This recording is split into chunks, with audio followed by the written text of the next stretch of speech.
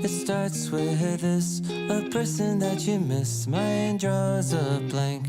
I wanna go back to the early days when life was an escape. Now I just wait for better days.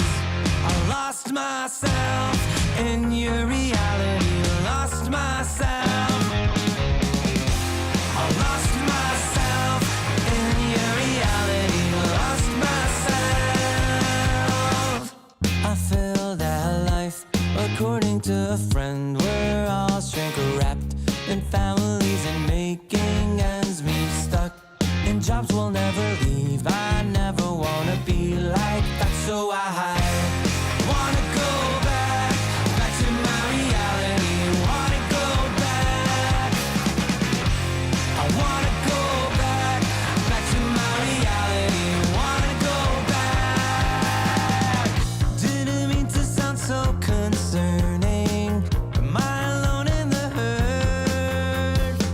I never followed anyone. It's so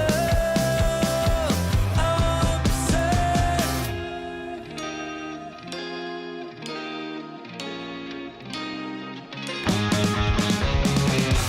I wanna go back to my reality. Wanna go back.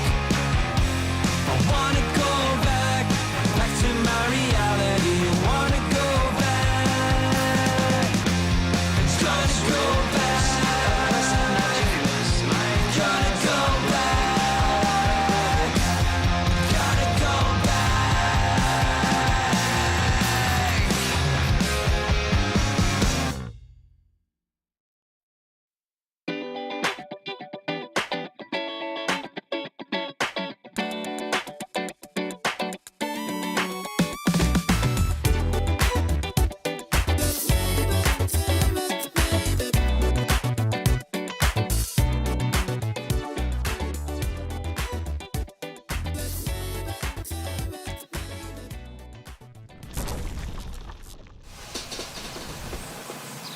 You love it, you wear it. Wear your passion. Share your passion. Wherever, whenever. Gaming is a lifestyle.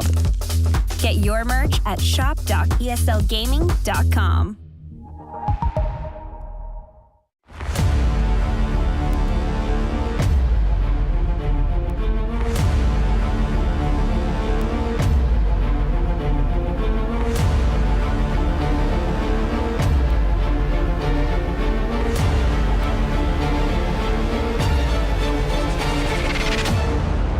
And the hunt begins.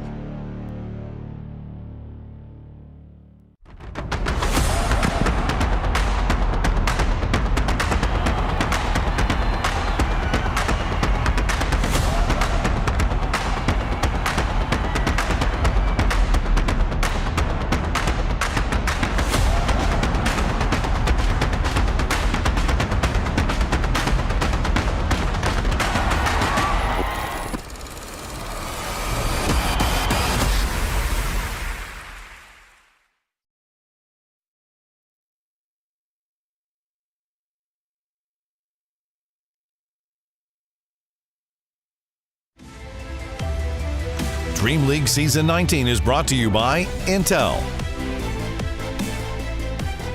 Acer Predator, DHL, and Monster Energy.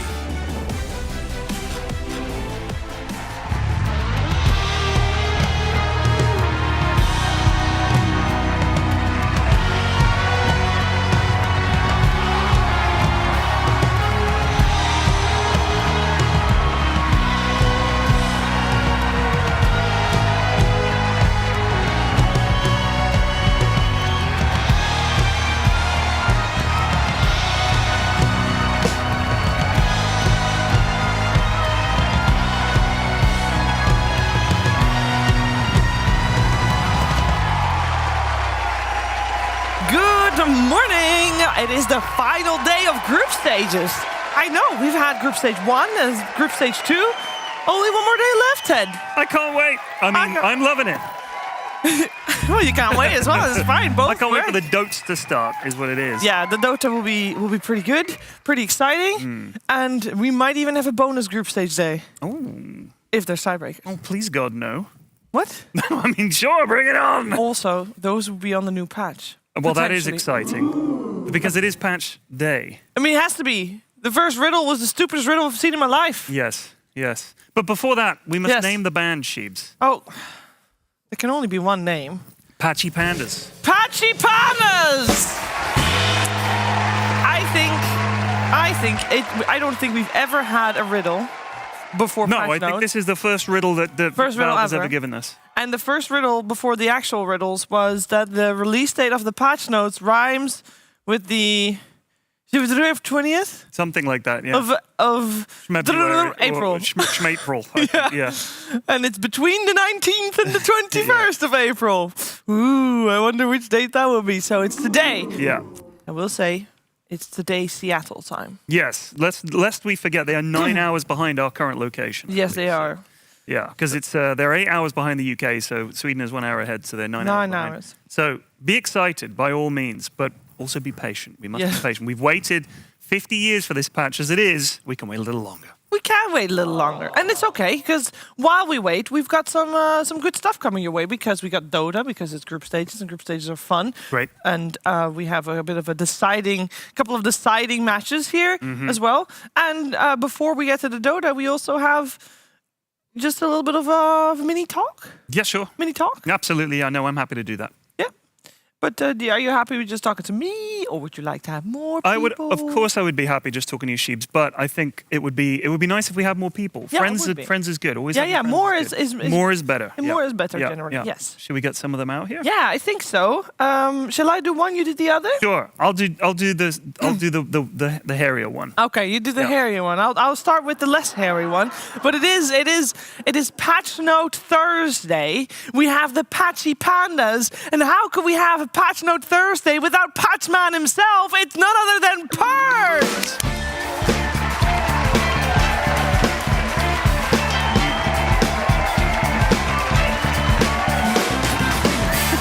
Hello. Hello. I want to know, are you stocked up on Monster Energy in your room?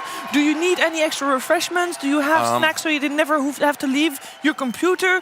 And do you have, like, I don't know, maybe a couple bottles that you can pee in so you never have to leave your computer? What's the setup like? Yeah, ready to pee in bottles. Very Yeah. practiced. I'm gonna bring at least 2 Monster Energies with me. Yep. Yeah, I'm very excited. I'm either gonna stream tonight. Yeah. Or go to sleep early, wake up early morning stream. I'm not sure Yeah, which yet. because I saw, and this is a little bit, maybe people, they might want to not know this, but I saw you changed the schedule. Because it was at first supposed to be Did. Kezu here, and you're like, no, I need to do the patch notes, so give me this slot so that I will be able to have the 15-hour stream the patch might deserve. I'm scared. Happy and scared. I didn't specifically. I did not. It was actually DreamLeague was very nice. They came to me and said, Lewis said, "Hey, do you want to adjust the schedule?" And I was like, "Yes, thank you, God." That's nice. So I was very worried that it would come out while I was on panel. Because Yeah. usually when I do my patch stream, I like to read it blind. And if I was on panel, then I'd have to read it Yes. to get an idea of what to talk about. That's so true. it's better this way for me to finish by 6 p.m. Hopefully it comes out at 9 p.m. Yeah, that's ambitious. And then I have to stream from there or I could go to sleep early and then start at 4 or 5 a.m. or something before next day of work. That would give me a good 12 hours. My guess is 12:30 for patch, by the way. That's my estimated As in guess. half past midnight. Yes. Okay. Yeah, for us. Yeah. So I'm gonna read it tomorrow morning. Okay, you're being pessimistic. That's good. Okay. Yeah. No, that's about it's usually like 2 p.m. Seattle time. Like 11 p.m. I thought it was. here. I always assumed around 2 p.m., which would be about 11 here. So Yeah. And I give them, a couple hours delay. to fix things. Yeah, sometimes that happens. Yeah. Sometimes there's some little breakages when a new patch comes out. Yeah. You never know. But I'm looking forward to seeing the pros try to play on the inevitable tiny little busted things that they suddenly have to patch on the day. Yeah. That's my favorite thing in Dotes, I think. It would be fun. Roshan being controllable, all that kind of shit. All those classics Always come out. Luckily, those usually don't get discovered in just like a one-off game. It's like someone finds it in their game because, there's like a million games you can play at the same time. And then all the scum people are like, yes, I'm going to fuck up this game for 8 other people and crash it when it's going bad or something. Yeah. It happens, though. In a big change, there's going to be a lot of bugs. Indeed. We need another? I was going to say, speaking of bugs, but that's me. Cruel, but I like it. He's Shall not I a get bug. him You out? just eat bugs. No, you said you had an intro. I do. Fresh from the set of The Last of Us, it's Jenkins.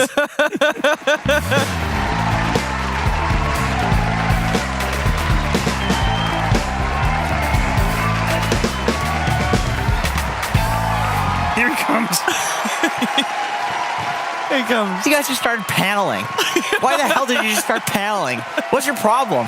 You got a problem? There's a lot to talk about. I brought a dragon because that panel just fucking dragged on. Also, because you were on Game of Thrones, which had dragons as well, lest we forget. That's a cool statue. What the heck? Why'd you get that? Where'd you get that? Pay someone $100 for that in a mall? I got it when I worked on Game of Thrones because I'm Bella Ramsey.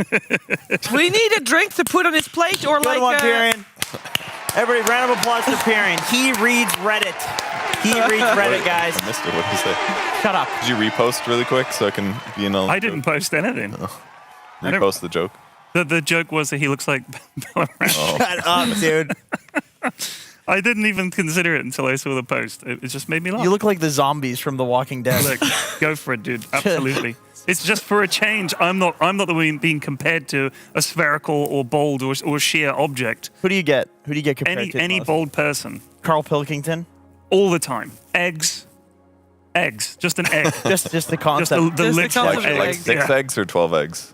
Just an egg. A single egg. But that- an ostrich egg, perhaps. You retweeted one image of an elevator, right? There was that woman singing on the Yes, elevator, yeah, and the she camera sang. panned, and there was a guy that That looked a lot actually did look looked like me. Yeah, so yeah. much like you. Yeah, because I showed that Wait, to Mrs. wait, F, and she was like, "Wow, yeah, that that really does literally look was- like Is that the one where there's the person that's playing the guitar in the elevator? Yes. Dude, I got the same comparison. Yeah, there was a guy that There's a guy that had long hair. Oh, really? You That had guys, is that Jenkins? you guys were big both fat there? jowls. You guys were both there? Oh, my God. We were both there. It was a terrible, terrible elevator to be stuck in. Gentlemen, we have limited amount Oh, of sorry. time. Yeah, sorry. And I want to talk about the riddles. And I'm going to try to talk about the riddles as much as possible until we solve them all. There's, of course, riddles posed to us by Valve about the patch notes. And I want to go through them all to try and solve them. Are we all hard. down? We all, of course, already tried it. First one is that a unit is now controllable by the player that dug it Shovel up. creep. Can Shovel only creep. be the shovel creep. Shovel creep. Interesting information. Wait, Purge, are Could be you a okay meep. talking about this? Yeah, because these aren't real Okay. until they come out. Important information is that the shovel creep gives a GPM aura. So if it's controllable, you would imagine you get the aura. Yeah. Now the question is, do they have a duration? Can you stack them? And how much GPM per minute can you gather up by stacking all the creeps? It's like a level 1 money ball for everybody in lane. Just a little bit of gold. I reckon that's what it is. I believe you can stack them, can't you? Wasn't that something that, That was was like there was a thing confirmable about when that. you first were able to control them? You could collect them hypothetically. yeah. But then you're playing a game with like 4 or 5 dominated creeps that. I'm going to or sit Chen them can- somewhere in the fountain, and everybody Yeah. can get them at some It's point. like you go back to heal and you're like, boom, I just got 15 gold. I would wager like to 100 doll hairs. You can't stack them because then Chen would just get 5 of them and put them on the carry, and it's like 100 GPM. Right, That's not worth gimping your whole game. You your whole have to game. dig them up, right? Like, so you Well, have to get lucky with No, the no, dig. Chen can get them. His argument is that you can't have multiples of the auras applying. No, we to would one have seen person. that. We would have Think so? seen that. I'm like nearly 100% sure. Nearly 100%. Somebody go put it test that in a lobby and Yeah. ones in chat. Well, you can't see chat. Yeah, tweet, but just tweet at Jenkins. or No, something. do ones in chat if it doesn't work, and then 2s in chat if you want OD Pixel and Fog to cast the next game. Okay. Now the next riddle, I want to combine with another riddle later on, depending on you guys' answer. It is a hero always has 0 intelligence. I said Primal Always. Beast in the car. I said I think this is Primal Beast. Ted, your idea is good, but I think Shiva actually has the best idea. I have an idea. I like this idea. I think, combined with the riddle that says mana cost reduction effects only apply to mana cost, it makes me think that there's going to be something other than mana. And we've all played a lot of games. Well, most people have played a lot of games. In a lot of games, there is a mechanic with rage, where sword fighters, they build up rage as they hit, and then you can spend that on abilities. Put that on a hero like Primal Beast, Huskar, Axe, Troll. you name it, Troll. all of those. Well, Troll might be able to switch. Maybe range does have mana, but melee doesn't. Maybe. There's like an empathetic stance and like an anger stance. Yeah, I think maybe we get something that is not mana. But I know. I range. like the idea. I mean, I suppose it makes sense that Primal Beast isn't gonna. He hasn't got any intelligence. He's a primal beast. Yes. So, don't give him any brains. He gets angrier and He gets angrier. I angrier. think it makes sense. The weird thing, though, is that inherently you're always getting mana. I mean, the zero agility one makes more sense, right? Because you can survive without agility. Agility gives you armor and attack speed. Those are things that you don't have to have on your hero for your hero to be able to play Dota. But mana has always been linked. And you get mana from items. Any stat item that gives you int is going to give you more mana pool. So it's kind of an interesting question to see how they're going to deal with it. I think it's not that weird. It will fundamentally change some aspects of Dota. Here's one. The more strength gives you rage in the same way that int gives you mana. Yeah. Because much like someone who's roided up and absolutely huge, just angry all the time. Maybe it should like give you that. more rage based, like your rage should be capped at an amount. Yeah. But it comes back like mana. yeah, but Yeah. but when you have more strength, you get more rage from Yeah. your abilities. So Yeah. it's like mana regen, Yeah. except for this. But it's rage regen. My question would be, what the hell happens to arcane boots if I'm playing Primal Beast and I have rage and I pick up arcane boots? You get rage boots. Do I also get rage boots? Yeah. No, I think there would be a lot of items. For example, a stick. Kevin mentioned it during makeup. He said, what happens when you stick? Because you stick, you get health and mana. I think there will be a lot of items that, if this is the case, if rage is the case, it's just brainstorming, then it just you can get mana if you have mana, you get rage if you have rage. I think it gives you mana, but you can't get it, so you become enraged, and therefore it gives you rage. Yeah, Sure. Yeah. That works. That in theory, that actually does work. It makes a lot of sense. This is still like all hypothetical. Yes, because it literally is. all it says is a hero has 0 int. Yes. It could be some hero that does damage based on some other metric or something. It could be like that. But I think the substitute mana bar is definitely a possibility. It would suck for your anti-mage type heroes, I assume. Yeah. But it would give the developers a lot of different ways to make new heroes. There'd be a lot of ways to balance abilities. That And in other games, there's not just rage. If it's not rage, there's also abilities that have energy. Indeed, it is somewhat the same combat as points or whatever. Like, yeah. where you combo As points. Purge says, you just open up your world of game development. You can literally do so much You more. do, but the issue is with items, because then for every single item is going to need to have like a third stat. Yeah. That's just one line of code change. For every single Easy. item in the game. I mean, line there's of a code. reason it took for a very long time to make the patch notes. Right. Maybe Yeah, they just they- wrote. It takes a while to indeed update everything. To copy paste mana and replace with rage. Like find replace mana with rage. Just control F ship that. it. It'll be Yeah. fine. There's a new riddle, next riddle. Right. Because, I mean, it could be rage. We can theory craft that for a long time, but a new mechanic instead of mana would be nice. Now, this is an item that now has an initial and max stock of 4. Restock time of 120 seconds. Mangoes. What's 12 OS? I'm It's just kidding. 120 seconds. 120 It's seconds. mangoes, isn't it? Surely.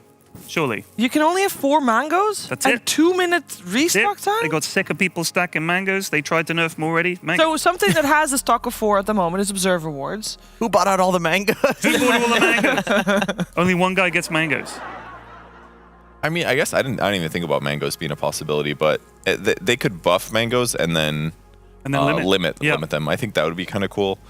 Certainly. But it's a way of indirectly nerfing a bunch of heroes. Think about Undying just goes to lane with a bajillion mangoes. Now he could take 2. Like it inherently, what constantly happens in pro games is that some guy says this is the item to abuse, and they abuse the shit out of it. Then it gets popular, everyone abuses it, and they're like, all right, time to nerf that one. They nerf that one a little bit, and now it's like, okay, mangoes aren't my best friend anymore. It's ironwood branches and shared tangos, and now that's your new regen solution, So sometimes, putting a different artificial limit on it would be a good way to control for all the items to not just being like nerf to nerf to nerf to nerf to nerf. You just make them still good, but it's like, but you only get a little, Like a the little Observer sweet Ward. taste. Like the Observer Ward. Like the Observer Ward, or like mangoes in real life. Yeah.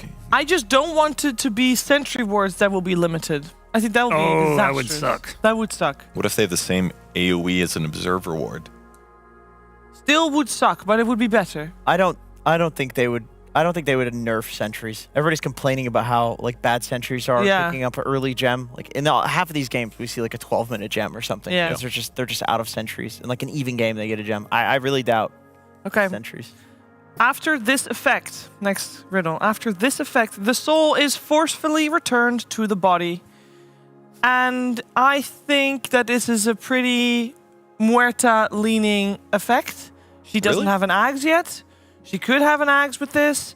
And of course, Muerta is from the Day of the Dead, has a lot of winks towards the Day of the Dead.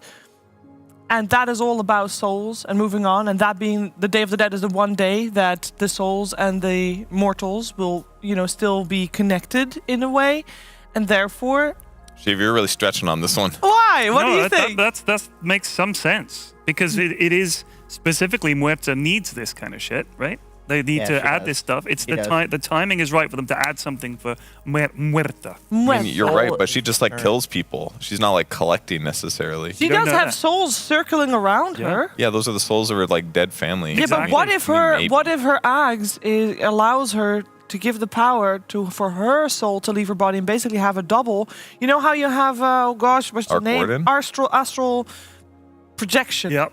Astral projecting herself with her soul, and therefore there's let's think about the wording on this, because it's not when astral, they say the soul is returned to the body forcefully. The soul is forcefully returned to the body. It means that in the previous line, the soul as a game mechanic is defined. So what is the soul? I think it's her soul. That's it's a philosophy question. Because that's a big question. Because that's not lore. That's skill description, right? If it's saying after this, the soul is forcefully returned to the body, it means the previous line of text is telling us what the soul is and what it does. Yeah. Yes. So that could be an Ags. It's this gives you the ability to release a soul that does X or Y. Yeah. After this, the soul's force is put back in the body. Yeah. Or it could be a new hero.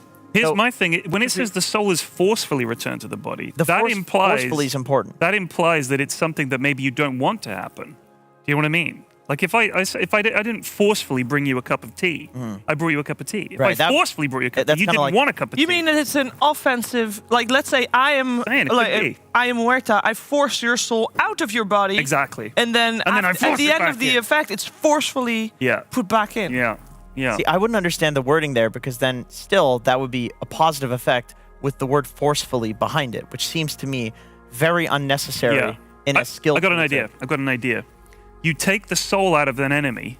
Yeah. And they lose all of their resistances and buffs and stuff like that. You pummel that, then it returns to the body, and the body now inherits it's like the status of the soul. Like Puppet Master from Han.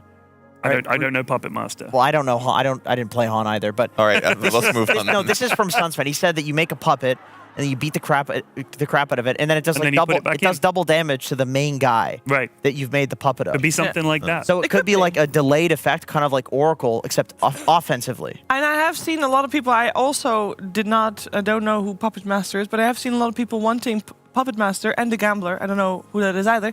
But nobody in wants Dota 2 as a Gambler. new hero, not Riddle related. Do we want a new hero? Do we expect a new hero? Just a yes or no, because we got to move on. A new hero? New hero? Yes I don't or no? expect one. I don't expect one, but it would be a nice surprise. I think it's possible.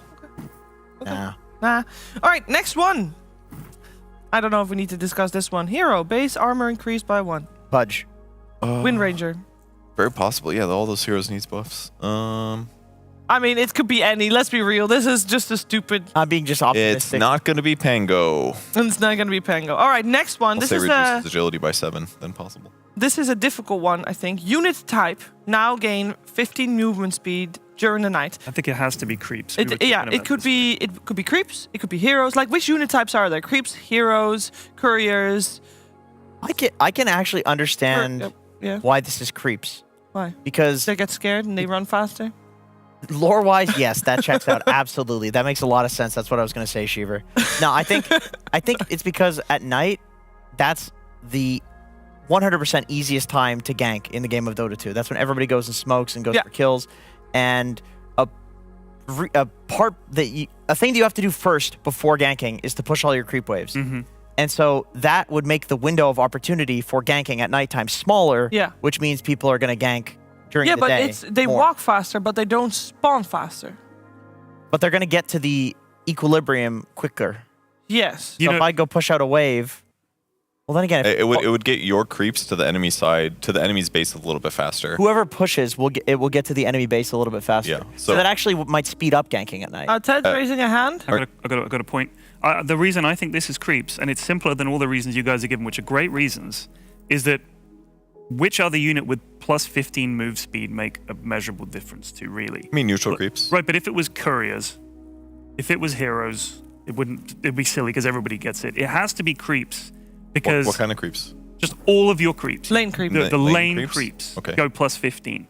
Because that's the only thing that would actually make a difference and wouldn't be so huge you'd be like, oh, goodness. Like if it was plus 50 to couriers tonight, that would be decent. It genuinely could be neutral creeps as well. It would make your pulls a little different. Yeah, that's true. And stacking would be a little... That would probably hurt the game too much in lots of other ways. I think lane creeps is the most likely. It makes the most sense, and it's enough of a change that it would make a difference, but not so big a change that you'd be like, this is crazy. Maybe it's just melee creeps, so the melee creeps meet, and then the range creeps go, and they battle a little bit later. Yeah. Or just the range creep. He tears ahead, dies. You're really excited to go get in there. Yeah.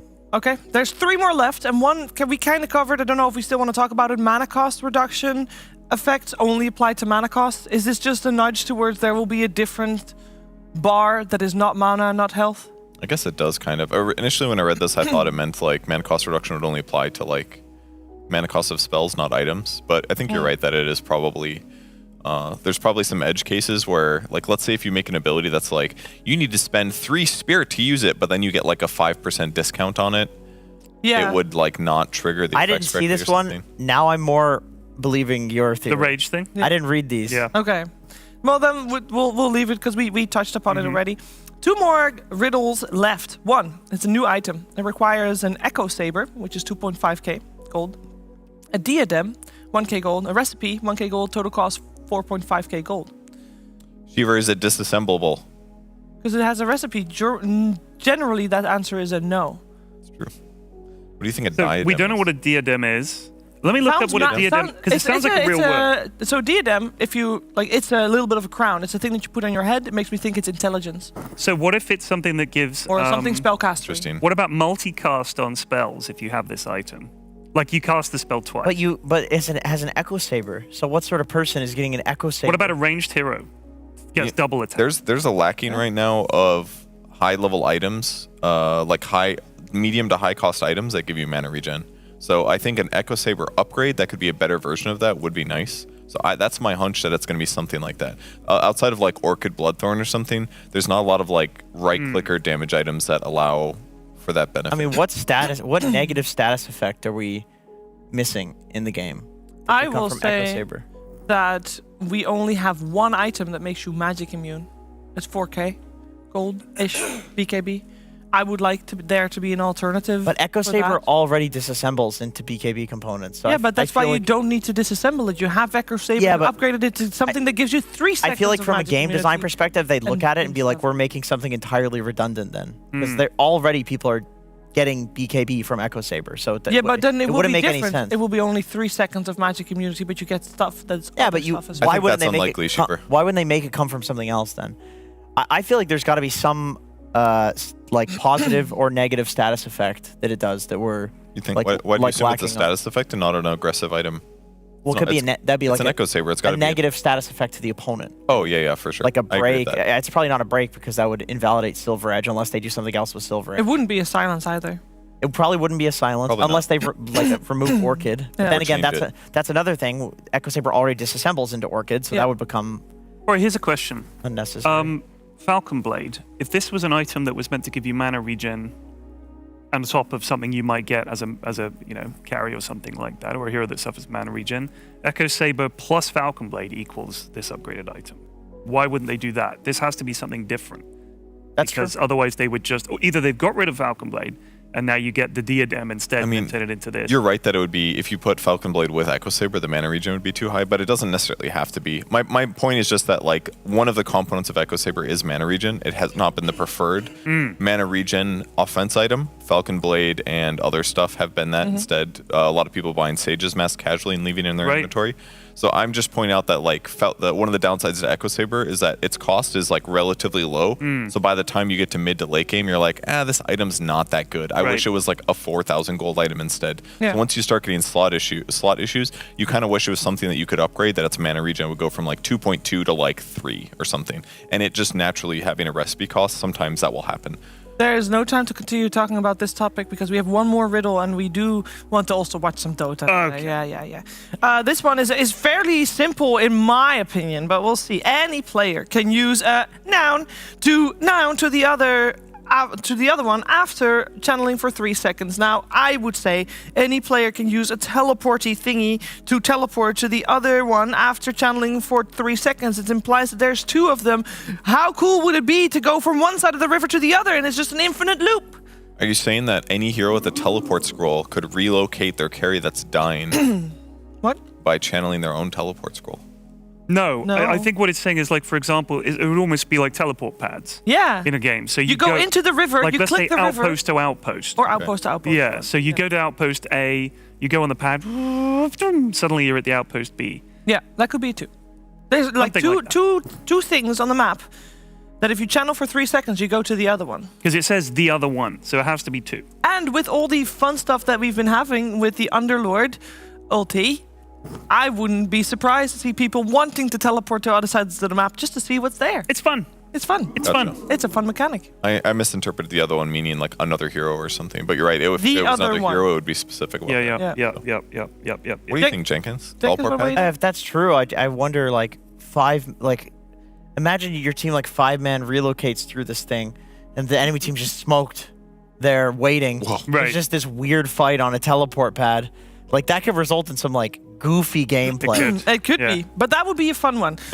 Looking forward to seeing it. And again, the patch comes out on the 20th, which is today, Seattle time, which is probably for us. Maybe tomorrow, maybe late tonight. We'll find out. In the meantime, though, we got plenty of Dota to keep you occupied. Let's take a look at where we left off because it's been pretty entertaining. The last couple of days, we've had some good back and forth Dota. This, of course, was yesterday. We had 2 series going the distance. Shopify was able to beat Beastcoast. Tundra beat EG. And I don't think any of the results were actually that surprising, but the games were definitely very, very entertaining. And we can also see what that does to the standings because it's the final days of groups today. We'll have a day reserved for tiebreakers tomorrow. But what tiebreakers could be happening? That is very simple. If there's a tie between 4 and 5, we will play that out. If there's a tie between 2nd and 3rd, we'll play that out as well. Now, Beastcoast and Tundra that you see sitting on 4th and 5th are playing here first series of the day. That means that Beastcoast has the honor and the pressure of all teams below them because if they don't win from Tundra for that specific slot for 4th and 5th, there will not be tiebreakers and we'll have our four teams moving through. And then, of course, Gaming Gladiators and Team Liquid have a match today. They will be playing EG and OG, respectively. If they win their matches, there won't be tiebreakers for 2nd and 3rd. And it is still very important for the teams OG, EG, Beastcoast to do well because prize money actually got pretty big differences depending on where you end up. Ted, that's a lot of pressure to still want to continue playing. Yes, certainly. I mean, that's $1,000 each between 6th and 7th. Yeah. And 5th and 6th. But then there's a big jump up between 5th and 4th. So, I mean, it's nice, get some money for playing Dotes. I'd love to do that. Nobody ever pays to see me play Dotes. Except But for every day they stream. do just pay to Apart from see when I you. stream. Huh? They just pay to see. No, they're not paying to see the Dotes. They're paying to see me fail at Dotes. Lose. Oh. Okay. That's what they relish. Sometimes But- that is we have also a draft. We actually do Enchantress? have Are a you draft. kidding me? Wait, God, did I've we- hardly seen this hero. I you not just get a talked about gong? Enchantress. In There the was last no gong? No. The actual draft. Guys, we Throw have a ourselves lot. in. There was a lot of talk, okay, and we sometimes just want to listen to us talk. I think the band also is like, well, it happened without us realizing. Now, I will say that there's a stat about Enchantress over the past 2 days. There's been 20 matches in DreamLeague in general, and Enchantress has been picked in 16 of them. Yep, it's driving me up So this is friggin' 21 wall. matches, 17 of them. She's been here a lot because she is very good. Very and good. Every team basically plays her, but she's not necessarily first ban worthy because there are ways you can play around her a bit. Generally, the Beastmasters, the Dooms, the Broodmothers, bigger tier 1 ban territory. Unless you're playing against Beastcoast, and then you ban their best flex heroes, which is definitely Snapfire, and they went with a get this foot out of the way. A Tusk in this case. They're 2 best flex heroes. That's right, Purge. Good East follow. Coast goes for the Tiny Lash. Leshrac Tiny. I feel like watching Beast Coast, it's like they're on a different patch. Yeah. Every single time we come into a tournament, I know that's like the rhetoric for just every single tournament we watch Beastcoast, but this is like, I don't know, Tiny? How many other teams do we see preferring Tiny? If anything, it's like a mid-Tiny, but I feel like with Beastcoast, it'll actually probably just, this is probably just the off-lane duo. OG did play it and flex it last night. They ended up with it in a 4, but I actually think it's Dark Mago's best hero, personally. I think his... Over Kunkka? Like, he plays Kunkka a lot, and his Kunkka's fine, but there's not, like... I don't see, like, Kunkka smashing games, whereas I see him smashing games on Tiny. Yeah. That's the difference maker to me. That's true. Like, I think Tiny's just a better hero than Kunkka. Yeah, it's definitely way better at solo killing. Kunkka does more, like, self-sacrificial things a little bit, but Tiny's like, oh, I can just snowball this game, get kills. So that's why I like Tiny better for Beast Coast. They obviously still can happily flex it, so I think that's why it's a great substitute here, because it covers both bases. It makes Dark Mago, gives him an option to play arguably his best hero, and also do other things. But typically they play Lesh offlane, is their most common role in that hero. I mean, they've given them Beastmaster and Enchantress, who I'd be very, very wary about giving those heroes to Tundra, in all honesty. It's quite ballsy, but when you know, these heroes are good in this meta, right? Beast Coast, they're not playing this meta. This is the Beast Coast meta. This is the party rock lane. The Tiny Leshrac is very powerful. Lots of stun, lots of damage. You ever bubbied this dual lane? You're damn right I have. This is a classic lane. This is one of the few heroes that can make Leshrac work as an offlaner. I mean, I totally agree with what you said. Like, obviously there's Clockworks and Nyx Assassins and plenty of like a few other heroes that actually do make Lesh work as an offlaner pretty well. But this is a good one if they want to flex it. But it could be Dark Mago because he just loves this hero. Pango Band, praise the Lord. Oh, thank Gaben. Thank him. Hey, I'd rather see Pango than seeing Enchantress all the time. I'm sick of seeing Enchantress. Yeah, I mean Pango. At least the role is kind of fun and interesting. It's Mario Kart. Yeah, Dota. it's exciting. Yeah. I like Enchantress because her builds are a little bit different every game. I think that part is better. Pango, it's like literally the same fucking items every game. That is true. Same Hey, playstyle. he goes Heaven's Halberd versus a Templar Assassin. I'll have you know. You're right. But Enchantress is like, their skill build is a little different. Like, they're always going to have Enchant leveled pretty early, but like whether they go Impetus right-click build or whether they go defensive max heal build will be adjusted a little bit. That's true. And her playstyle can be a little bit behind, a little bit ahead. So I like that variety personally. And it's really exciting in a fight to see that she's gone for one skill level slightly different in another. I'm jumping for joy. That's what gets Yes, me going. That's Ted. what She took 2 gets points him in a off, Ted. W. Oh, Don't Sometimes, kink shame He's person. really entertained. sometimes she throws Tomahawk missiles. Sometimes she soaks up the sometimes damage. it's Exocet missiles, Yeah. thrilling. It's really exciting stuff. And Naga Siren does get banned out. That is actually kind of surprising because they have a Leshrac. That would do Uh-oh, they're sleepy again. Come on, Yeah, boys. first game of the Let's day. go. It's inhuman asking Dota players to perform before midday. Well, good news. It is about midday. Is it? 11? Is that not midday? Is it 11 already? This guy's a degenerate.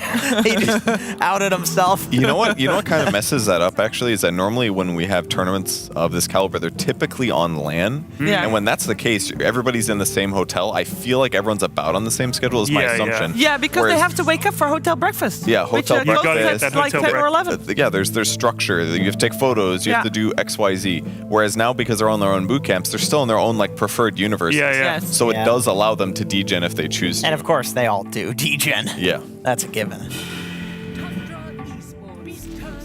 Okay. Late coming out. I mean, great response to both the Tiny and the Leshrac. Extremely high win rate against both of those heroes. Lesh typically perceived as an illusion killing hero. TB's not an actual illusion carry. He's a fake illusion He's a Scotty carry. buyer. That's what he is. He's a Scotty buyer, so he's going to turn on you, deal with the Bloodstone, the healing reduction. And I like him against Tiny late game as well because your raw HP is really high, your armor's stupid high, so he's just not going to burst you. He can help people burst you, but the chances are you're not going to burst him. And then surprisingly, the Scotty feels actually good against Tiny once he's jumped in aggressively to initiate. It's the highest win rate hero in the entire game versus Tiny. Really? Yes. TB is the best counter to Tiny that exists. Sucks early game when You just he combos, but can't burst him. You cannot burst him. He sunders you, and Tiny's huge HP pool and tiny little armor pool, you shred through him. I mean, it's not super small armor, but yeah. Am I correct in saying that this draft seems to go fairly fast? Or is that just me? This I is would quite agree. fast. Lunchtime is approaching. Yeah, This it is true. I like Ember against Enchantress. That's an upside against Beastmaster. Pretty good as well. They have some nice poke and play against the TB. So yeah, I like the Ember pick for Beastcoast. It's gonna make their lanes a little bit more straightforward though. Probably Ember mid now. And as a result, that would be Tiny 4, Lesh 3. Unless they want to put Ember safe lane. There's a possibility, but it's not as good there, right? Tundra's still looking for a 9 here. Sorry, I don't know if your question was directed at me. Oh but yeah, it was. I was just thinking about 9 Do you heroes. think Beastcoast heroes are like lane defined now with that Ember pick? Like, are they? Yeah, probably. I don't see K1 playing Ember. Yeah. I really don't. I see him probably answering the TB with some carry that has a good matchup versus it. Oh, well, didn't always a PL used to be a good matchup? I was literally but is PL just really bad? I was about to say PL. It's not a good hero, but I could see it. It's fairly decent against the Beastmaster too. I know you can go the Axis build and obviously clear through the PL illusions, but it's a hero that can close the gap on him in the lane and potentially kill him with a Disruptor. But it's a bad hero, so Yeah. Banning out the Ricky mid that Nine's been doing. yeah, It would have been pretty good this game. There's enough squishy heroes and heroes that don't like playing against Silence that would have been pretty annoying to deal with. So I feel like Tundra need a little bit of like early game damage from their mid laner. And probably a hero that can rotate. Maybe like Invoker. Boss Wax, run around, gank, you know. Spear Vessel Buyer as well against the Tiny and the Leshrac, who's going to go for a Bloodstone eventually. I like the idea. It'd be a little tough if you get tall spacked, but once you get BKB, it's not the worst. Not many 9 heroes left. He's been pretty targeted here. Well, that being said, he plays a lot of different heroes, so is there really... Like, there's not any unorthodox heroes left at 9 plays, but he plays all the standard ones as well. I mean, they could like Spirit Breaker or something, but I feel like it's maybe. really garbage. Like, they would totally lack damage. I really think they need something that does a lot of mid-game damage here. Or maybe not a lot, but... Are we still assuming it's Ember mid? What does well against Ember mid? Shadow Fiend. Ooh, well, There it I go is. for a bounty. But is that me? Because they have played Beastmaster mid as well, right? Yes. Who played Bounty the other day? Gaming Gladiators. Was it Game of Gladiators? They were playing it as Yeah. a 4. Yeah, they One did. other team played it again recently, but I don't know what to expect with this. Is it going to be some like Rubik mid thing? I could Or are see... they going to play Beast mid with Bounty off? Nah, lane? dude, BH mid destroys Ember, man. I got owned by a BH spammer as an Ember mid. Okay. He just hits you for such big damage with Janata over and over again through your shield. It's actually really annoying. Okay, yeah, that could work, I suppose. And then the slight they grass have gone isn't for the there. They PL. did actually go for They it. do go for the Wowzers. PL. Nice call, Sheever. Yeah, very, very hard analysis from me. Don't worry about it. Easy. I mean, go. it's further a good PL game. It is going to be mid Bounty Hunter. You're right on that. So yeah, he's going Wow. to get a lot of Janata slapped. Yeah. I would advocate for an Ags build if you're mid, if you have net worth advantage. The downside is that you don't farm very fast because you need to stand in a creep wave. So he both can't push wave and go gank very easily. He's kind of going to have to stay there and bring allies to him, Yeah. ideally. So that kind of makes the playstyle for Tundra a little bit weirder, but they could take towers early. If they take towers early, 9 can be more on the map.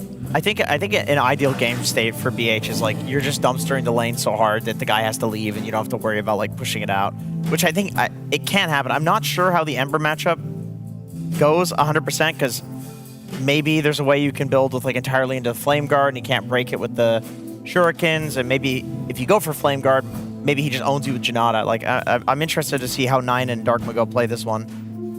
But to be clear on the PL, why it's so good against the TB is because TB wants to just man up and fight you, and PL with the Aghanim Shard does not do that. He doesn't even enter into fights. He just spams lances on you, eventually drains all of your mana, and then he can kill you. And then TB also cannot find the real PL Yeah, And doesn't have AoE. and doesn't have AoE. they are lacking in AoE a little bit, apart from the Beastmaster, I guess. But yeah. And the bounty's going to be nullified by that as well. Like he's going to be able to use Doppelganger or Manta to remove tracks. So Yeah. like keeping an eye on the real PL is going to be hard. That's definitely their biggest trouble here. But maybe if they smash lanes really hard, it'll be fine. maybe it will be fine. Of course, this is a series that Beastcoast have to win if they want to have a shot of forcing out those tiebreakers to make it to the next stage at DreamLeague Season 19. We're going to find out if they make a good start here with the first game. We're going to enjoy some Patchy Pandas as we get into the game.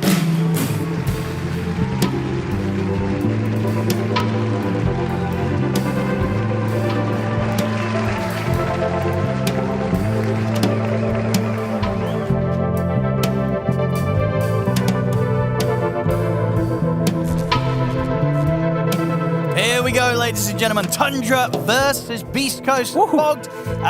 We're getting some fun again today. We've got 9 bringing in the mid bounty hunter for Tundra. And, well, I say fun on the side of Beastcoast. It might not end up being too fun for them because PL, this hero just doesn't seem to be winning. They're going to try and give it a shot. They feel like this is a good game. And again, it on is paper. On paper, it's good. PL, for what it does as a hero, should be good here. The problem is PL, it just ain't a great hero. So we'll see if K1 can make it work.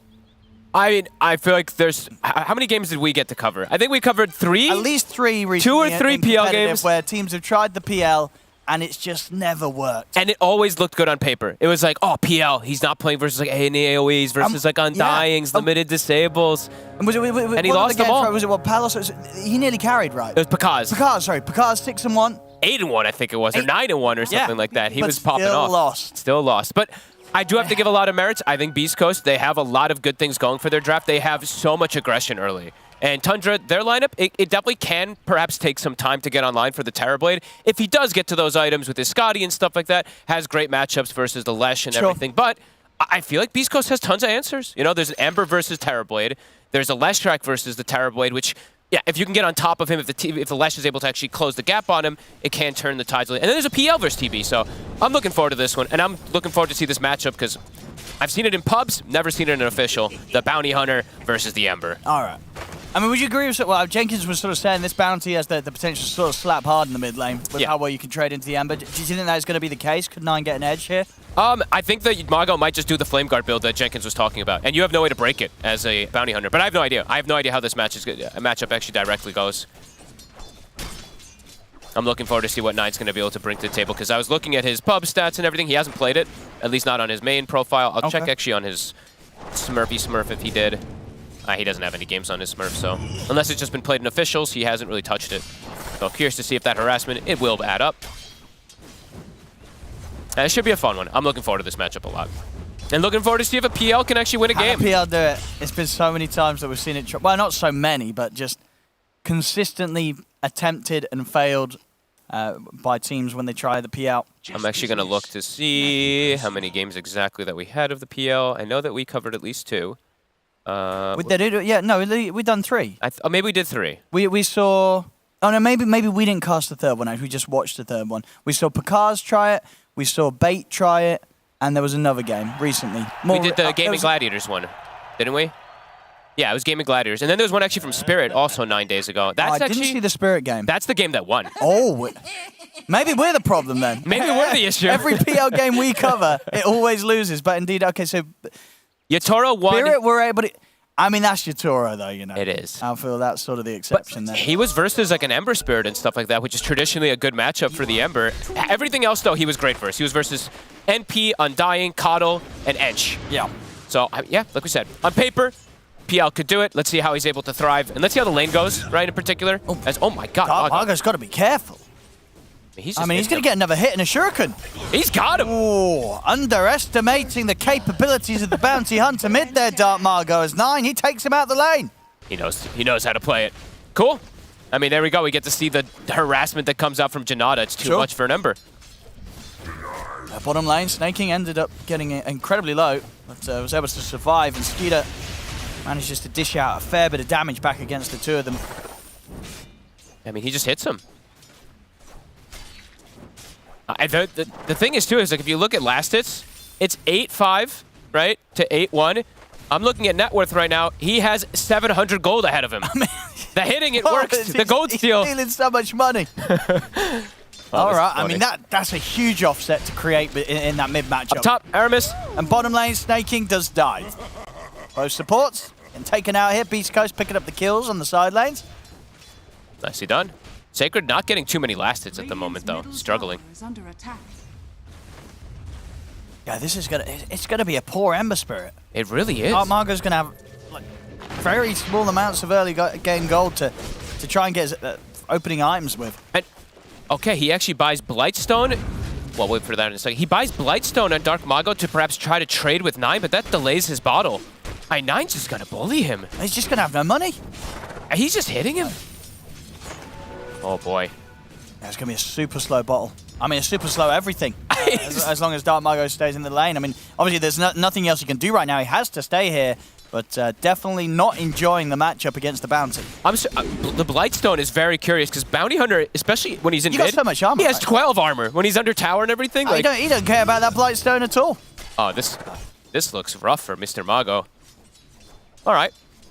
Ooh, he can't step up now. If he gets Janarded and Shuriken, he's dead. Oh my god, Mago. Okay, he's got the stick charges. Gonna try and get back aggressive.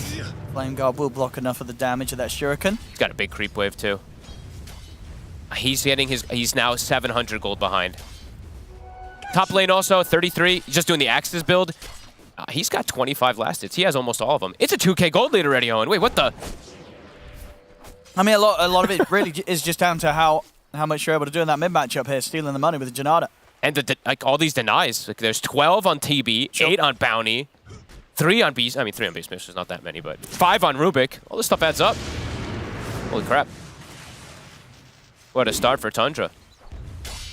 And I'm watching K1. Oh, actually, we'll watch Mago. Good God. He's gonna be able to chase him down. He might be. Can he dive him? Oh my God. It's gonna be fine.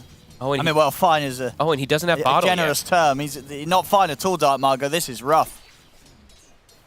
He doesn't have bottle yet. Where does he go? Oh man, brutal. And top, they're just spamming. We see K1. He's got 19 last hits at the moment, but Axis plus Fade Bolt. It's really adding up. Stinger. He's looking pretty dead. I'll get the kill on him. Tundra, no funny business today. All 3 lanes looking incredible. Skitter absolutely free farming. 9's about to hit 6 here off these creeps. And when you have an advantage on Bounty Hunter in mid and the side lanes are also losing, that's when Bounty can run rampant, right? He can just go over, 2-shot some of these heroes with ease. The Janata, he already has Phase Bottle. Ember Spirit just gets his bottle delivered. Holy moly. It's 2-level. I mean, and he will chase him down now that he's got the 6 and he can just go in with the track on him. He's just going to hit him. Look at this damage. Yeah, it's about half his HP there with one of the hits now. I mean, Mago has to be careful how far he steps up again. It feels like it's unlaneable now at this point. Bottom. I mean, they're turning onto Schofield. It's got the Fairy Fire. We'll keep him alive. Skitter has to back off here underneath the tower. Mago has to go back to base. He got 0 points of experience off that creep wave. 9 is likely to hit level 7 before the Ember hits 5.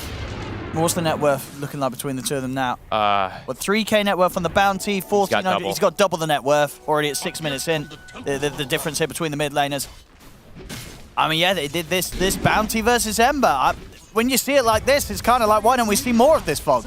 Yeah, I mean, Tofu, he played it the other day as support, but this mid... The mid matchup. Mago, I mean, is he going to just die here? It's potential.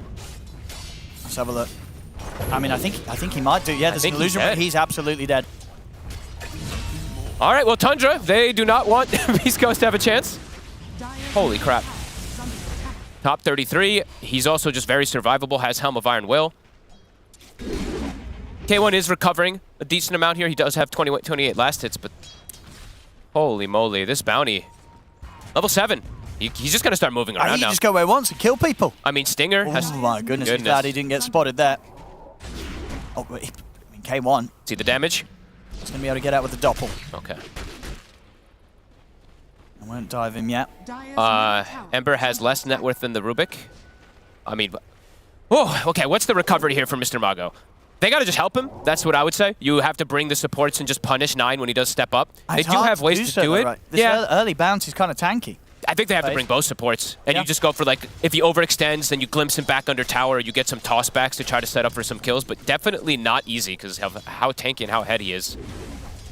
Yeah, he's got the Ags queued up. So. Yeah, of course, yeah.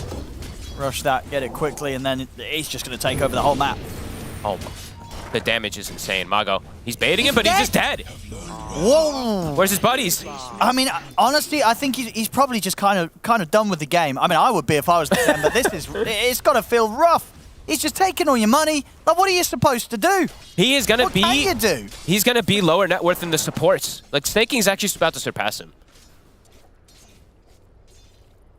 This is wild. I mean, why haven't we seen more bounty hunter mid? Oh, this is fun. Against these melee heroes, it looks like it destroys them.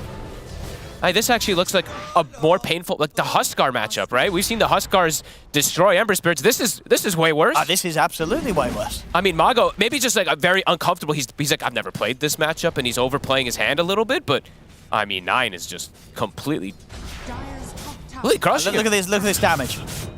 Bam! He has a haste rune, so he should be fine. Dark Mago's still... Oh, now he's level 6. But only just reaching level 6 now here, 8.5 minutes in. K1 makes his way bottom, doesn't want to lane versus the Beastmaster and Rubik anymore. I mean, lanes are broken at 8 minutes. All right, K1, you got one of the hardest games I think cut out for you, but as we said, on paper, could be a good PL game, but not if you have no mid hero. And not if your Ember is the paper. Well, he's getting torn apart by these hits. Schofield, I mean, he's like, all right, I'm here. Don't get two-shotted, though, my friend. The supports have arrived. Oh. Okay, the supports have left. Aramis is 6 already.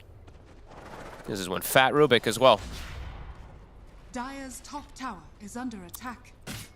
Oh, I mean, the issue is, it's also the Lesh who's super shut down. Like, Sacred has not really gotten much of anything. He's gotten a kill and an assist, but he is very far behind his counterpart. The TB's free farming. Bounty's just going to run rampant too. So for Beastcoast, I mean, right now, I really do think it's like sit behind heroes, but they're just the gold lead is insane right now. I mean, you'll just never see this amount of a net worth difference between two mids at 10 minutes in. 3,200 in net worth difference. Like you'll never see that. No, and they're both playing around mid, but Stinger nearly gets two-shot.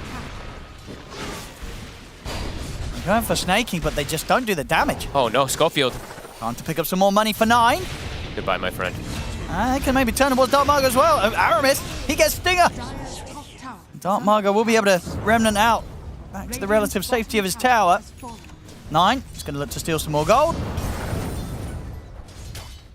It's going to be such a quick timing on this Ags. And this Ags is going to be so crushingly destroying for Beastcoast. A Disruptor and Leshrac will die in seconds. Just 1 or 2 hits, they just get deleted. 1 hit and a shuriken, and they'll probably just almost dead, if not dead completely. And he's going to get so much money. He really is. He's going to be so rich. And then the next item also, too. Like, he's going to have it that much faster because how much he's stealing. It's just Deso, right? I would kind of be vibing with just the Ags Octarine. Oh, you got to do... Okay, the Octarine's good, too. I think it's the Ags Octarine. That's fair. I like that, too. You want to make maximum money. But I want to just see him two-shot. I literally want to see him two-shot people. Holy moly. This game's going to ramp up quick, too. I mean, Beastmaster, as farmed as 9 is, 33 is, too. That is actually the crazy thing, actually, how much... Oh, here we go. See if they can kill 9. Oh, they can't. They can't. They can. And Dark Margo's dead. Finished off by a fade bolt from Aramis. He might want to call this game pretty soon, Owen. He has 2,600 net worth. This is the poorest mid laner I've ever seen. Yeah. I just feel bad for Dark Margo. This must be... It must feel so sort of miserable having this sort of experience in the mid lane. I mean, they'll kill Snake what again, can you do? What can you do against 9 and his bounty hunter? Aramis triple kill. All right. And they're getting extra gold because these are track kills. Yep. And Aghanims, just about 100 away. This is gonna be the quickest hacks we've seen on a bounty, right? Yeah, I would say so. He doesn't even die. I mean, Snaking dies, but as we've said a million times, Snay, this is his job. Those 5 kills that Beastcoast has, 4 of them are snaking. The level disparity is also just absurd. At least they're having a chuckle with it. I mean, what else can you do? You know, definitely sort of a laugh or cry position here. Unfortunately for Beastcoast, it's rough. What do you do? 33 has Helm of Overlord. I mean, item timings they're all going to be breaking records. It feels like on the side of Tundra. How are the support levels doing? Stinger, he's hit 6. Do they have the damage to bring down 9, though, at this point? The full Ags is done, and he's got an Arcane. Under the tower as well. Seems unlikely. Just have to punish overextensions here. Somehow. Mago. He dispelled the Flame Guard. Not only having the Ags, but also having the Arcane rune here, 9.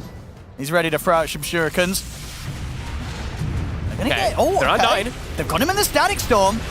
He's going to dodge the stun. Roar's going to be thrown out of the way of the Lesh. 9 still alive. Stands his ground. They're really trying to kill this bounty, but they just can't. 9, he's going to live. 3 die on Beastcoast, and 9 survives. It's over 1K per minute at 13 minutes. You don't see that often. You don't see that at all. You don't see that ever. You know, last day at the patch, Tundra, they wanted to go out with a bang and give us something spectacular and indeed almost certainly breaking some records here in this game. They just couldn't kill him. I'm impressed Beastcoast is actually just sticking in this way. I mean, it's probably K1 being like, guys, my game is not that bad, but everybody else, nobody's having fun. Yeah, K1, he's smiling. I mean, they're making the best out of this Beastcoast. They are. As I said, it's a what can you do situation. It really is. I mean, Nine's actually play on, have some fun. Nine's just going to tank up, actually. It looks like he's got the pipe queued up. I mean, they don't have enough damage for him as is. Oh, come on, That's just rude. That's just boring. Where's your Octarine? Where's your Desto 9? Behind the pipe. Bit too safe. There we go. So we go faster than the average. Is it faster than the fight? There might have been some like sort of carry bounty hunter or something that did it at some crazy time. Okay, well, wow. Someone got it 1 minute and 51 faster than that. I guess that must be some sort of safe lane bounty or something. Rushing it naked. Mago? Oh. Sorry. My God. He is still below the Enchantress. Oh, no. This is the roughest game I've ever seen Mago have. Where to go from here? It's same thing, I guess. Like, I don't even. What am I even gonna say here? It's a level 5 tiny. Aramis somehow gets a Static Storm also. Okay. I mean, he's able to get the stolen Static Storm off as well. K1? He's trapped in the stolen Static Storm and finally get out of it, but he's already been left so low. The roar down onto the Lesh. K1 trying to get back in on this, but he's been tracked. He's got to back away. The Shuriken's bouncing over towards him. As Nine's trying to chase him down, and Nine, one more hit. Oh, Doppel's there in time. K1's away. Mago, 1 Shuriken. I mean, yeah, he's got to keep his distance. Another Shuriken or 2, and he's gone. So 3 dead. Once again, Tundra, without any difficulties, taking these team fights with this crazy lead they have right now. It's the aggressive plays, the wards. I mean, everything is just devastating from Tundra today. And Beastcoast, I mean, Schofield, max toss. Toss him under tier 2s when they try to dive. Toss him into the base. Who knows? I mean, Mago, he's below the inch.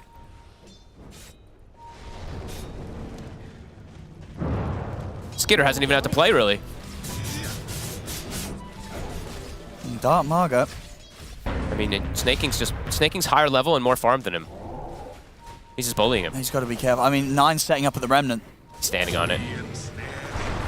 Oh, so maybe they see if they can take down 9. Tossed back. They've got the dust on him, 9. They're going to get him. There we go. They're going to get him, and the money goes to K1. All right. Get another one. Looks like they might. Snaking. He's trying to back over to the rest of his team, but indeed, K1, he's able to take the second kill. There we go, Schofield. Play for the tossbacks. Give it all to Hector.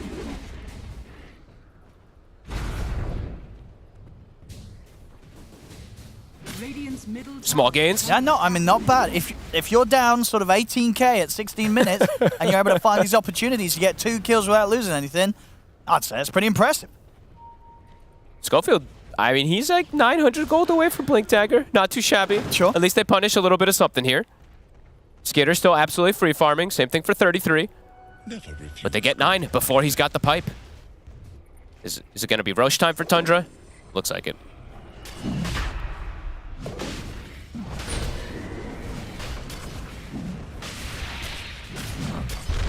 Doesn't look like Beastcoast are going to head over. He'll just try putting the pressure onto the tier 2 bottom.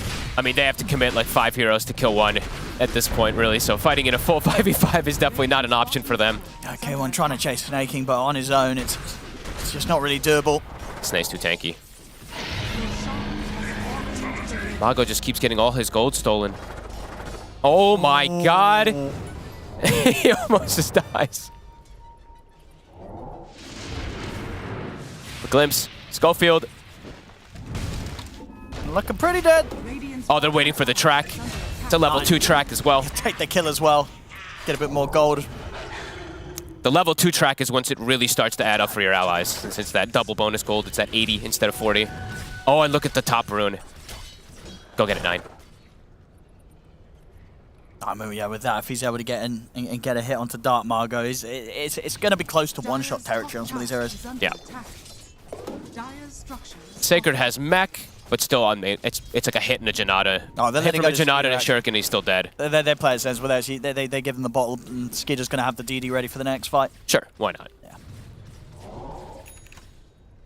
Yeah. DD on Terrorblade, they've got the Aegis, and of course now they've got the Pipe on 9, BKB on 33. Everything coming together for Tundra to start going for the base if they wish. And they still have all this super deep vision that they placed him earlier, so they see Schofield, might just set up on him also. God, Mago. He's playing with fire. The glimpse. Look at the glimpse. Stolen one from Aramis, of course. Another track. More money. We'll be going for the Octarine next, 9. So okay. I just wanted to be sensible, step off along the way to get the pipe. Push time. There's a frenzy creep for Skitter if they want to buff him up. Glyph. We'll push him away for a second. He has Scotty pretty much done on Skitter. Schofield's dead, so they're just super pushing here because there's no tossback plays. That's a fast push. Yeah, this Rax. It's going down. So what sort of a defense they can put together at Beastcoast. Pipes popped here for Tundra. They continue to push on and take this top Rax hit. 19 minutes in. Tracks are sticking out. I get the glimpse back onto Snaking, but not an easy target. They can't quite even catch him in the kinetic. He's fine. 22,000 lead. Next lane. 33 says sorry. Gets his buddy stunned from the creep there. Mago, Schofield. Schofield's like, I almost have blink, guys. Let them throw. Wait till they get on high ground. I'll do this, I swear.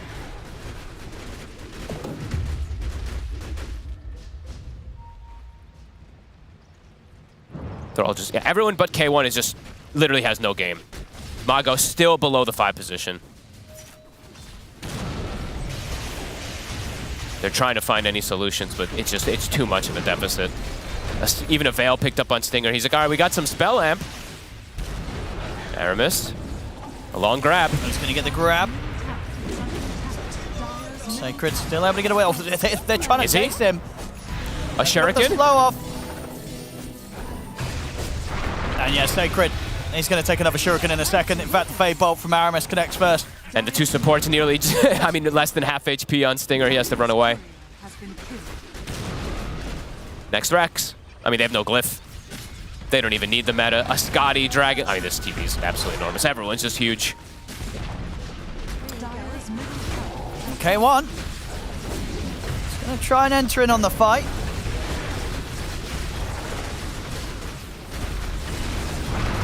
They're going to try with a toss back. Gets Skeeter under the tier 4s, but he has the Aegis. So he's going to be back for round 2.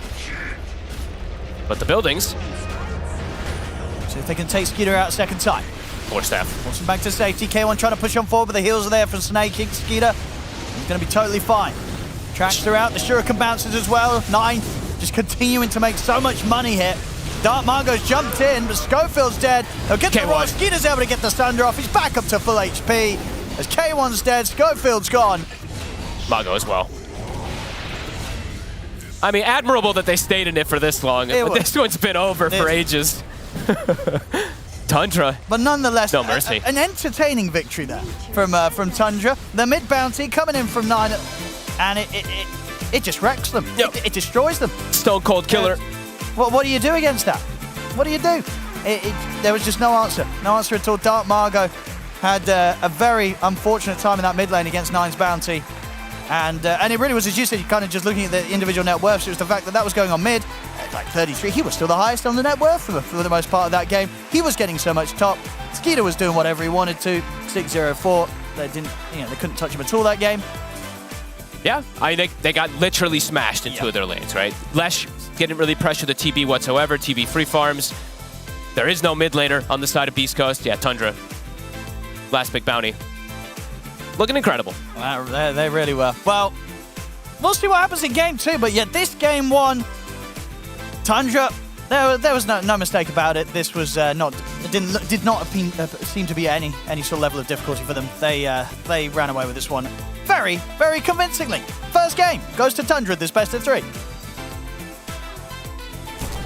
Yeah, basically as convincingly as you can get. That was a game that got out of control very quickly for Beastcoast, who not only have their own hopes and dreams riding on this series, but also Evil Geniuses and OG are watching this one and thinking, Beastcoast, no. With their head in their hands. Yeah, they need Beastcoast to win, of course, to have a shot at being in those tiebreakers to force out them potentially going to the upper or the next stage of DreamLeague Season 19. But this game, I'm period. It was so brutal. Look, we've all been in games like this where you yes. just get destroyed. And I mean, when Jenkins was like talking about the bounty hunter, I was like, I've definitely seen this. Yeah. But to see it at this level with players of this ability, the difference between winning mid and doing well and having a good game and taking such a commanding lead and then never stopping, and how that empowered the other lanes. This Beastmaster had Helm of the Overlord at like 12 minutes. And just dinosaurs running around. There was nothing Beastcoast could do. Nothing. The game was over very quickly. Yeah. Heroes struggle to kill normal ancient creeps at 12 minutes into the game, let alone a Helm Dom 2 dominated ancient creep. I'm glad that I got owned by a BH mid in a pub, actually. Because I feel like otherwise I would have we'd be like, dude, how did that happen? No frame of reference. Yeah, I would have no frame of reference personally, but I mean, it didn't go that bad for me. It was bad, but I usually do bad mid. But I also wasn't playing against a TI winner. So there's the difference. Like, he clearly knew BH versus Ember was like a Huskar tier counter. We didn't know. Nobody knew. Beastcoast didn't know. But like that was like as bad as like the Huskar or SF lanes. And I want to lean towards the Huskar, because I think SF is not as bad for Ember as Huskar is. You know what? It was bad. That felt like a lot of Schadenfreude to me, because Ember, his really nice thing is that every couple of seconds he slashes you for like a huge amount of physical damage. Yeah. And he got his own fucking medicine that game. Eat it. Every like 7-ish seconds just got slammed for a ton of physical damage. And the person he was trying to like respond to has absurdly high armor. So he's just like, go ahead, slay me. I don't give a shit. It's not going to do anything. Nothing, dude. Compared to the reverse, like, and he was stealing his gold. Like that net worth advantage at that 12-minute team fight was like 12K. Yeah. 1K a minute, steadily increasing. I mean, at the end, it was even more than a K a minute. It was crazy. I think that's probably why they were laughing on the cameras, because they're just like, well, how the hell could we know about this? Right. Like, if you just don't know a matchup at all, and then this happens, it's like, okay, well, next game we'll respect it, or we'll ban it. Right. Yeah. And then we can just play normal Dota, because this was not not even close. And I feel like even if the off lane goes this well for Tundra, like, okay, it's a Beastmaster. Like, we've seen this hero dominate. Sure, whatever. Yeah. But the mid lane going like that, it is so unreasonable to play into a BH with that level of net worth. Right. There's no winning that game. I don't care how the side lanes go. You have a BH that has like a 13-minute Aghanim Scepter. Yeah. There's no winning. There's no way. Like, Tundra would have to... 9 would literally have to disconnect for them to win. Yeah. I mean, the worst thing, just looking at it there, is in the end, Beastcoast had to send like 2 of the heroes mid just to try to stop the bleeding a little bit, just to try to help this Ember out. Just makes the side lanes even easier. It's more gold for the BH. Yeah, to BH was huge. When they go mid. It just doesn't get any better at that point. Yeah, when he's got that like natural fast ags, his raw HP is just so high at that point in the game. That's where the hero comes into value. Usually when I play bounty hunter and side lanes like that with the intention to rush ags, you get some like hood into ags. Your raw HP resistance is just so high. So yeah, the fact that they couldn't even secure a kill on him at that stage of the game just makes it catastrophic, because his damage is so free. It's every like couple seconds that he throws a Shuriken. The initiation range is very safe for the bounty hunter as well. More than enough mana to sustain through it. Yeah, it's not like easily. he's spamming some like 150 mana cost spell or something like that. Yeah, the Ags alone gives him like 200 and some mana. Right. So yeah, it's more than enough for him to easily harass his opponent. And not much that Dark Mago could do there. What they needed to probably do if they got put in that position is do a lane swap maybe, if possible, like put some like ranged hero mid against the bounty so he doesn't just get to Janata you off cooldown. That way, maybe even if he outlast hits you a little bit, at least you're not like burning regen constantly to try to go even. So, but they were forced into that position, and the PL looked cool on paper, but if your Ember is bottom 3 net worth below your team supports, it's like the game is unplayable. How much time do you guys think PL needs to get fat compared to, say, TB? Way too much. Too much, right? Too much. So you've got this fast start with the Beast and then the bounty, and it's like, you're never going to get there, buddy. Like, all right, we maybe don't have the best answer to you in the world, but you're never going to get there. You're never going to be a problem. If they had some like hard carry that could like cast spells to contribute without needing net worth, like let's say a Luna that got more lucent beams and like could come and like eclipse the bounty, that could work. But if it's like a traditional right click carry, which most of the carries are these days, are all hyper farmers, like need time to come online, they're not going to contribute to killing bounty hunter in those cases. Yeah, I agree. I think PL is like a small diffusal blade timing, which is obviously fairly decent.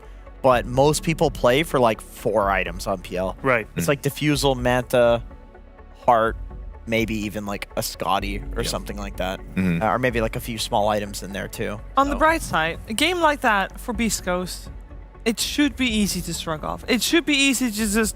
And they were. We saw them.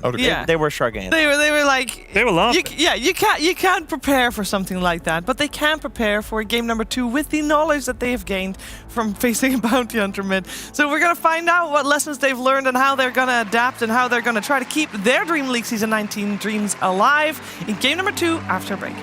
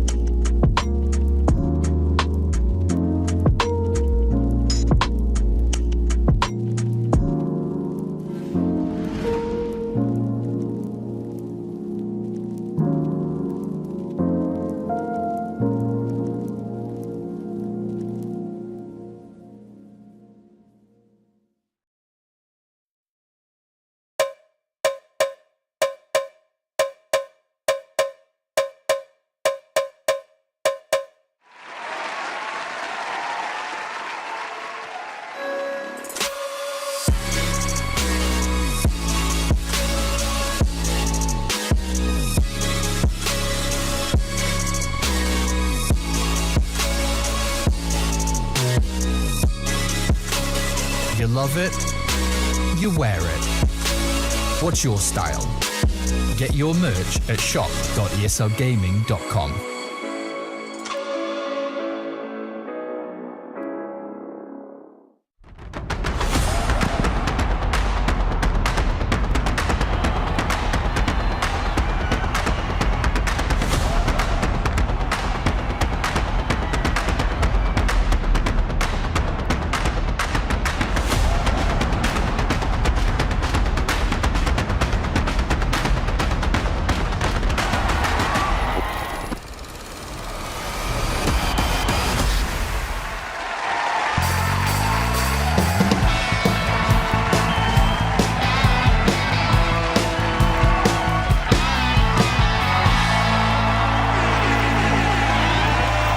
Outside the game, Dota is a lot about adapting and moving forward, getting better every single time and not letting the past decisions that might not have been the greatest ones get to you. We're going to find out if Beastcoast can do that here in the second game of this best of 3 series, which is over or under, do or die, whichever you want to call it. Beastcoast has to win if they want to have a shot of continuing DreamLeague 19. So there's a lot riding on their shoulders because it's not only their fate, also Evil Geniuses and OG. That's all on Beastcoast's shoulders. The pressure is immense, but we do know that Beastcoast under pressure does tend to pull out the best games. We've had some of the best games when they played yesterday. I believe they played against Shopify that day. And when they played against Team Liquid, we also had an amazing game out of that. So let's see what they have in store. I think they can do it, Ted. They can. Good for you. Yes. Wow. You really don't think they can? Well, all right. I mean, I'm basing... what I've seen from Beastcoast so far, they're definitely capable of some good performances, for sure. Yes. But that was an imperious victory. Yeah, it was. By Tundra. I mean, they really, really looked good. I know that the bounty pick obviously made a huge difference. He was so rich at the end. It was like, Mater, Pater, pass the signal cake. He was so wealthy. What I have no idea what words you just... Yeah. Fine. Pass the cinnamon cake. Fever, I heard that part. I don't like to say, I don't like to say this often on account of the cease and assist that was has been sent to my lawyer's emails. Okay. But this was indeed a Gaben's top hat level shellacking.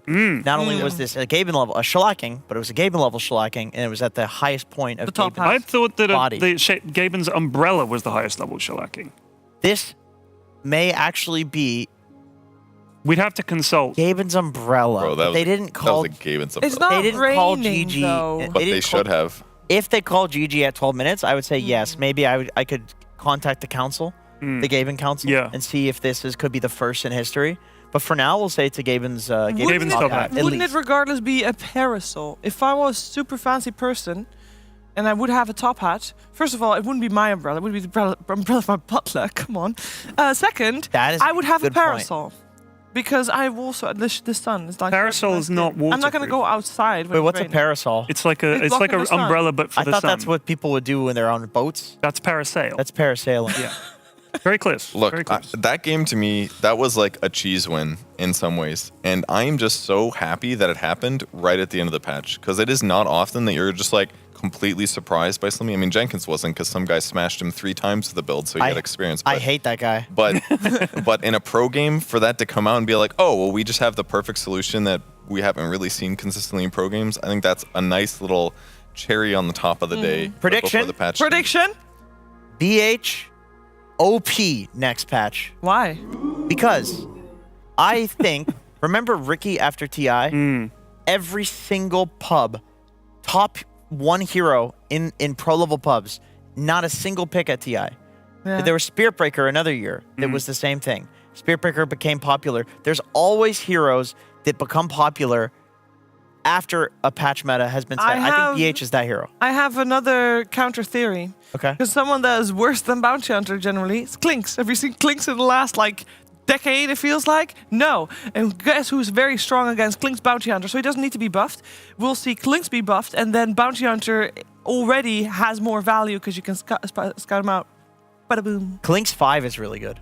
No, Clinks destroys our games. We get ruined. Everyone's like, just run sideways, dude. Just run sideways. We can't figure that out. Because sideways is relative. Who knows? And while you're thinking about that and pondering things, you die. All right, we got Beastcoast Radiant side this time around, and they get first pick. Beastmaster banned. They're going to ban Beastmaster. Enchantress banned as well. Let's see who they go for. Last game it was Brute and Doom that they banned out. Snap and Tusk, Doom. obviously, 2 heroes that Beastcoast really likes. They're going to pick. They can get the Tusk if they want. They're going to pick Tiny or something. Or Tusk. Tiny or Tusk. Or Beastmaster, because it's in. He is there. Do you remove your knee? I can't see the monitor very well. Oh my god, dude. I can't help it. Why don't you guys switch sides? Yeah, if you're so... You said you don't use your cough button. Just get up. Get up. Come and see Hiccup. You get to be closer to me. You're such a baby. Oh my god. I like how you make the low effort move and just not getting up. Yo, can you move your foot, please? Can you move your giant foot? Damn, you got big feet. Thank you. Use them for walking. Did you grow them yourself? Nope. These are transplants. Oh. That's a Tusk pick. You somebody called for it. Snake King gets the Marana. Who called Tusk? I did. Oh. I mean, it was. God damn, Shiver. Didn't get banned this game. She's right. Wow. Can they take Beastmaster hit? You just grab it? I mean, they love it. It's Or a great. DK. They do like the Marana DK opening, don't they? The only problem, like, it's being picked consistently, and it's still very good, but Tusk does have some counter with the snowball, because it can interrupt the chain stun, but it's still really good. It's safe. Your Roar, it covers you against the BKB carry, basically. You get stun setup combos if you want it. The laning stage is fine. Not that Tundra's necessarily going to put it together, but it's one of the openings that just feels perfect in this draft, or in this this meta. This dying meta. Yes. It'll be dead soon enough. This is like an expanding star. It's gradually going to envelop a habited world. Is it the music that's making you think like that? I'm getting dark. It's with very this music, dark, yeah. spacey music. And as the star continues to expand and its gas leaches out into space, the inhabitants of that now dying world take one last look at the sunset that they will never see rise again. God. That's this patch. Oh my god. Well, wouldn't the sun like black out first? Like, How do you wouldn't mean? it implode? Depends and then on the go dark? star. That's it would true. go How it dark. dies. Depends on the So size. you'd have a final dark night that would happen. Well, you know the sun doesn't go to sleep at night. It's on all the time, right? Huh? No, the moon is on at night. You never see the moon during the day? What? You see the moon during the day? Well, I looked into my brother's bedroom at night, and then I saw the moon. He was mooning me. He saw the whole of the moon. Fun.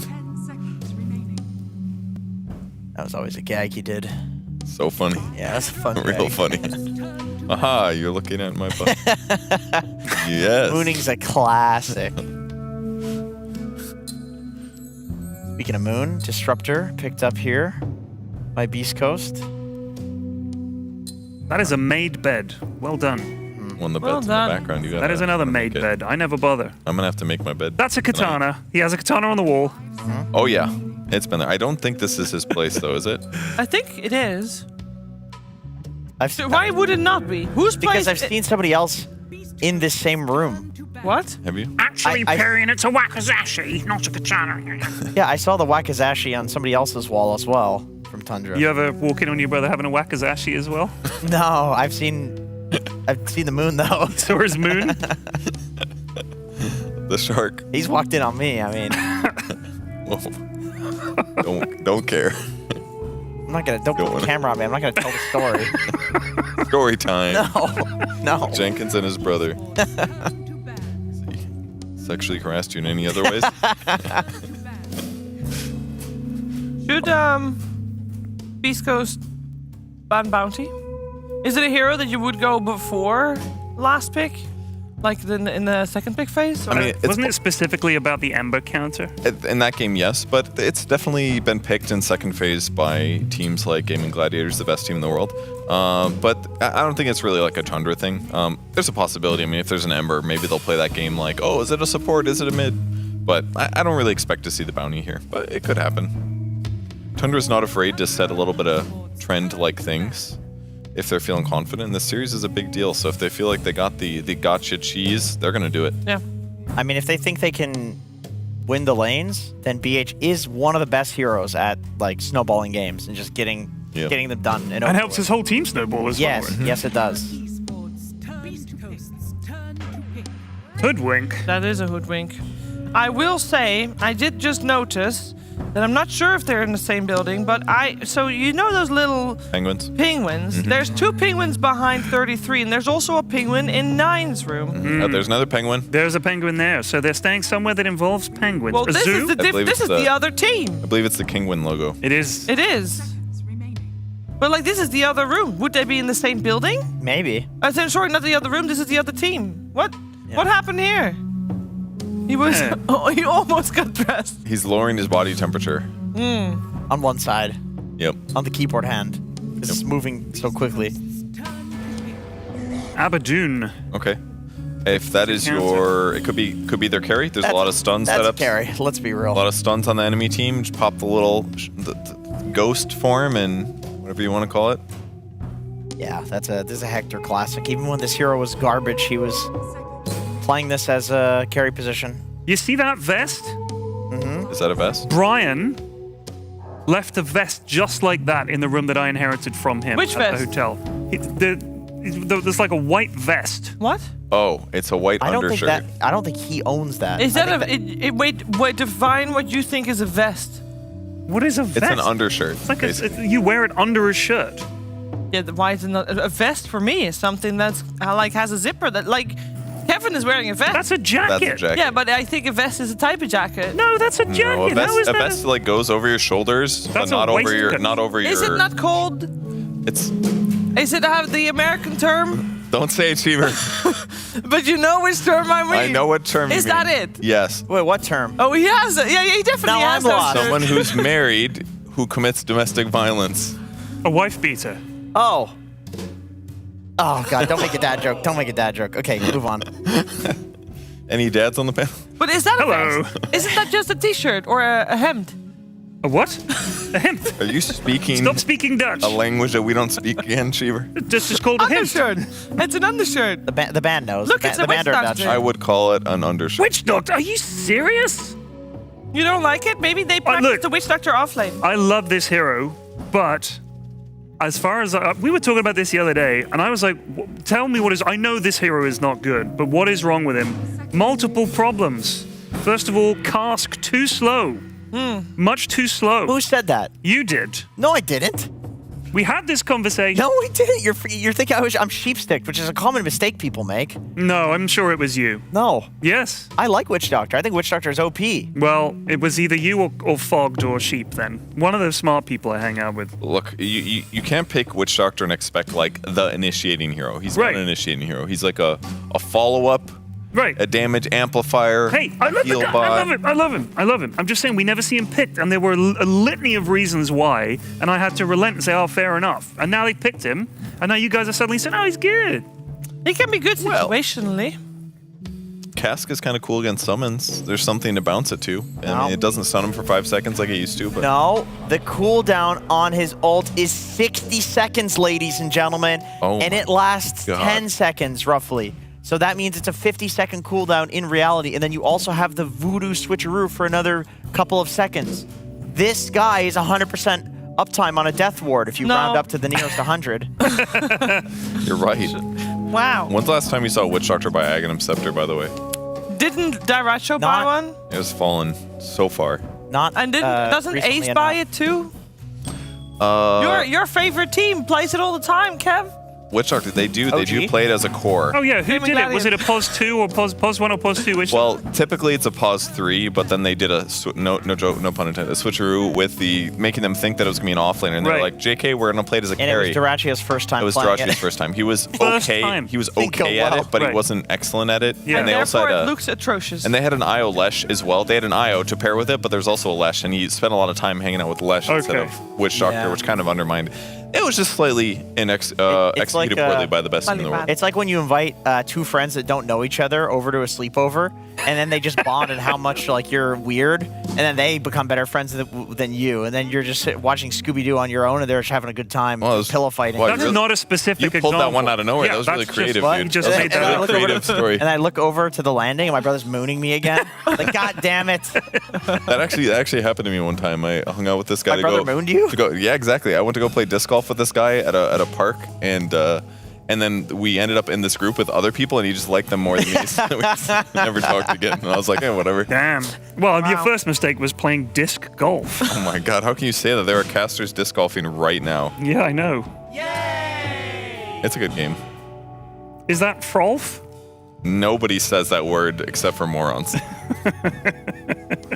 I don't play it, my brother. Don't say frolf ever again. Okay, you frolf on your own limits. time.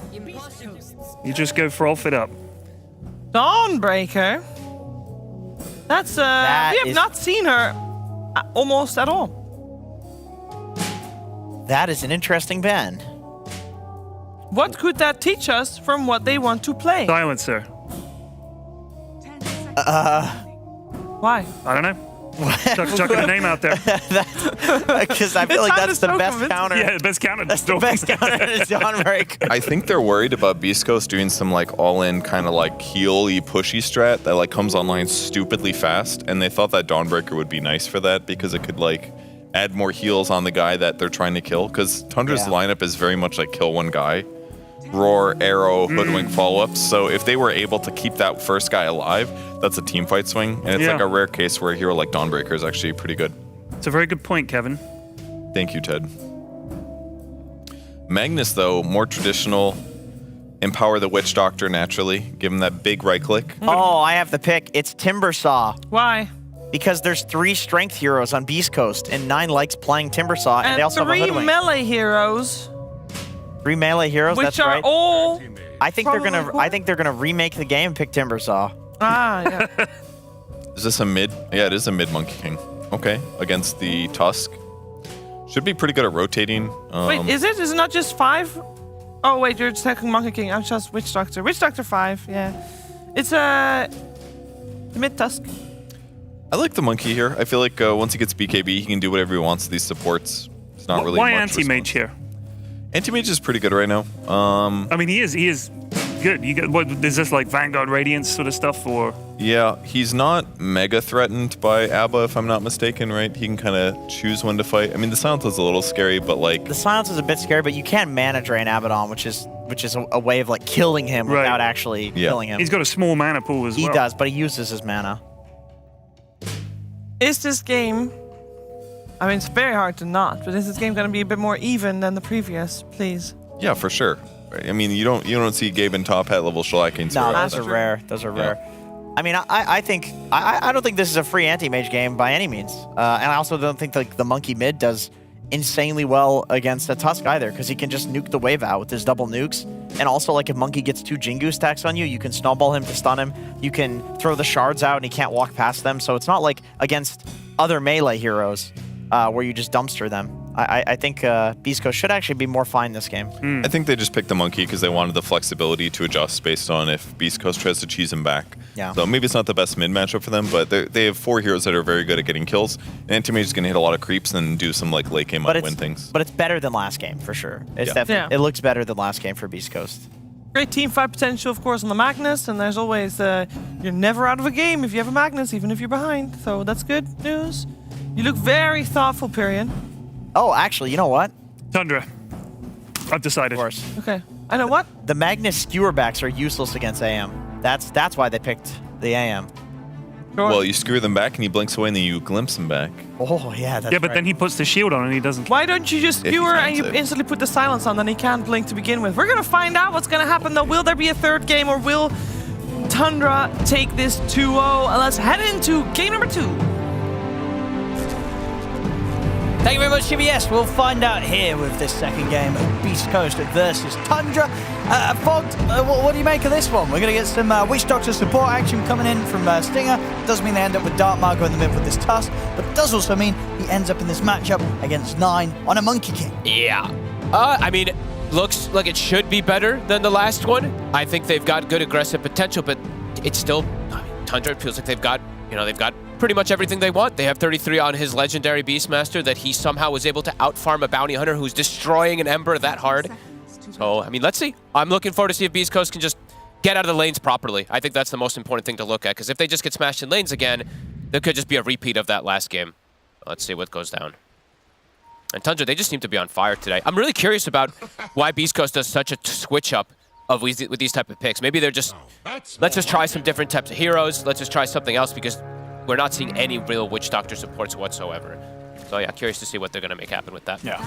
No, not seeing a lot of Magnus off lanes either. No. Magnus at all in that case. It was played twice, and it ended up losing both of the games, if I'm not mistaken, in this tournament. And Schofield takes quite a bit of a beating there. So they're going to actually lane the Disruptor down bottom. So Schofield's actually playing Disruptor. Stinger's playing the Witch Doctor, but he's playing it in the top lane. Okay. Let's see what they can do. And yeah, I think the last pick AM, I think it's exactly what the panel was saying. Besides the fact that they could have some limited damage for him in the early game, if he's able to get Vanguard, they can't really threaten him. If he just gets cured, yeah, he just blinks out. And now that there's a Witch Doctor, not that Disruptor, yeah, they can't even go for like those glimpse type of plays. And yeah, I'm really looking forward to see what Stinger's going to be able to do because it looks a little bit weird, especially if they're running it up top.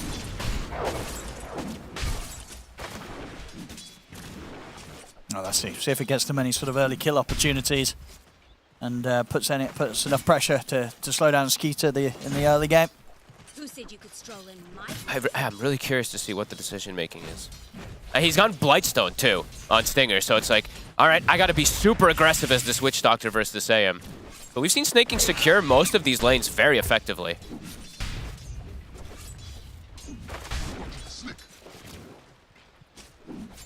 Let's see. And so for the mid matchup as well, I mean, how rough do you expect this to be for Dark Margot and the Tusk? Is it that bad against the Monkey King, or is it sort of bearable? I mean, it's pretty bad, I would say. But there is definitely ways that you can at least play around it with going for that type of play there, right? Snowball to stop the Jingu stacks like Jenkins was talking about. But I mean, 9, he's not under threat at all. He's going to just be able to free farm on this Monkey King. Mago just has ways to at least protect himself and get farm. And bottom, maybe the decision is just that Disruptor is overall just a stronger hero in general, so he wants to be able to secure the lane for K1, because K1 is, as always, just the absolute win condition for Beastcoast, so maybe that's the concept that they wanted to go for here with this lane setup.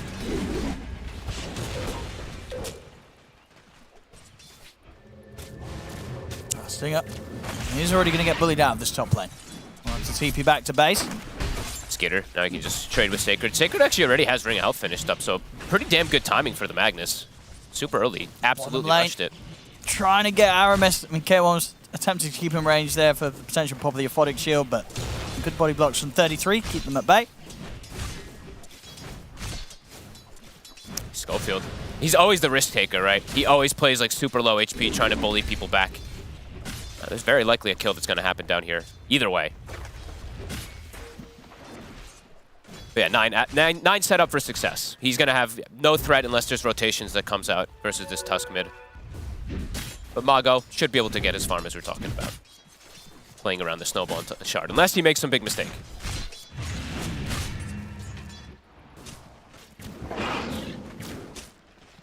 Top Snake. Stinger and Sacred, I mean, they're just having to run from these two right now. Skeeter, you know, he's ready to get very aggressive and fight alongside King. 9 gets a bit over-aggressive. Does end up losing his courier. I believe the creeps just killed it there. He's trying to bully Mago. Yeah, but so far Margot's doing fine. Yep. Doing pretty decent. 18-4, of course, 9, but it's to be expected in the Monkey versus Melee matchup. And yeah, I'm just really looking forward to see what Stinger's really going to do, because this just feels awkward whenever you're playing a Witch Doctor in that, 4, quote-unquote, it's probably going to end up being that 5, but like that 4 role when he's playing top. 33. They finish him. The glimpse back, but he's got the stick charges, gets another set of axes out, won't be enough to kill Schofield. Nicely done. It's K1. He'll survive, find first blood. Aramis does get him though. See if Aramis might get the cleanup. He's going to have spells again in a second. Bushwhack, it's there, and Schofield, he'll also fall. Aramis goes down, but he doesn't mind. Already got the job done, picks up a double kill. Oh, the dream for a 4 position. He's higher level than his Beastmaster now. And not able to really bully Skitter with the lane setup that they've gone for. They do secure at least the kill, of course, for K1 for the first blood, but yeah, the AM is now not being pressured by this Witch Doctor Magnus. He's got his Ring of Health finished. And yeah, they're just going to keep Sacred low HP, low mana. Okay, Raindrop is done. Yeah, no way to pressure Skitter here, so Top lane should be fine for Tundra. Mid also, as we've said, for 9, he should be fine. It's bottom. That's going to be the one that Beastcoast can actually fight back in. 33, standing his ground pretty strong there against the two of them. Helm of Iron Will finished. Very tanky. But K1, with the first blood, he does have phase boots. So looking for aggressive plays. Him and Schofield always looking for aggression. Stinger. He's looking pretty dead here. Maybe can go for a deny. Not going to be able to get there in time. It does look to be a bit of a tough time for sort of Stinger to have the impact in this early game. It hasn't really achieved too much in the lane, and it might be difficult for sort of Stinger and Sacred to make things happen out of the laning stage. I mean, it's a choice they went for, right? I think that really is just like Schofield and K1 can do better bottom than having like the Witch Doctor there. That's the only thing I can think of. And Stinger looking to make a rotation. Should be successful here. 9 has got a very far and a boundless strike. Oh, we get Jingu. Nice. But it's not enough life steal to keep him alive at this point of the game. As they'll take him out. Yeah, able to make something happen at least out of that Death Top Stinger. Coming in on the mid and allowing them to take 9 down. It looks like maybe Stinger's just going to be very active this game as the Witch Doctor, run around to try to help these lanes. Oh, Hermes, big damage. And Stinger will be able to get that haste rune. Hey, tip snaking. Okay.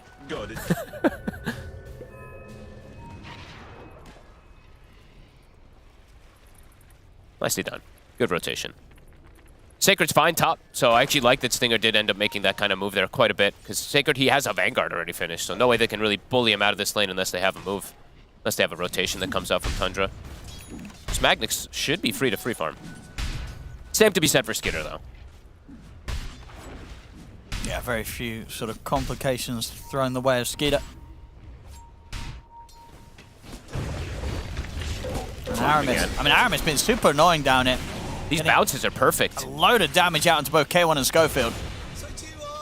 Another axe. Even K1. Can they go for this as well? I mean, if the axe is hit, ooh, not quite enough. Just enough to take the shield off, but not enough to kill him. 9? Doesn't see him. Oh, that was so close there. Yeah, nearly being able to put a stop to his TP out, but indeed K1 able to get back to the base and fuel back up. They've had to leave their tower, though, on the catapult wave. 33 in Aramis. They're going to get some significant tower damage here, and they might even just drag the wave, too, to make sure that they get a secondary wave under it. Yeah, 33 is going to do that exactly. Yeah, and it's going to come in time, keep that catapult alive. And he's got Dominator coming on the courier right now, too. This is going to be... I mean, this is going to be significant damage. I mean, they're smoking to try and get down here as quickly as they can, K1 and Schofield. Maybe they can punish Aramis if he sticks around. Schofield's going for the wrap.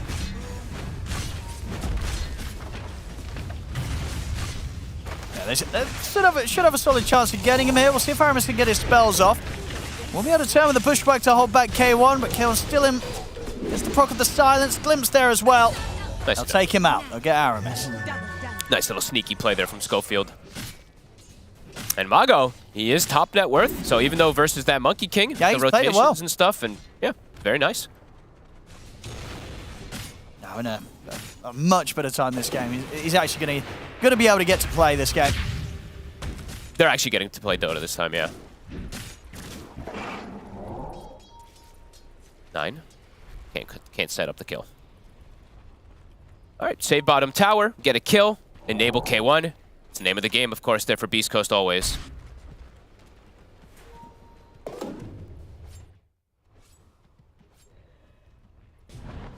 Still full freedom for Skeeter, though. Yeah.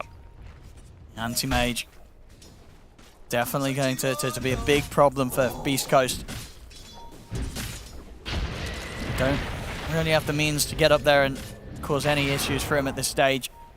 Schofield, Stinger, he does get the bottle refill, nicely done. Now it's time to be active, time to gank some more. Mago and Stinger, they're gonna look to make moves. Gonna look to punish 33. I mean, most teams at this point, when you're playing versus Beastmaster, you know that he's gonna start jungling. So they wanna look to kill him. And they're in with the snowball. Start things up, they get the Maledict down on him. He's trying to turn 33. He's looking for the Roar if he wants to. We'll hold back on it for now, just trades his life with the right clicks to take down Stinger with him. Can they steal? I don't think so, though, with the Monkey King around here. It's a bit scary. Good kill, though. I mean, being very active. I mean, enable Mago. If he's able to get these kills, staying ahead. Yeah, Definitely has kill threat on all these side lanes. Maybe not the AM, but you know, mid and side, mid and bottom, he can get these kills easy. Yeah, ganking the AM at this stage feels very difficult. I mean, as for the free farm goes for Skeeter, the same to be said for K1. You know, his top net worth. He's absolutely on track to get a very good timing on the Relic this game. Yeah, it's a cool kind of pick, right? Because we didn't get to talk about it too much, but the shield is very effective versus Beastmaster in lane. Just being able to wipe those axe stacks. It's very nice. As for contesting the triangle now, I mean, they got 33, but he is just going to be able to finish off these Ancients. Unless they just smoke Dark Mago again, which maybe they will do. 9.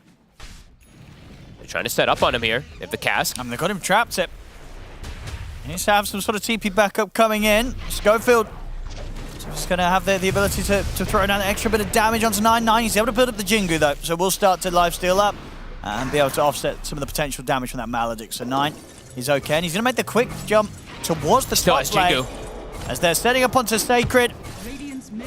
Sacred, he is getting backup coming in. Schofield's going to try and help out, but the Mana Voice there from Skeeter, and Sacred is gone. And Skeeter, he is going to go down that Radiance throughout this game. All right. Let's have a look then. Radiance versus Radiance this game.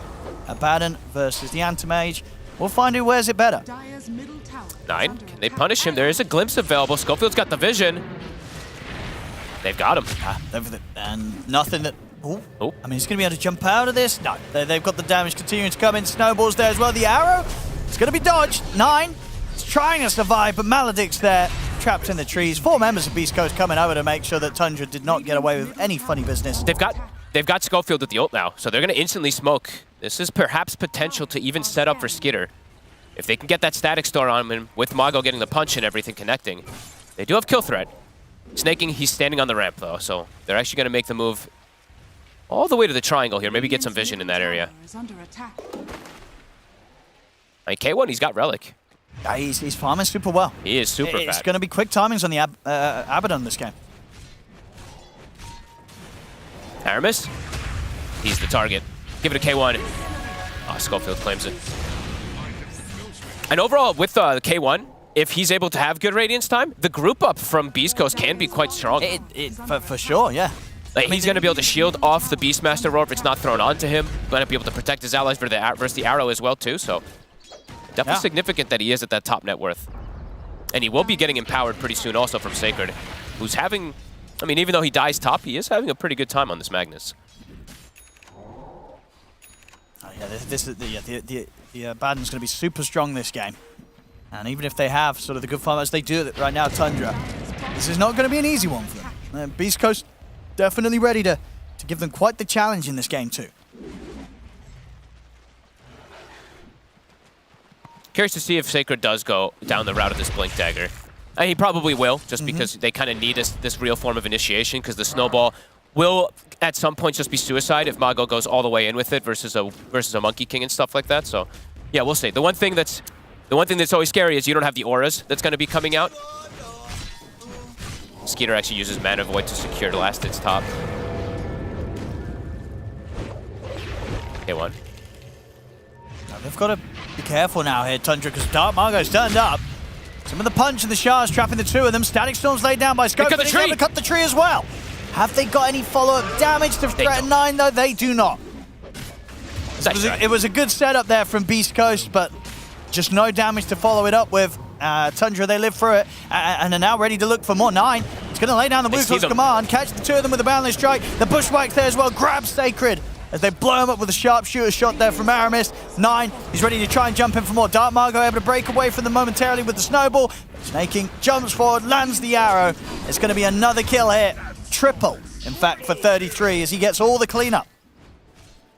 He's got Helm of Overlord. In typical 33 fashion, the absolute top net worth after that sequence, and they do get the tower. Bit of a slip up there from Beastcoast. They try to play super aggressive, but the Static Storm actually ends up being a waste. It's a cute effort, though. 9. And now K1. Let's get the ult back up. Aramis. They're going to get the catch on to Stinger, but they won't look for him. Stinger to be fine. How does 33 always do this? He's just always the most farmed here on the map when he's playing Beastmaster. This Helm is going to be terrifying. And now their group up, it's also very strong. Radiance is done for Beastcoast. And I feel like they have to start running around more as a unit to be able to respond to how Tundra's playing. Tundra's running as 4 and just giving that AM the space.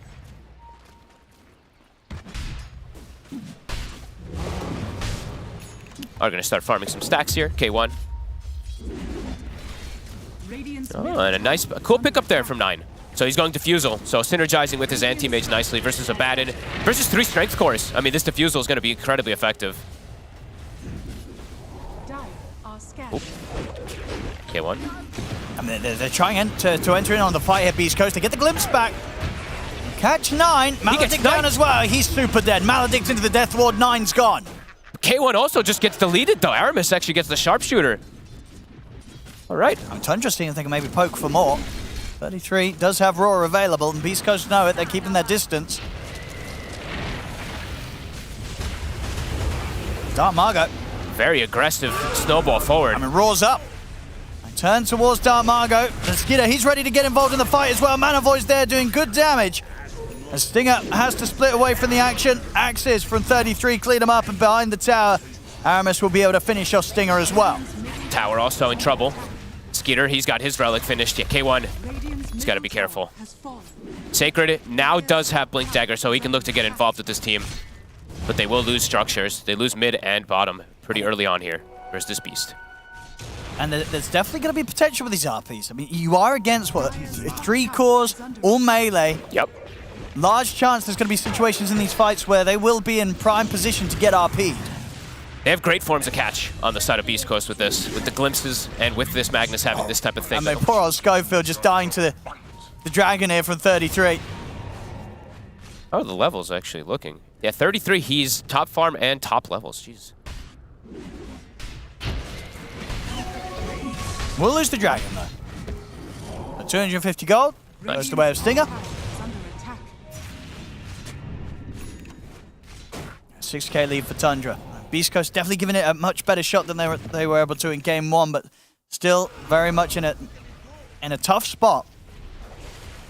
That's once again this fight. They really wanted to try and force something. They know Dark Margot committing in onto snaking, and it just does not work out for them. It feels like for them, for Beastcoast, they need to get some pretty nice kills very soon to just enable themselves. Because the one scary thing is, it is kind of this 4 protect 1 in a way. Because Mago, he's also gone for the Blink Dagger. So they have to get the ball rolling a little bit. Because Beastmaster, we know the way 33 plays it. He plays as a scaling core. They have an Anti-Mage and a Monkey King besides that. So they have auras for the Monkey King and the Anti-Mage to enable them and buff them up. So for Beastcoast, it feels like every time they do have these ultis up, got to look for some type of fights because they've gone for double blinks. Oh, they're going for triple blinks as well. Schofield, he wants to get a blink. All in on the blink daggers. All about catching. Dire's top tower is under attack. Skeeter soon gonna have the Radiance. He pretty much has it done now. Ooh, Dark Margot. He's going to try and jump 9. Static Storm down as well. Skidder, he's just going to get straight on top of them, but there's this... Oh, it's a good RP! A fantastic RP. Has he got enough damage to clean him up? It's enough to take down Snaking. See if they can find 9. The Maledict's going to bring 9 incredibly low. Oh, he's able to dodge it!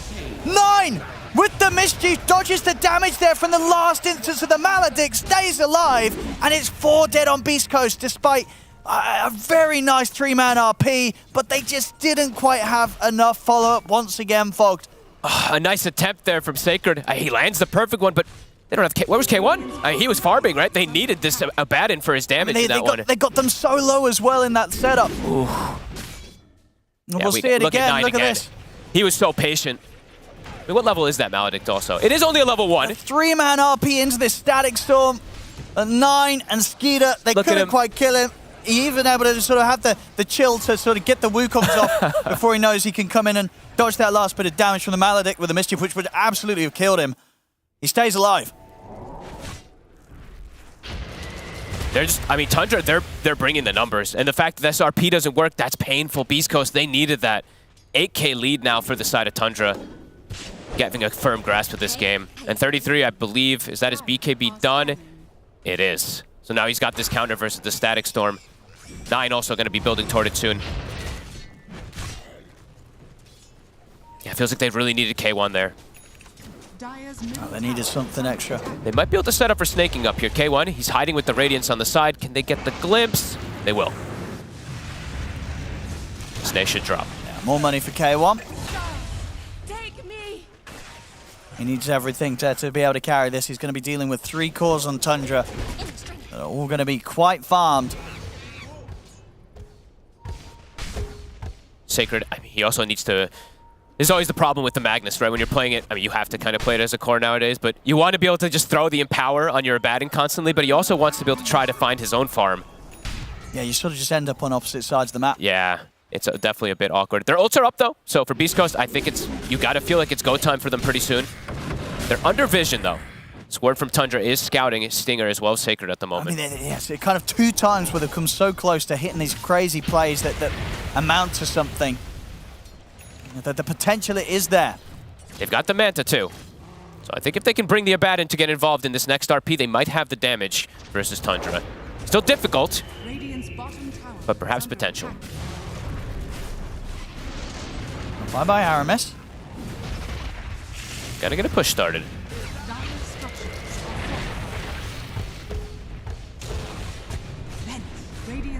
Tundra.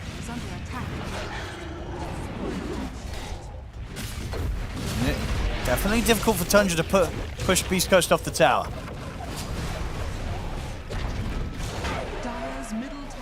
Sharpshooter off the mark. Tundra attempting to approach, but they've got to be cautious. The Blink RP will be there. You get the punch. Mango's going to start things off. Because command is there, and 33 backs off with the BKB. He's able to turn, get the axes and the roar off. Will still die. A Dark Margo to lose his life in return. Sacred still looking for a drop opportunity. He's going to go for the RP onto Sacred, but the Bushwhack is there, holds them back. The silence hit will proc though onto Skinner. Skinner's trying to stand his ground. They've got the damage to take him out. They'll kill the anti-mage, and now they can look for more. They're on 9 as well. Towards 9. Bushwhack again from Aramis, holds them back into a 4-man Boundless from 9. 9 will be able to back off in time, but there we have Beastcoast able to find a fight in their favor. They take down Skeeter and 33. Beautiful, beautiful use of the ults there. I mean, they catch the anti-mage. He blinks in, very aggressive there. Gets punished. Good RP from Sacred. K1, he just had finished the Manta.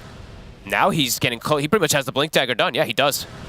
His aggressive potential is kicking up, and he's hit level 15. Yeah, I mean, if K1 can continue to hit these timings, and Beastcoast as a whole can continue to come in strong in these team fights, which they absolutely have the spells to do so, they've absolutely got a shot in this. Absolutely. They got to just build, I would say, like, get some more auras. He actually, okay, goes for the Hyperstone. They're going to try to force the Roche. Okay. 9 doesn't have BKB yet. The anti-mage also not quite online. And Stinger, 3 points in heal with the Holy Locket. Keep K1 sustained. They should get away with this one. The Hawk is there to scout. Tough for Tundra to commit here, though. I mean, there'll be a chance to. Snay. Shoot the arrow. Having to use the ult there to break away from the Aramis. He's still going to get caught by the glimpse. The kinetic field. Now he tries to jump in, but he's not going to get the steal, and he only ends up giving up his own life as K1 gets the kill, gets the Aegis, and kills 9. Beautiful stuff. I mean, that was a little bit reckless there for 9 as the mid jumping in for a steal like that. That's definitely going to hurt Tundra. And he still didn't have BKB too. If he had BKB, you could see why he'd want a full commit for that there, but really just trying for a steal, that's a bit insane. And now the ults are back up for Beastcoast. I mean, RP is available again. And Sacred, he knows Aramis is here in the trees. They're going to be able to find him. See if he can get away. No mana for the skewer to clear the trees. They won't waste any time continuing to search.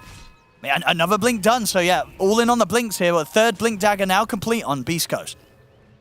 Great ways to follow up, right? Yep. If there is a situation where they catch the RP on the anti-mage, Stinger. It's definitely going to be a static storm opportunity. They're able to get the catch onto 33, but he'll put the BKB and TP out. He'll get away. Snaking, though, on the other hand, could be in trouble. He's got a couple more leaps to play with. There's one more, and then it will be coming back up again just now. Doesn't matter, though. K1 still finds him now, dominating on the Abaddon. He hits hard with that 65 damage talent and Empower. He does shred these heroes very quickly. Skeeter still doesn't have the Manta done. And 9's been slowed down a ton this game. These consecutive jumps onto him. He's 2 and 4 on the Monkey King. What else can they find? They've got ults available. Checking to see if they're looking to build any auras soon too. Is find an illusion. They keep it chill though. They don't drop the RP by accident or anything. Huge tower damage here. There's no glyph. This tower's dead.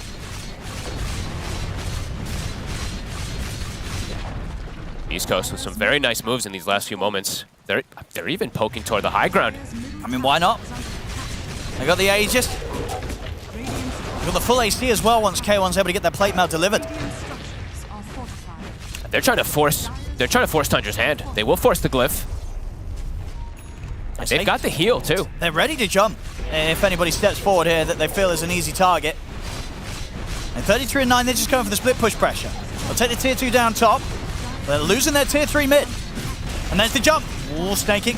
Have to leap out in time before the skewer catches him. There's no wave in mid. They cannot backdoor. Can Tundra get a catch on the chase out though? Beastcoast. And 9's trying. They're retreating perfectly here together. And they'll get away with it. And they do keep, they actually did the double ward. So they did one ward on the bottom side and one ward on the top side there. So this one's probably going to survive for them to get future catch. Very good aggression. And yeah, there we go. So I was waiting to see, like, I want some more buff ups. You have to buff this Abat and enable him to be able to hard carry this game. So there's going to be the medallion. I imagine a solar crest. See what Sacred ends up queuing up next. I mean, right now it's just like 4 steps and stuff like that, but I really want to see all the things you can put into this Abaddon playing versus Tricore. Radiant's top tower is under attack.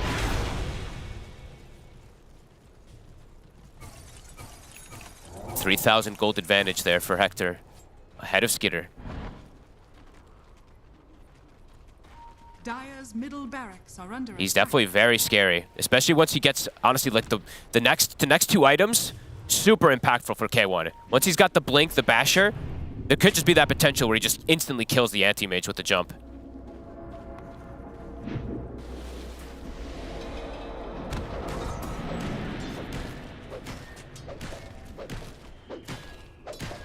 Looks like they're set on going for the tier 2.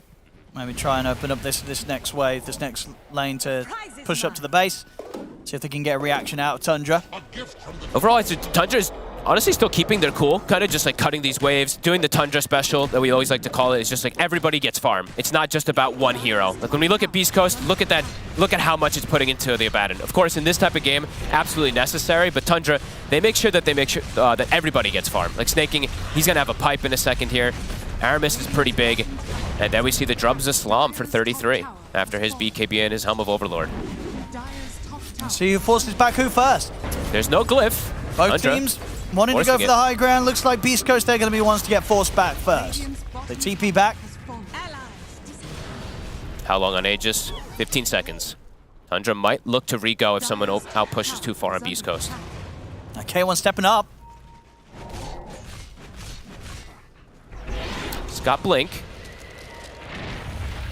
It's difficult though for Tundra to jump even when they see Beastcoast come out like that. As whoever goes in, highly likely they'll get caught by a reaction from Sacred, getting in with the RP. It's not easy to go on a target if you're Tundra right now. You've got to be prepared for what Beastcoast will get the chance to throw back at you. Especially for Skitter in particular, right? Like even though he's got Vanguard, Radiance, Manta, he's still very susceptible to dying versus these silences if his Manta's not up or if he gets caught inside Static Storm.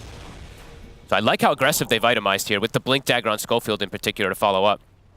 And yeah, they're looking to catch someone. They don't know about this base ward as we were talking about earlier. Tundra unaware of it. Rax push, it's gonna come fast. It really is, yeah. K1 absolutely crushing these buildings. On the bottom side though, Tundra, the split push, it's there. Is it going to be as quick? I mean, they'll get one step, but they're on the verge of maybe getting a second threatened here as Beastcoast goes straight to top. And Tundra, they will be allowed to get the trade, get the bottom racks. They've got to back up and do something about this push because Beastcoast on sort of the verge of looking for a second set. As the tier 3's gone. 19. He's going to jump in, but the Voodoo Switcher is going to protect the Witch Doctor for now. They'll drop the roll down onto Dark Margot. They've killed off Schofield. They'll look to K1, but the borrowed time, it will be there. Starts to heal him up a bit. Sacred's in. It's a 3-man RP. Do they have the damage? Skewer as well. They do not. Tundra's perfectly fine. There was not the follow-up required, unfortunately, for Beastcoast once again, as they'll lose 4. maybe soon to be 5. Dark Margo trying to run, but the boundless strike catches him. Tundra, that'll get the team wipe. Little too tanky. I9 with a pretty beautiful initiation. A pretty weird one, but a great one there from the Monkey King. He just jumps in and starts the fight. They get fully wiped there. And I think, again, it was just sort of about a 3-man RP, but just nothing else to come in after that. And they, we were talking about the melee heroes on Tundra, also those melee heroes on Beastcoast. Aramis, how many times has he set up here with that bushwhack? I believe right after the RP, he catches 2 or 3 of them inside of it, so there's no follow-up damage. Tundra with a very decisive win here in that fight, and now up toward top, they push really fast. Yeah, it's going to be Tundra taking a second set of barracks after all that's said and done. And they're shoving in mid also. Sacred. Get the skewer back, but nothing else. Skitter's away. Glimpse. The glimpse. He gets the Manta. Nice play, Skitter. Oh, they're still trying to find some sort of catch, Beastcoast. Tundra's already out there. In fact, Tundra, they're considering getting back in on this fight. As they're watching from the side. Arrow. It's going to catch onto Dark Margo. 9. Jumps down, looking towards him, buys some safety here inside of the snowball, pots the BKB to run. Now turn with the Death Ward. It's a good long channel, but not long enough to threaten 9. 9's perfectly fine. Voodoo switcheroo from Stingers will try and attempt to hide from them. The Stinger's out. Same to be said here. The Schofield, both supports gone. Tundra had everything available. They just were waiting for them to jump into them. They didn't even, wow, 9 didn't even use BKB. And a lot of money to spend up as well before the next fight. Yep. Skeeter pretty much having the goal in to get the completed Skadi. The skewer. RP. RP as well. Have they got enough damage? They're trying. They'll get it. This time round, the follow-up's there. Skeeter's gone. And so's 33. He'll get the roar off. We'll be able to take down K1 with him. The drums are slam. Actually able to somehow finish him. Get hit by the, I think he got hit by the sharpshooter too, right? So maybe didn't get the borrowed time. I actually didn't quite see there at the end. No, I think it was cooldown. It was still cooldown, okay. Yeah, I think so. At least they find something out of that, but losing 2 sets, a bit of pain.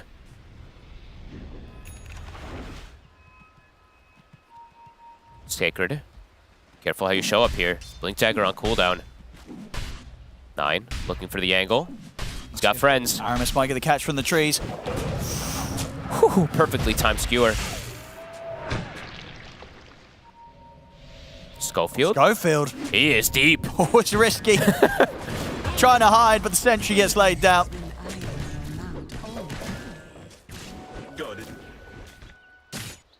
That was a classic Schofield death, Playing super far forward. And Dark Margo's nearly got his deso. So a fair bit of burst. We'll be able to follow up within the team fights. That is a very early E-Blade. Aramis, he is a threat. The one-shot potential is absolutely there versus a lot of these heroes. Basher and Blink online. So K1, if he can stick on targets, we'll be able to kill them. They just need that control.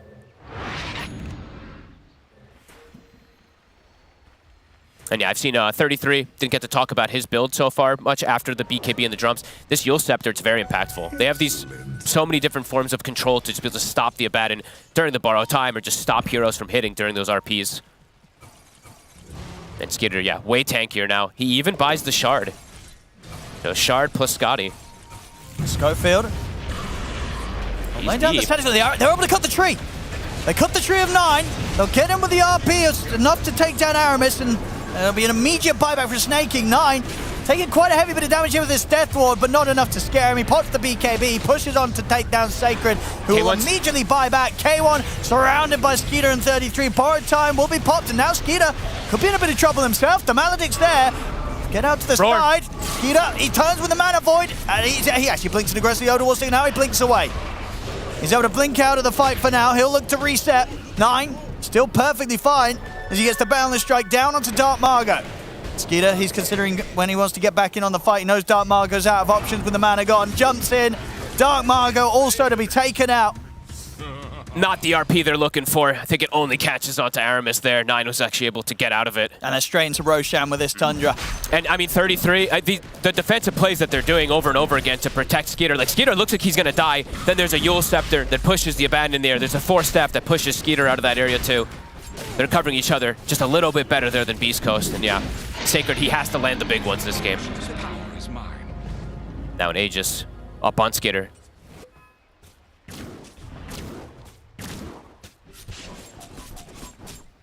Final set of racks in the mid lane. Yeah, they'll be ready to run it down full aggressive here. RP down for 40 as well.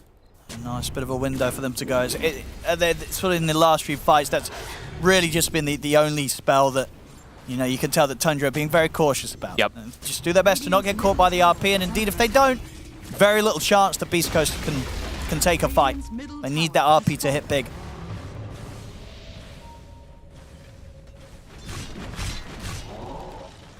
And Tundra's going to finish up these next few items, get these next timings to be able to just straight battle through Skeeter. Basher's done. And Adesso now at 9 himself. More and more damage. Nervous. Looking for a solo snag. Almost able to get it.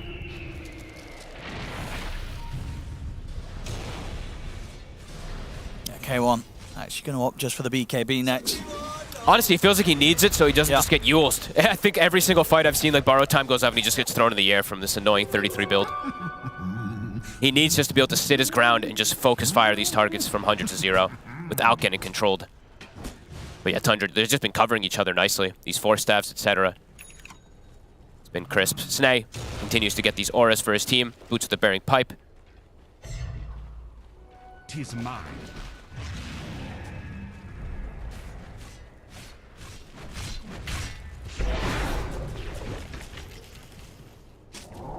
Tundra don't feel forced to go into the high ground just yet. As we said, finishing up a couple of these items. Abyssal about to be done for Skitter. 33 very close to his Octarine.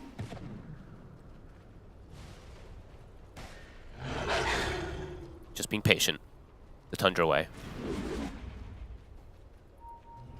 And they're about to bet 37 minutes, so maybe they're just going to get a couple of these neutral items as well before they go full toward that high ground.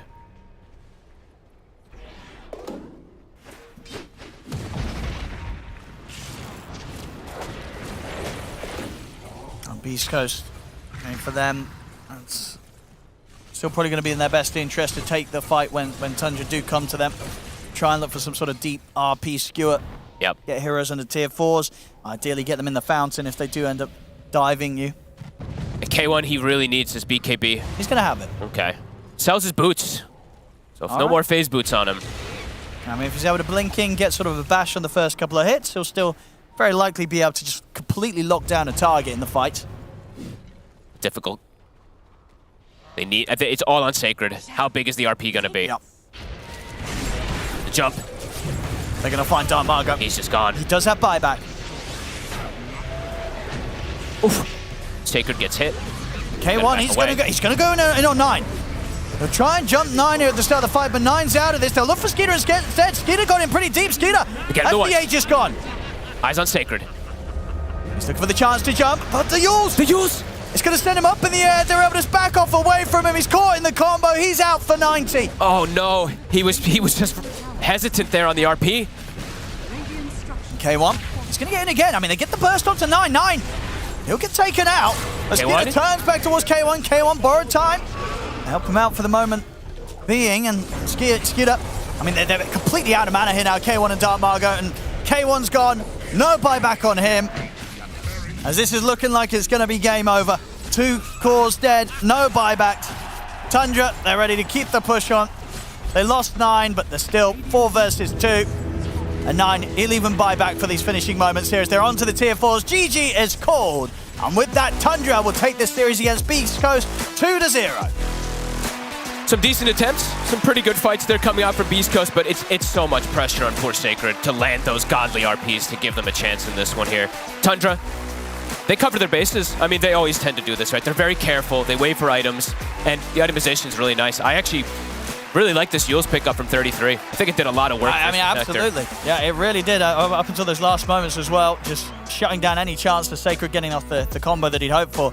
I mean, 33, just every single game recently, when he's on his Beastmaster, it's just on another level, right? 13, 4, and 17. I mean, what do you do against this guy? Probably ban it. Got to get rid of this beast or have some more answers for it because, yeah, he just run rampant in the game entirely. And he always seems to be that third core. Even though 9, he ends 2 and 5. Yeah, he's 13-4, Skitter 7 and 2. Yeah, they know how to itemize, they know how to scale. A good attempt there from Beastcoast. It was. Going for some different heroes. Yeah, especially after game 1. Good to see Beastcoast have a bit of a chance of punching back at Tundra. But at the end of it all, once again, Tundra end up being too strong here today as this series, it's all theirs. 2-0 for Tundra Esports. 2-0 indeed, and with that, Tundra is sitting at a 4-3 score, which means nobody can catch them. They are upper side of the group stages, probably not upper bracket, probably lower bracket, but they make it to the playoffs nonetheless. And for Beastcoast, of course, and for Evil Geniuses, and for OG, looks like that was the end of the road in DreamLeague, at least today, as we'll see, of course, which position they'll end up in. But let's break down how exactly they got there, because this game was indeed a lot more even than game number 1. How could it not be, to be honest? And Beastcoast did have some good moments where they were able to almost make a comeback happen. They had a couple of great RPs with some follow-up as well, but just not enough follow-up, felt like, period. They took some buildings. They did take some buildings. They took some buildings, which they did not manage in the first game. I don't think they even saw the enemy buildings in the first game, but they did take some buildings, and there were definitely some points where it looked like this was going to be a hard game for Tundra. And like you said, some good RPs. I mean, the Abaddon got nice and big. He's always, walloping buildings, makes taking them very easy, but Tundra just too strong. I think either was fogged around and saying this Beastmaster. I don't know why people give them Beastmaster. I said I'm kind of surprised they gave it to them. It always seems like a strong hero for Tundra. Plays into all their strengths. I'd like to know what the win rate of Beastmaster is when they get it, but that might be a tricky one to get. But yeah, I thought it was a pretty good win for Tundra, even if it had a bit of a rocky road compared to the first. I thought there was like a moment where I was like, oh man, I thought Beastcoast was behind, and I was like, oh, there's nothing they can do. And then they grouped up with like a really high net worth on K1, and they had heal power. They took that tier 2 and they started running towards the mid-racks, and it was like, oh shit. Yeah, they're doing like, it. And they really did it. Actually, like very, very well done by Tundra to cut the creep wave that saved them from getting racks mid really early. That was a really important moment because that allowed them to crawl back into the game and kind of like start pushing better than their opponent. But that was a scary moment. I actually thought Beastcoast could have potentially won that one. And then there was the other play where Tundra, they held their glyph and they traded 1-for-1, racks for racks, and then they glyphed top and then took the fight top. That was really nice. Cool. It's like they abused, like there's this window in Dota where, okay, if you're trying to deal with an enemy lineup that's like high grounding you and they're not bad players, they will be set up in a specific way where like, the Winter Wyvern or the casters, the ones that don't want to get caught, are in the back, they're in the trees, the frontliners in the front, the Blink Initiator that's kind of close in the middle. When a team is running towards another set of racks, they break that formation and then they have to set up again. So Tundra did this thing where they trade 1-for-1 and then they know that they have the fortification to set up for the defense of the top racks, and while Beastcoast were moving towards the racks and breaking their formation, that's when they TP in and go for a fight there. And I think that's so cool because Jesus, the heck was that? I think that's so cool because in Dota, if you try to make plays on people that are already set up for things, like especially in this patch when it's been this long, yeah. I'm listening. You know what I'm saying? Ignore Sheebs. It's impossible. It was genuinely one of those moments where like a weaker team, if they made like 1 or 2 mistakes there, they get double raxed and the game gets completely different instead of just like a trade rack. Wait, why is there a duck here? That's where the duck. Oh, I see. That's where the duck is. I'm gonna touch this duck. I like. Did it teleport in? Was it just heavy. there? Is it heavy? It's a solid wooden duck. It's a mallard. It's your basic male mallard. Very sweet. Yeah. Is it? Yeah. Is it does the male duck look better than the female duck? Oh yeah, it is male. That's standard for birds. The female duck tends to be more plain. More camouflaged brown, like so she can hide with her eggs. Yep. Is that the case for all birds or just ducks? No, all birds mostly. If anyone knows it, I think storks in general are the same color, male and female. I could be wrong. I'm not an ornithologist. No, you are correct in that one. Don't But break its head. in most birds where they're different colors, the male indeed will be more flashy, while the female will be able to hide better. I think what I think it may be. Give me your shirt. I'm gonna iron for it. birds that lay their eggs down low. Yeah. Because pigeons, for example, Yeah. they lay their eggs quite up high. They do. So wood And pigeons storks and do too. rockers and storks as well. So I think in that regard, they don't need to camouflage themselves as much. Yeah. I apologize to any ornithologists watching talking this about? who are shaking their heads Speaking and of saying, no. birds, Yeah, sorry, go on. Birds. There's a bird. You want to talk about birds, Yeah, mate? right? there's a bird, Philip, that would sit on my windowsill in the mornings. A what? Tweet direct. A bird that I named, called him Philip. I called him Philip. Oh, and Philip. I thought that there was something mentally wrong with him. He should be in a bird asylum, but they don't have Okay. those on account of having No. very low IQ. Hmm. But Philip would tweet into my window every morning, and I would have to knock on the window to get him to frig off. What type of bird was it? It was a robin, and it was a robin that was. I thought it was a female for a long time because it was really fat, but Philip just eats a lot. And he sits on the windowsill and tweets in towards the window. And it's like, God damn it, Philip, there's no birds in here, you asshole. No, so he can see his reflection. Robins are very territorial. And it wakes me up. Yeah. Maybe So he sees you, he's it's like- competing with what he sees as another And I'm male not robin. joking. I'm dead serious. This bird believe has harassed me for... I mean, it went away, and I hope it doesn't come back. I would died in the southern migration they do. I would died, but...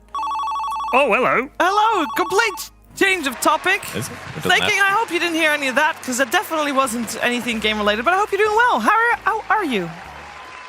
I'm obviously very happy. We are top 4, and especially with a stand-in situation, I guess Shopify Rebellion is in a similar shoes. There's nothing more you can really ask for, you know? Yeah, it's a fantastic result, of course. You get to play the playoffs coming weekend on a fresh patch. And I want to ask about that because there's a couple of things I want to know.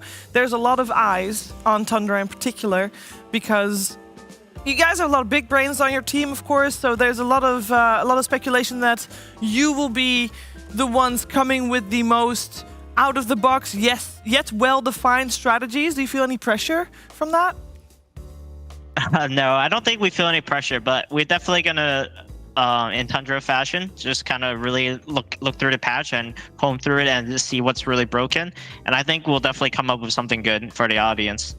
And when you say comb through it, do you do that with, as a team, or is everybody just gonna, read by themselves? Or are you gonna do do you got anything planned in terms of like meetings and strategies and stuff like that, or how do you deal with it as a team?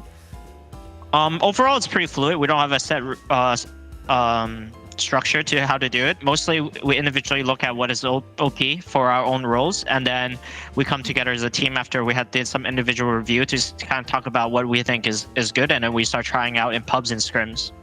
And how often have you needed to do that in one day with officials the next day? Yeah. Because that's quite a new one, I believe. Yeah, it's very short notice. I think this might be the shortest of them all. I've been playing this game for like 15, 20 years. I don't remember it was like even a shorter time period than just one day. It's definitely not a lot of time to get accustomed and adjusted. From what I heard, I think the map is going to be bigger. There's going to be more camps as well. I don't know if that's going to be true, but I think some of these changes are going to have really big, drastic effects on how the game will be played. Did you see the quiz, the riddles that Valve put out this morning or yesterday night? Yeah, I saw some of the riddles. I think some of them are pretty obvious. Some of them are a little ambiguous. But which one are you looking for? I am looking for your opinion on one riddle in particular that I feel has the implication on another riddle. The riddle is XY hero, and some hero always has 0 intelligence always, and I personally combine that with mana cost reduction effects only apply to mana cost.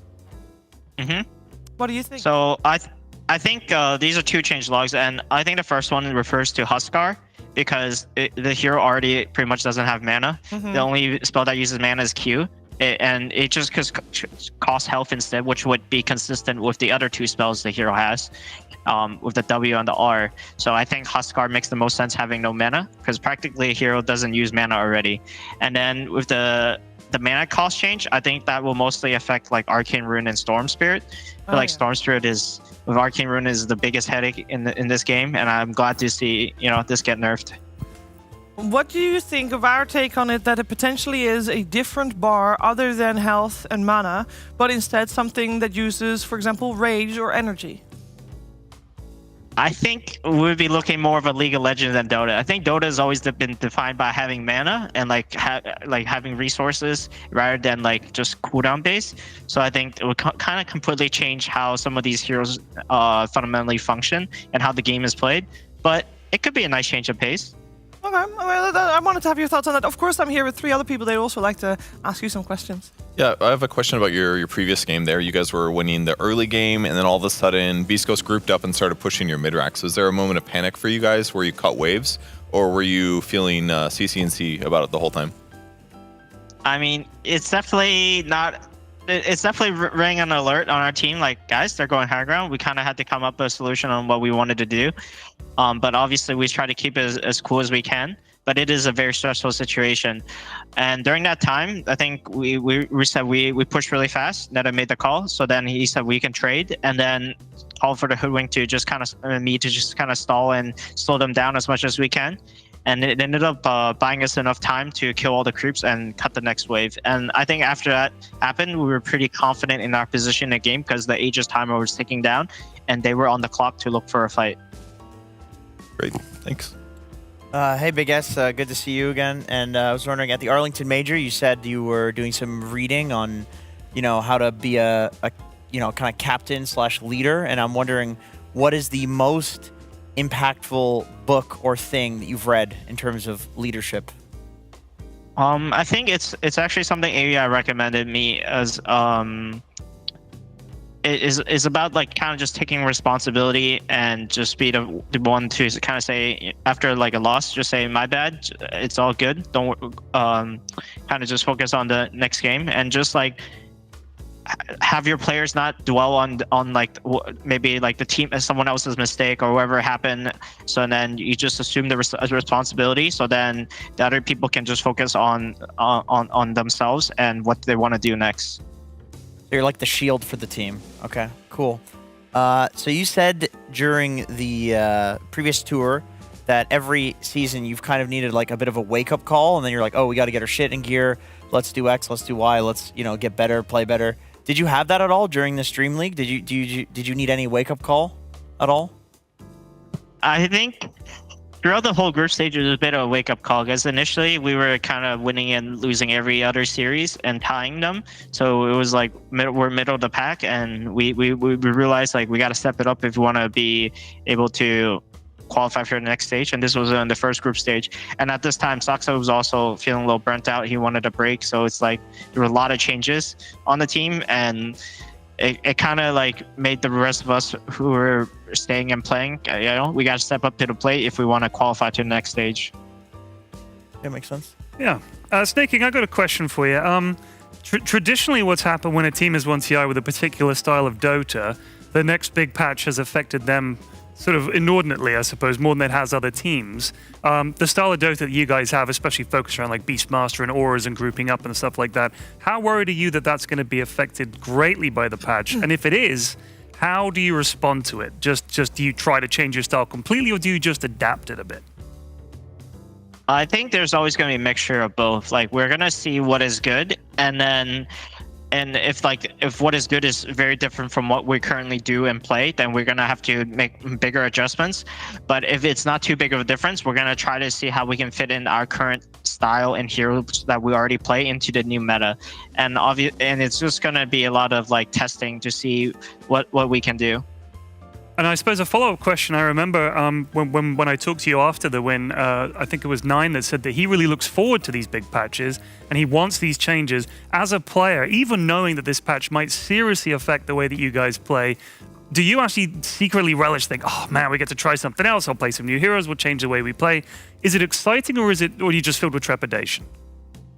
I'm honestly excited. I think everyone on our team is excited. We are a bit bored of this patch, and we kind of wish the patch could come sooner. Like, I can't wait to not have to ban Broodmother and deal with this hero because I think it's been permanently banned this tournament besides one time. This time was, I think it was Beastcoast or EG decided to let it through. But like, other than that, it's just been a nuance, and it's so frustrating to play against. And I guess no one else wanted to deal with it because it's coming to an end of a patch. Like, just say, why deal with it? Just ban it. That's Yeah. true.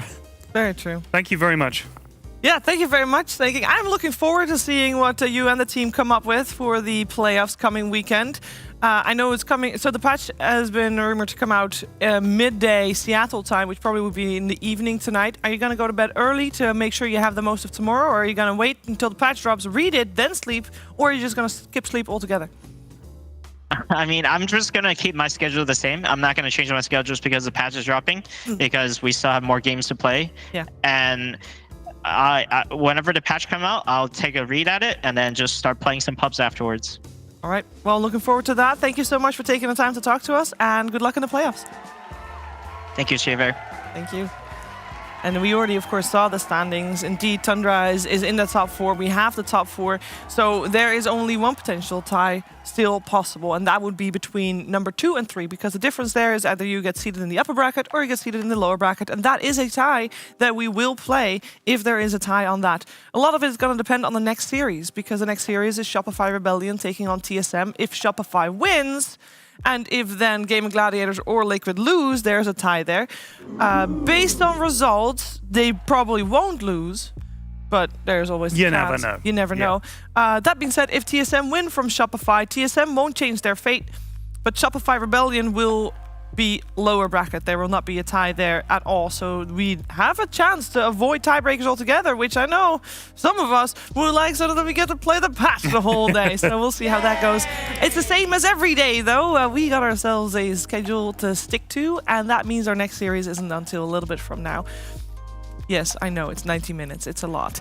But don't worry. This is something that especially Pyrian has been looking forward to the whole time. We have a lot of different segments that we have ready for you to spend time with you with. And there's one segment in particular that was, I say thus far, the most successful one. And we've given it a name. It used to be telephone charades or charades if you're from the UK, apparently. Yeah, it just sounds charades. Charades. It's charades. I love a good charade. Telephone charades. Yeah, charades. Well, the telephone charades is I bet the French don't say charades. Just saying. Le charade. Le charade. The last Actually, man. you're right. Le charade. French word. Sorry, guys, a French word. It is a French word. But it's now called packet loss, because that's Packet kind of loss. what happens. We in say between. pocket loss, actually. You piece of shit. And I got a whole envelope, and you know what this means? That it's a new envelope with fresh cards. It means that I get to play as well, because I wrote the prompts for the previous one, so I couldn't play, and now I get to play. So I'm very excited for this. And you also know that it wasn't just the 4 of us that played it. We need more people, and we have those. People. Ladies and gentlemen, people without microphone. Oh, wait. Love it when I'm they waiting. can't talk. Oh, we have Thomas ready. Thomas can be ready. Yeah. Okay, we got Jens and Bob coming over as well, because of course we need a proper intro. Yes. We need proper intros. Bob. Should we have a duo jingle that will always be played when the 2 of them come on, maybe at the same time, or you want separate ones? Or rather, actually, I see now it's separate ones because Fog just ran away. So which type of jingle would you like for Owen? Yeah. What do you think is there a the best song that music? sums up the baby giraffe? Or the big top music, yeah. Yeah, a little bit of circus. Ladies and gentlemen, Oni Pixel!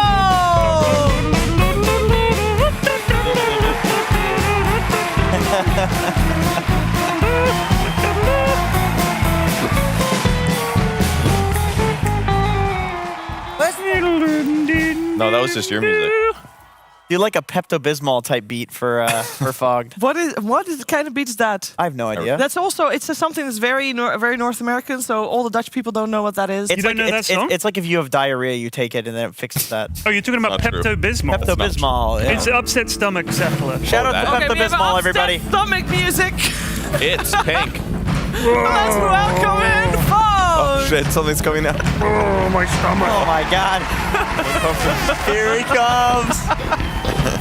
Whoa. I don't think he's happy. I don't think he's happy with you. This is because of Jenkins. Here's your mic. Owen obviously doesn't want it. Does it work? Ladies and gentlemen, Someone can we test get a it. mic check from Far? You want to sit on my knee, little boy? Test. It works. Thank you very much. All right. So for people that are unaware of how to play Packet Loss, I'm just going to quickly explain it. We are not going to sit on any of these chairs or invisible chair. Well, we might actually be sitting on an invisible chair. We don't know yet. Yeah, we don't know. So everybody has heard the game of telephone where you whisper something to the person next to you, and then at the end of the line, the word will have changed, and it will be different, but the person at the end has to guess what the word is. It's a variety of that, so people will be doing charades, and they will be doing charades from whatever was in this envelope. This envelope said Packet Loss. Whatever is in this envelope, they'll do it. And then the first person does it for the second person, the second person does it for the third person, etc., etc. And at the end, the last person has to guess what is being charaded? Charaded. Charaded? Charaded? Is that a verb? Yeah, charade. Wait, Chief, did you write these again, or are you going to I'm going to be participating? playing. I'm going to be playing this time. Okay. Okay, so I think it's time to get up.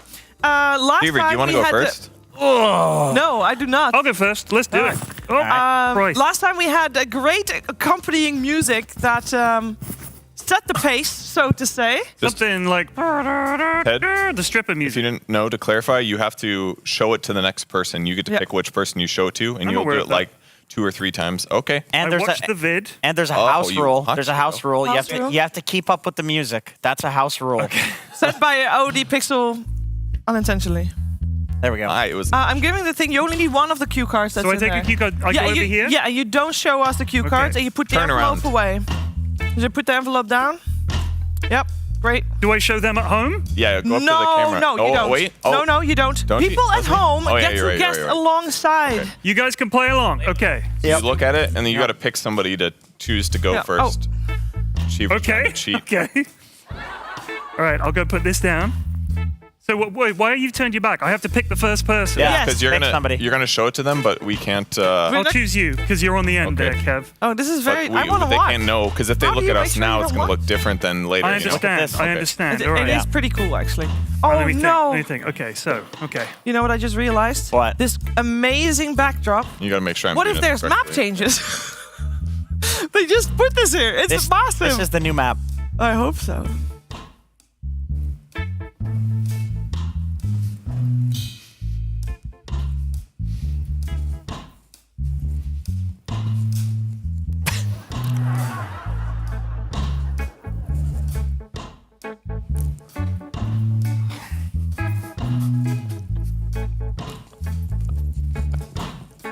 They did calf races?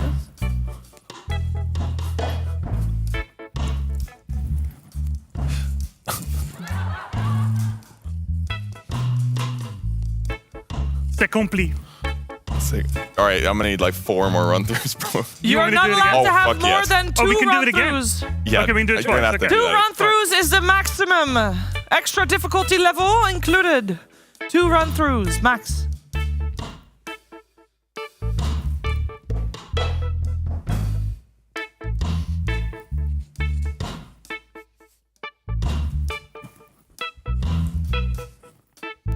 I'm doing exercise.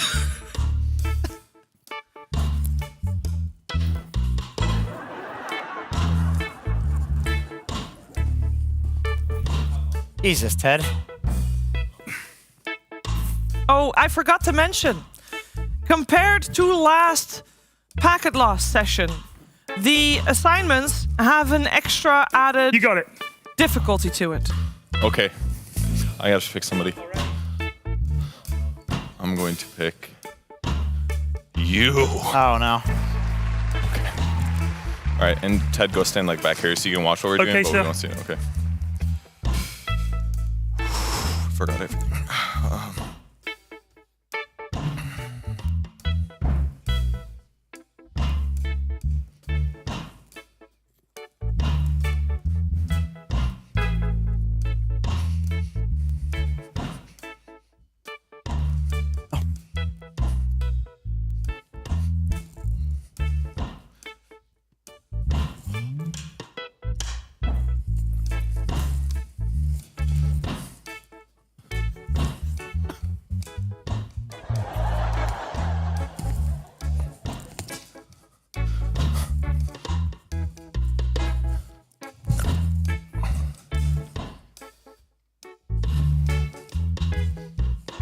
Okay, I think I got Do it. another one. You want to do a speed run? Speed run. Can we get the music faster?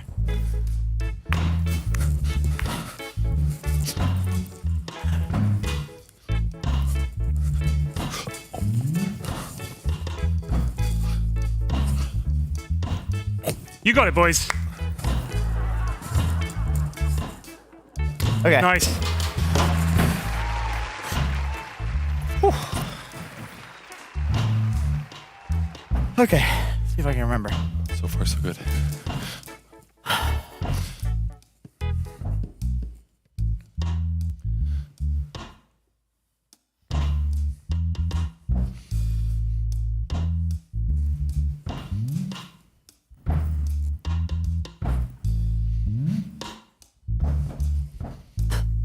Sorry.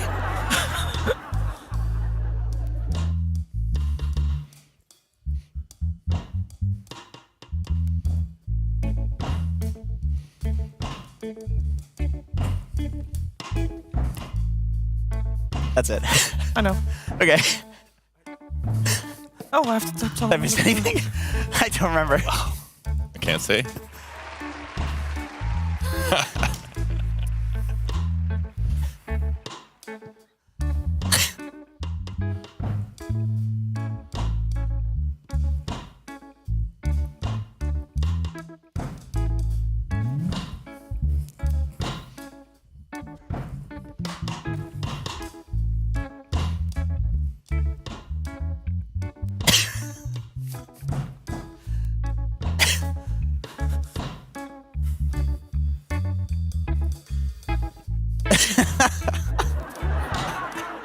Yep. Good. No, that's it. It's done. You're done. He wants more. You're done. He wants more. Do you want to do it again?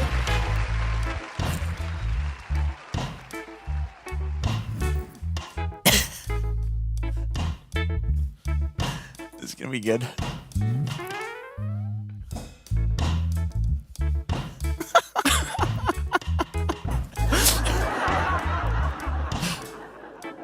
I'm happy with the music, but I'm unhappy.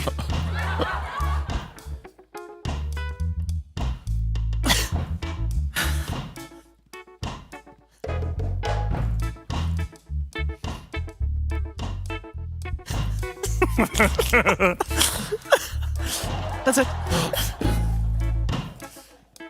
Frog, you're up. Good luck, buddy.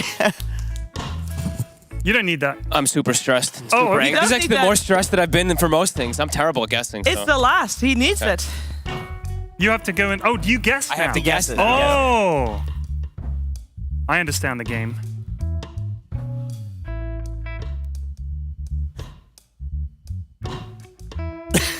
Adding things. He's adding.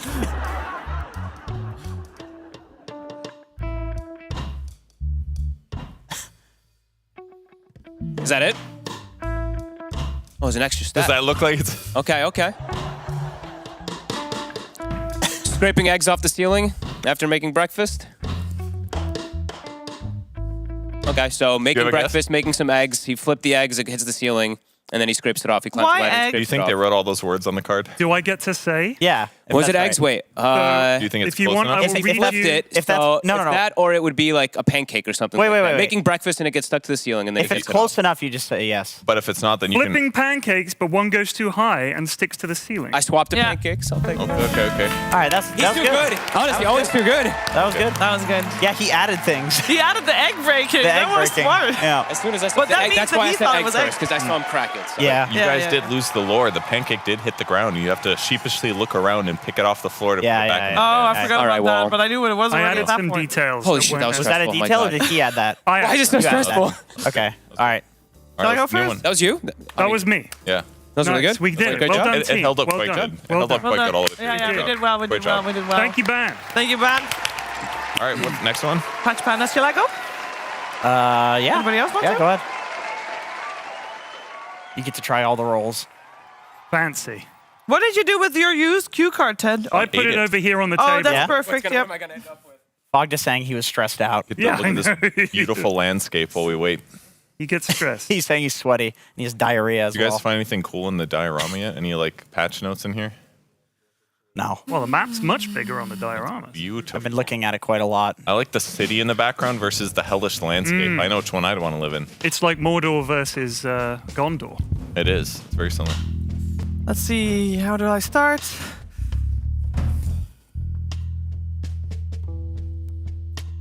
Face me, please. Oh, that doesn't have to, it's fine.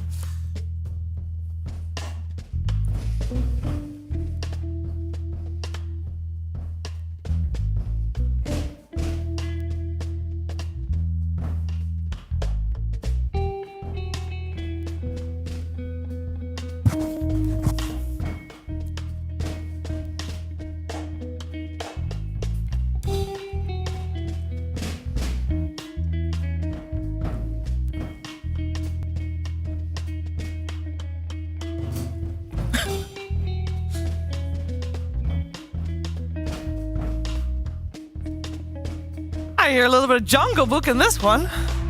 Woo. I reached the top and I can't stop, and that's what's bothering me. Oh.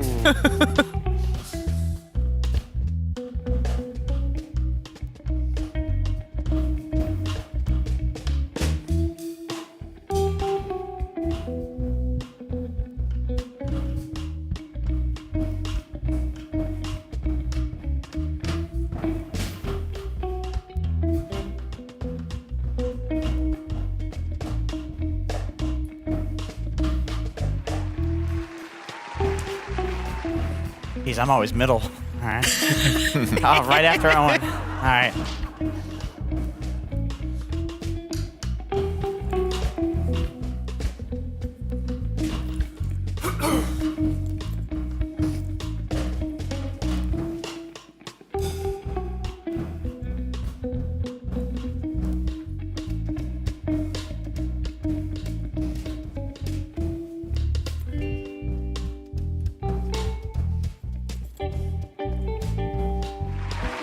All right.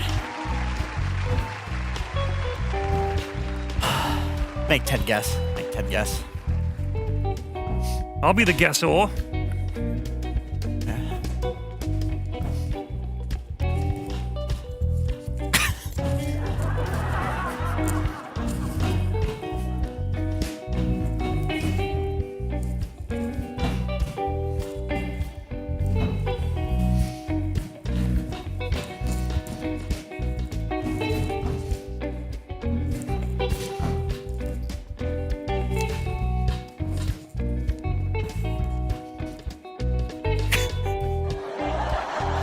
You good? Can we do one more quick? Oh, come on. Come on. All right, I gotta wait for them to...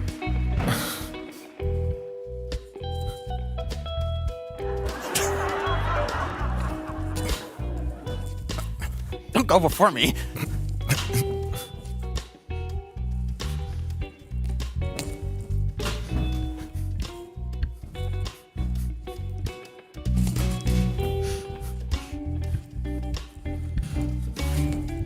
That's it. Okay. All right.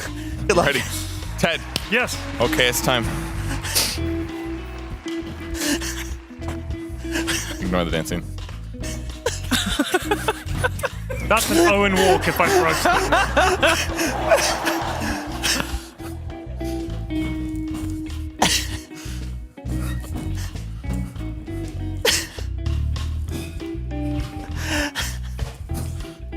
That's it. No, to the walk. Oh, sorry, my bad. I forgot a very important part. God damn. Oh, should it be obvious? I don't fucking know, dude. We I'm almost as close as you are. So much, dude. I went have after 2 data Owen. points. All right, the best I could think is someone for some reason walking up to a bush, cutting their way into the bush to retrieve something, and then hacking their way back out and returning home. Don't look at me. I don't fucking know. Okay, I don't know the answer. I know it's not. Card was it? Shall I Are do we it looting? again? I think Yeah. we're looting in an MMO and I collected an item or something. All right, Whose card was it? Is this the original? My card. All right, here's the original. To the walk. I'm waiting for the beat to start. Wait a sec. This is wildly different from what I was presenting.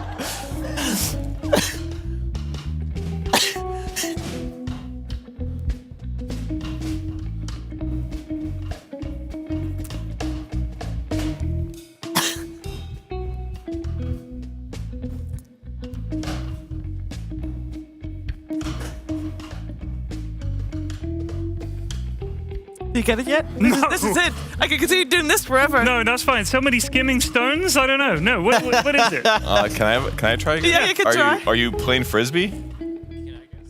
Fog can guess. Get your mic. Get your mic? Is it that bad? Oh no. Wasn't it playing tennis and you lose your racket? Yeah, playing table tennis in this Table case. tennis, okay. Why are you so gentle in Because your when I swing? play table tennis, I'm casual and I have to pretend there's a small bat. She's not good at table Grip tennis. is all wrong. You're going to be smacking and spinning like this. What is this? Delicate. There. I just play table tennis for casual. This not for looked sport. like you were just lopping heads off roses as you're walking through the garden. I was like, what the heck? This is how I play table My tennis. second guess was Very fly fishing, maybe. That was my other Yes, guess. fly fishing. Can I admit something to you guys? I added the walk. Yeah, No way. I added the walk. Yeah. Well, honestly, it didn't detract. I didn't understand it anyway. I didn't get it. The That's original. true. Yeah. That's my bad. We got two more. Okay. Do you want me to start one? Go ahead. Start one. Go, Kev. The envelope is on next to the dragon. There you go. Did I mess it up? I didn't think No, I thought it was okay. It was the cutting your way in, retrieving something, and then cutting your way back out. I didn't. It's like I apologize. Sorry, because I threw a bat in their face. Are you a bushman? What? Sorry. It was In fun. the jungle? It's the Jungle Book music that made you think of jungle. It is.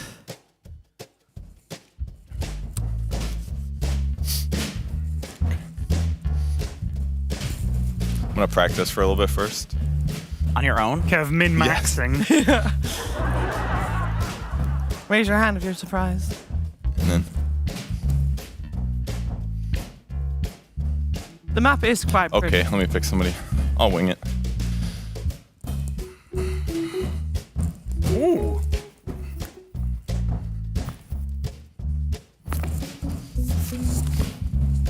Double checks, yep.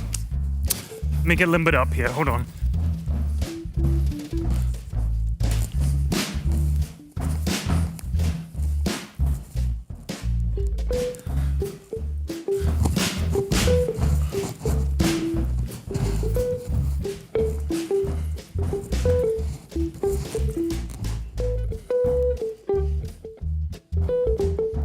Oh, I got this.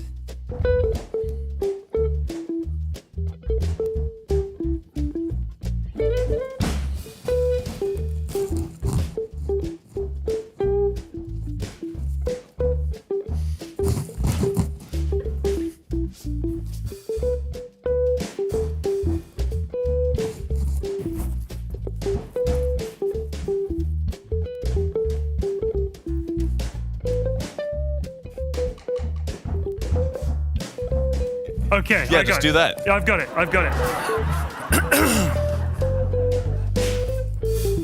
Oh. I'll just go easiest. Come here. You went for the first guy. First guy.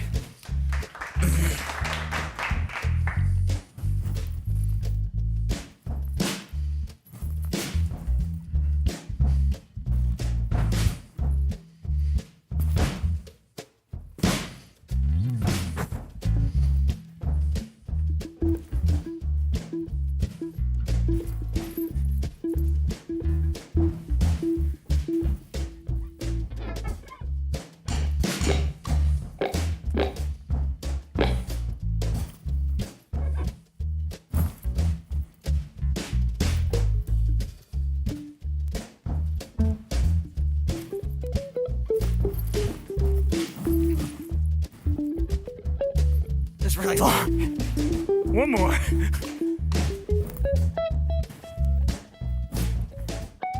And that's it. Okay. All right, I got it.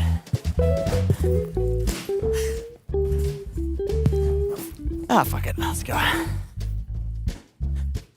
Oh no. Guess who's up? Guess. Oh All right. no. Waiting for them.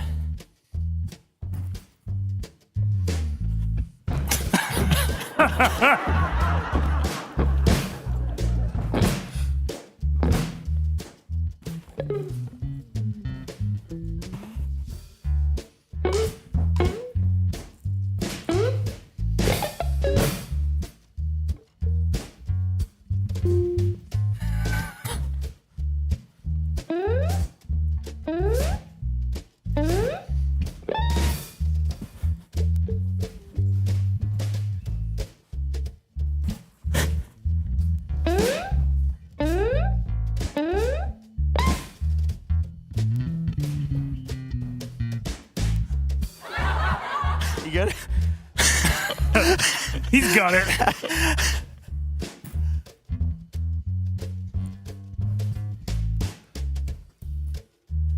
I can music.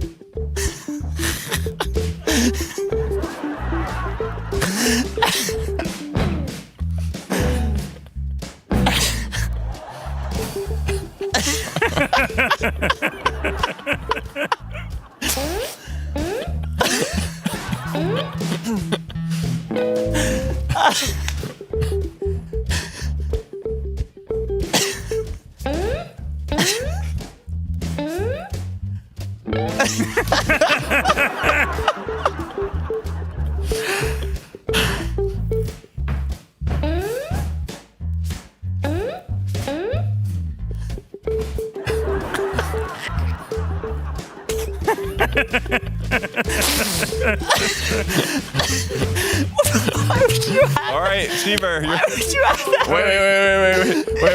Wait, stop. Are you doing one more?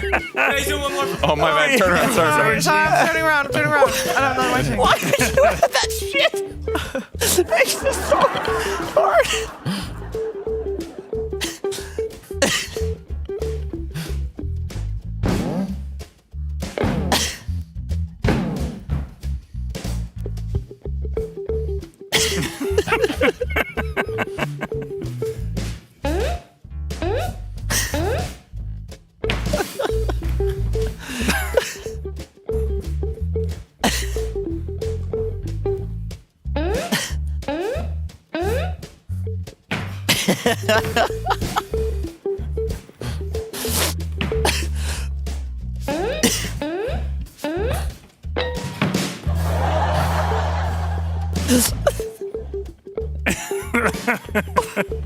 Why did you? All right. They've got it. Seems so long. Got it more elaborate. No pressure. I might now know it's not the take. If there's walking, there's a dance. I'm gonna pass out.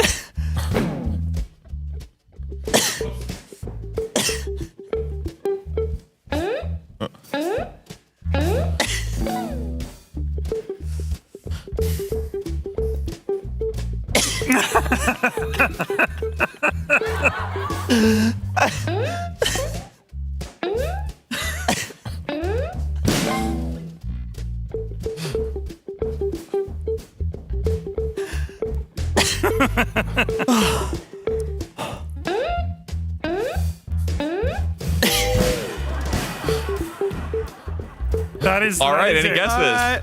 I think you were chopping wood, and then you were trying to with the stone to make the fire go on, and then it only happened on the third time. That's pretty close. Can we do the original? You want to do the original? Okay. All right. I'll show you the original.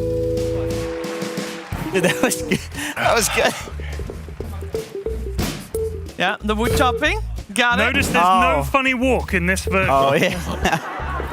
Found the tree. I forgot he was cutting the tree. Chopping a tree. Chopping the tree. Grabbing a couple logs. Making a campfire. Making a campfire. Yeah. I think that was my fault. Campfire. Not the full arm, just the hand. Yeah, but it's still tinder. Tinder and flint. What is it? And then the fire went out. Yeah, it keeps So going yes, out. the fire goes out continuously. Yes, you do it 3 times because the fire keeps going out. You make fire. That's exactly right, Cheever. The fire keeps going out. That's right. That's it. You got it right. Very good.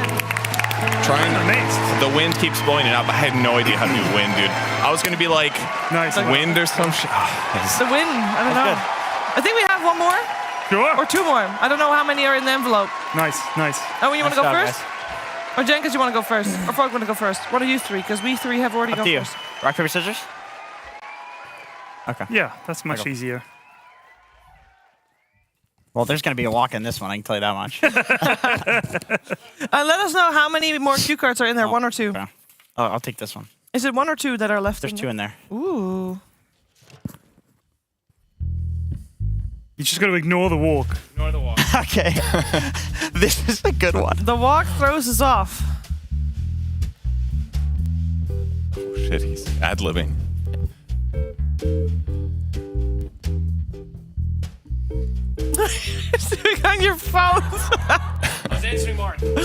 Oh, Yeah, that's same. important.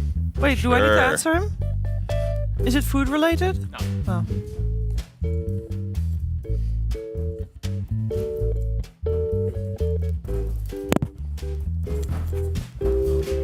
That's a lot of walking, what I'm hearing.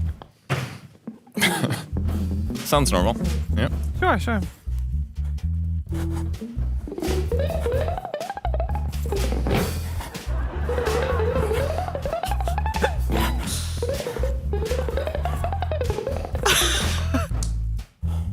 Your heavy breathing? Is that part of the sketch?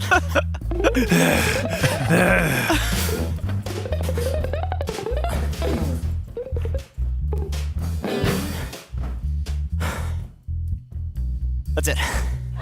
You got it? You did? You do? Okay. I'm so surprised. Good workout. Can production mute my mic? I want to be heaving for this. All right, Owen, give me what you got, baby. Oh, I've got a copy. That's right.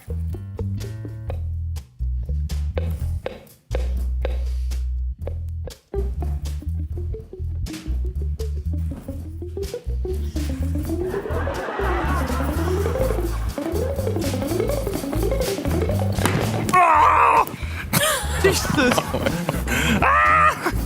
What are we gonna have to do? Is this part of Oh the my skit? God. Is this a part of it? Oh man, I'm not ready for this. Breathing directly behind me, Shiva. What do I do? I don't know. Do I turn around? Am I muted? Oh, No, not anymore. Okay. Okay. Okay, I'm too knackered. Kev, come over here. He's gonna have a heart attack. The fucking what? Oh, This do you way see to- what's happening? Fogged. All right, let me see if I can You and remember. me. There's a lot of running around. Do the walk better, Kevin. I can't. I'm gonna stand here. Come here. That's important.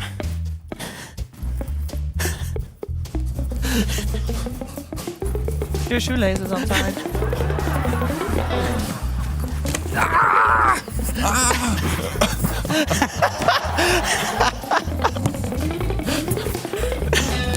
The sound effects make it all better.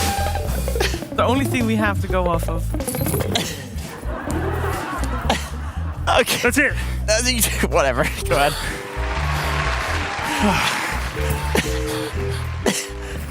It has to be. Okay. This for not going to the gym yesterday, Shiver. Are we going to the gym today based on this? This is your punishment. I'm gonna lie down over here. Yeah, go ahead. You guys carry on.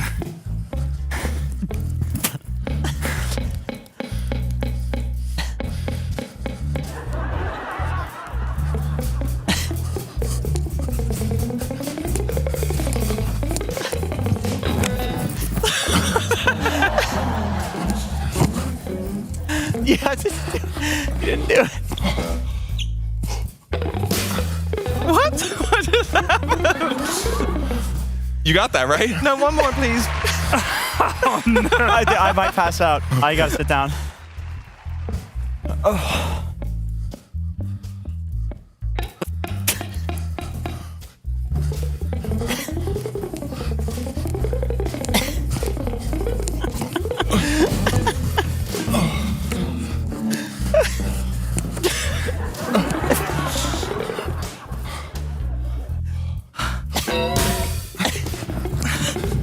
The band knows. I know they know. Where's the kick? All right, good luck. Thank you. All right, Fogged. Can I get a couple of minutes? You asked for the second go. I love going first. Your fault. I love going first. I get all my colleagues to do the stupidest shit. Please I've stand ever up seen. so that take my time. Okay. Do the walk.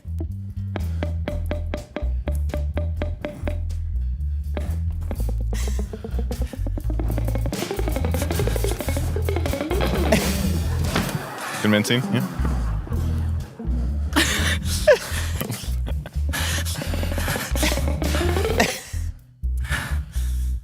That's the real life breather. That's it. I started. Yeah, I can tell. Either someone running late for something or someone like running track and field and timing themselves. I don't know. We don't know. I have a guess, but I'm not. Kind of close. Or Kind of close. Maybe you want the original to do it again? Track and field was close. Can I guess that's what I thought, first? because it was like a Do you want to show distance, original? and you like were checking your thing, so like you're timing your time. You're trying to beat your best time. You want me to do the original? So I Yeah. thought you were walking home, you were late, and then there was someone chasing you. You ran home, slammed the door, but then they were in the house already. Look, Let me see the original. Don't give me. I don't want to. I Let me do thought the you were original. catching a train. Look where I'm looking. Look where I'm looking. One second. I gotta wait for the band.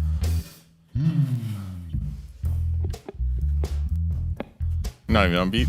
Oh my. Shut up.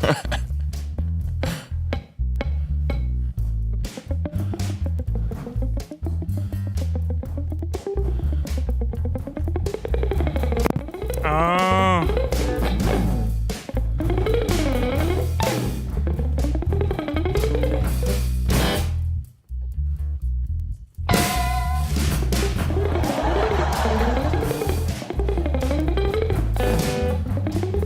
Question.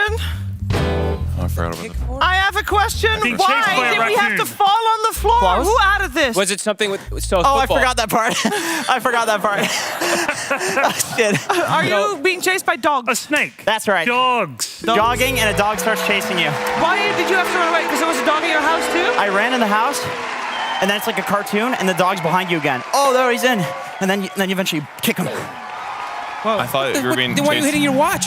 Because, time to start jogging. It's my Fitbit. It says But I need to get 10,000 more why steps. did you get dragged along the ground? Because it got me. Oh, I see. Oh, I did get that right. It I got thought I me. thought I saw some dragging, but I thought there was some dragging. That was That hard was to definitely do. dragging. At first, I thought you were late for the bus, and then the bus got on the jerk. Then the bus dragged you back or something. I don't know. I thought it was. I a thought nice someone was stalker. chasing you, and then I was like, wait, she's tapping her watch for a reason, so it has to be something with time. I thought you It's were late. Fitbit. Getting his No, Fitbit. time to. It's been 2 minutes of rest. Time to jog.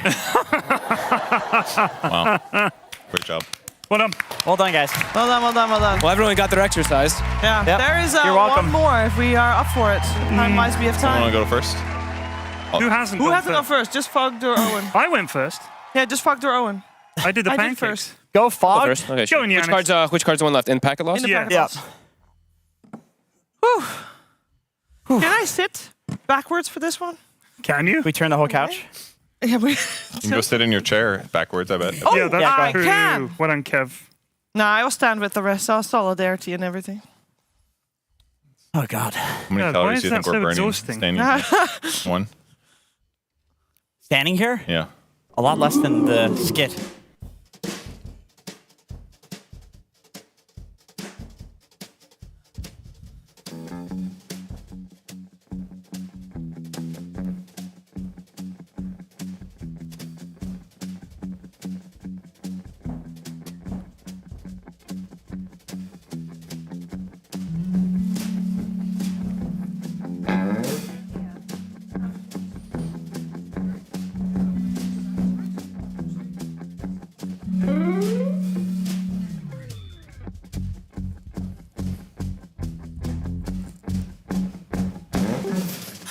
Oh no.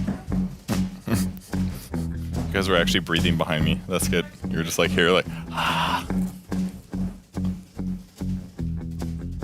Really? Are you sure? Oh, it's Owen. I see.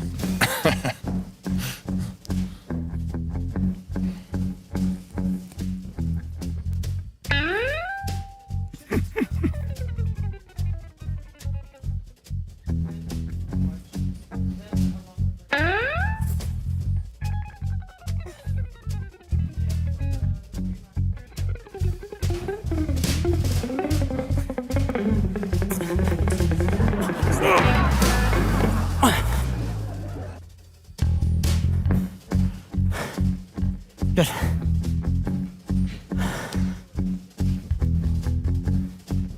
I think I know the best way to fuck this up, actually. Get me in? Yeah, baby. Because there's another physical one. Oh, God. Okay. Ready? No.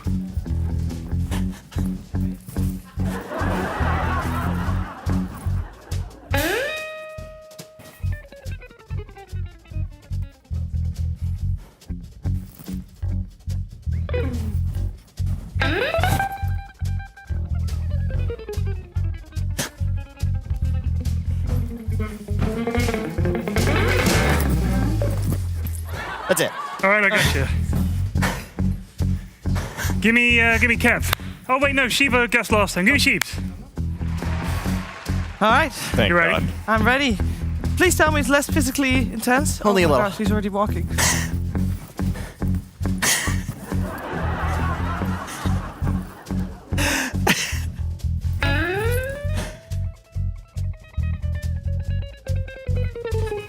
Why are we doing?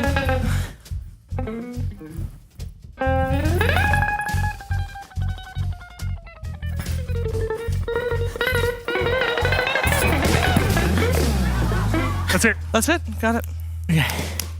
Okay. You ready? Yep. Yeah. It's only Kev left, right? Yep. Yeah. Kev guessed. Show me.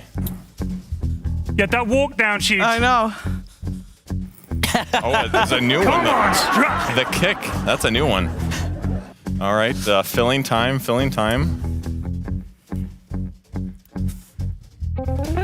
It could be any sport, knowing Cheever. I'm thinking that baseball, definitely.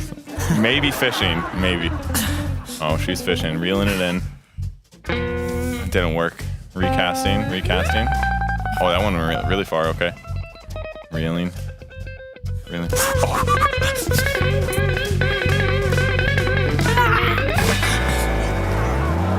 Wow.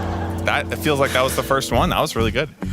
I mean, certainly she's obviously fishing, and she got a bite on a little fish, and then she got a bite on a big fish like a shark or something, and it pulled the reel out of her hands. That's what I thought it was. Is that it? Yeah, pretty much. Hey! Yeah, we got it. What exact wording? Exact wording? Fishing, but suddenly a big fish bites and pulls you in. Yeah, all right. That was perfect. Very good. Good job. Well done, team. Well done, guys. Thank you, band. Yeah, thank you. That was great. Well done, band, as well. Indeed. Longer That than was the good. entire All right, let me last series. You can sit forward here. Just gotta hold the pillows. Okay. I get my own Like chair. car rides. We have one extra segment planned for you before we go into our next series. It's me having a heart attack. Shopify versus TSM will be very exciting, but one more segment planned. But obviously, we all need to catch our breath a little bit, so we're going to do that. But after a short break, we'll be back, and we're going to reach our quota and something. Stay tuned.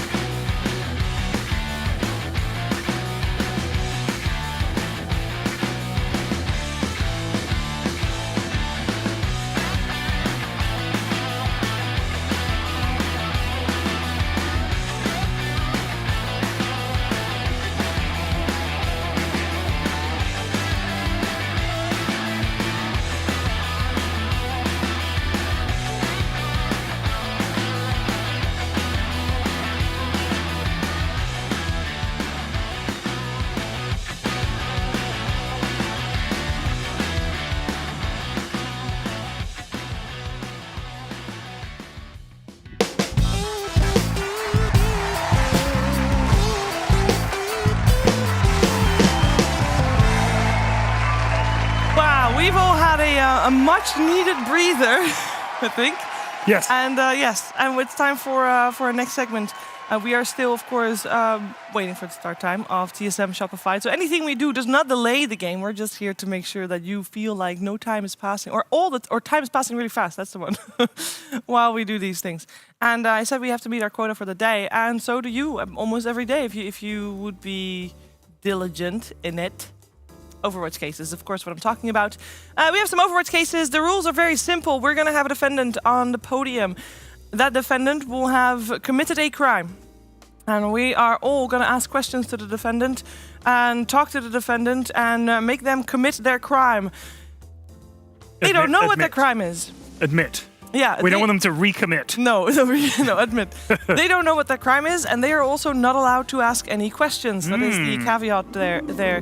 So it's quite the puzzle. And Ted, because you haven't done it before yet, I think you should go first. Okay, I am a very simple man, and I don't understand the game. Can you explain it to me one more time? Is that okay?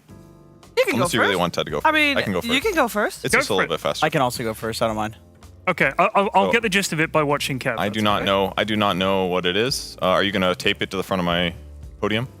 Yes, I am. Wait, we need to turn the PGMs around. There's one right there. Yeah, turn all the PGMs around. Please. I got to turn it around. Oh, thank you. Here. I did not do it. You don't... Okay. Don't start. What if it was a good thing?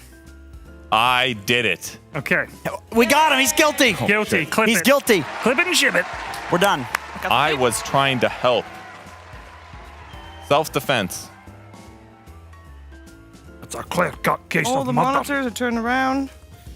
Oh, we all have to turn around? No, we can see it. I'm not allowed to know what I committed, and you guys are going to taunt me.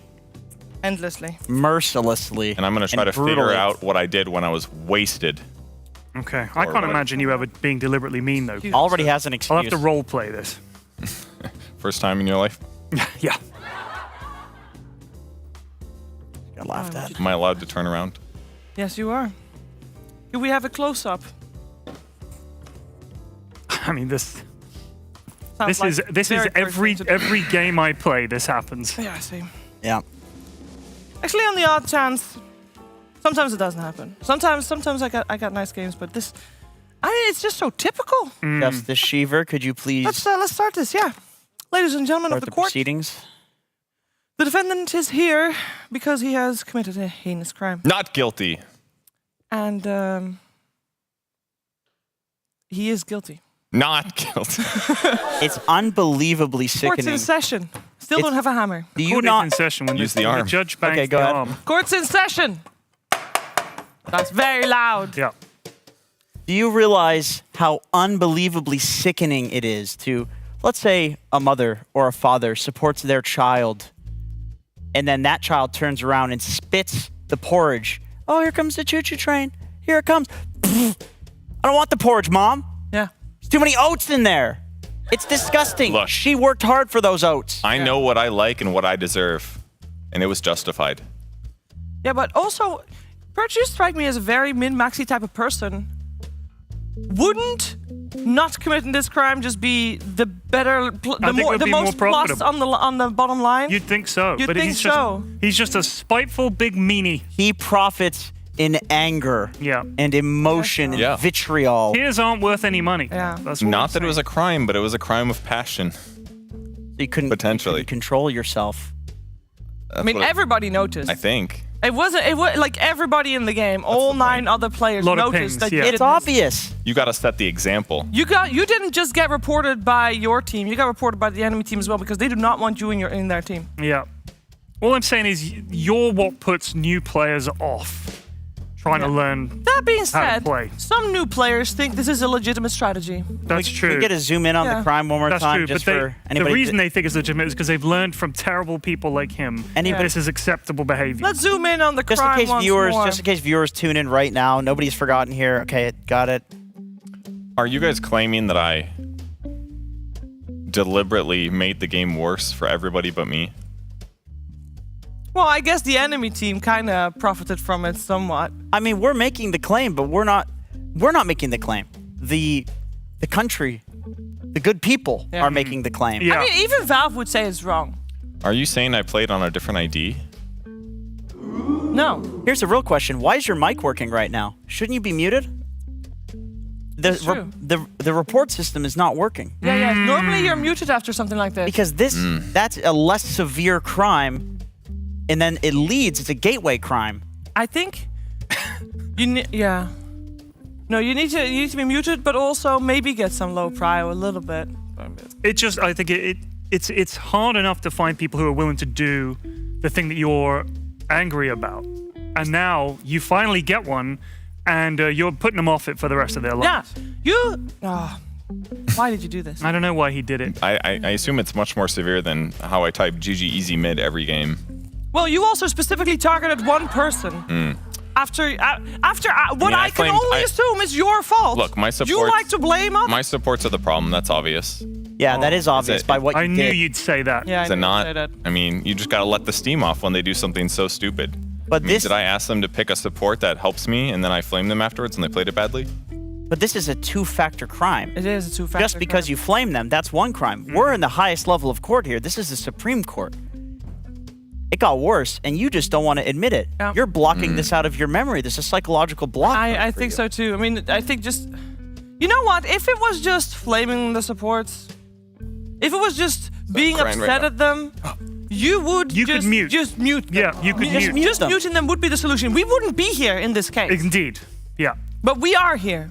Did I all chat flame my toxic teammate rather than just muting them? No, it's not just a vocal crime. Your actions That's speak half- louder I than agree. words. That's half of the crime, and Look, then... someone's a toxic piece of shit. It's slightly ethical to grief them. But efficiency... It was you that was a toxic piece of shit. And don't you care about efficiency? Was I the second person or the first? You were definitely not very... You were the only one. You're the Everybody only else one. in the game was having a good time. Yeah, they were. Yeah. Why are we explaining this to you as somebody who's a guilty party? You already admitted that you did it. Yeah. You flamed the guy. You all chatted. You said, my CM's a piece of garbage. Yeah, And then it what got did you do? worse. It got worse. It got worse. You went for the road of lesser efficiency. That just disappoints me the most, to be honest. And you left them all alone. Yeah. All alone. Abandoned. Did I flame my CM and then go to jungle afterwards? Finally, Yes, you admit did. it. He admits Yes, he it. did. He admits it, ladies and admits it. gentlemen. Oh, Not guilty. Guilty. Not guilty. guilty. Good job. By the way, when we bang this, all mysterious white powder Yeah, falls out of I it. almost made that comment too. I don't know. I think That's it's could and that's mine. Yo, that was a good that's the $100. cocaina. Yeah, you're gonna need to give me that. Okay, there's your cocaina. Don't breathe it in, bro. Can't be good for you. You're snorting Ted, mannequin do you dust. understand the game? Yeah. Well, Yes, I do. How's it going? I shall attempt it. Put this away. Oh, sorry. My bad. Look And once in a while, you away, find your support in a band, sir. so jungle. Look away. Well done. That was a good job. Was That it? was good. Yeah, you did a good job. I was very in the dark until you said leave them. I was like, It's hard. It is. It is It's meant really- to be it's really hard. difficult. Everybody in Twitch chat that sees it and we see it, it's easy for us. It's hard to be the guy up there. part of the problem is like sometimes someone says something and I'm like, oh, that's good. And I start thinking about it and then someone instantly starts talking again and you have like no time to process information. Okay. You've got to think on your feet. Oh, we can am give not always breaks. good at that. We can give breaks. Can we get a zoom in on the alleged crime, please? What do you mean alleged? You're one of the lawyers, dude. You don't say alleged. Yes, you do. You still have to Yes, you're not allowed to say they're guilty. I'm saying they're guilty. Yeah. Okay. Okay, I got it for this one. Okay, This is ladies and gentlemen, court's in session. Pyrian Flax on the stand. Now, Pyrian. I maintain my innocence. This may be the highest court in the land, but only God can judge me. And he said, I'm innocent. It is Gaben who sent you here, the god of gods, because this is a cold case. This is a case that has been cold since patch. Which patch was it? Since a patch that we can't remember, but it was within the last few years, I think. In fact, God used to regularly smite you down. Yeah, they would. Some would say that you had a quarrel with him. A quarrel with God. Which seems interesting that now you think he's going to defend you. He hates your Now fucking he's guts. on your side. I reckon I already know what this is. I reckon this is I played Sniper in the Sniper Troll hee-hee-hoo-hoo patch. No. That's That wrong. would be I was very also scared, though. a And reason once to again, do. we have a guilty party who is unwilling to admit what they've done. Oh, no. Why don't you You say can't a even few remember. words for us about how you feel committing such heinous acts? Yes. How bad was it? Did it affect everyone in the game, or was it just my team? The whole game, you were The whole affecting game? everyone. They were waiting I for would one actually moment. say it was more than just the people in the game. Okay, I have got it. Everybody. I bet it was when Venge dying to neutral creeps crashed the server. You are going so specific. Dude, he's going way too specific. Are you gonna commit not to have all enough- your Sir, crimes? No, these are just things I have been accused of, but of which I am innocent. This guy's But they really are on top of guilty. his head. You're like a career criminal. Would you say that you like to build up to one large climax and then disappoint everyone else? I wouldn't say disappoint, but you're close. Okay. Oh, don't know how to follow that one up. Well, in this case, I do believe he was trying to build up to one climax, and sometimes that's okay. Sometimes that's okay, but you gotta be, How did you even Ready for afford it. all of that mana? Are you a thirsty man? Oh, okay. Was this? I bought Refresher. You really. God, I wish you bought And here's the anything thing. good. And here's the thing. You really, really took your time. You did. With this, laying it all out Okay. in one specific, Way. succulent way. was that time investment really worth it if you're not gonna see it through? You're just gonna. Did I Buzzkill. never finish building an item that I'd started building? Are you acting out because of what happened to your hero? Is that what it is? No. Yes. I mean, no. That's I where deny everything. That's where the Venge stuff came from. That's where this is what started your career criminality, isn't it? When this change finally came in, everybody was asking for it. Everybody was talking about it. But you were the one man. Oh no. The one man that didn't want this change to happen. Yeah. Actually, maybe the second man. Because you had a sick perversion. It gave you joy. Oh, I see. You're a sick freak. I am not a sick freak. What I did was well within the rules, and my friends as well that were doing it too.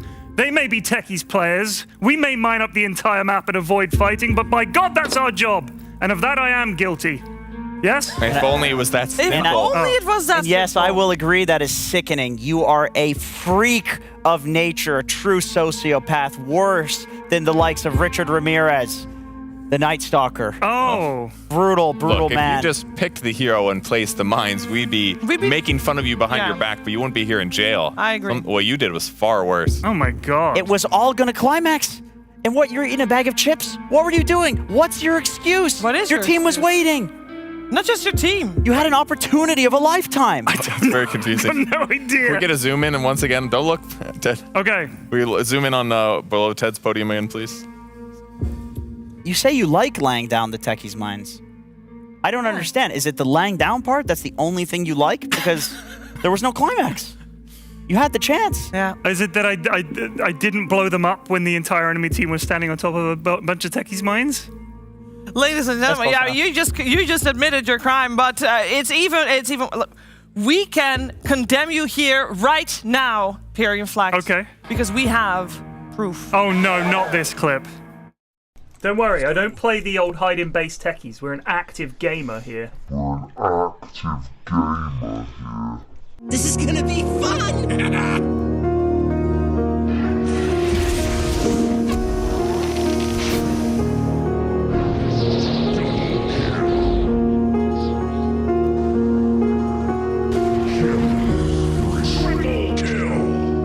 I'm under attack.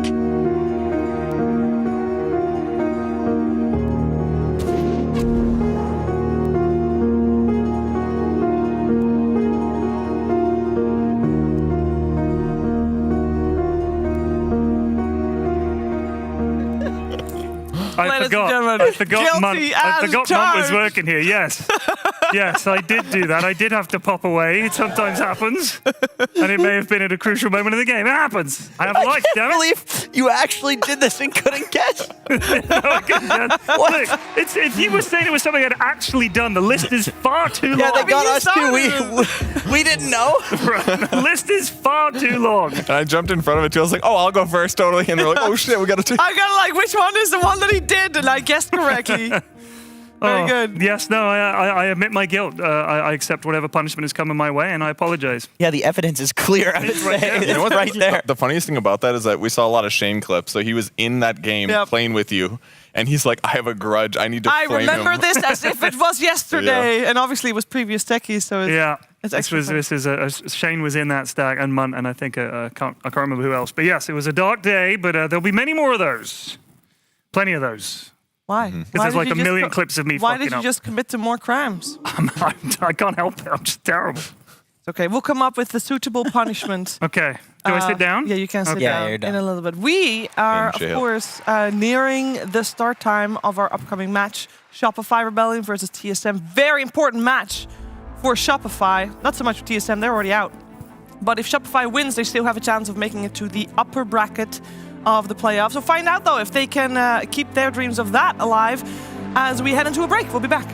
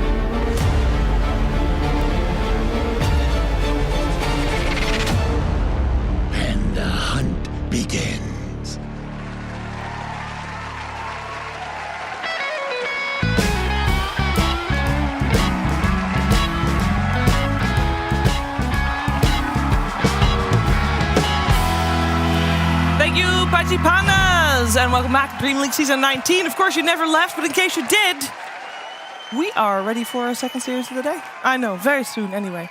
We're going to have a series between Shopify Rebellion and TSM. I know TSM is already out, but still very important series for Shopify, and I believe there's some money on the line for TSM as well. Now, we did have a little bit of a switch up because... did Jenkins just abandon Purge, or what's up? I think he sweat all the way through all of his clothes. He needed to go back to the hotel to change them. That makes a lot of sense. It wasn't his idea to go. It was ours. Yeah. Like, Jenkins, you got to go. You got to wash. And he said, okay. And he went. Okay.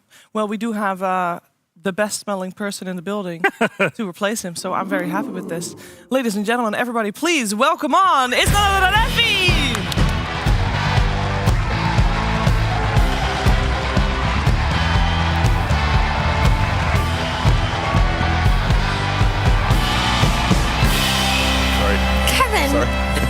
Sorry.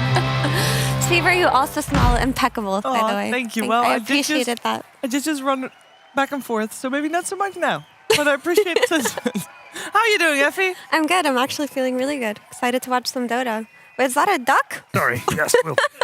No, keep it. It's awesome. We'll pop him down there. No, put it back there. It's awesome. Okay, madam. Okay. You can have something else that the dragon is holding if you wish, but I don't know what it would be. What about the shark? It's too big. Too big. It's a little big, yeah. I would like just a bowl That's a of whale treats. sound. Guess me every time. Wait, where did we get the dragon? Well, same place we got the shot. Jenkins found it in this dark area next to the stage. Yeah. Just digging around like a raccoon, Seriously? and he found it and he Yep. carried it on. Yep. Yeah. It was his gift to the set. Brought many things to the broadcast, and his love of finding random things is one of them. Yeah. One of them indeed. Makes sense. Makes sense indeed. We can start this off by looking at the standings, I think, because it is a very important series. We do know that now that Tundra won from Beastcoast, they are guaranteed in the top 4. So we know who is not going to the playoffs and who is. We have EG, OG, Beastcoast and TSM all eliminated. And yes, I know both EG and OG still have a series today, but it doesn't matter for them anymore. It does matter for Gaming Gladiators and Team Liquid.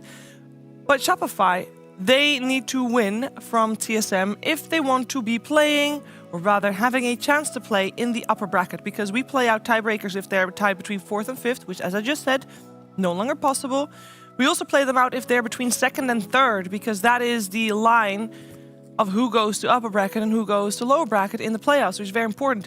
May I remind you all, there is like $1 million prize pool for this DreamLeague. I know you might have just completely missed that fact because DreamLeague's always been just focused around the fun, but now it's also focused around just a lot of money, and there's 300,000 for the winning team, Effie. 300K. That's a lot of money. There's also a qualification. There is a Riyadh qualification. Masters. And everybody gets a little bit of money, but the differences are insane, so you really want to start in that upper bracket. You also just want to say to yourself that you are the best team of the new patch. Yes. Even if it's only a few days, you can claim that title for a short while.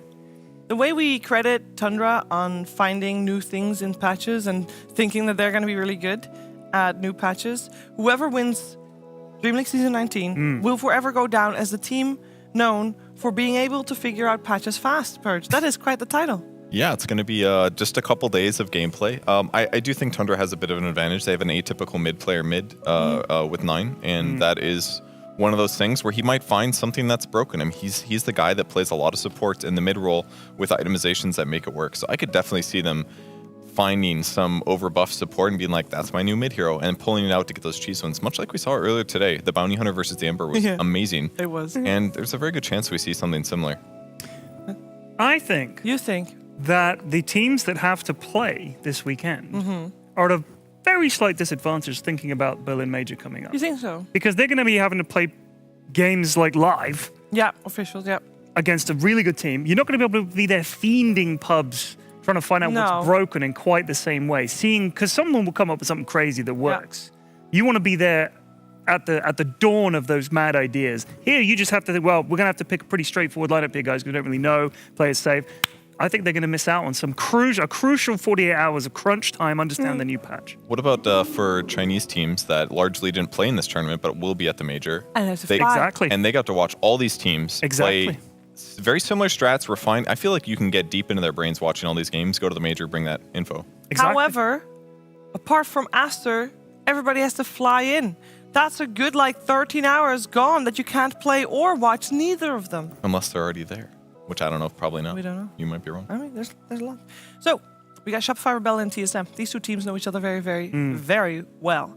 And before we talk about what could possibly be happening in this series, it would be fun to hear from some of the players from Shopify about facing TSM. I think I'm going to have to study the Gaming Gladiators replays versus TSM. It was 10 minutes, so it won't be too long, but maybe they're doing something that we're not because we keep losing to TSM and Quinn is just, destroying them every time. So maybe I'll message up Quinn, see what's up, see what he says. Hopefully he can give us some good tips on how to destroy them. Yes, very confident. I have never been more confident against a team than TSM. It doesn't even matter. I can destroy them with anything. Can destroy them at anything. Well, I do think that Fly remembers the DPC tour maybe a little bit more vividly because, Purge, I don't believe they did very well against TSM historically. They just keep losing, even though when they go to big tournaments, Shopify Rebellion consistently does better. Here's another example this tournament. But this is kind of poetic in some ways that, they always beat them. TSM's definitely eliminated now from the tournament after this day, and now they can take something away from Shopify Rebellion, another little we're still better than you type thing that they can do today. So it's got to be scary because they have nothing to lose at this point. Yeah, I think there's a really good chance that they beat Shopify Rebellion. This could be a big upset that changes the standings of the tournament. I'm not too sure. I mean, I feel like okay, so. In the first regional DPC, Tour 1, I remember that this was when Lena was really busted, right? And Crit said in an interview that they don't value the hero very highly, and they didn't get to see the inter-regional play, the international play, where they saw how truly broken it was. So when it came down time for their TSM series, they let Lena through twice. And when it was in the hands of a very strong team and a very strong carry player such as Tomato, they just got 2-0'd by the most broken hero in the patch. And then in Tour 2, they played them at the very start of the DPC, right after the Lima Major was over. And maybe they just didn't have time to prepare for that series or study them. Because usually, if you want to play the strongest teams in a tour towards the end, it happens towards the end and you get to study them, watch the replays a little bit. So I think what happened in that last tour was they actually picked Lena twice in both games. That was right after the Major, right after Lena got nerfed. So they're like, Lena's probably still good. And they lost both games is what happened. So it's maybe on the back of that, but largely I agree. But yeah, so they played the nerfed hero. They didn't adjust to the new patch yet, but I feel like at this stage today, where they have a good understanding of the patch, the results of the past two series versus TSM aren't really that much of a factor going into today. So I actually think Shopify should take this. Anything to add to that, Pyrian? I mean, we have TSM that's... I would just say we often talk about whether the absence of anything to play for, if you like, or a little bit, but not like, this is elimination, whatever, is mentally liberating for teams. And they can just say, hey, we've got this stupid strat we want to try out. Let's do it in this game. Because it doesn't matter if we lose, we'll give it a go. Yeah. And sometimes you can surprise teams like that. They play a lot more relaxed, a lot more laughing. I mean, we saw that for Beastcoast, they were just laughing and joking. Even though they were losing, I think they could only laugh. So I think sometimes the lack of pressure, teams can just say, let's just go nuts, let's have fun. And it's the end of the patch, they don't need to save anything for the Berlin Major, nothing to save. Yeah. Is it going to be an even series then, according to you? Or is TSM going to take? No. No, I still think Shopify Rebellion are probably a better team. We'll win, but you never know. You never know. We do like it when we don't know. What we do know is that the Panda is here. Oh, Brewmaster is here to tell us that the game is very close by, and that means it is drafting time soon, and that means we're going to a break before that draft. So we will see you in a couple of minutes.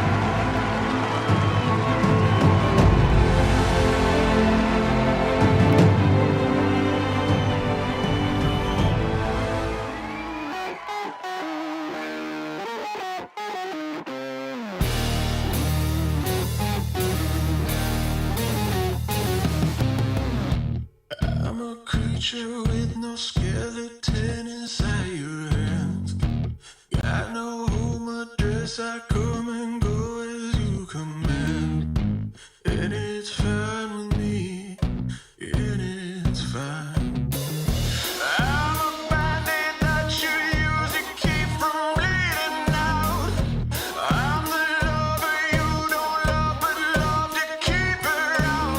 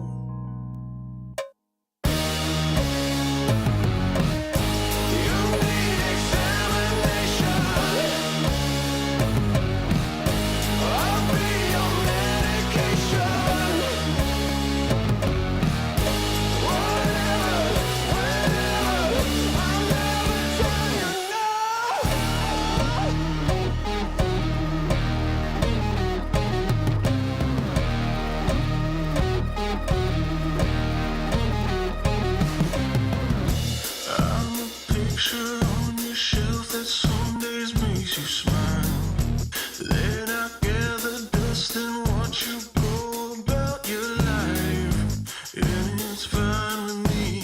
I swear it's fine. I'd be offended if I still had any dignity. Instead of savoring the drink, it's slowly killing me. Say it's fine with me. Tell me that it's fine. Say you're true, but I don't have the will to run from you.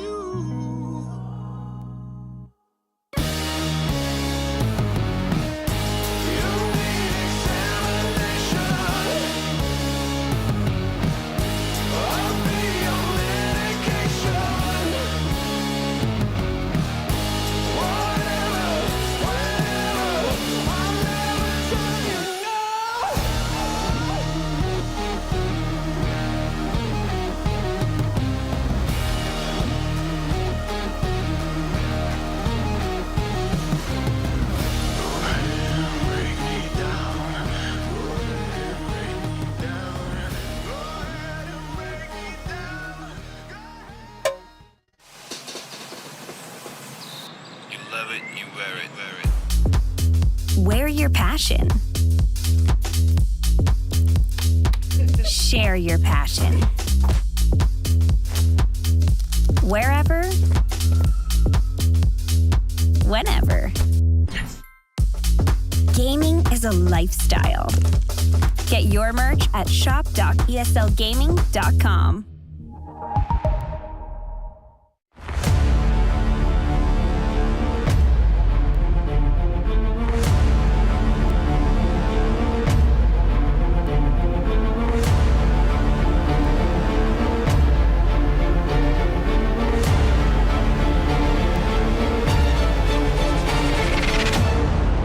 And the hunt begins.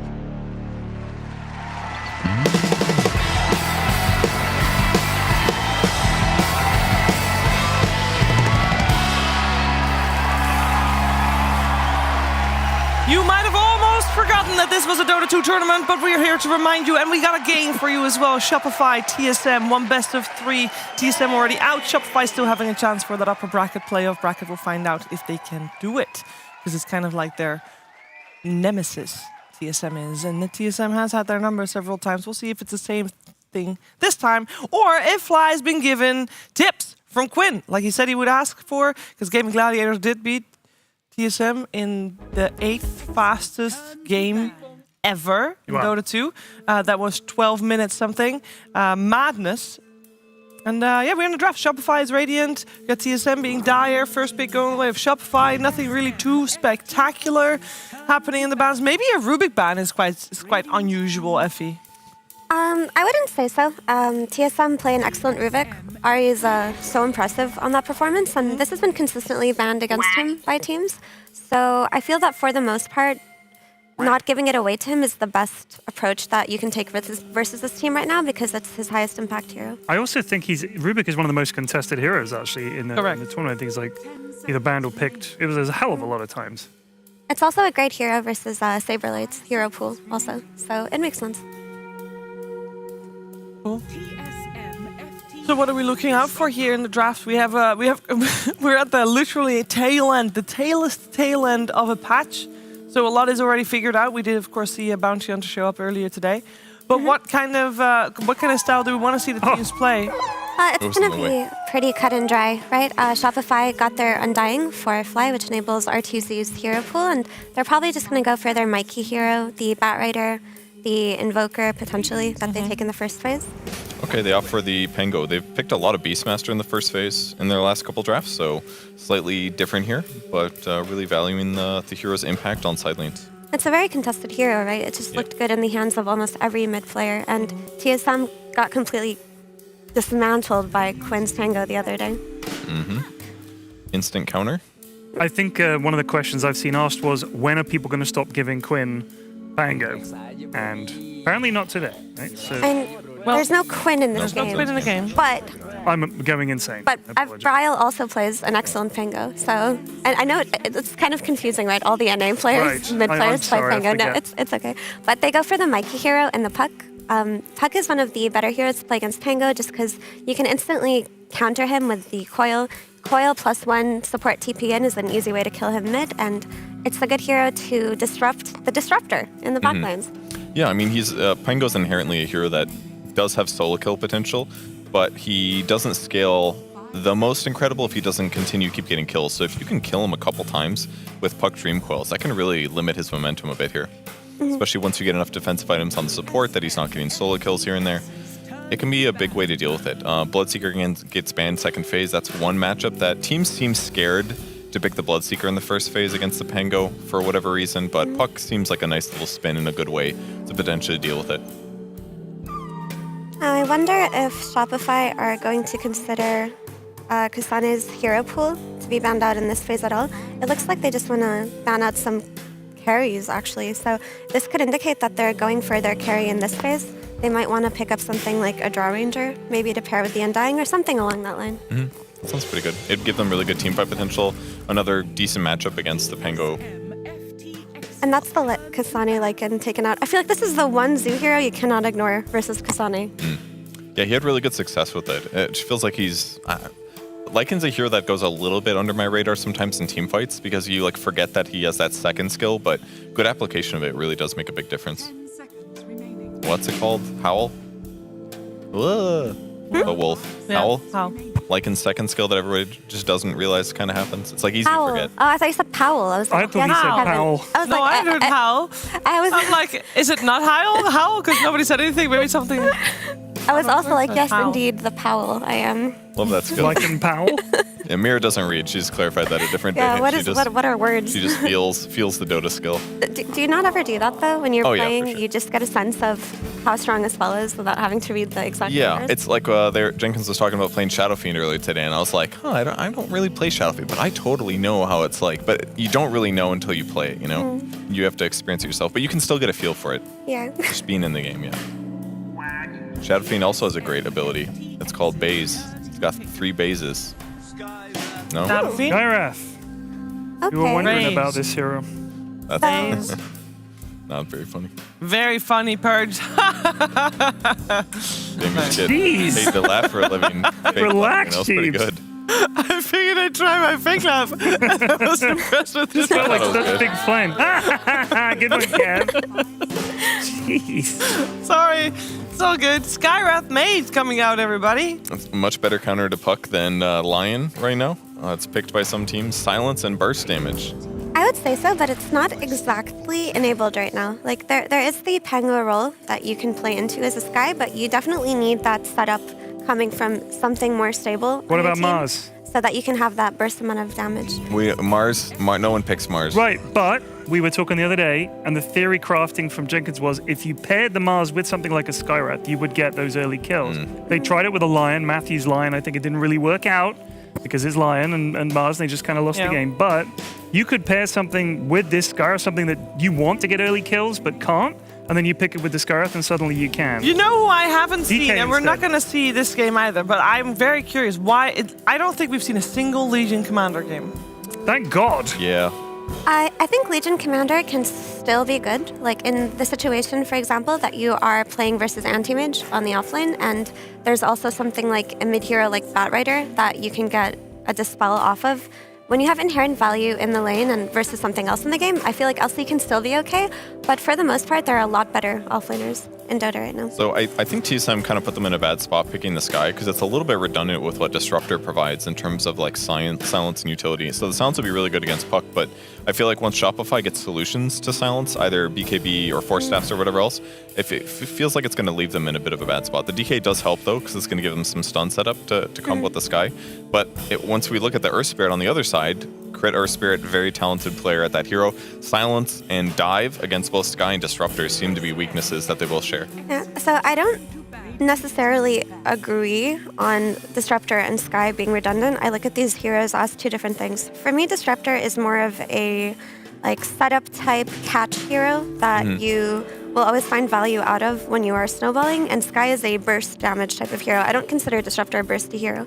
So pairing something like a Sky with a DK feels different than pairing a DK with a Disruptor. I feel like you can always get value out of the Skyrath Mage so long as you're doing it in the early game before you can get countered, and it can give you a really big lead. And I think that TSM looked the best yesterday versus Liquid when they actually had the Sky. It felt like they played against them really comfortably. I mean, obviously until they lost, but I do like what this hero provides in terms of damage. The silence is really nice against Puck as well. Like really, really nice. But yeah, on the other hand, what you mentioned about the crit Earth Spirit, I love Earth Spirit versus these backline heroes. Like, he is so disruptive, especially when he gets to the point in the late game where he has a BKB. He's just untouchable by these two heroes. But in the early game, these two heroes actually annoy him so much because Earth Spirit likes to roll in and get in the center of the fight and cast his spells, and he doesn't really like to do that versus silences unless he gets the jump. So for the most part, I do agree with you on the Earth Spirit thing, though. Going into the last phase of bans, looks like we're gonna have. We had the Death Prophet ban out. There's still quite a bit of flex potential, of course, possible on the side of TSM. Is there anything in particular we'd like to see? Do we want to see the Pango just go mid and the DK offlane? We want to see DK safe lane as we've seen sometimes. I would like the DK to be paired with this guy. I think it's the best pairing that they have right now, and they can pressure probably most carries that can come out of Shopify. It's a lot of damage, right? DK and Skyearth. And like we mentioned earlier, you want to get the most value out of your Sky before it gets countered by items. So you want to make sure that it's on a very high kill threat type of lane. They remove the Templar Assassin and the Shadow Fiend last. And instant Ursa Bear. Okay, so another Prophet offlane, which is mostly where we've been seeing him so far in this tournament. It pairs nicely with the Earth Spirit too, just right in terms of lane synergy. Like, you get the roll into a kickback on a squishy support like a Disruptor, and the Nature's Prophet can completely destroy him, right? There's a lot of kill threat coming out of Shopify's offlane right now. So did they pick Ursa because they know if it's either DK or Pango, they're pretty happy, and if they force DK to safe lane, they pick a different offlaner, then it's DK carry and they feel like they won late or something? I'm pretty sure that they know it's the DK offlane. If it's not a DK offlane and they put it on the safe lane, that's kind of a bad draft because you need it to enable your Skyearth mage. And if you don't have that and you put it on the safe lane and you pick some weird offlaner, that's when it becomes very redundant. You'd argue, I mean, lots of teams, maybe not a lot, but some teams do play DK carry. They go like Midas, he'll get Blink. Do you think it's not going to work compared to like a mid DK or an offlane DK? I don't like it here because, so they've addressed the puck on the side of Shopify by picking the instant stun in the DK, the instant silences of Skywrath and Disruptor. So you want this DK to get an early Blink Dagger just so they can exploit Puck's moments of weakness before he gets any kind of utility type items. And if they put the DK on the safe lane and he goes for a more farm intensive build, this hero that enables the other heroes on his team will definitely be a lot slower, and they're going to hit their timing slower. Okay. So I don't personally want to see it as a carry at all, to be honest, but the option is still there. How do you think TSM deals with Tombstone? Like, they don't really have like a great answer to it at the moment. Run away. Yeah, it's not going to be easy for them to fight. I worry for them when Shopify gets Ags on Prophet, and they're going to do some like Dream Coil, Prophet Ags, Tombstone zombies. At this point, there's like 85 zombies in each hero. It's going to suck. Yeah. They could pick a Lifestealer potentially. Okay, Wraith King works too.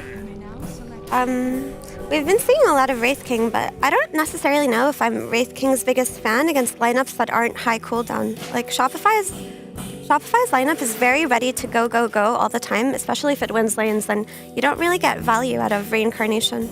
Yeah, I agree with that, but I think one upside is I feel like the harass from Treants is not going to be that bad because he's a hero that inherently has pretty good damage and lifesteal. So like when he fights the Treants, it's kind of like CK. You're like, this doesn't bother me that much. Yeah. It's like a little annoying, but you get the heal back. So that's my hunch.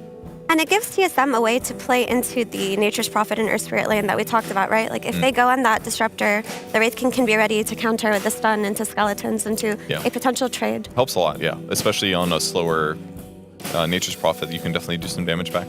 Did you say Skeletons or Skellingtons? Skeletons. Is that your trademarked skeleton? Skellingtons. Are we allowed to say it? Or? You can say Skellingtons. I thought you said Skellingtons, and I couldn't tell if it was Skellingtons. Skellington.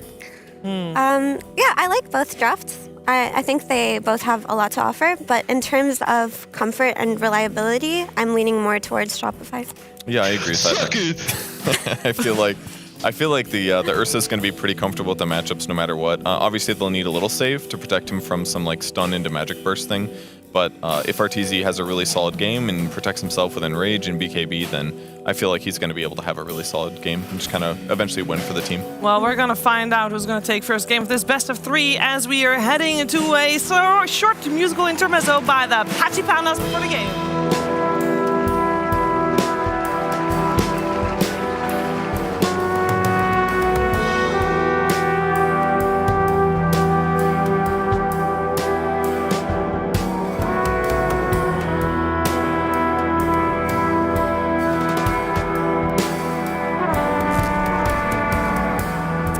Go, ladies and gentlemen. TSM versus Shopify Rebellion. Folks, we have seen in the past TSM, they've been able to cause a bit of an issue for Shopify Rebellion. Here today, though, overall performances coming into this game, it's been quite a different story. Shopify Rebellion looks to be on the next level, whilst TSM, they have struggled. How are things going to go here with this matchup, and what do you reckon from these lineups? Should be able to get RTZ here for a first blood. I do like the approach that Shopify's have, especially because they're playing with that crit Earth Spirit. First blood is going to be nice. Yes, they're able to secure that onto Whitemon.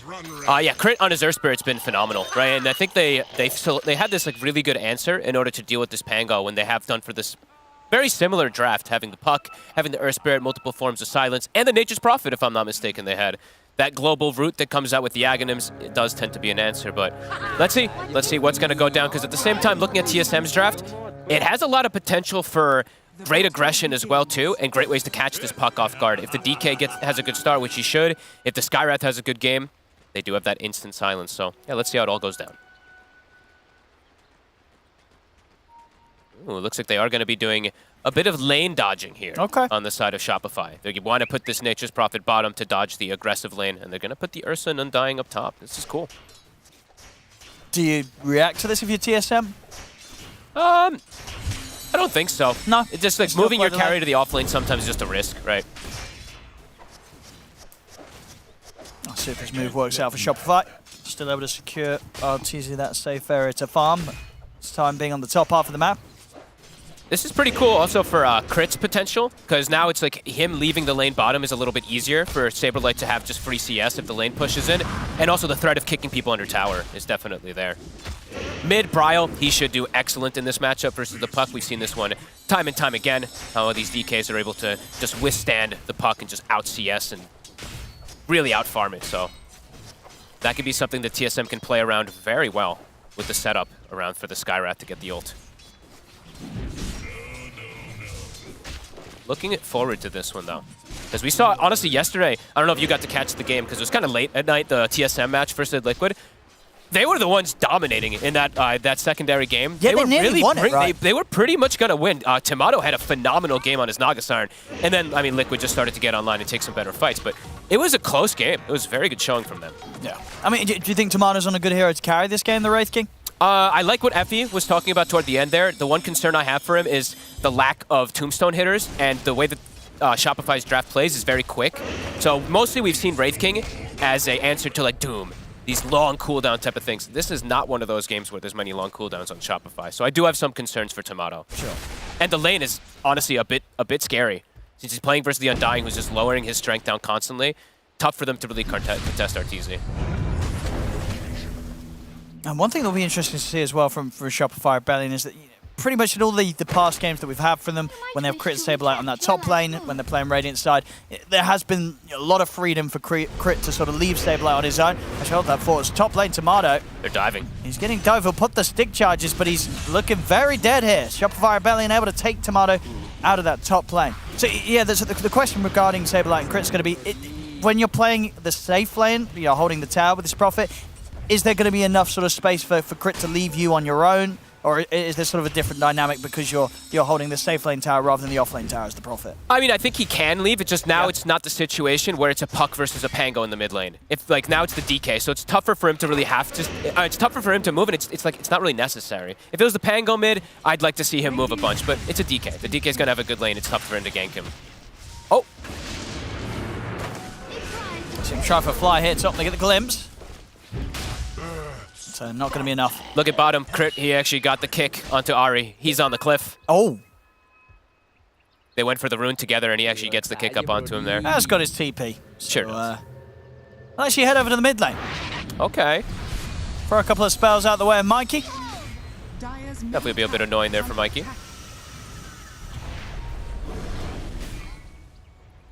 Yeah, Mikey's going to be left very low, actually, and it's completely out bottle charges. Yeah, I think Crit actually absolutely can make the moves, though. I think especially when the 6 comes out from the coil, maybe that's enough to be able to take out the DK. He can also set up for tops with how well this top lane is going. I mean, look at this Wraith King. He's got 6 last hits, Owen. This setup here from Shopify, it's very smart to switch things around. Yeah, they could keep looking to get aggressive. They're going to drop the Tombstone down, in fact. They'll use the Glimpse to try and hold back Arteezy. Whitemon focuses down the Tombstone, will get it. Oh, actually, no, he won't. The deny was there, Flight. Able to make sure that no money will go the way of TSM. Alright, we'll get the Water Rune. Mikey, he's just going to have to go back to base. So Bryle, he's having the best lane out of everybody. But Saberlight, with the movements from Ahri, since he got kicked on hill and TP'd mid, Saberlight's having absolute free farm in the bottom lane, too.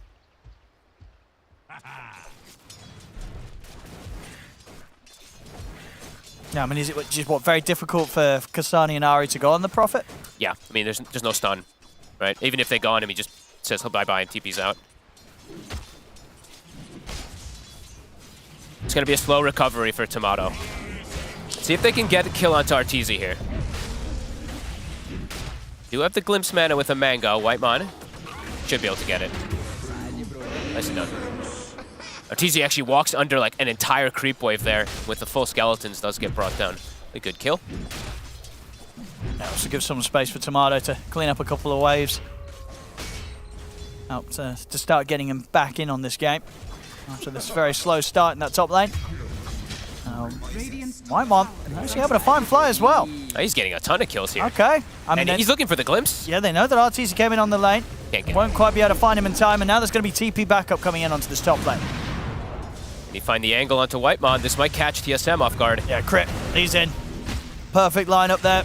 Lands the stun. And we'll be able to secure Arteezy a bit of blood. Oh, and a killing spree that he gets there for Arteezy, too.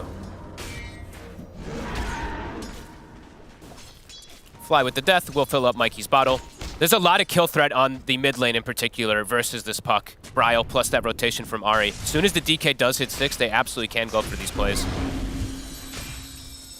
Who's going to get the power rune? Lots of TPs coming in. Full on aggression. And it's going to be top. Crit wants to go. Once again, gets it onto Whitemon. Jump forward from Mikey in with the Waning Rift as well. As Whitemon will fall. Bryle's able to turn with the Dragon Tail onto Mikey. The Fair Fire's there. Mikey stepping back. Doesn't matter. Bryle able to get the last hit in to take him out. They'll bring down Mikey in return. Maybe see if they can get more. They get the silence onto Crit, but starting to run a little low on the mana, Ahri. Ooh, gets the courier too. Nice move. They were very quick to kill that Tombstone. It was like instantly all 3 heroes turned and hit it. Gets brought down immediately. Early aggression, 3 to 4. TSM with some nice moves around that mid lane. Yeah, Bryle, he's set up for success. Yeah, this DK is going to be massive. It's going to hit a really good first time timing, going straight for the Blink Dagger. I like it. 900 gold towards it. Yeah. Really like it to be paired up with the Sky. Then you give Ahri an absolute beautiful purpose in this game to shut down the puck. And they're going to go again. They are. Dragon Tail into the Ancient Seal. They got him. It's enough. Back-to-back kills. And they have a huge wave on mid lane too. Shopify, they've got to try to maybe rotate something toward the mid lane or they're going to get tons of damage here. Whitemon, can you get the glimpse? No, not quite. Crit. Oh, and might still get the chance. Crit wasn't able to roll off the high ground. As Tomato's in with the Ray Fire Blast, Thunderstrike down onto Crit. It's going to be another kill here for TSM. Great moves. And they're still keeping that catapult alive. But yet Bryle's just tanking the tower here. And just keeping this combo mid. I mean, as you say, very likely we're going to see a lot of action from these two in tandem. Bryle and Ahri. Huge amounts of potential here from the DK Sky combo this game. Yeah, I love when I see the Skywrath versus the Puck when you're able to just max out your silence, when you have someone to play around. And yeah, like you said, I want to see these two paired together the majority of the game because they have tons of kill threat. And Kasani, at this point, he has Vanguard bottom. So Saberlight, yeah, he's free farming, but there's going to be just Kasani sitting in his face at all times. He can't push him out without a rotation. Mikey's still just level 5. About 3 heroes here on the mid. They're going to try and go for Bryle. They get the kickback into the Dream Core, but Bryle's able to turn with the Dragon Tail. Ancient Seal and Brief Fire down onto Mikey. Mikey's gone. Tombstone's an issue. See if they can finish up Bryle. He's going to go for the TP out. He's out of there. Back to the fountain. He'll survive. Shopify Rebellion. They'll get Ahri, but they lose Mikey once again, and they're unable to take down Bryle. They're destroying this puck. Whitemon will be able to get away. And DK, I mean, what a play there from Bryle. Great TP. Just able to get away. They're trying to go all in on this tower in the mid now. They're playing very fast with their moves. And they've secured free farm now for Tomato up top after the first few waves. Whitemon seems able to get some sort of a glimpse. He will. Saberlight. Back up to the high ground, into the Dragon Tail. It's Ancient Steel first, actually. Use the silence, then the follow-up with the stun. More than enough damage to take out Saberlight, especially with Kasani TPing over to help out as TSM continue to be full focus around this mid area and continue to maintain this kind of 2 to 3k gold lead already at 9 minutes in. Beautiful moves. Honestly, these supports, they're absolute killers this game. 3 points now in silence for Ari. Whitemon off to a great start here. He's part of all 8 kills on this Disruptor. Yeah, playing super active. And not quite enough damage there. We see some Shopify. They need to be able to like break the coil in particular to try to bring down this tanky DK. And Bryle, he nearly has Blink Dagger already finished up. That's huge. Yeah, he's highest damage on the Disruptor already. Whitemon. Good stuff from him. They're going to try for Bryle. Didn't work out last time, and I don't think it's going to work out this time either. They'll drop the Tombstone. And they'll focus it down. The Tombstone's now gone. Now they'll drop the Dream Coil. They're really throwing everything they can at this Dragonite to try and kill him, but they really just can't.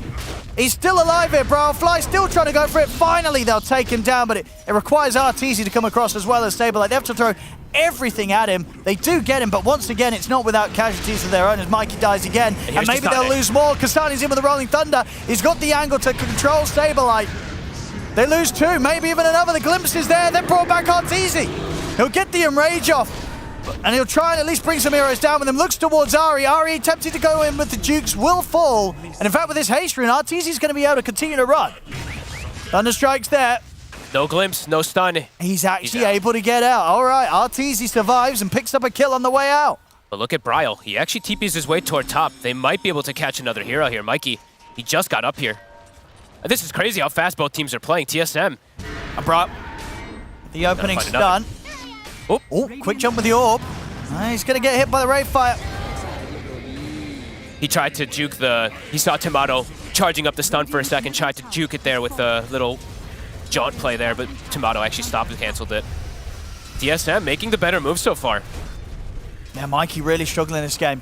And even Saberlight's falling behind on net worth as well. Absolutely. We'll see here again. I mean, Arteezy, lucky to have that haste rune. Gets away with just running in at the 4 of them, well, after being involuntarily glimpsed back, of course, but makes the most of it. Gets a kill, and he's out of there. He's a speedy bear. He's the one who's farming. He's having the best game on Shopify, but every other core on the side of TSM is looking amazing. Yeah, Shopify, they're struggling on the other 2. Yeah. Gonna need some sort of opportunity to get Mikey back in on this. Falling behind.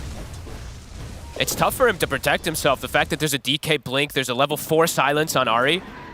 I see he's queuing up the Witchblade. This could be one of those games where you might just have to queue up a Eul's, queue up that Aeon Disc relatively early to try to protect yourself versus all this aggression. Great stuff so far from TSM. And Tomato nearly having Relic, so he's going to be able to match that farm pace of the Ursa, even though Arteezy has the Battle Fury first. Ari. It's going to be quick with the silence. Backup's coming in for TSM. They'll lose Ari. Kasani. See what they can go for here. There's already the wraparound. Arteezy, he's just going to be able to walk straight onto Whitemon. Still gets caught by the Rolling Thunder underneath the tower as well. Arteezy taking heavy damage. He'll get the Enrage off. Static Storm comes to an end, and Arteezy is still able to get his ult off. As Arteezy lives, Shopify Rebellion now starting to take some huge fights in their stride. They get 3 kills, and this time around, TSM, they were not set up to take this one. Honestly, Arteezy's being super clutch. This is an Ursa going Battle Fury that's showing up to fights. He's part of 6 of their kills. That's the crazy thing, really. He's doing so much to recover a game in which his mid and his off lane are essentially suffering. And it's not easy to do that on the hero that he's playing, as you say, in Ursa, just with a lone Battle Fury, but he's making the magic happen. 5 kills already picked up by Arteezy. Yeah, this is really good. I mean, that haste rune was definitely a blessing for him, but he's been able to find some really good kills to be able to respond back versus TSM's overwhelming aggression. It feels like TSM, whenever they match up versus Shopify, it's like something kicks in their head. They just have some type of some type of steroid, it seems like. It just forces them to play very well when they are versus Shopify. Yeah, they're really keeping Shopify on their toes this game. Dire's top tower is under attack. Bryle, Ari, they're the kill combo. Eyes on them. Who are they going to find? They have great offensive vision at the moment. Yep. They find Mikey, it's just a free kill. For sure. Any of the core kills will feel good. Just keeping Mikey or Saberlight behind. Mikey, he's caught. And once they get the connection, not a lot you can do. Nope. Dragon Talon's the full combo of Ari. That's pretty much going to kill any of the heroes on the map right now. Bottom, crit. Waiting on the sidelines here. They're going to drop the Static Storm. He's just ditching. Not really a whole lot they can do to help Saberlight. He'll try and push his way out with the Sprout. And they'll commit with the Rolling Thunder. Saberlight dead again. Immediately into the tower too. Bryle has the ult still active. And I mean, look at top. They're setting up. They see RTZ very far forward. It's just such quick. Is there going to be any way out of this? Get his ults off. Fly. See what he can do to help out. The glimpse will be on RTZ. He immediately goes for the TP. He knows there's nothing else to stop it. Oh honestly, my God. Dude, RTZ, he's coming in clutch in this game so far. He really is. This is not an easy game for him, but he is doing everything. And he tips Whitemon. He's like, you want to high five me? Oh, what a play again, RTZ. He really is just absolutely coming in clutch. Unbelievable stuff from this man, even though they're... I mean, honestly, TSM, they're making all the right moves. They're moving super quick. Their three cores, of course, are progressing very nicely, but something about this Ursa just keeps being a little too tricky for them to catch. Big Item scores flying out for TSM. Tomato's got his Radiance done. Yep, they're super farmed. We see Saberlight. He's doing the... I haven't seen just too much from Nature's Prophet lately, maybe because we haven't seen him as much, but he's blocking the camps. So you see Tomato, he finishes Radiance, goes to a triangle. They laugh at him. They just block both of them with those treants. But again, TSM, they want to be aggressive. For the combo once again. Sure do. Crit's going to scout him, though. Yeah. Oh, Crit, he's going in. He's dead. I mean, that was... I mean, I guess he just chose death. Trying to get some type of like silence and play with the Nature's Prophet ult, but I mean, he was doing it on his own there. I mean, at the least, him sort of offering up his life means that everybody else stays safe. Shopify Rebellion are able to get it elsewhere. And, you know, if he can force them to drop the Mystic Flare combo on him, then it's at least, what, 40 or... Well, I mean, I know it's a short call, 60 seconds of peace on the rest of the map. It's another ult dropped. It's just for a support. Maybe they can get RTZ this time. They get the glimpse back. He's still got the ult though, and with sort of Static Sim you already used, Sandstorm already used, they're not going to even try and kill the Sursa. Whitemon. And Crit's here to help out. Delivers Whitemon straight into the claws of RTZ. Good play from Crit. 11 to 15, 26 kills in these 16 minutes. All right. Super fast paced. I mean, Mikey just still having a very, very slow start. Witchblade's done. Queuing up that Blink Dagger next, but still, if he gets caught, if he gets initiated on, he's just deleted. Ooh. It gets scanned. Will they get here in time? Yeah, they know it. Sani's just in. He's going to start things off with the Rolling Thunder. Oh, the bash of Roshan already causing some issues for RTZ. They have to put the ult. We'll get knocked out of the pit. Kasani continues to come with the angle to control him. The Disarmer's got RTZ is attempting to run in the river. Indeed, Crit and Fly, they're controlling Bryle. Bryle's taken out, and RTZ is going to be able to get over to the back of a Mikey, and RTZ just turns. He stands his ground. Takes out Kasani there with the help of Mikey. And Crit and Saberlight, they're not done yet. They're looking over towards the back lines, closing in on Ari. So if they can get this roll forward, they can. As Shopify Rebellion take 3. I mean, TSM, they tried to put a stop there to the Roche attempt. They succeed in doing so, but it cost them 3 heroes. And once again, they're not quite able to kill RTZ. How does he keep doing this? I mean, Kasani tries to commit for him fully, but and he was so close. He knows his strength. He turns perfectly, is able to get the connection. A little bit of lifesteal as well from Possessed Mask, perhaps adding up. And they get the catch on the side. They found it again here. I mean, as you say, he's just full control on Bryle as Bryle's desperately trying to take out the Tombstone. Unsuccessful. And then here, RTZ making the call to just turn around, stand his ground, and just beat down onto Kasani. Honestly, he has like, what, 70 HP at some point. I think it actually is Possessed Mass lifesteal that perhaps... Tomato. Tomato? They're trying to fight this Tomato and Whitemon, but it's just the 2 of them. A dangerous part of the map there for them to look to take a fight in, and it'll cost them Whitemon's life. Just another kill fed into to the reach of RTZ. He's getting more and more out of this. Oh, and he has BKB. He is unbelievably strong to stand his ground now versus this Pango, versus the Radiance mission, everything too. Even versus this Skywrath. Sometimes these silences can trip up an Ursa. It hasn't happened at all. I mean, Arteezy playing a literal flawless game on this Ursa, it feels like. Even though TSM playing so fast, so aggressive, this Ursa's still fat. Oh yeah, they're still farming excellently. We're starting to see, Saberlight and Mikey beginning to catch up, at least with the likes of Kasani's Pango. Saberlight has Aghanims level 12 now also. So that route definitely going to come into play. Bryle, he has Blink BKB, so he's much safer also. Oh, and they're going in. They're going to look for Bryle, but the BKB's out straight away. Step forward from Arteezy, he'll commit an aggressive as well with the BKB to take down Whitemon. Can they force the Roche? You could consider it here. Tombstone was used. They've got Flesh Golem. And Crit wants to try and find a kill first. Oop. Got eyes on Ari. Kasani, he's going to roll in. He thinks they're going for the pit. But they're not quite yet. Oh, bit of a wasted Rolling Thunder. A little bit, and they just come in with a wraparound. Arteezy gets straight on top of Ari. And Kasani, he's got to get out. Find him. Crit, looking for the angle. He's going to get the connection onto Tomato. Kicks him back over towards Arteezy. We'll see how hard they can go in on the Wraith. Can they block off his escape here with the Sprout? Bryle, he's got the Dragon Tail Stone on to Crit. Ray Fire Blast as well from Tomato. They take down the Earth Spirit. Arteezy flying, Saberlight, they'll continue to chase. They're in with the Waning Wrist. Silence is a godlike here for Arteezy as he claims the life of Kasani. He can't even turn and punish him. Bryle's thinking about it, but unable to. A BKB immediately used there from Bryle. Only just protects him. Arteezy, his BKB gets him significant kills, and now without that Pango, they might just be able to force that Roche. Yeah, and this time round, they should get this without any interruption. Super impressive stuff. Arteezy holding the team together. Of course, the jumps from Crit, it's what we've come to expect from his Earth Spirit. Finding these targets over and over again. Sometimes giving his life, but for the cause. TSM, of course, still in a very comfortable spot. We see Tomato very farmed up, but I mean, Arteezy's just really making magic happen. Yeah, a real sort of textbook demonstration of how to just kind of bring your team back into the game as an Ursa with just a Battle Fury alone, and even in points pre-Battle Fury, he knew he had to sort of take these risks, make these crazy plays, and it's absolutely working out here for Shopify Rebellion, now taking the lead. It's starting to get some itemization to perhaps protect Mikey. Like you said, Mikey, he's going very greedy route. Blink, Witchblade, he's even just going to go for status resist rather than going for the Yules or for that AN disc that we've seen sometimes versus these instant silences. But he's got a Glimmer Cape, I believe, finished for Crit, so they will be trying to bail him out of these situations, at least with that.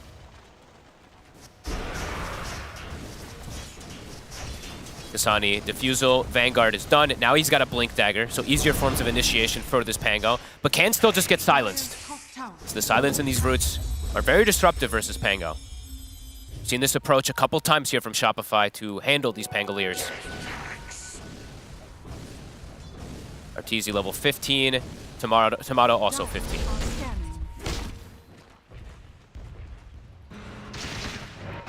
Super close game, but this Ursa, he's large and in charge at the moment.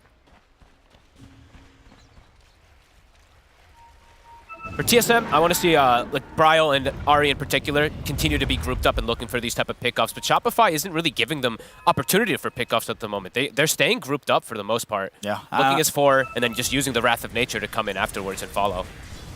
And they're not afraid to fight. No. That's all at this point, especially with the Aegis and the BKB Blink on Arteezy.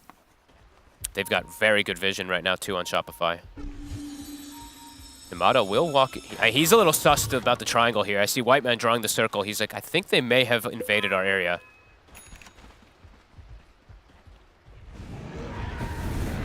Tomato going a very aggressive build here. Do they want to dive for tier 2? The answer is yes. Tease out the BKB at least. Mikey still has vision in that triangle. He's got the control on Whitemon. They're going to be able to delete the Disruptor without Whitemon getting off a single spell. Those wards that they just placed when they swooped over. And yeah, no BKB now for Bryle. They could go again. He's got to be careful of his position. Yeah, Arteezy straight in. He's going to get it onto Bryle. Crit rolls forward. They'll drop the Mystic Flare and the Ancient Seal onto Arteezy, but it won't be enough to kill him.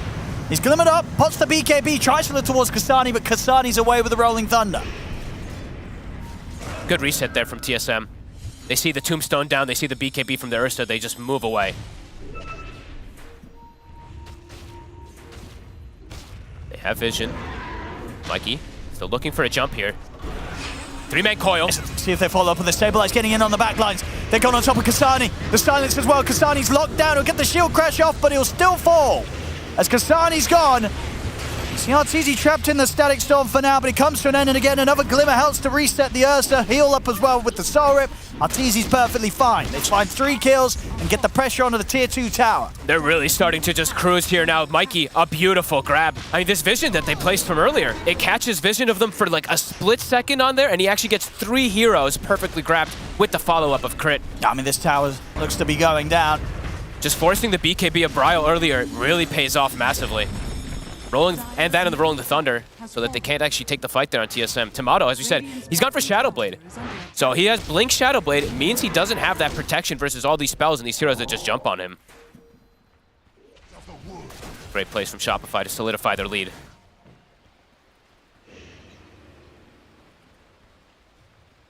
They're really starting to slip behind here, TSM. Hey, these wards, they're really massive. Just that vision around the triangle has gotten them a massive amount of momentum. And now we're seeing Mikey, okay, Kaya, and then he queues up the Aeon Disc. I was going to say, like, he might still go for the Sanj build just because how good the status resist this game is, but does want to be able to have that protection versus the instant initiations.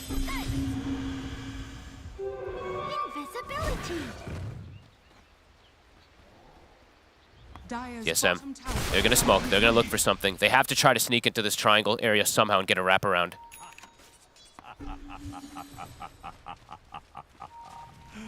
See who they can catch. For Island White Mom. The Aegis is still available for 20. They can time this.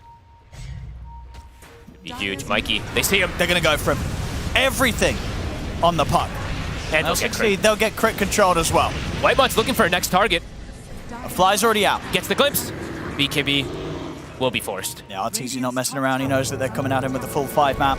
That was a cute play there from Whitemon, though. The tumblers over the cliff line there to try to get the additional grab. Nice jump, nice wraparound from TSM to find Mikey. And do you like this from Arteezy rather than going for sort of the basher, just going for defensive, wants to get himself a Lincoln's? It's great versus the instant DK stun and the Skyras silence, and even versus Glimpse, so he doesn't have to waste BKB perhaps in some situations. I saw he was debating a lot of items. He had Basher queued, then he had AC queued, now he's decided on the Lincolns. TSM, they're going to go for more. They'll find another. Nice grabs from TSM.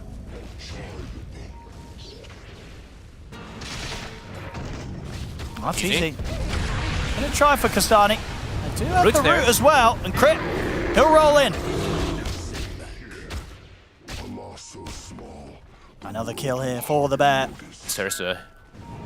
He really is doing so much work for them. Tomato going for crit. Crit's a bit tanky though. But there's him up. Yeah, there's so many of them here. Browse in with the Dragon Tail stun. Another support to be taken down.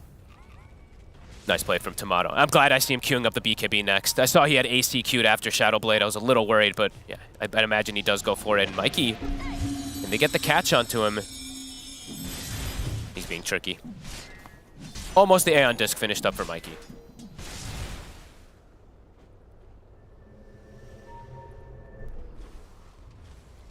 Radiant's middle tower is under attack. TSM still sticking in this area. Bryle, ult is active. Ari's here too. Saberlight's just TPing in. Mikey will force the BKB. Yeah, Bryle's just straight out. Can Ari get away? Looks like he will. He'll sneak himself out of there.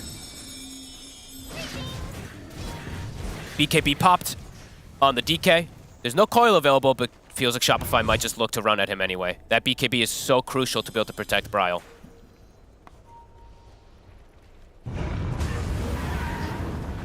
Very fast-paced game from both sides still. 23-20, 27 minutes. Crit. It's going to be able to bait out the static storm. Arteezy just jumps straight over towards Whitemon. As Crit is able to survive through this, to get the glimmer off, Crit's going to be perfectly fine. He's in for more. He's in for more. Stunned up. And he's going pretty deep here, up to the high ground. They'll punish him for that one. Will not get away with rolling in under the tier 3s quite yet. Tries to. I mean, you can see how hard they're trying to force the issue there on Shopify because they know the BKB DK's down. They'll get the trade. 1-for-1 on TSM.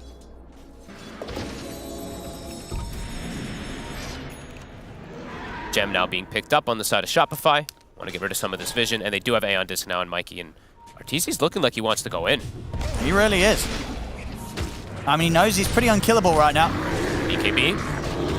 I'll turn towards Tomatoes. Tomatoes going to be able to get out with the Shadow Blade. Arteezy will opt to get out with the remainder of the BKB, but the BKB's not going to last long enough.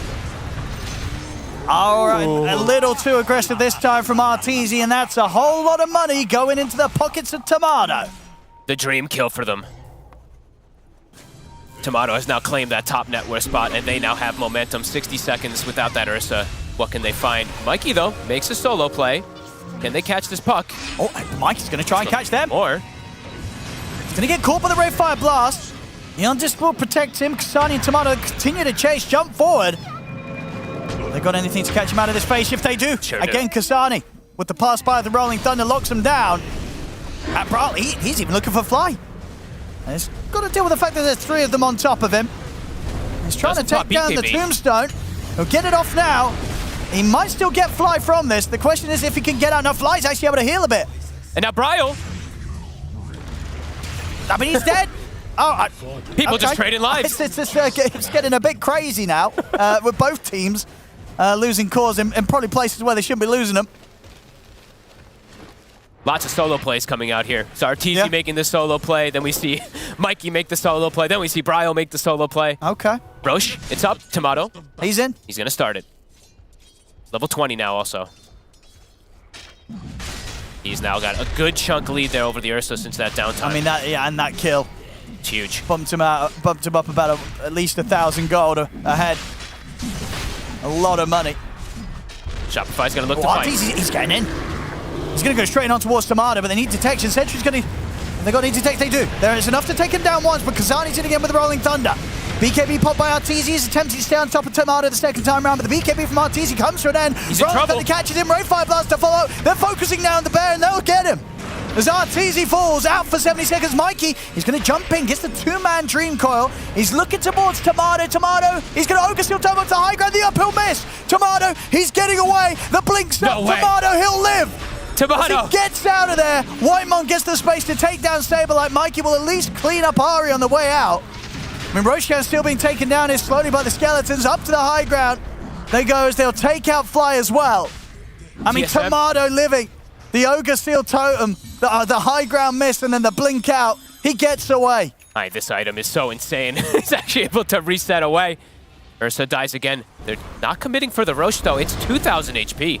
They have the numbers. They're waiting for the Wraith King. Yeah. Okay. I mean, these last couple of sort of events, though, they're painful for Shopify Rebellion. Arteezy after having such a clean start, these couple of deaths, they set him back. TSM taking back control of this game. Crit to fall. Big plays. And Shopify, they're starting to crumble a bit. These last few moves very disjointed, and TSM punishing it massively. They'll get the space to finish this Roche and grab the Aegis. I mean, the Lincolns is just getting, I feel like it's just getting punished. It's a few times now we've seen these Lincolns get picked up and then it doesn't feel like it actually does too much. They have too many ways to break it. A huge window now for TSM. Bryle, he's still massive as well. Aghanims is finished, level 19, gonna be going for that Manta next. Continuing to scale.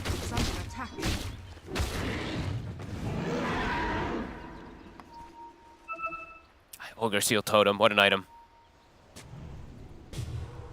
Dire's bottom tower is under attack. I'll see what they want to go for next, Bryle. Make the jump.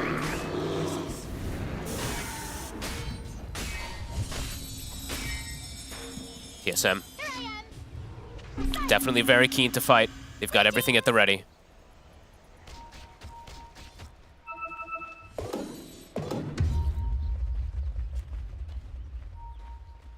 Holding on to that shard at the moment, Tomato. Imagine someone's going to want to take that, right? Who's he giving it to? The thing is, all 3 cores have it. Oh. So, I mean, maybe you just do end up giving it to the Disruptor. The Disruptor and the Skywrath ones are a bit awkward. The Disruptor one has a little bit of merit, but the Skywrath one, it's like you need like the Aghanims and stuff like that to make it really useful. Mikey? He's going to get the 2-man silence and he'll commit with the Dream Coil. Focused on towards Kasani, but the Eon-Disc is going to allow him to get the roll-up off. The Static Storm gets laid down. Both the supports Flying Crit, they're caught in it. As Flying Crit get punished, the opening's gone on to Arteezy. He'll still be able to get the ult off, but he's been caught by the break. He'll try for the TP, but they'll be able to cancel it.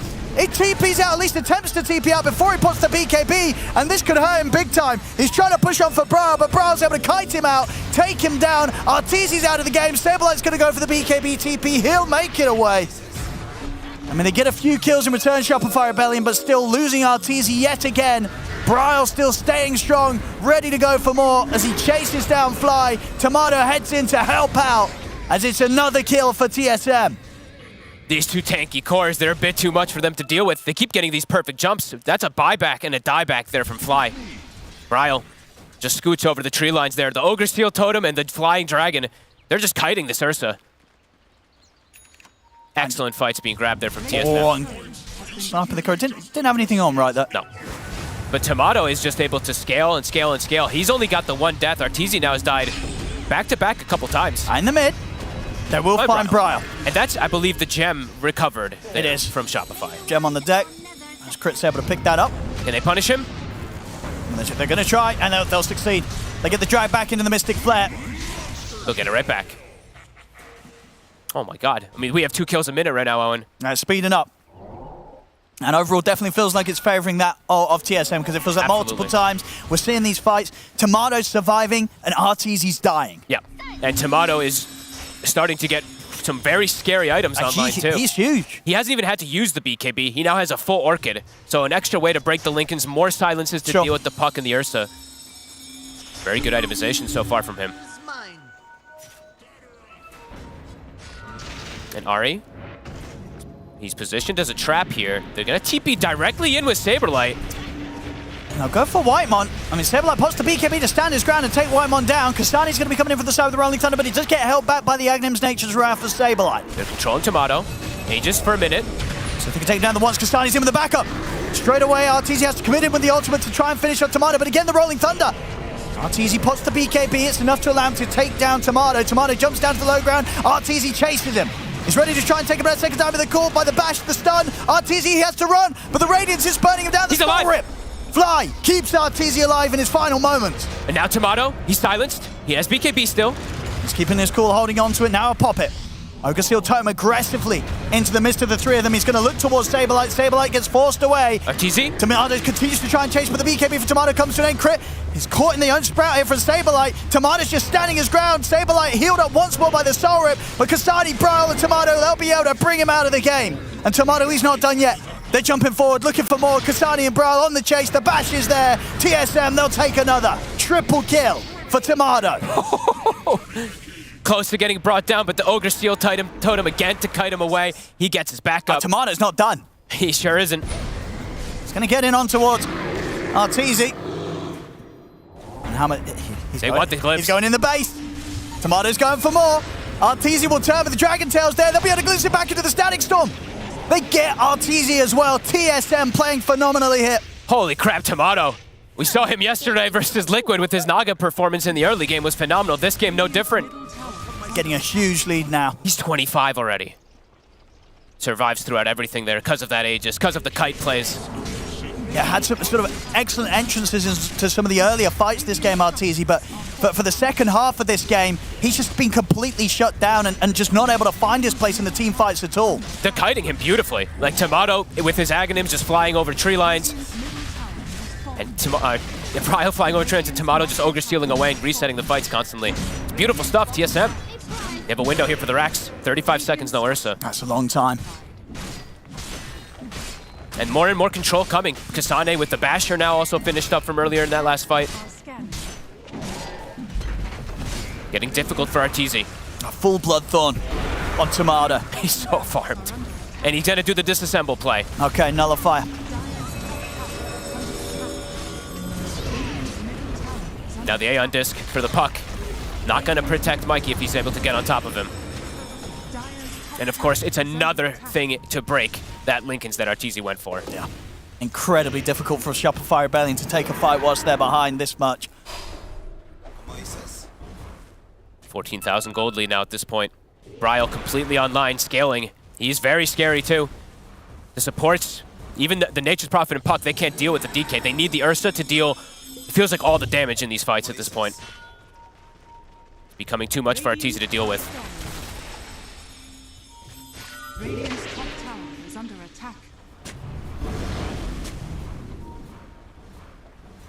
Relentless aggression. I'll see where they wish to go next here, TSM. Shopify still going to look to make the move. Arteezy breaks.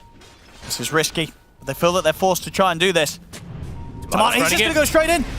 They get caught by the early silence. Concealed Totem's back to reset himself for now. They'll turn with a nullifier on towards Arteezy. Dream Collet's down, only onto the one of them. Nature's Wrath to follow up. Crit, he'll roll in and lay down the Magnetize. Whitemon will fall. They'll deal with the two supports quickly, and they'll take down Tomato the first time. He's isolated. So they're going to go for a second time. He's able to get the BKB and the Blink off to the side. Crit and Arteezy, they're looking to chase. He'll turn, go for the stun, he'll opt for the BKB, TP out, but the bash is there. As Tomato, he'll get taken out. He's down for 100. Shopify Rebellion able to force the fight that they desperately needed. He spent his gold. And Saberlight might find another. He's got the leash. Kasane. Holy crap. They've caught him. I mean, Mikey. He also does not have buyback. 150 gold short on Kasane as well. Saberlight actually did way more damage than I would have expected him in that fight. Look at Mikey and Saberlight. They're the ones who actually hard carried that one. 3-man coil into the follow-up with the Wrath of Nature and right clicks. All right, I mean, straight down the mid for this.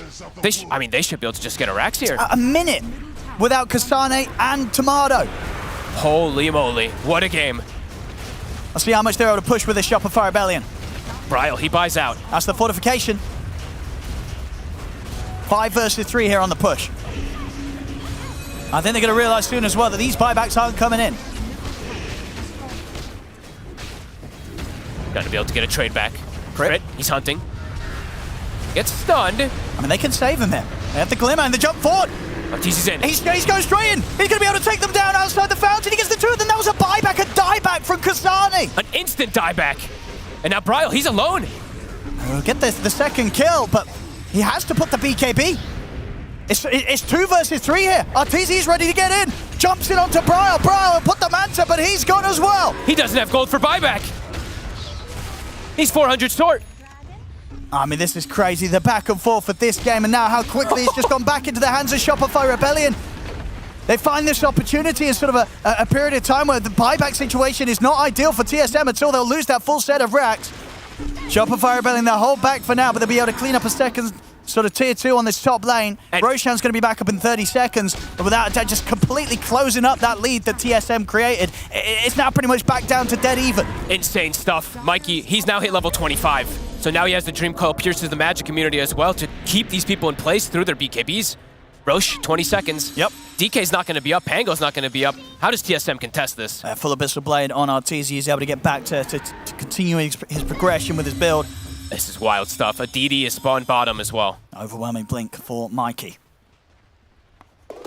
I mean, Mikey, some unbelievable coils. I think, a couple 3 or 4-man coils have absolutely caught TSM off guard. Yeah, I mean, a brutal one then, getting in as deep as they were beyond the Ancient and just blowing up Kasane pretty much as instantaneously as he brought back into the game. And Arteezy, who was level, the Wraith King was level 25. Arteezy was 21. Now Arteezy's 25 and the Wraith King's still 25.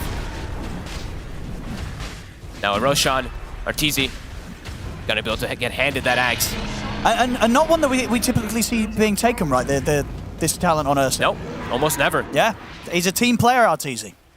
I actually have never seen... Yeah, I think I literally have the never pick seen rate, anyone it's take incredibly low percent. Okay, interesting. I mean, it might save someone. You never know. Might be able to keep his team alive. He has a DD now for the next fight too, with a full Aghanims. He has spent his gold. He buys the shard as well. So wants to be able to get the benefit there from the Enrage too. What a wild game we have. It's still keeping up with the 2 kills per minute.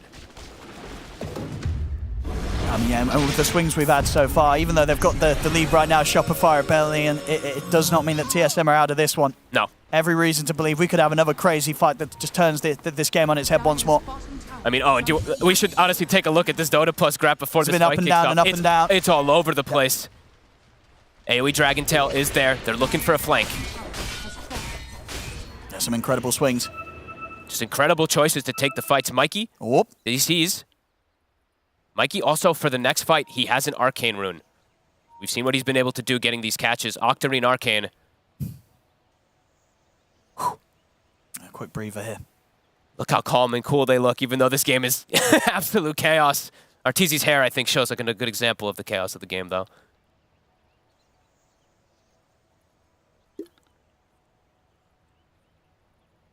I mean, TSM with this smoke. Honestly, this is coming at a time and from an angle where, I mean, how prepared will Shopify Rebellion be for this sort of play? Do you think they're going to know this is coming for them? It might catch them off guard. Sure. But they have ways to protect themselves so many different ways. Unless Mikey gets unless he gets instant nullified with the stun. I mean, that's going to be kind of the ideal way that this plays out for TSM, if they can indeed disable and take down the puck. They seem to know something's up. They're going to sell for the courier. The Shopify Rebellion is going to know that something's coming their way. RTZ standing on a ward. Mikey jumps in. White Money's able to turn, get the static from, they get the Dragon Tail off onto Mikey. They've got him caught in the Mystic Flare. He's able to get out to the side, though. He's still alive, Mikey. Crit saves him. Two supports dead on TSM. Shopify Rebellion, they'll be able to continue this cleanup. Oh my god, Crit. He just hit 20. He gets the Geomagnetic Grip ally talent and saves Mikey out of that Disruptor ult. And they'll clean up. Bryle's gone. Only Tomato that's able to get out of that one. They have no buybacks. I mean, always a bit of a risk, right, to sort of take out a Curry in that situation. You give really up so much information, and immediately, Shopify Rebellion, they were full alert as soon as Fly's Courier got sniped. And they see Tomato there for a second. He's alone. They want to jump him, thinking about it. I mean, again, it's one of those situations, there's no buybacks. They're just going to commit. I mean, this may even just be game over. We'll see how much they can do. I mean, Tomato's pretty much on his own. What a play from the Earth Spirit. They don't get anything from that smoke, TSM, and they may have just lost everything. Tomato versus the world. He's going to have the two supports soon, but Mikey is trying to zone them. They got to do something. Tier 4s are gone. Shopify Rebellion, they're onto the Ancient Tomato. He's going to try. He gets in, but the BKBs are popped. Tomato completely controlled. Let's see what he can do on his second life. He's got the BKB. They get the Static Storm down onto RTZ, but RTZ turns with the Missile Blade onto Tomato. He's trying to get out of the silence. He'll again get pulled out to the side, so he's perfectly fine. Tomato has to reset the fountain. They dive in. As they kill him off in the fountain, it's game over. GG is called. Shopify Rebellion will take this game 1. What a quick series of events that was. One slip up there from TSM standing together. Shopify with the smoke. Wow. I mean, great look at him. He's like, holy crap. That was a real back and forth in that. I mean, sort of a great early game for Shopify Rebellion, for RTZ in particular, and then sort of came into this mid-game where TSM, they were completely taking over. They were just dealing with this Ursa perfectly in each and every one of the team fights, but then those last few moments, caught without buyback, Shopify Rebellion knowing exactly how well they could punish them, and they just never were able to find their footing again, Fog TSM. I mean, Mikey at the end there came in, him and Saberlight honestly came in super close. Like, Arteezy in the early game, him and Crit doing unbelievable work to be able to carry them. And then Mikey and Saberlight in that mid-fight, they literally turn everything. A 3-man coil, 3 or 4-man ulti there from Saberlight, he stands his ground and hits them. Yeah.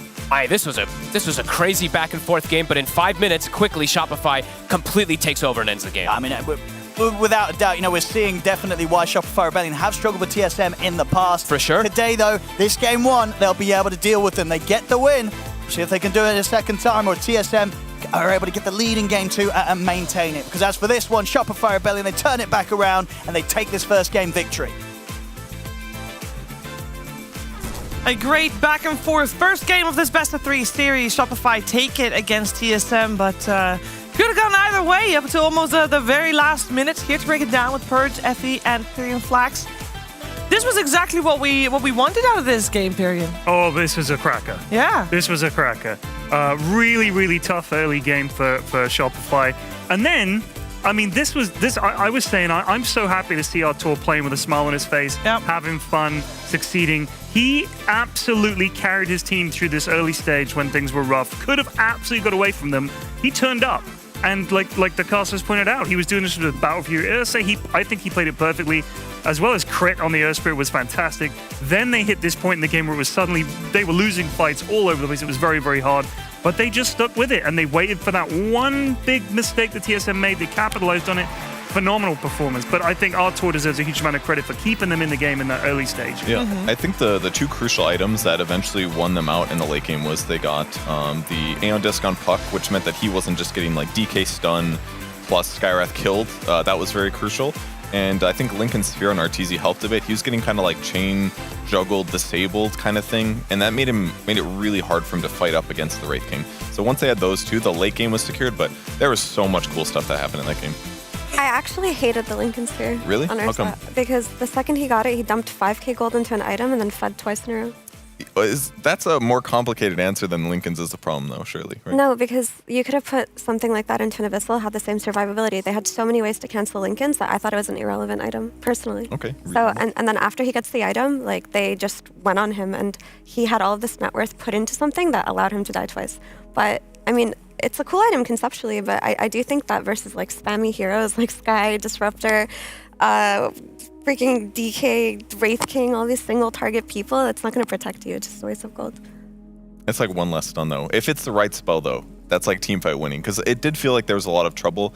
Like, Tomato's Wraith King is red all over. And that means this guy's killed 100 different heroes in his pub games. This guy likes the hero. And he had no trouble going up against the Ursa in like so many of those fights. He felt like such a pain to kill. He did. Yeah, I mean, I just thought that I didn't like that item. I feel like the Abyssal earlier would have been better. It would have also given him survivability. But everyone played well, and he won in the end, so it worked out, right? But I really think that TSM brought it back in the mid-game due to just their ability to rotate, find these pickoffs, and their massive amount of stuns. But as Shopify were able to itemize more and more defensively, and Earth Spirit got the Lotus and the Glimmer, etc., it just felt like it was so back and forth. It had to be perfect spellcasting from one team, perfect jumps from the other, and the one that out-executed won. Yeah, we should talk about the early stages as well, because I feel like watching that, at some point it just made me feel like we just had tri-lanes mid. Because everybody came over and everybody tried to help. Obviously, Mikey got help.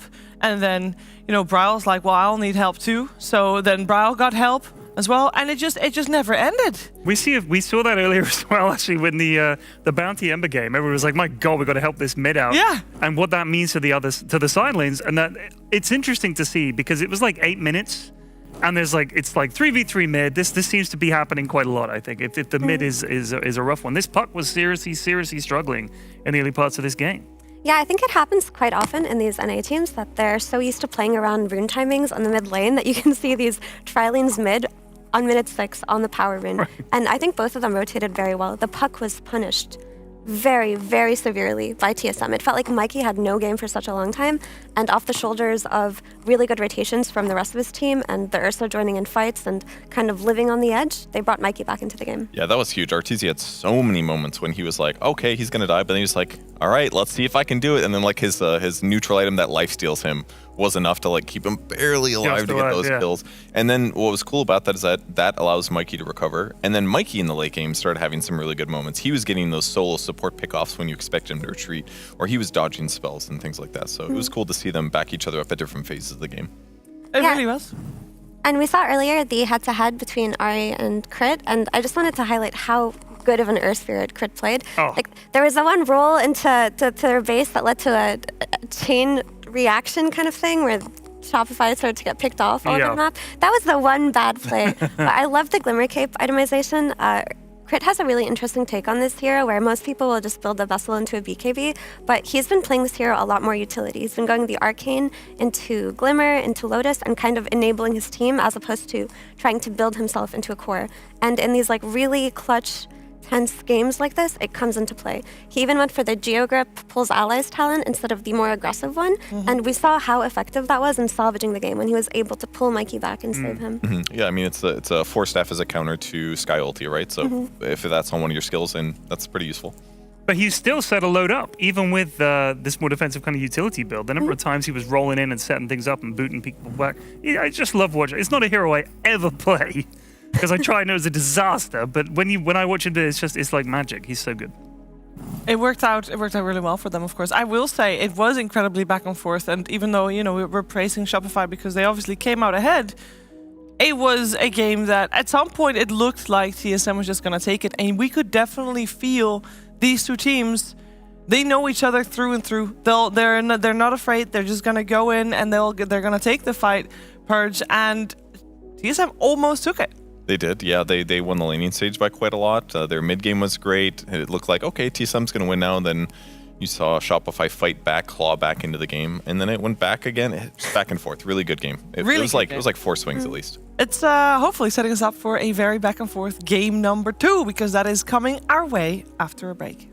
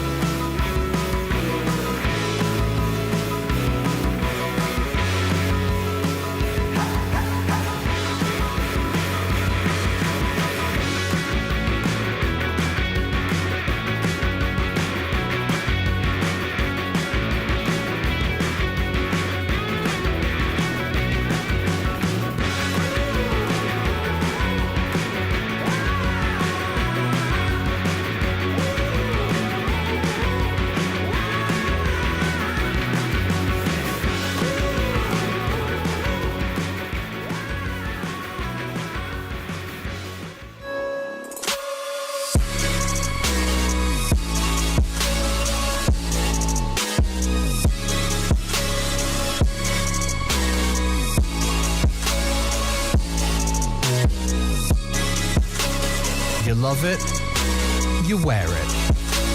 What's your style?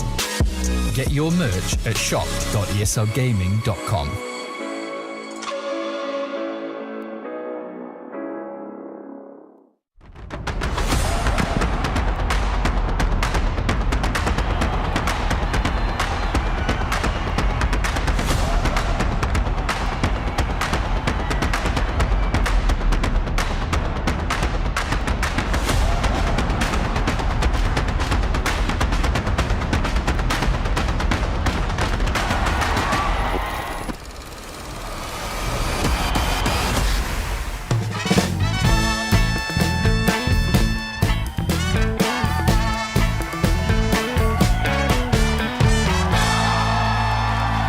Welcome back. You're watching DreamLeague Season 19, and we are in the middle of our second series of the day. Shopify Rebellion took the first game against TSM.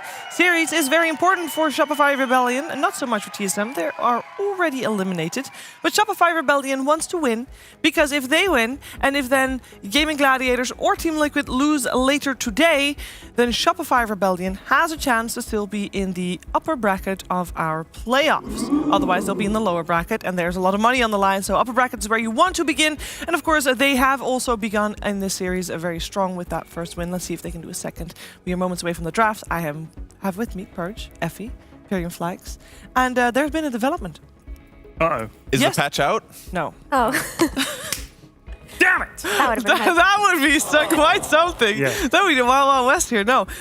We have yesterday, and most of the tournament, most people pick second pick all the time if they get priority. We have every team that had priority today chose first pick. Every single one. All 4 games. So this is first pick to TSM. Therefore, Shopify chose Dire. But logic for first pick, please. It's that I think they can overall counter Mikey's first phase hero with their 8th pick. So that way, there's no chance to defend Mikey in the second phase of bans, and he'll have to pick his Pucker Invoker on 6 or 7, and they can deal with it a lot easier. Because last game, they expended 2 bans to cover the Furion and Naga Siren and whichever carry it was, and the puck got completely destroyed draft-wise. It also gives you a much better chance to just pick Pango because you pick one of the supports first. They're going to pick 2, and if they pick Pango, you're like, okay, Bloodseeker or Puck or whatever else we want to beat it. Yeah. And then because they're not going to take Puck or Pango, then you take Pango and then you ban to protect it. So that's really good. it does a lot of things. It both can counter Mikey and let you take the Pango, which is arguably the best hero that isn't like, the best brewed. Well, that makes a lot of sense. Lesson learned. So first pick goes to wave TSM, should set them up for a little bit more success and maybe handicaps Mikey a little bit in this one. But we'll find out what's going to change in game number 2. And Shopify Dire, TSM Radiant, as expected. Shiver, is Mikey's Batrider just dead? We haven't seen it in a couple days. Banned. It's been banned. Banned. I wouldn't say it's dead. We've seen it banned a lot, and it's not first phased, but then it's second phase banned at times. And he has been playing a lot of different heroes, actually. It's not been as straightforward as it was at the start when he was standing in, where it's like he's either playing Batrider or he's playing Evoker, but other than that, it's like nothing else. But now we know he plays a lot more, and of course other teams also know that he plays a lot more than just those 2 heroes. Yeah, agreed. I think TSM are going to be looking at their Doom or Lycan for this first phase. Like, you definitely have to default to Comfort when you're on that game 2, where you could potentially lose the series. So I would be surprised if they strayed away from their Doom opening that we've been seeing. If they do Doom, though, isn't the IO response the most common one? It is. They could IO respond. It is, but if you're a Doom team, you're comfortable playing regardless, right? Because the way TSM have picked it has always been in the first phase. Can I ask you guys a brood mother question? Sure. So, hero very strong, etc., etc. Is one of the biggest things is this script thing where you can spread your spiders out around the map? Is that a big part of why people want to pick this hero? I don't know if I'd say it's a big part. It's definitely a part, but I feel like it's more about the general control of the map thing. Like, most players describe it as annoying to play against, not so much like it's the strongest thing ever. So what it probably does is it restricts your playstyle and how you can play the game, and you have to play a different game. Yeah. So they'd rather just not have to deal with it to allow their draft flexibility. But blocking, like, that was more about being able to block a lot of camps, get vision. It was good, but there's better things. So they do open the Doom, and we'll see if they go for the IO response. Save the guy that gets doomed thing. I think they have to think about the Rubik also, because they've left the Rubik in the pool for TSM, and that's another comfort hero that they might just snag up in this first phase. Okay, and they go all comfort. Yeah. Why Prophet? Anybody know? Flex potential. Yeah, that's true. But I feel like we always see it as offlane. And they don't have the matchup, right? It's not the offlane Prophet 1 lane against the Doom, but... They do like the combination of Nature's Prophet and Lone Druid. Maybe it's setting up for something along those lines. I think it's because Furion is still just a strong hero, like regardless of the nerfs. He was the most popular hero next to Lina in the last patch, and he still does all of the same things in terms of how strong he lanes, how well he lanes against illusion heroes, what he provides for teams in terms of utility and global presence. And Shopify are a Nature's Prophet team. And usually you don't like to pick this hero and there's Batrider in the pool, but Batrider has been taken out of the pool. So you're already less concerned with a counter coming up. That's true.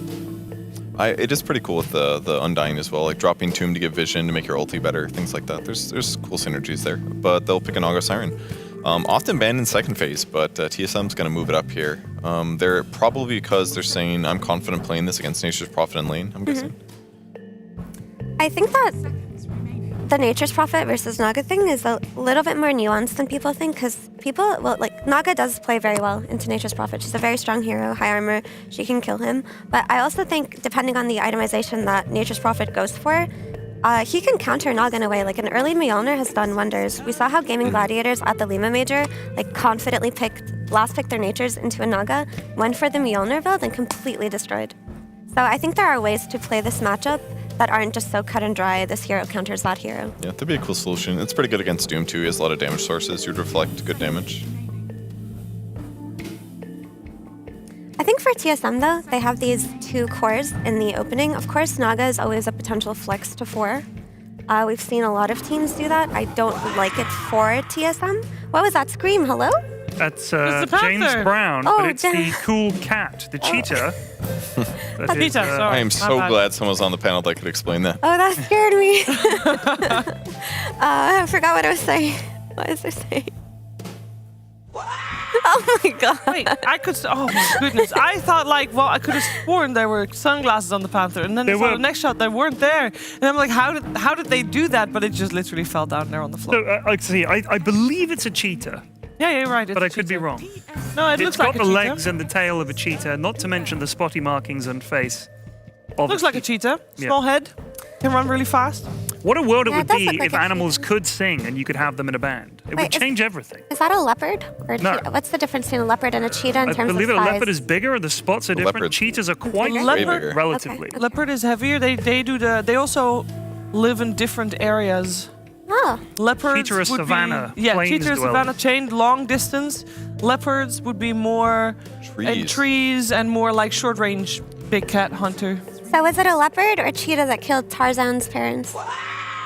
It wouldn't have been a cheetah. I don't think cheetahs kill people. It definitely wouldn't a cheetah. Cheetahs are too small to go for humans, unless they're children. That was a leopard that killed Tarzan's parents? Let me Google that really quick. Oh, I remembered what I wanted to say, so before the scream terrified me. So TSM have first pick, and usually when you have first pick as a team, you have to pick flex cores, or the enemy with second pick will counter all of your lanes, and the Doom and the Naga are not really flex cores. Like, the only solid flex is Naga to 4, and it's not good for TSM's playstyle and how Ahri likes to play. So I feel like TSM are put in a bad position where they're just heavily dependent on Tomato's Naga popping off, but Shopify have all the ways to counter these two heroes. I have a question. It was a leopard. That mother effer. Question. Pango is in the pool. Why aren't anybody picking them? Why have they picked Lion, more importantly? Surely it happens here in these next couple of picks. Wait, is this I so don't that think he TSM can kill the illusions with the suck? Yeah, that's a good point. Yeah, getting the shard online lets you clear out the illusions better.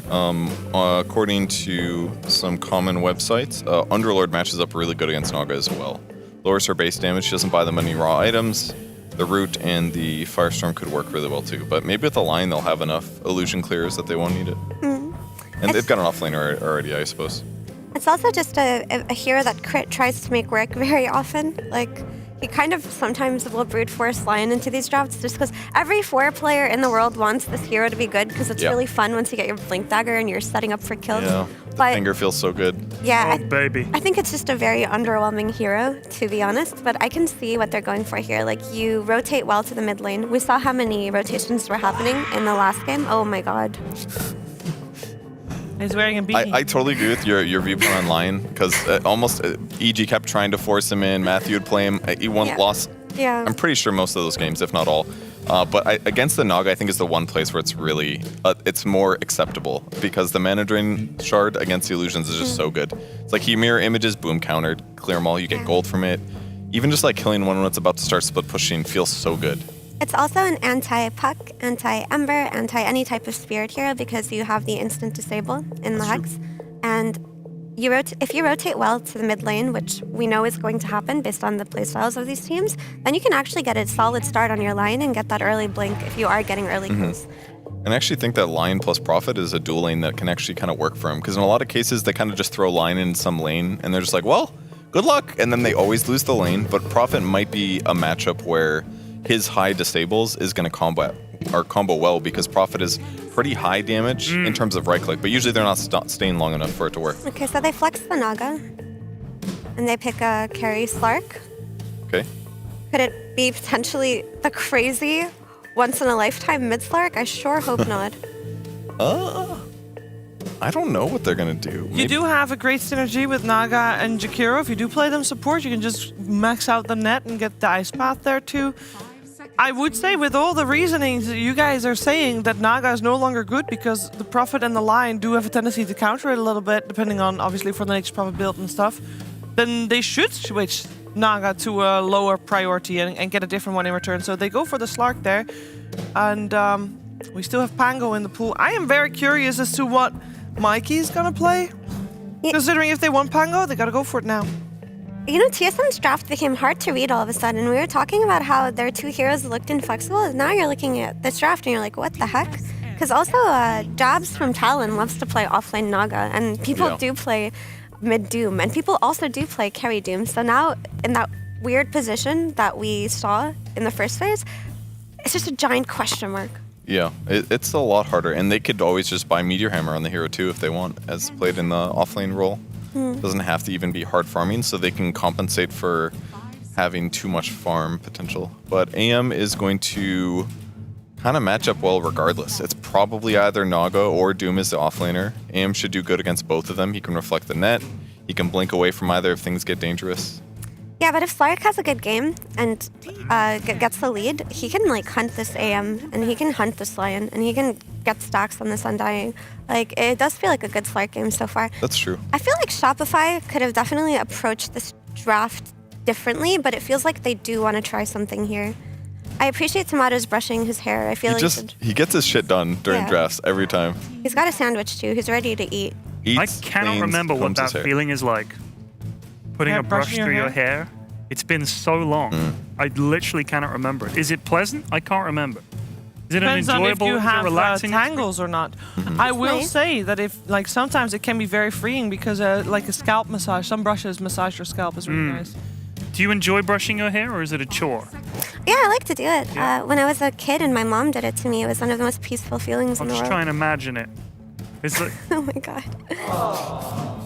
Nope. Do you need a hand, Ted? Where's the hand? Yeah, here's the hand. I'll give it a little. One upside to the AM, though, against the Sark that I could potentially see is imagine Sark ever does get caught by Disable. If AM jumps in and burns his mana, that's like his team fight is over. He does really need mana to be effective in fights. So now it looks like they're playing 4 Naga, 5 Jakiro. Quite nice. Slark and Doom can potentially swap lanes depending on how they're going to read Shopify's lanes, and DK is going mid. This is very unusual. This is not something that I expected TSM to draft. Yeah. I don't think I like the carry Naga for them too. I mentioned this before, but I feel like TSM are so dependent on Ahri's early rotations to secure the mid lane for Bryle that Naga is a hero that does not do that for them. Cool. Another throwback here. Mikey played Necrophos early in the group stage. It went bad. I think did he play offlane? I don't remember. It's got good matchups against the Naga Siren. Not that it is a carry Naga, actually. It does match up win rate wise well there. So it's a 4 Slark. What? I mean, I guess we said it is literally the tail end of the patch. Ooh. That is not the gotta flex bring out all the strategies you've prepared at some point, one way or another, just to prove that you could do it and that you did. And I'm trying to really come up with crazy. Okay, like the depth shroud, yeah. the depth shroud shard is one of the best saving shards in the game. So people do tend to experiment with carry Slark, with support Slark. But I feel like every time I've seen it, it has failed epically. Yeah, I don't know if I believe in it either. It feels like they got forced into doing something. They thought they had like the 1-up and they got put in a weird place. Now they're like, okay, well, we have to do something. Yeah, I'm thinking like, okay, so this Necro, now there's a really good Doom target in the early game. You don't have to worry about the anti-mage counter spelling it, but I feel like the Reaper Scythe should be good against both Doom and DK. How good of a save is the Depth Shroud versus Reapers? It's not at all, right? It's not that good. I mean, it's like it's some regen. That's about it. It looks too weird for me, this TSM draft. My brain is not comprehending, so I'm going to say Shopify takes it too long. I mean, I guess you've got the Heartstop Aurora against 2 beefy boys. Sure. I don't even like this Necro pick, to be honest, but... No, I'm just trying to help. I think Shopify's draft looks more normal, so... Normality will normally out. Yeah, I'll the go. universe is attempting to reach equilibrium You through know normality. what? I would agree with all of you, apart from the fact that TSM has got no pressure on this game. Last game, potentially, they're just going to have fun, and sometimes fun just wins. Sometimes TSM, especially against Shopify Rebellion, they just get it. If they have it this time around, we're going to find out as we're heading into the series. Thank you very much, Shivy. It's game 2 here between Shopify Rebellion and TSM. Fogged, well, we're going to get to see the glorious support Slark here from Ahri this game. What do you make of this? I'll tell you what I was found. Oh. He's played 12 games of support Slark in the last couple days. Yeah. He has won 9 of them. Oh, there you go. It's good enough for me. I'm trying to... What is it? What's the build? It looks like one of them was a carry, I believe. Okay, but what's the support you build when he ends up in these support situations? I can't even tell if some of these are support. I mean, he just goes Glimmer Cape. Glimmer Cape Shard. Okay. Treads, Glimmer Cape Shard, he starts with boots. Makes sense. So it looks like you're able to save people. Looks like the games that he... Honestly, actually, wait a minute. I think he owned... Some of these games are carry. Whatever. But most of them are support, and honestly, he's won a lot of games on it. I mean...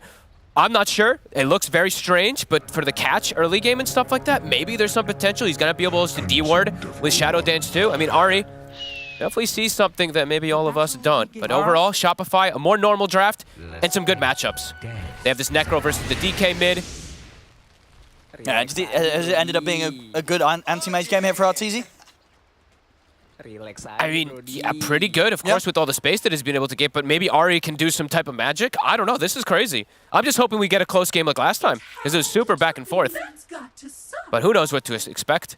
They did end up putting that Naga as a carry versus the Lion, so Crit, he's going to be able to, in the mid-game, get lots of money from those illusions, depending on what's happening. Sure. And we'll see how Mike does in the Necrophos, right? Because he had another game previously on this, and it didn't go too great, right? Yeah, actually, I got to check that one, sorry. I believe it was... We saw him try this, once before here in this league? Yeah, it was a while ago. I think it was like over 10 days ago. I'll get there. Get to you in a second. Wait, was it? It was in the early days. No, I think you just saw. Go back. Did I miss it? Yep. There it is. I'm watching the lane. Good up. Let's see. Top lane. Oh, actually bottom lane. Now we're going to have Crit and Stablite up against Whitemon. Some harder. Oh, yeah, I remember this game now. It was a rough one, right? It was quite a rough one, yeah. So we'll see how Mikey does this time round. It was a counter pick versus the Ember, and then they put the SF mid, and BZM went absolutely bonkers in that game. So he got hard countered as like the pick. So overall for Mikey, I mean, he should have, in theory, a much better lane in comparison versus an SF, because that's just like a hard counter versus the Necro.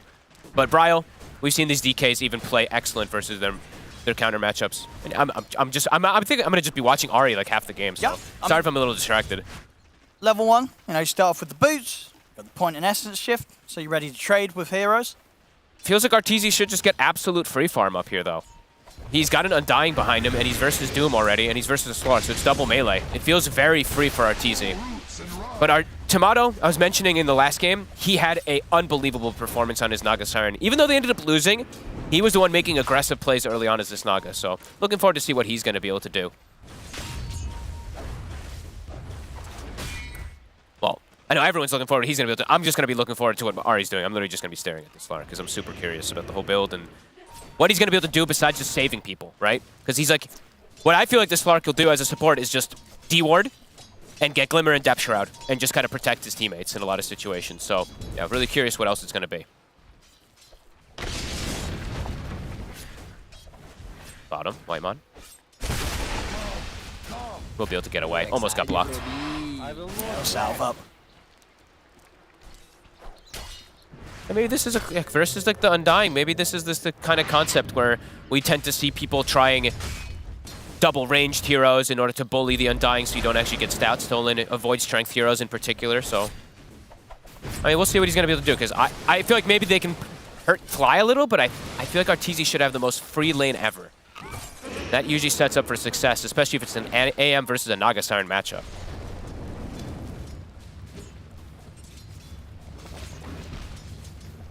Sunny having to be careful.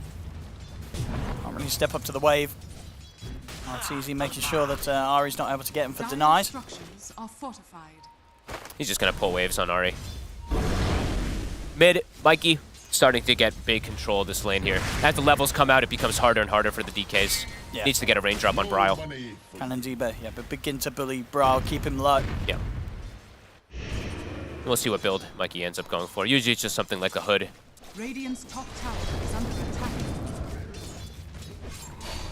I want to get aggressive. They've got the level 2 now on Ari. It does have Pounce. They want to try and catch Shopify Rebellion by surprise when they get low. Thing is, when you're a support Slark, though, when you pounce, you're committed. So you need help from somebody. I mean, Fly, I think they're actually putting quite a bit of pressure on him. Yeah, he's getting those essence shifts up. It's working. It's a big wave. It's working. Look at this wave that Arteezy's missing. Okay. Well, I mean, he's still 19 and 11 on the AM. It worked for that wave, though. Bottom lane. Oh, they get the blocks. Yeah, coming in with the blocks here this time round. Whitemon will not managed to escape, and it will be first blood for Saberlight. Brit's able to get away. Can't get brought down either. Yeah, RT's just feeling super safe up there. As he can play aggressive, burn the mana of Kasani. Hey, at least we're getting, you know, it's last day of the patch and we're getting it. We got a bounty hunter mid, we've got a Slark support. They'll get the last hit on the tombstone, but now he's dead. Oh, trying to give it RTZ. And they'll succeed in doing so. RTZ jumps in, claims the kill. Can he get punished though? He did blink forward. Kasani's trying to go for him. It's going to end up taking a few tower hits though, Kasani. RTZ attempts to stand his ground and he'll get the kill. Dies to What's the last, the end tick? I guess the end tick of it or something brings him down, or a creep hits him. Okay. I mean, either way on the plus for him, you know, well worth dying after Kasani had died, so Kasani's not going to get any XP from that. Yep. Absolutely well worth it. Bottom. Trying to go for Tomato here. I was stack things a little bit. Well, I guess they needed to stop from Quelling Blade out the Sprout. So significant damage. They're bullying him a bit there in the 2. And Saberlight, he's going to do the same build as last time. Saw how successful it was before. Fly. He's going to be able to get away, and now already he's out of mana again. Tough for him to just trade back versus RTZ. They want to still go for Fly potentially. It's yeah, hard to commit in underneath the tower. They do not want to give up any more kills to this anti-mage. RTZ's going to have Vanguard in a second here. Then he'll likely just be able to hold his ground even more versus the 2 of them there. That is just interesting. Super bizarre stuff. Rotation now toward mid. The Reaper Scythe available. Bryle does have raindrop though, so they're going to need 1 or 2 rounds perhaps. Yeah, it's going to be difficult. They have to sort of weaken him a little bit before they make the go. Yeah, he's a little too tanky. Yeah.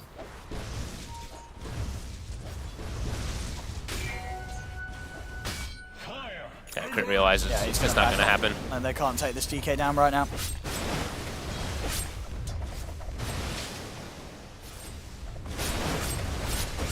Vanguard Doom, Vanguard AM. Both these 2 pretty tough to contest. They both should be able to get that solid free farm now.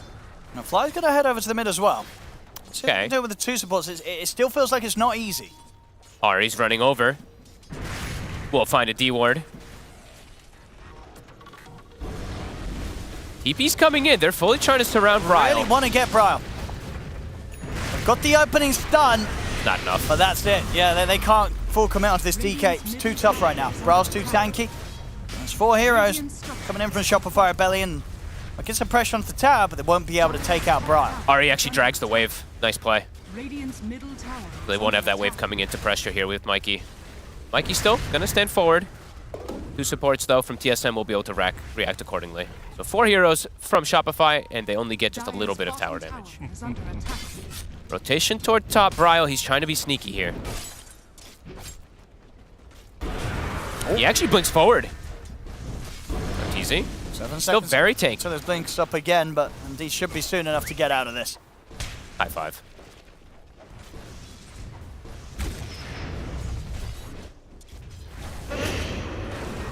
Still persisting in the mid lane.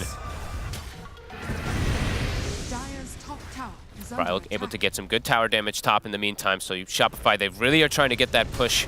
They're actually going to react there. They're going to send Mikey to stop this one. Can't set up for a kill though, it's just him holding the tower. And immediately Bryle TP's mid to get his own push going, and maybe he can get a catch. Flies low. They'll get him here. That's the shift stack for Ari. And efficient use of the DK form. He's even going to get a couple hits on the tower. Okay, cool. So far, so good in this early game for TSM. Tomato's getting free farm. And Bryle has held his own completely there versus the Necrophos. And what is that? A couple couriers now for Ari and a couple wards, and he's been able to find already pre-6. Teasing around with Mikey here, the 2 supports. That's bottom lane. Bit of an attempt to be made onto Saberlight. Flies in with a heal. Saberlight's out. Instant tips coming out. Drops the tree. Blocks him out. Saberlight again, going toward mid. He's just really trying to persist and push this tower with Mikey. Yeah, if they can't kill Bryle. They can certainly give it a good effort at taking the tower. Top lane, looks like we had a situation where the old Doom got reflected. And they'll be able to get a pickup on Whitemon. That's the stack, and back to full mana pretty much for Mikey. And yeah, this tower is going to get finished off here. So mid tower versus the DK. Shopify still very happy with this situation. And they still want to try and put pressure on top. They'll get the tower in return here. They'll get us TP though. Oh, okay, Shopify can react. All right, they might be able to start some sort of a fight or at least hold the tower a little longer. And indeed, with Mikey turning up, the tier 1 will stay up. They weren't actually quite able to take that out in return. So Shopify Rebellion continues to be able to hold this part of the map where RTZ is going to feel pretty safe farming in, especially with the fact that the Doom was already attempted. And Mikey, he is going to just commit for his Blade Mail build. Pretty cool. I mean, it's the build that we've seen sometimes on Necro versus some magic damage and stuff. You can just tank and turn. I was wondering if, like, honestly, the slight potential of, like, versus Nagasiren, you know, that Radiance sometimes does trickle into their minds, but it's very greedy and probably way too greedy when you're playing with Nature's Prophet AM cores. You have to be more of a playmaker on this Necrophos to make space. I mean, see, on the top lane, Brawl's still hanging around. I can only imagine it's to try and take this tier 1 as... I don't know if they can kill Anti-Mage, right? RTZ's pretty safe. There's no Doom. Yeah, that's just for tower. Yeah. It's very low. Please state the reason of the pause. What have we got? What's going on here? So, what was it? Paused by Ari. Something going on the TSM side of things. All in all right now, I mean, Tomato is the big breadwinner of this game so far. 92 CS at the 10-minute mark. Really good stuff for him. Just getting that absolute free farm in comparison to Arteezy, who he has 2 kills and 52 last hits, but he's been slowed down a bit. And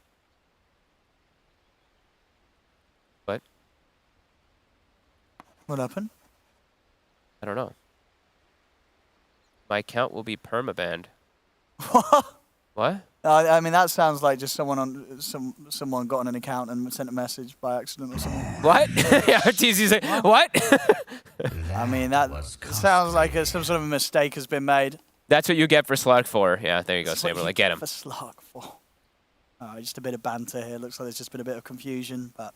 Look at Tomato has the biggest, like, shit-eating grin. I mean, he's probably... And Ari's dead serious. Yeah. He's like, oh my god, am I getting banned? Like... I mean, sounds like someone's having a bit of a joke or something. Yeah. Sorry, it looks like a scam. Well, I mean, it sounds like a scam. Okay. I don't think Ari's getting permabanned in the middle of the event, as you know, as sort of adventurous as Slark 4 is. Tomato agrees with Saberlight, though. They're all good. Alrighty, back underway. Ari, looks like it is going to be that build that he's been going for. I mean, it's tried a couple, like a 1 or 2 Wraith Bands, a casual Windlace, and then just Glimmer Cape and Shroud. Yeah, we'll see what he's going to be able to make with it. Type of save plays he can actually do. And yeah, Bryle, we see him reveal himself top, a high 5, he does finish off that tower.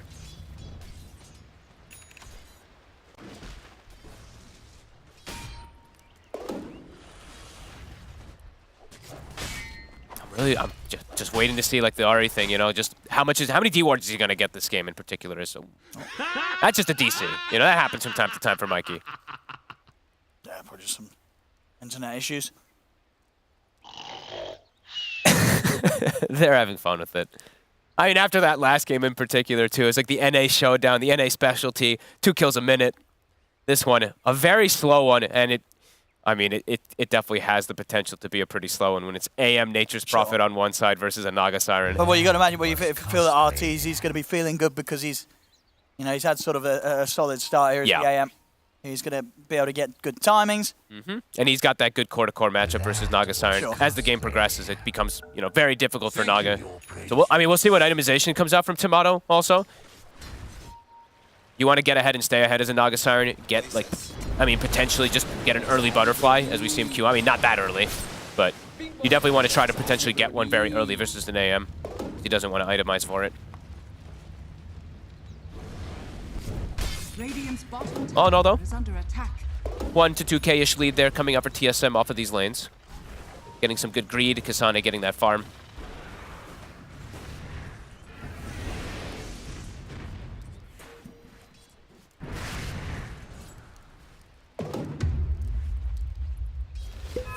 TPing in on the mid, Saberlight.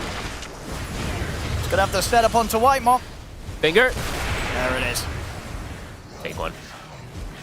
Feels like for Shopify, they have much easier ways to just make plays across the map. When they have a Lion, a Nature's Prophet, and a Necrophos, they can constantly look to set up ganks. I'm just waiting to see how Ari's going to be able to set up stuff for his team. As see Kasane constantly like stop cast the Doom, but Arteezy's very ready just in case of it. Yeah, pops the shield and blinks out. Knows that Ari's possibly waiting around as well. Even Bryle's queuing up a Midas. Oh god, we're going to have a very slow game, Owen. I see if Shopify Rebellion can punish, though. They're out with the smoke. Does feel like they can. They've got their Reaper set. Oh, and it's an Arcane Rune. They're getting the big wraparound. They have vision of Kasane. And they catch Arteezy. He's got the shield. There's the Doom, though. And the pullback. They'll be able to drag him away from his tier 2. TPs are coming in. They'll push on, and they'll get the kill. Support Slark, baby. See how much they get punished here, Ari. He'll be the target here for the Reaper's Scythe. Saberlight can cut off Kasane. He's in with the Sprout, but the Flame Blade's there. Kasane continues the retreat. They won't spend any more time chasing him. Kasane gets out. Great move. Stop cancel the Doom. Has the Hurricane to pull him back in for the extra hits. And it's as Shopify is making the move as well, too, so it's actually perfect timing. The seeds of fortune. Was an Arcane Rune, though. So for Mikey, I'm sure he's still happy. Arteezy definitely not, but Mikey, he'll take that stack and have that cooldown back up soon. Radiant's bottom tower. They're happy to go for a smoke themselves, TSM. Okay, see if they can catch Mikey. Jakiro is 6, so he does have Macro Pyre. Sane gets the pullback. A bit of a setup there. See if Brawl can get him with the Dragon Tail. They get the Ice Path. Macro Pyre laid down. Dragon Tail to follow up. It's a lot of magical damage, burning Mikey down. He'll reflect a bit of it, but it doesn't matter. Mikey falls, and TSM, they'll lose no one. Perfect connection. Literally everything. Again, Tornado Creep, the Hurricane, coming into play. Finds him another snag. He reflected. Look, the damage he did. He did 3,300 damage as the Necro, but will get brought down anyway. 0 points in that Ghost Shroud gets punished. And Ari, he's going to try and set up more. Get some of the pounds of Saberlight. TPs are coming in, and Ari just immediately pops the Shadow Dance as he attempts to retreat crit. He's going to be able to try and dodge this out with the Dark Pact, but the stun still connects. Ice Path laid down by Whitemon. And an attempt to block our Shopify Rebellion, but they'll still manage to push on forward. TZ dropping incredibly low versus Tomato. Ari's got the pounce back up. Gets away from Shopify Rebellion. They don't catch anyone. And Tomato is committing. He's bought the Eagle Song. Okay, so the Butterfly Rush. Okay. Is this a good game for it? What's the value of the Butterfly Rush this game? I usually say no, almost ever. Sure. Could be interesting, I guess, but just usually this ends up like biting you back because then your illusions are just very squishy, but maybe he's just thinking versus the NP and AM. We'll have to see if it pays off. I usually see this end up like falling very flat, but... And they're looking for Kasane here. They'll blow him up. The combo there once more. They take him out with the Reaper's Scythe. Ari, he'll look towards Crit, but he's also got to run. Global Root. It's going to catch the two of them. Follow-up stun from Crit. Ari will be able to Dark Pact it off. Shadow Dance is up in 10 seconds, but the Death Pulse is chasing him. And a final decay from Fly takes him out. Yeah, I'm almost never a fan of the early Butterfly, but I mean, if Tomato sees something for it, if they're able to make the space for it versus the AM, maybe it could be something cool. I feel like I've seen this a lot where they get second item Butterfly and it ends up doing nothing, but I mean, let's be hopeful. He's doing it because he feels like he's so far ahead right now. Yeah. He absolutely is. 9K net worth on the Naga Siren. He's having an incredible start. Let's see if this Butterfly Rush does do wonders for him this game, or if it ends up biting him. Yeah, all not too. Like TSM, Bryle, he has a Blink already finished up after his Midas too. Like the 3 cores are having spectacular games. Maybe he is just going to get all that space in the world. We shall see. Easy. Just walked up and dropped a Mana Void onto Tomato. Didn't really do much at all, of course, level 1, and Tomato wasn't really that low on the mana. I like the way that TSM is playing the map. They're just leaving Tomato up top to contest Arteezy, and then they're just running together as like 3 or 4 to try to shut down any movements that come out from Shopify. Cool stuff. 4K lead off of it. Saberlight is getting great scaling, though. So he already has his Ags finished, as we mentioned from before, and he is going to go down that route of being that secondary hard carry. Maybe going just straight down like a Mjolnir build since he's playing versus Naga. They get the jump. And Mikey, see if he can get out. He gets the Ghost Shroud and the heals off. Backup's coming in the form of Fly. Ari commits him with a Shadow Dance, chases down Mikey, but he's not quite able to get him. Mikey's able to turn the scythe's back up. Ari's out. Whitemon will go for the TP away, but Crit catches him with the stun. Double kill for Mikey. As Shopify Rebellion, they were prepared. Back to full HP. And having a good time picking up these stacks, right? What we got already? He's at 4 already. 4 Reaper-sized stacks as 16 minutes in. Not bad at all. I think we've had I think we had 1 or 2 games where it was like 40 minutes in and they only had like 5 stacks. So this is an excellent start for him. 5-1. The only death he has so far was bottom. Bottom. Crit. They'll find him. Does get caught out. Was trying to finish off his Blink Dagger gold. He was getting rather close. About 1900 in on it. RTZ just man avoiding creeps. He's got the Battle Fury done. And Jazz for Tomato with that butterfly complete. Definitely going to be one of the fastest timings you'll see on a Naga Siren with how much he's prioritized it in his build. I think he's telling his team too. He's like, guys, I got butterfly. I'm not showing up for a while. I'm playing the farm game. And we're 13 minutes faster than the average, as we say. You know, normally you go for the other items beforehand, but Tomato feeling that he's having such a good time of a game that he can go for it first this time round. And there's definitely a high chance that he'll get away with this. And already, you know, some of these heroes are not going to have fun dealing with the illusions. Crit, Ari. Ari is stuck inside here. He used his quelling. Ari could be in some trouble here. Crit. Dark packed off, and he has got the backup of Kasani. Whitemon is going to get caught. Will mean that Ari and Kasani will be fine to escape, but another kill for Mikey. And Crit now has Blink Dagger. So does have a way to initiate these fights, get these instant jumps. Perhaps even hunt the Naga Siren.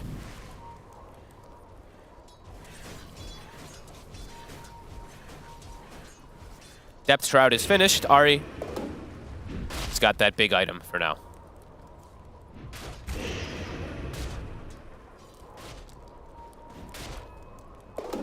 He's watching around the mid, but Crit and Mikey are ready to pounce with the smoke. Another arcane room for Mikey. He'd love to get the chance to use his scythe. This would be huge if they find him. And Crit has Finger too, so they definitely have potential if they see Tomato. Then they should be able to burst him, right? He's got 1200 HP. They definitely should be able to burst him. But Tomato's playing safe. I mean, what timing there from Tomato to hide away. Fly? That was literally the most perfect timing there from Tomato. They just had placed the ward down as he's sneaking away. Arcane Rune, still on Mikey. Already being very pesky around this night vision.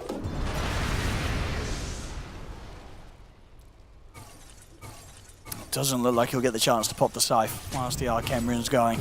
Look at how sneaky Ari's being though, getting vision down. He's literally playing the night vision perfectly since it is that. Keeping tabs on RTZ. No way to jump him though. Help if he wants to try. And now they will see him. Crit, he's gonna get the instant jump. Follow-up stun, scythe and a finger. We'll get the job done. 5 stacks. And that I believe is the level 2 scythe. We'll get that little bit of bonus. 12 HP regen and 6 mana regen for Mikey. And the shard also was purchased a bit ago too. And of course, Crit, he's also getting his own stacks up. Up to 3 stacks on the finger damage. Infinite scaling Crit, he's looking for another one, and they have the global potential. The NP's coming in. Whitemon in trouble. RT's even able to join up to look to try and get this kill. He wants the last hit. Mana Void. There it is. Crit will be saved. Starting to rack up some kills here. Arteezy starting to catch back up to this Naga Siren.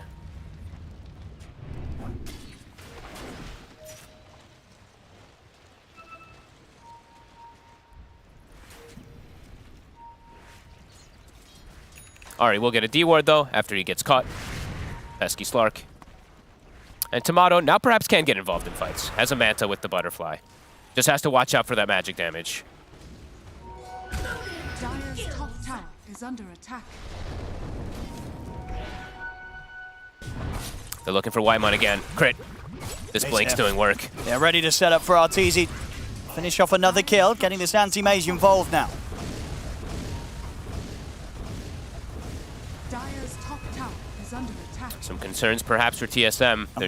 They're getting outmaneuvered. This Crit Blink Dagger is just finding catch after catch after catch. Yeah, they're keeping it coming here. Yep. Shopify Rebellion smoke up immediately and straight up towards the top lane. Mikey has Blink coming out on Courier too.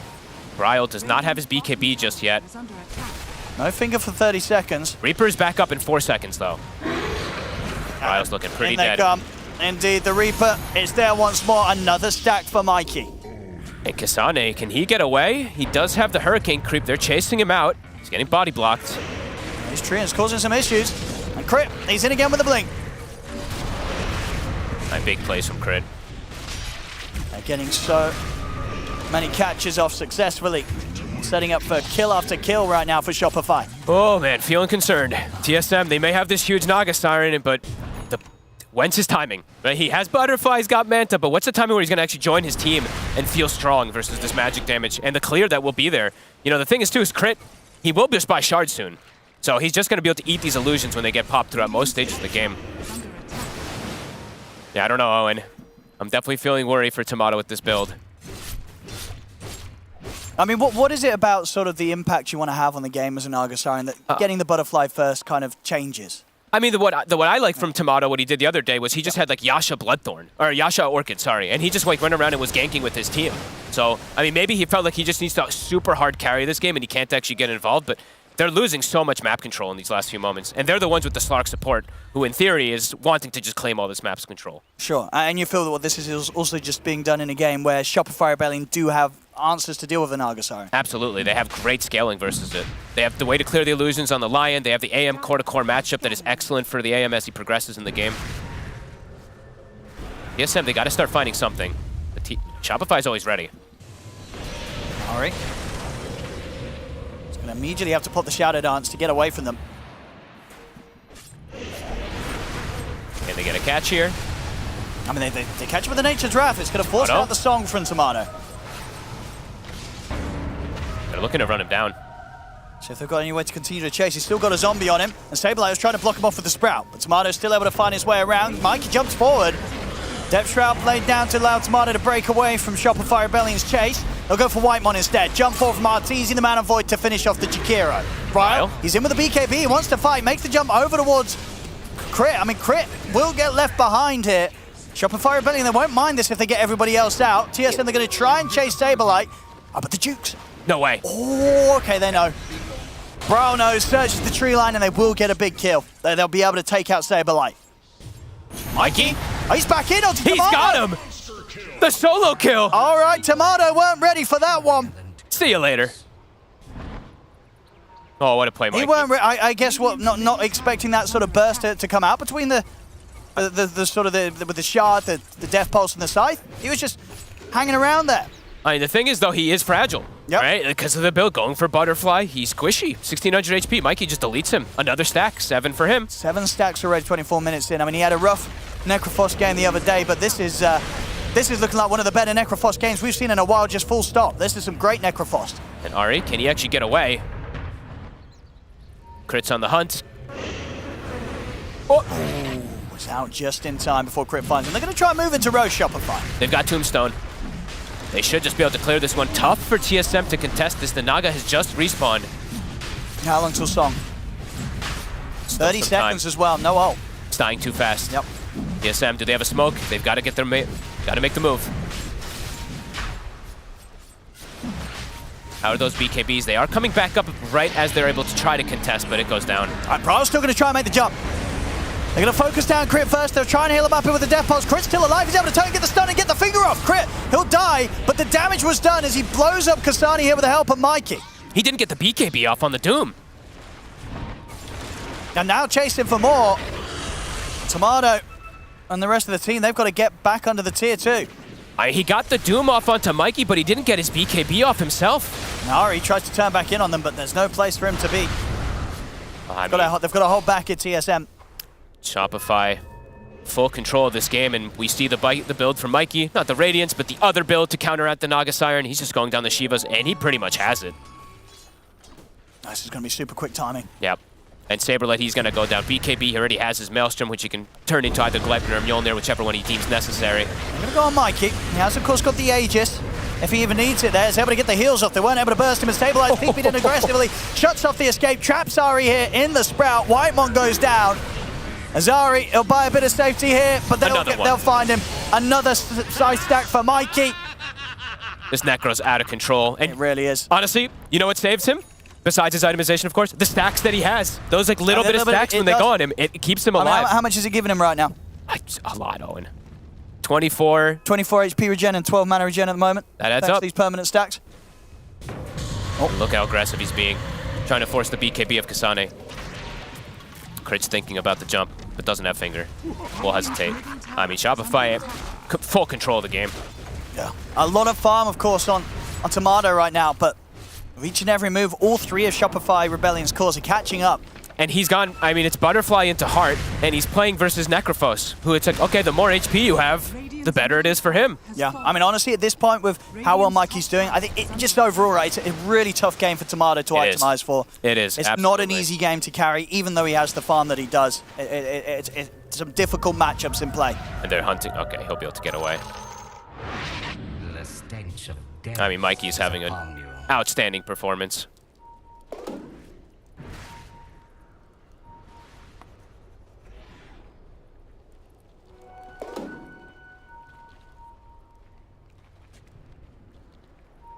Ari, I mean, he is giving good information and stuff like that, but I mean, 0 and 6 so far on this support arc. It's absolutely not working so far from the way Shopify is playing versus him. And Mikey's hit.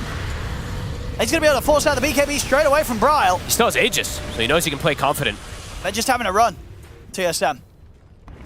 Trying to think of the timing for TSM when it is going to be that they feel very ready to fight. I'm not sure really when it is. It's like, I don't know when Tomato feels like it's going to be, all right, I'm ready to go. Maybe it is just this nullifier, if he's able to find it so that he can actually target the Necro. But the AM is just getting bigger and bigger. Like, Arteezy is starting to become a really big issue for them to deal with. And what's he going for next, Arteezy? What's that coming out? I think it's his Aghanims. All right.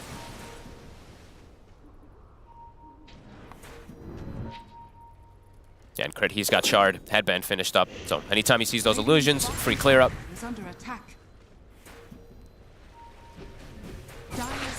Hey, Mikey just continues to play unbelievably aggressive. The BKB still on cooldown for Bryle. He's just dancing at him. Up to the tier 3, he's on his own, Mikey. Level 18 now. I mean, what are you going to do about it if you're TSM? Mikey knows that there's just nothing that they can really throw his way. They need the nullifier from the Naga. They're eyeing up top. Bryle, mid. Top lane is going to be the play for Saberlight, but indeed in the mid, Bryle gets dove. Saberlight's able to get the BKB off, and TP backup's coming in. Kasane was not able to get in and drop down a Doom. Saberlight's going to be fine, and with these TPs coming in, TSM, they've got to be careful. As Whitemon and Tomato, they have to start retreating. Arteezy's hitting base. Getting some significant tower damage here. And it's another stack. Another finger stack and another Reaper stack that comes out there for Mikey. This is going to be one of the higher stacks I think we've ever seen. We don't see a lot of Necro, but it's definitely going to be one of the highest stacks. No, absolutely. As I say, definitely one of the kind of standout Necrophos performances we've seen out of the rare Necro games that we do get to witness. And Saberlight will just be able to TP, and he is continuing to also scale versus this Naga Siren. He doesn't go Gleipnir, he goes Mjolnir. So he's going to be able to do tons of damage versus as well. Level 18. A quiet game from TSM, and they're finding nothing around the map. They're just not really able to find pickoffs or action with the four of them. No. And we're yet to really see them try and engage as a full 5-man around Tomato. That just hasn't quite happened yet. I think the call from him, it really is. It's just like, wait for my nullifier, guys. Yep. And then we try to go for Mikey. But Mikey is not the only issue. Mikey is just the one who's carrying the early game, and then it's letting his NP and his anti-mage become absolutely massive. So you might have an answer perhaps for that Necrophos, but what's going to be the answer then for the AM and the NP as they scale?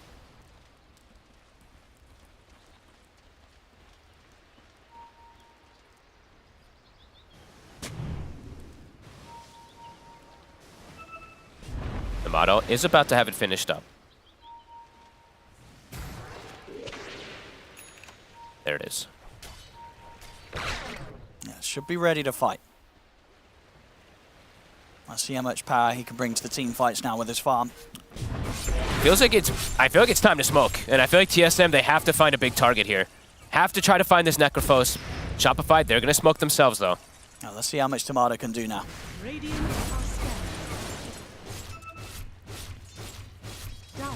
Smoke themselves, Crit. Prime time with the Hex. They'll lay down the Tombstone. Tomato's going to use the song. I guess just to clear the take out the Tombstone here. Okay. And they do get the jump onto Mikey. The Naga's not there, though. See if they can burst through this Necrophos. They can't. Mikey's able to get the heals off. He will get doomed. They'll force him up to the side. But Mikey, he'll fall low. RTZ is able to come in with the deny. As RTZ is able to get the deny off onto Mikey. Mikey, he's going to buy back for this fight. A Shopify Rebellion, they want to turn. They want to look to threaten Tomato. They're on Tomato. The jump, they get the Hex, the Finger, the Scythe as well. Mikey buys back to get the kill. And he keeps his godlike alive because of the deny, so they don't even get the gold from it. I'm going to clutch deny there. Really was. Would have been a lot of gold. Sort of out of nowhere as well. RTZ able to just fly in and get the deny. I mean, Tomato with an incredibly over-aggressive song just to kill a Tombstone. See again, this is the start of this fight.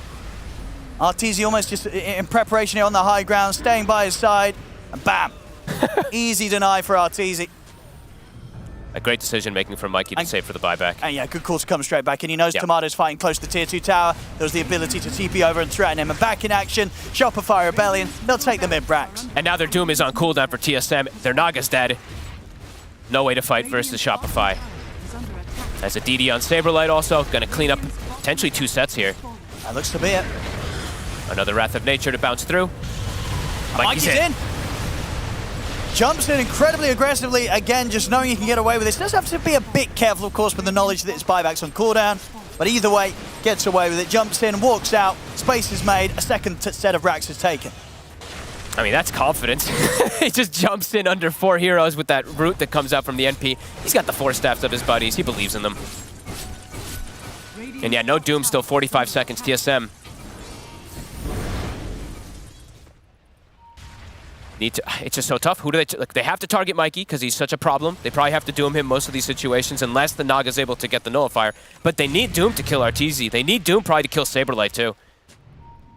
Just difficult for them to find the right targets. Yeah, a full data list now for Saberlight. Continuing to scale. And RTZ, he's got an Octarine.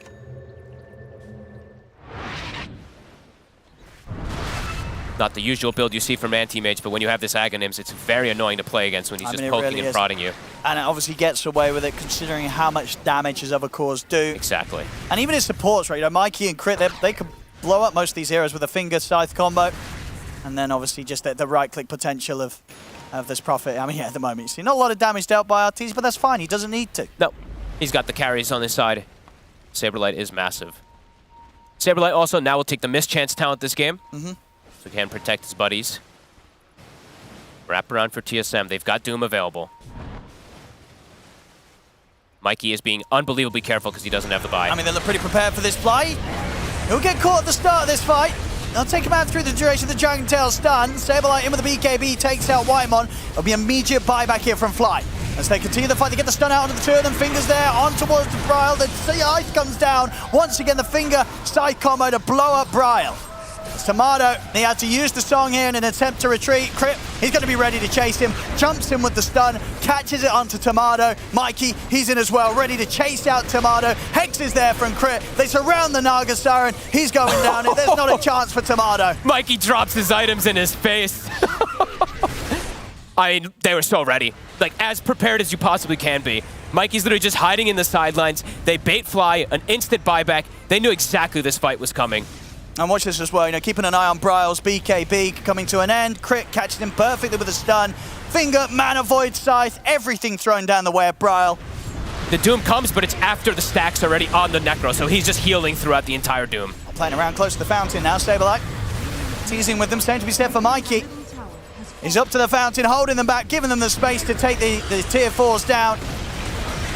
As they'll try for one more fight here, TSM jumping out, attempting to take down Crit, but the heals are there, they're keeping Crit alive. Ari really wants to at least get Crit out of this, but the Hex is there, Ari's out. Same to be said for Whitemon, there'll be a buyback from Ari, but they're looking to close this Shopify Rebellion, and they will succeed in doing so. GG is called, Shopify Rebellion, this series, it's theirs today, 2-0. As this time round, TSM will not be a problem for them. No. And Tomato, honestly, he ends the game like 0-3. Maybe it's this team decision, right? Just being like, hey, you've got to go for some type of weird butterfly build to try to be able to super carry this game. But there really was no hope for TSM in almost any of the stages of this game. Ari and Whitemon end 0-8 and 0-12, and Mikey, he just completely takes over the entire game. It really does. 17-2 and 8. 11 stacks. As I said, the other day, a very underwhelming showing on the Necrophos, but coming in with it here, you can see why Shopify Rebellion have been trying to pick it for him. Because in these sort of games, he just pops off completely. And I feel like Crit, the moment Crit got Blink Dagger this game, there was just no hope for TSM. I mean, he found pick-off after pick-off after pick-off, and they just completely shut down the map, made the space for Arteezy to get the farm. Saberlight always joining in. Really well played, well-executed game from Shopify and TSM. I mean, they tried something. They went for this Slark support, but didn't work whatsoever this time. No, but yeah, absolutely. The way sort of Crit and Mikey in particular were just playing in tune with one another was fantastic. Crit charging around the map, and yeah, him and Mikey having a great time blowing heroes up with the finger and the scythe. There we go, ladies and gentlemen. As with that all said and done, Shopify Rebellion, they'll secure themselves another series win here as they take down TSM 2-0. Another series win indeed, and with that 2-0, they end 5-2 in the group stages, and they might have more series to play tomorrow because they still are in the running for the upper bracket of the playoffs. Of course, already secured to the playoffs earlier, but now upper bracket very much a possibility depending on the results of the remaining series, with Gaming Gladiators and Team Liquid needing to lose a series in order for tiebreakers to occur. Now, this game in particular, TSM, they ran a support Slark, and I want to start with that because it's not something that we see very frequently, but we heard from Fog that Ari's been playing it a lot and has been winning a lot with it, Purge, but not this time around. It looked kind of good at the start of the game. I mean, he was, with the boots advantage and the essence shift, you're going to trade really, really well. So he did a smart thing where he was like bullying them, but only when it's good for him. They didn't have that many like harassment tools from ranged, so he actually did get to abuse his passive a bit. And there was that one time when like 5 creeps followed Fly to the tier 2 tower. So there were some promising looks to it occasionally, but towards the end of the game, not really the case. Yeah, I mean, I thought there was a lot of promise, I guess, in some of this Heroes of Support conceptually. I do like the Shard. I like the night vision and how he was trying to abuse it. I like that he can set up knowing that there's no vision on places. But how are you setting up as a Slark, though? So, okay, you're providing your team with this vision. You know that you can potentially take a fight, but then what do? You leap in with your treads, and then what, you know? You do 300 damage with Dark Pack, and then you run away. So, I respect the attempt. I think it definitely can work a lot in pubs, for sure. And he's a good enough player to abuse it in that way. But I feel like in a competitive environment, that's not what they needed. I think that TSM depend way too heavily on Ari's rotations to mid and his ability to play in conjunction with Bryle in the mid game. Like, Bryle's always on this like blink hero, this playmaking hero, and Ari's kind of like the follow-up damage, the follow-up stun, etc. And this time around, they didn't have that. Mikey did own across the game, though. Like, his KDA was incredible. He had mobility, he had survivability. The Blade Mill is kind of cool because it's like, once he gets enough regen, it's like, he doesn't care that he's taking damage because he's going to heal it, and he's also reflecting in the meantime. So it's kind of a cool way to really maximize his damage output. He got that really crucial pick off on Naga Siren near the Roche pit, which allowed them to take Aegis and further accelerate. That was a big deal because Tomato was quite far ahead. And when they finally got the Doom on the Necro, that was causing them so much grief. Arteezy on the Anti-Mage got the deny on it. He TPs right back into the fight. There's no Doom available. They're already in a bad position, and they just run them over. Yeah, it was cool. It was the Mikey show. He got to that point where you're up against a Necro and you just cannot kill him. You just cannot kill him. The longer the fight goes on, the worse it gets. It was great because you don't see Necros doing that at the moment. You know, people aren't picking this hero. I thought it was really fun. It was great. Good stuff, Mikey. Well done. It was good stuff for Mikey, and it is still impressive that we actually have 2 teams out of the 16 world-class teams we had playing in DreamLeague. 2 teams playing with stand-ins in the top 4. It's, I think, Purge, that's the first? It's amazing. I mean, stand-ins are typically, they're not a death sentence, but you're like, okay, it's going to disappoint. Your synergy is going to be off. You're not going to perform as well. You're not going to win series that you should have won.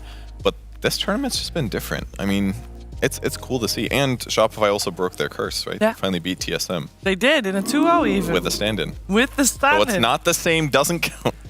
It does count. I'm just kidding. I wonder if it kind of changes your mentality a little bit having a stand-in, because you're suddenly a little more focused, a little more aware. I wonder if it just shakes things up a little bit. And I mean, obviously Mikey's very good. He played superbly well. So maybe as a team, you suddenly have to consider things a bit more, working more, in discussing things a bit more, because you have to bring a new person in. Maybe in some cases it can give you a little bit of a boost. Definitely. We talked earlier with Fly and with Bulba, and and Arteezy as well. They won a lot, so we talked with a lot of things. And they have indeed spoken out that they've learned just in different ways and different styles of playing, because they've obviously been forced to adjust, and it's been working out really well. I guess it also makes you analyze your own play. If you have to explain or work with someone else, someone new, someone who's become used to the way you play, it's just second nature. But when you suddenly have to say, I prefer to do this, I have to do that, sometimes you have to reconsider things and have a bit of introspection. You have breakthroughs sometimes because you have to explain some concepts to somebody, and just by having to start over from them being fresh, but still knowledgeable about the topic, it's like you sometimes have breakthroughs where you're like, oh, well, we could do that different. Yeah. We don't have to just do it the same way we always do it. Now that, based on different factors. So it's been good for them. Yeah. Yeah, they said that they learned how to accommodate a greedier win condition style of mid, and that taught them a lot, how to play the map, how to play versus certain heroes, and how to play with certain heroes, which would have been really promising for Berlin if there isn't a new patch coming. But I feel like the new patch is going to change everything, so I don't even know how many of these lessons they can take with them. My prediction for Berlin is the teams that thrive in chaotic environments are going to do the best. So the South American teams have high expectations for. The North American teams that tend to be a lot more disciplined and more lane oriented, I don't know how well they're going to be adjusting actually to the new patch. Well, at least one of the two here is able to get some extra practice in during the playoffs at DreamLeague Season 19, because they will need to play on the new patch. April 20th. We are expecting around 11 p.m/midnight today, CEST time. That's kind of what we're hoping for. Purge is already thinking, okay, I'm gonna go to sleep, dude. 5 hours of sleep. You're gonna do it tomorrow? Oh. Will this person sleep before the patch? We're wondering. Crit! No, not Crit. That's not Crit. Hey, Bulba, how are you doing? I have me instead. Crit is sick. Crit is sick. Oh, I hope he feels better soon. But it's good to have you on anyway. Are you setting your players to go to bed early so they get the most out of the patch time, or what's your plan? No, I mean, we have a good schedule over here. When we go to sleep, we usually go to the gym together with Fly at night. So we're just gonna stick to that schedule. It's usually gym with Tal, and there's a sauna there. We chill there, and then Tal is laughing at me. It's very good to have a rhythm like that. It's not even true. It's not true? Sorry. What? Those two guys are trolling me. I hear him say that it's not even true. Sometimes Tal's not there, but okay, our tour is going to the gym. I'm there. Huh? Okay, I go. Okay, me and our tour go. Sometimes Tal joins us. That's true. Do you go to the gym or to the sauna? There's two differences here. I mean, I come to say hi. We go first to the gym, and then there's a sauna there, and we chill there. It's a combination. I still think it's good to have a rhythm like that. It sounds very healthy habit. Congratulations on your series, of course. First of all, that was a very nice 2-0. I want to ask about if you were expecting that Slark as a pos 4. Yeah, we saw his pro tracker, and our tour called it out that this guy has a bunch of games on Slark, and our tour was saying that they were going to bust it out in the first game because the series didn't really matter for them. But I think they got the loss in the first game, and then they busted out for the second game. All right, so not unexpected then. Nice to hear. I also was wondering. I mean, you probably saw the riddles, and I wanna talk to you about maybe one or two of the riddles if you're okay with that. The riddles of Valve regarding the patch. Sure. All right, the ones that I have for you is which unit type do you think is going to gain 15% movement speed at night? And why? And what do you think has effect? I can tell you our thoughts, and then you can tell us what your thoughts are on our thoughts. Go on, Sam. Come up with something. Hello? Sure, you can say your thoughts. Because I didn't read that much because I wanted to first have us focus on this match first. Because Saber's just been talking shit. Yeah. So we can't just lose after he talks shit. Of course. So, and you did. So well done. Yeah, and then there's a small chance where there's still a tiebreaker for us to get top 2. So, and that's a VG or whatever. I think Liquid has to lose too. So either one of the two just has to lose. Either Liquid or Gaming Gladiators. So you only need one to lose. Obviously, if both lose, you're tied with both. So we'll see that. Of course, those are the next series. But we thought in particular, what Pyrian Flax thought is that unit types, you've got obviously a couple of unit types, heroes, creeps, neutrals, couriers, but we thought creeps is the only thing that actually would change something that would make sense. Lane creeps at night, faster, 15 movement speed extra. What do you think? Maybe. I don't know then. Why though? What would be the point of it? Who knows? Or just the creeps? No, we thought that if the lane creeps are faster at night is the time where it's easiest to gank and stuff, lack of vision. So there was Purge. What did you say? Something about pushing the lane. Something clever. After you win a team fight, the creeps will get to the base faster. If you need to make up for like creep cutting or something like that. Does that make any sense to you, or is that just stupid? Yeah, maybe. Not in the early game though. That would be messed up, right? The early game, if that was the case. It's every nighttime. Okay, and every nighttime? Yeah. It could be then. I don't know. It sounds then the entire equilibrium will be messed up, right? So that would be big. And also, what do you think of an item that and we don't know which item, obviously, that's the guess, that has an initial and max stock of 4, restock time of 120 seconds? Maybe sentries? Really? Nerf them? No. Why? Would they be free? You think if they... No, not free, but maybe it stops like the sentry spam. I'm not sure. But only... What was your guys' think? I said mangoes, so that people can't just stack mangoes on themselves. What if they buff mango and then make them buff restricted? mango, but restrict the number you can have was the thought. Not sure about. I mean, I know the people kind of stopped the mango abuse right after the nerf already. Right. But you're saying they buff it and then they stop it. Yeah. So possibly, I'll guess maybe sentries. Because they're gonna change maybe something with wards and sentries. Probably, right? But then if you nerf sentries that way, it feels like every hero that has invis is so OP. Unless there is a third way other than dust and sentries, or fourth way, sorry, and gem to see invis heroes. Just ban all invis heroes. I don't have a problem with that. Hey guys, it's a little, I don't know if I can hear you guys. Oh, we hear Fly very loud as well. I don't know if it's in a private conversation or not. I just want to point out that we can't hear He's in like the Spanish interview. Oh, okay, then we're good. Okay. Just making sure just in case. You never know what's being said on broadcast. Okay, those were my questions. I'm sure some of my panelists also have some questions. Sam, since the patch is almost gone, what always happens, the knowledge that you have right now in this patch is kind of irrelevant a little bit. Are there any like weird hero picks that you guys always wanted to try that you're like for sure not going to pick in tiebreakers tomorrow that you want to tell us about? Is there like some like Clink support is cool, but my team won't do it kind of thing? Thank you. For like in case this patch stayed the same and we were going to play the tiebreakers tomorrow? No, just like is there some like cool strat idea that you have that you guys definitely aren't going to play tomorrow and you want to tell us that you had like in your back pocket? Yeah, like you can unburden yourself now. I mean, Arturo was like, this match didn't matter today. Like, he was saying like stuff like that. He wanted to like personally have fun by himself. So he was just spamming about like bounty carry in the morning, and that one got vetoed by not just me. So yeah, there will not be a bounty hunter carry tomorrow, unless you get buffed. You never know. Yeah, super buffed. Did you have any ideas that got vetoed? What, my ideas that got vetoed? Yeah. Did you have any bounty carry like ideas that got vetoed?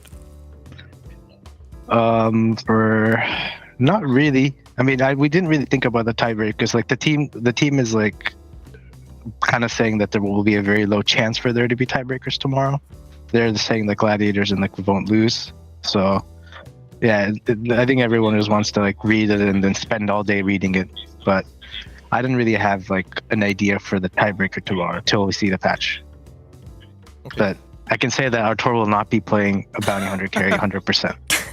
Okay, sounds good. Thanks. Yeah. Hey Sam, I was just wondering, when a new patch drops, like what's your best way to learn it fast? Do you just spam pubs or do you watch other people play? How do you fit into it the best? Well, knowing this one will be like super big, like compared to the ones from last year. That one was like, I don't remember the ones where like before, there was like one before Germany Major that was really big. There was like the one before Singapore Major during the COVID year. For us, we just played a lot of pubs and then scrim. And for me personally, yeah, I'll probably play a bunch of pubs too, I think. And then I'll be also watching like other players, what they're doing in Pro Track and stuff, like certain notable players that like they like to experiment. And then I think in this era of Dota, people are definitely more like willing to copy, like everyone like is willing to copy each other. So I think that's why you see a lot of the teams end up picking the similar heroes near the end, just because like there's just a lot of copying going on from every team, you know. But back then, I think like several years ago, like it wasn't really like that.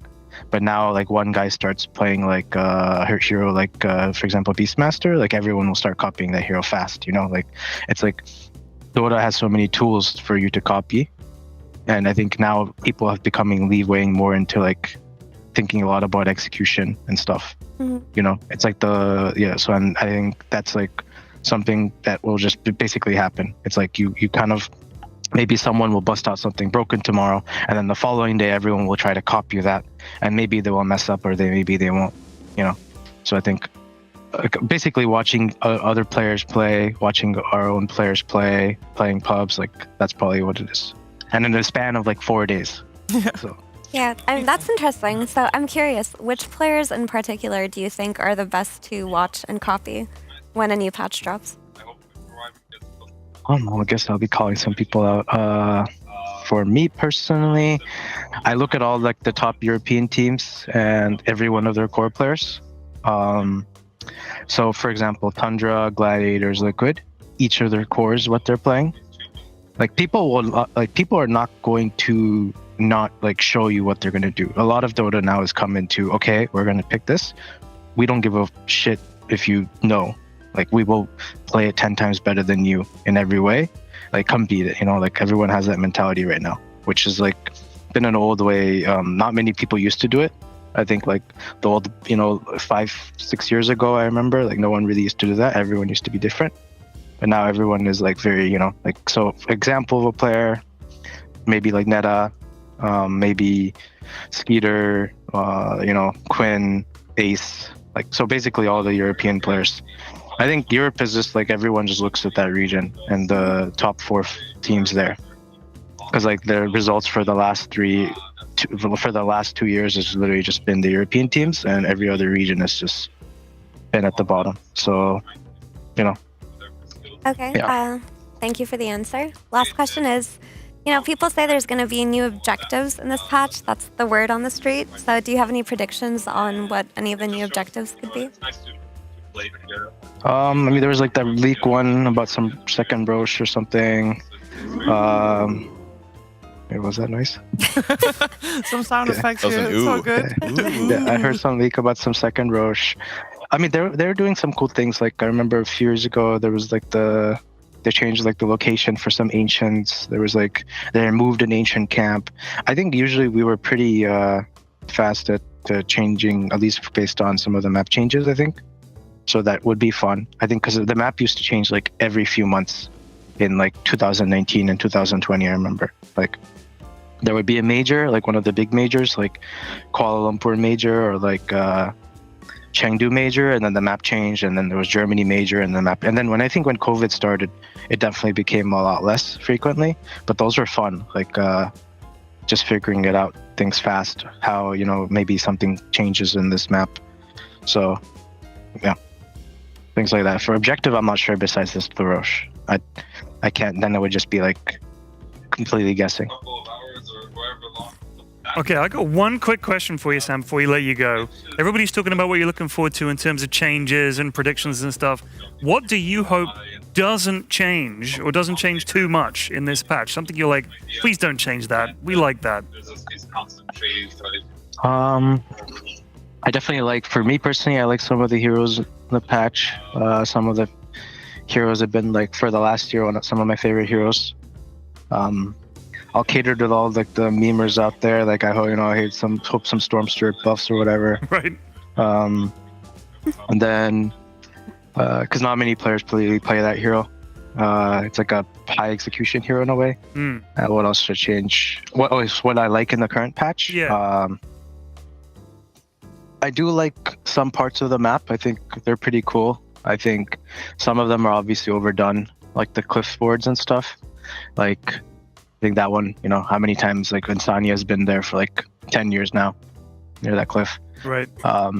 Change some of those, and then maybe some mid lane, like the mid lane, the mid lane and the water runes. I don't know. Some mid laners don't like it. Some of them love it. So I think it's a kind of cool thing, the water runes. So maybe not change the water runes.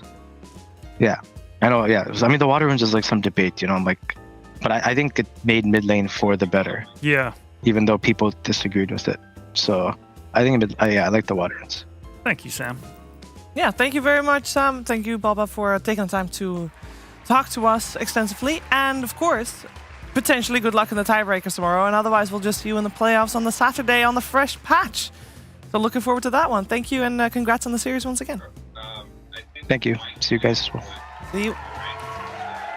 We can see what that does to the standings, because we are halfway through the final day of group stages, and therefore only 4 more teams need to play one series.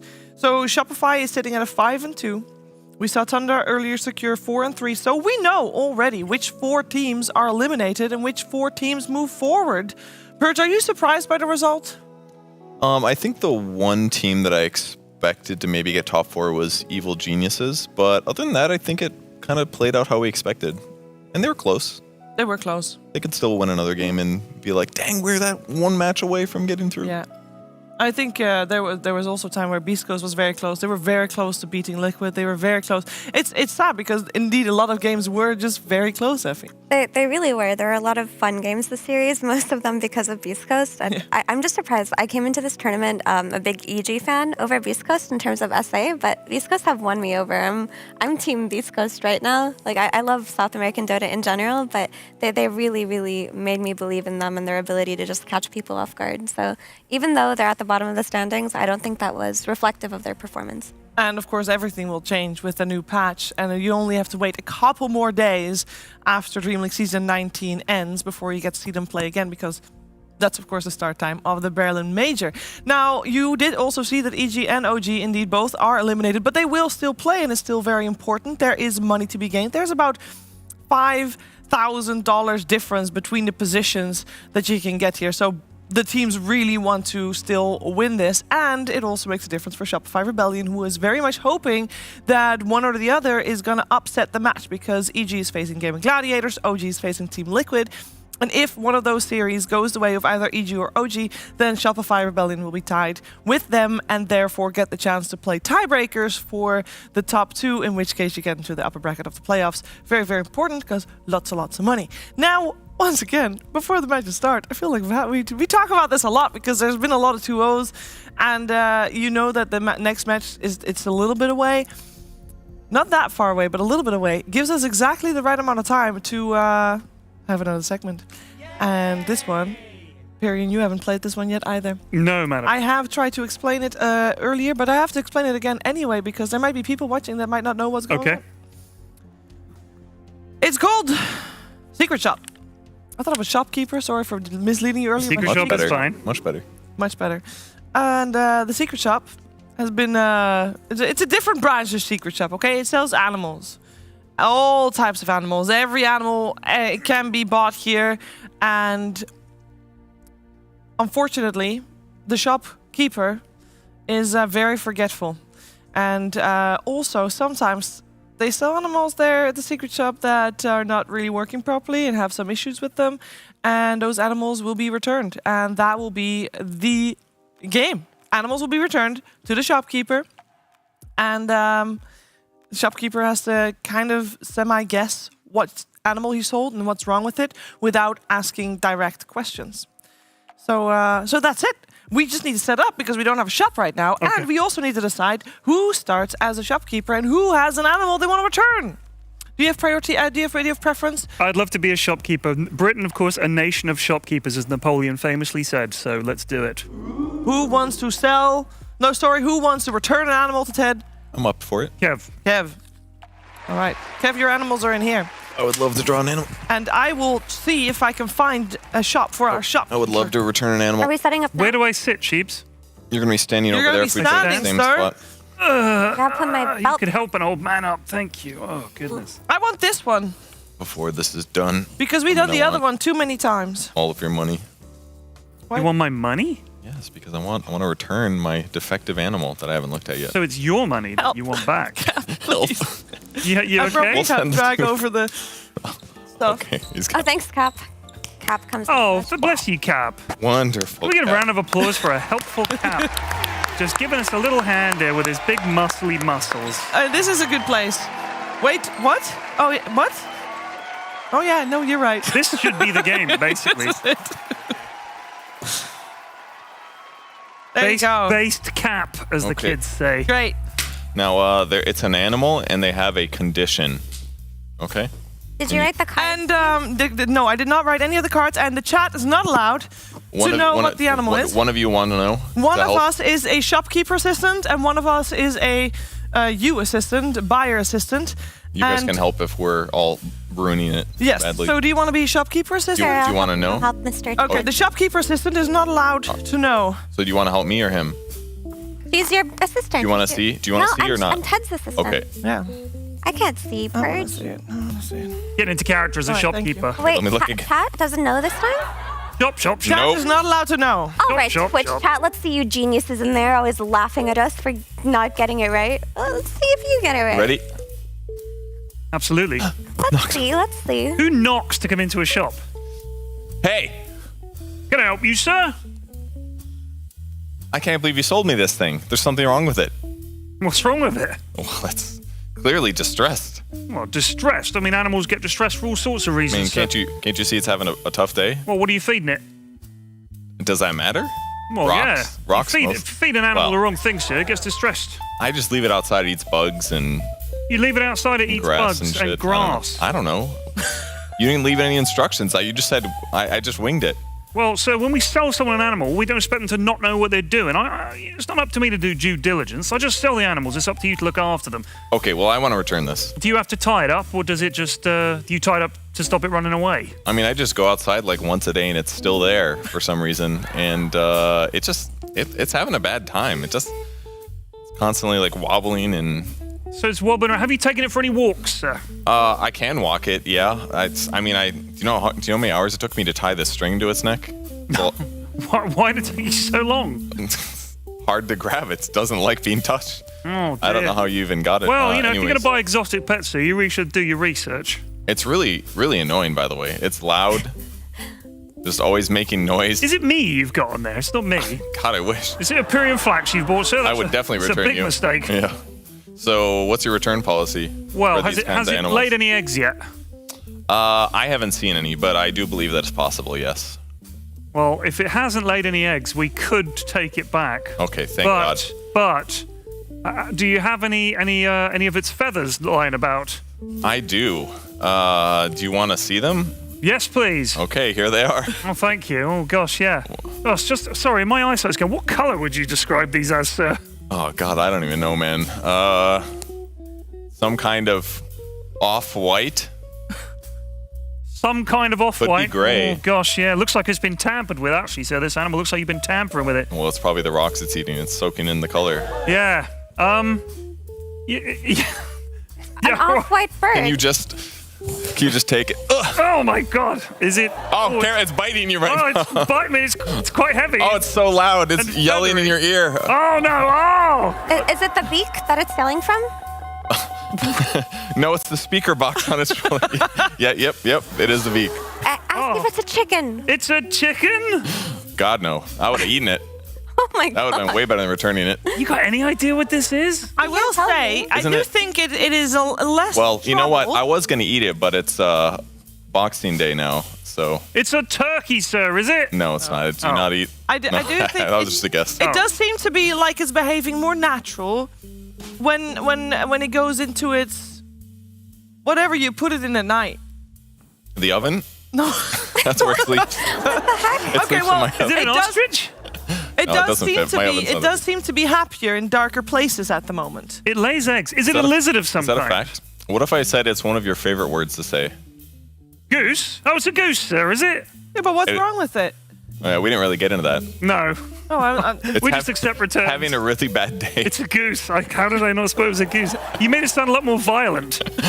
Are they not violent? Not particularly. They're mother effers. They are so violent. I didn't say. Have you not seen the gifs of goose chasing away jungle predators? They're misunderstood. Okay. The humble goose is a sweet animal at heart.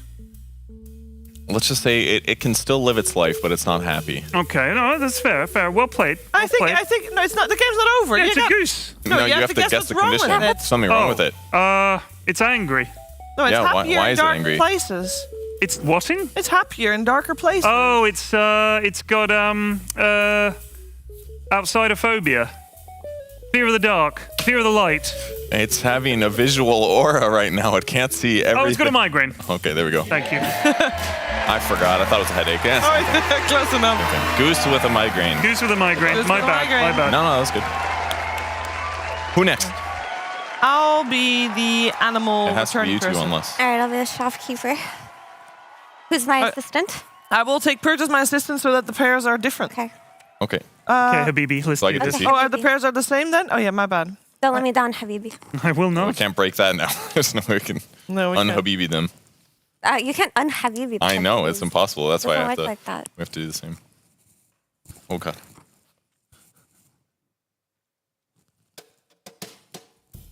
Wait, I have to guess. Good luck getting Could a you refund for that. You can pick another one if it's too No, weird. that one's good. No, I have to consider the differences between the two that I. If Wait, you don't know I have the to write it differences- down so that I know. Are you gonna No, make I have this? to ask a question about the animal. I'm not a native English speaker. Is this gonna be Oh, are you too Neither am I. Dutch? Neither am I. What if I don't know the differences? You'll Yeah, be grand. that I'll does help eat you. Fruit Loops. You're right. Yep. I already have a decent idea what this is based on this confusion. What is that word? I think I already know what it is, but I'm not going to say. There's no. Just have fun with the interaction. Will We'll I worry know the about the result later. Will I know the word? Yeah. Oh yeah. Yeah, you will. Are you sure? That's a word. Like. That's that. Yeah, that's that. This is some quality quality You TV spent right now. way too long theory crafting over there. There's.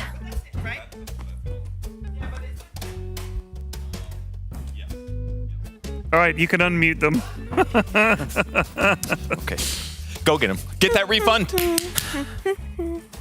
Knock knock. Again, who knocks Hello. them into a Hello. shop? What is You're this? back. Welcome to my store. Yeah, do you got a plastic bag anywhere? A what? Or little tray? I really don't like to hold this thing, please. A tray? Yeah. It got my dog really sick, so I need to. It got your dog sick? Yeah. Oof. I feel a lot more relaxed this way. This got your dog sick? I think so. What's, Or the other way around. I'm not entirely sure. What's wrong with it? Well, first of all, I really thought it would grow faster. And it would just be faster, just altogether, and it really didn't, so that was a bit sad. And then it just, I didn't know this was possible, but it started, it's a horrible container. It started just, I don't know, it started making my dog mad. It's making your dog mad? I think so. And it's not growing? It's not growing, it just sits there, and it doesn't go very fast, ever. It doesn't go fast. Does it walk or does it fly? Look at it! I am looking, but it can't do neither! It can't move? No, it moves. In which manner does it move? Why does it upset your dog? I don't think the moving has anything to do with the upsetting my dog. I think my dog was they were playing together earlier. It was actually really nice, I thought, anyway. And then all of a sudden, my dog just, I don't know, it must have been something that this thing did. I didn't want to return it. My dog went mad. And I don't want to have it in my house anymore. Do you do refunds? Well, only if I understand what why it's defective. I'm very lost here, dear customer. Okay. You know, I wanna make you happy. Yes, thank but you. I'm not understanding this small creature of yours Yes, that it's cannot. menace. It barely moves. It moves. I mean, it moves. It's just very slow. It's a very. Is it a turtle? No. No, It's no. a slow-moving creature, and it makes your dog angry. Turtle have legs. This thing doesn't have legs. How big is your? This thing doesn't have legs. Goodness. Does it roll around? What animal does Why do you think I can't walk? Like, not a tumbleweed. It does sound like a fun way to torture it. To torture it. It doesn't have legs. Does it have little talons? No. What? No, that would be creepy. I hope it doesn't. Well, does it just crawl around like a slug would? Basically. Is it a slug? No. It does have the whole house and everything. Okay, how big is your Wrong dog? word. How can your dog play with such It's a house. How can your dog house. play with such a small creature that can barely move? My dog is also pretty small. You have a small dog. Yeah. And obviously the dog was playing. Maybe it was torturing it because it did roll around a little bit, tiny bit. Sorry. Your dog tortured it? No, because my dog actually went mad from this thing. I think. Wait, I can't think of anything your else. dog went mad. I think my dog went mad. Your dog has rabies? It could actually. This creature gave your dog rabies. I think this so. Small thing has I rabies. think so. My God, what kind of legless creature has rabies? Well, okay, wait, hang on. I can help you with something. Okay. Okay. So right here, this is a rabies vaccine for the. Oh, that's cool. For your future pet. Can you apply it? I really don't want to touch it. I don't want to come close Is it to touch slimy? it. It's a little slimy. Yeah. Is it? So it's not a slug. No, but it's Don't probably believe related. a rabies vaccine Is it a snail? exists. It is a snail. Your snail has rabies? My snail has rabies. Oh God, give it to me. Yeah, Give it back there to you me. go. I'm so sorry. How did your Yes, snail get rabies? I don't know. Ugh, That's so disgusting. It is. Get it away from me. Well, thank you very much for the return. Okay, what was that bit about Fruit Loops? What is I was it? just trying to throw you It's a off. snail with rabies. A snail with rabies. And apparently snails are the one with the house on their back. It's not a house, It's a Cheever. I shell. keep telling you. Here, wait. They live there. It's their house. Like, It's the here's house. your money back. Thank We you. have a half return policy. Oh, shit. Because now I have a snail with rabies that I Yes. can't sell. You get half the snail back and half the money. You cook We it? keep the other half. Eat the snail. Good job. Yay. Is It is with Well the house. done. Okay, do you call it just a shell? Because A shell. no, but it's like it lives there. What did Well, you write? they hide in there and they hibernate in there and I think they sleep in there. She but- wrote, Yes, "Is this with or without a house?" And I was like, "What the fuck?" Dude, I'm just imagining a snail rolling around Lost in near. translation. Lost in translation. We do Wait. have. I'll say here because we do You have wanna do another more. one? Okay, when you Well, weren't actually, sure, let me check with the- I couldn't tell if it was hamster, more. gerbil, because Okay. sometimes people get confused about the difference between those two. But yeah, I get you, Shiver. She was trying to figure out if it was a slug or a snail. Yeah. I'm guessing, right? That was your question. We have time for one more. okay. I'm down. And who wants what? You want to do it? Me and Kev already did it. Do you Yeah, want but to you roll wanna swap reverse around? this Roll time? reverse? Okay. Ah, Let's do it. What did you do? static shocks. Your arm got you. Hey, be an angry shopkeeper. Kev. Do I I just did- take one of these at Specialty. random? Yes, Be- but be you can very show angry. it. Show it to Mira. I will be shopkeeper Nobody wanna go assistant. here. Okay. No. That's You can't put them back because then you have an idea for the next one. Oh, okay. All right. I'll go for that one. They're really excited for this one. Do you Seems want to like it. discuss? Okay, never mind. This is how you enter a shop, by the way. Bing! How the fuck did you come in without knocking? How rude It's can a you be? shop, idiot. Oh my fuck. Look what you sold me. Look at this. This is useless. What am I meant to do with it? Well, why do you think I sold it to you? Well, I bought it for express purpose of what it is designed and indeed advertised as doing, and it does not do it. It's cute. It did its job. You show it to your kids, and then you forget about it and you So- neglect it. I think it's cute. My wife and my kids think it's not cute. So that's another problem, okay? But that's on me. Oh, The yeah. lack of its ability to do the one thing it is designed to do, that is an issue. It's cute for you. That solves the problem. No, I mean, it it's- doesn't, because it can't do the thing that I expect it to do, that I bought it for this express purpose, and it doesn't do it. Once again, how is this my problem? I'm going to put it here because, of course, it can't escape. Why did you break its legs? I didn't touch its legs. Does it They have legs? barely uses them anyway. Oh, okay. Just for grasping. Talking of grasping, mate, your grasping a straw is not giving me my money back. How much did you pay for it? Not much. It's not very big. So its legs aren't working very well. That's tough. Now, can't you just put it on like a hamster wheel and spin the wheel yourself? What kind of lunatic?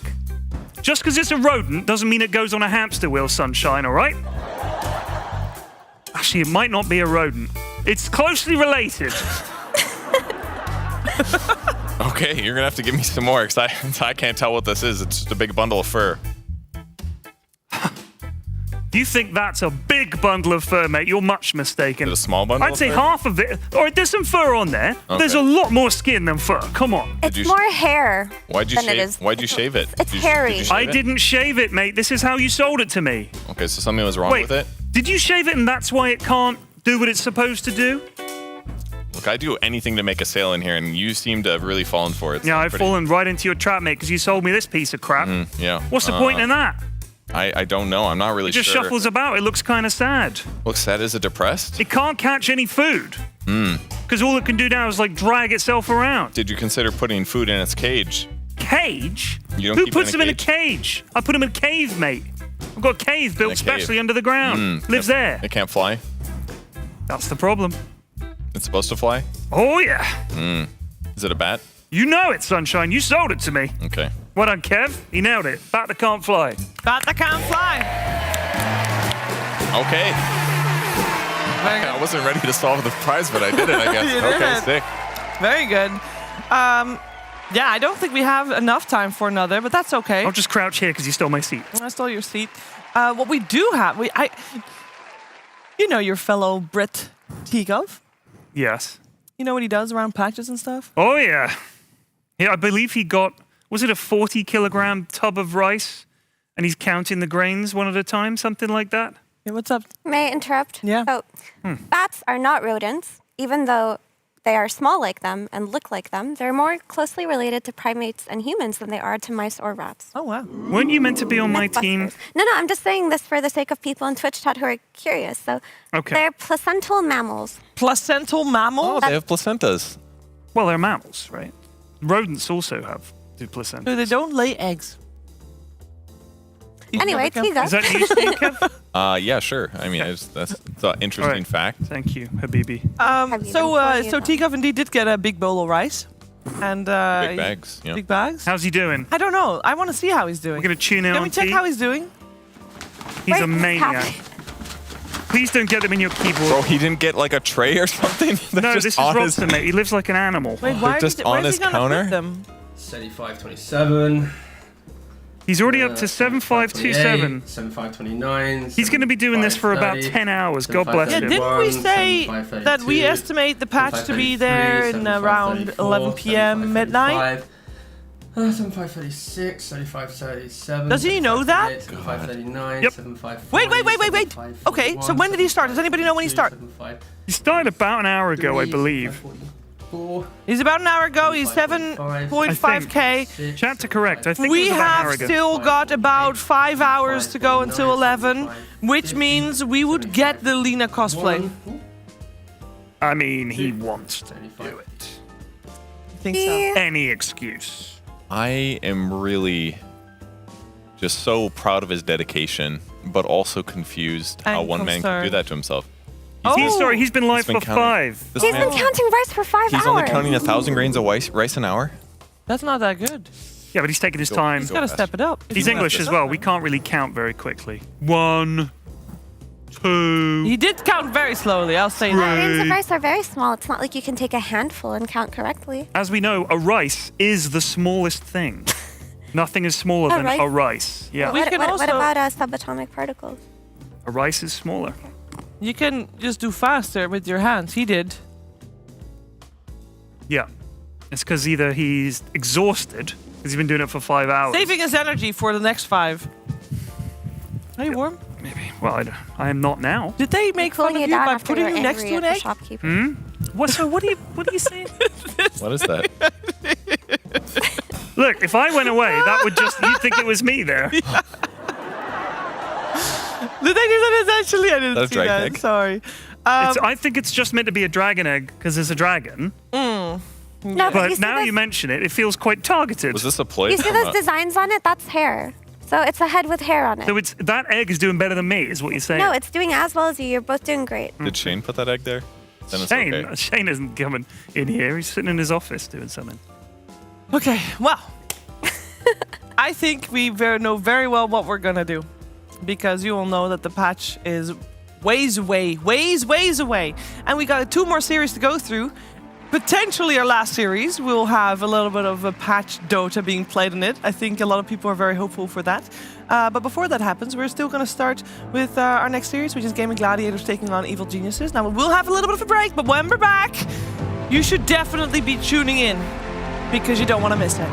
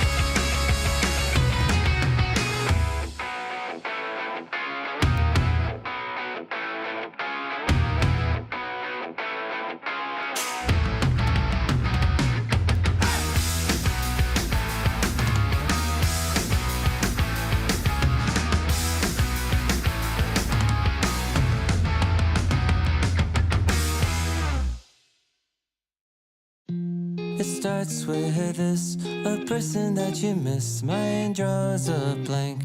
I wanna go back to the early days when life was an escape. Now I just wait for better days. I lost myself in your reality. Lost myself. I lost myself in your reality. Lost myself.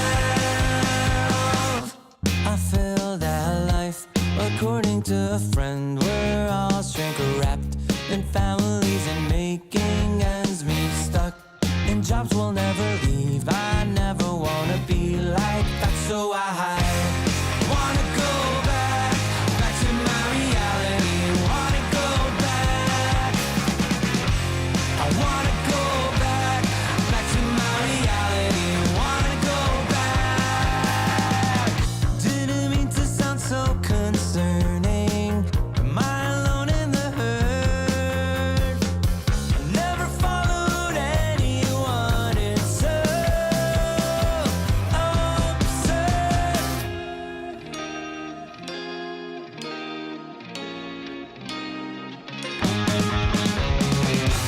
I wanna go back to my reality. Wanna go back. I wanna go back to my reality. Wanna go back. Trying to go back. Gotta go back. Gotta go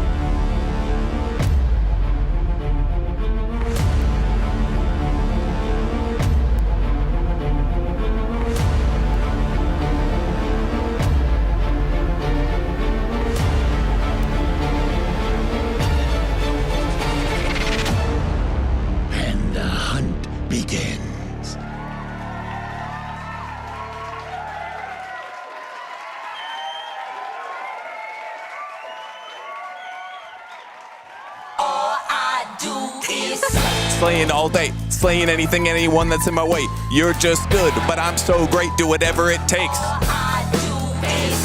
Slaying all day, slaying anything and anyone that's in my way. You're just good, but I'm so great, do whatever it takes.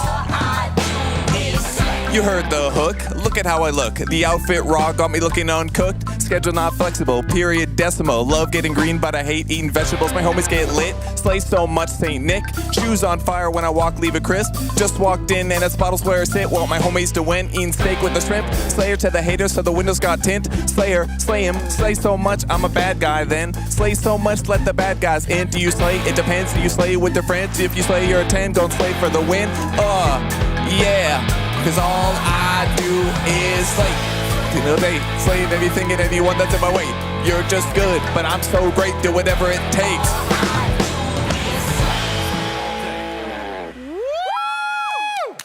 Ladies and gentlemen, Big KG on the mic. You thought that electricity was good. This man was not allowed to do patch analysis until we forced him to memorize Slay all day. And then he just leaves. And then he just leaves. He just drops the mic and walks off. Refuses to elaborate. What a legend. Oh, wow. What's Purge's rap name? I said Big KG. I don't really know. It's either Kevin Garnett or Kevin Godek. But that's the only KG that I care about. Ladies and gentlemen, round of applause for Purge gamers, Purge rappers. What a performance. Now he must hibernate as he has to prepare for a 48-hour stream. It's like that groundhog, you know? If Purge wakes up later, we'll have a patch. If not, it could be 5 more weeks. You know he's praying for no tiebreakers. True. And that's what we're looking at right now, because this series is technically not that much on the line. If Game and Gladiators is able to beat Evil Geniuses, then they are locked for upper bracket. And if Team Liquid is able to beat their final opponent, OG, then they will also be locked for upper bracket. The other teams, though, they're already eliminated. So you can play spoiler. And there is prize money on the line also. Money? Yeah. Oh, like real stuff, not the gold, like in the game?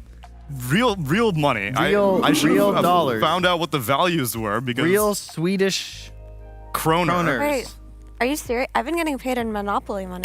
Okay. Oh, Canadian? So everyone at this tournament does get paid, even the teams who got 15, 16th place. So 8th place, 37,500 USD. Whoa, that's a lot of loonies. 7th place, $42,000, 500, so 5K for each place that you get, actually. Ooh, that's a big From game. 37, 42, 47, 52.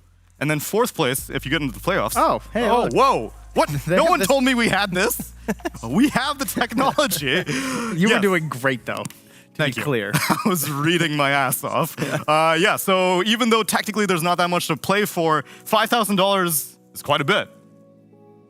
I count that as something to play for. I'd say so. It's very understandable, right? I'm trying to get themselves the win here. So, though, as we mentioned, if the expected teams win, then there's no tiebreakers. Correct. Is that fair? Fair to say? As of Shopify beating TSM, if Liquid and Gaimin get their wins as being the favorites in these matchups, then there are no tiebreakers. Our placements are determined. That's no fun. I know. Yeah. What are we going to do tomorrow if there's no tiebreakers? Just play the patch all day? I mean, that would be crazy.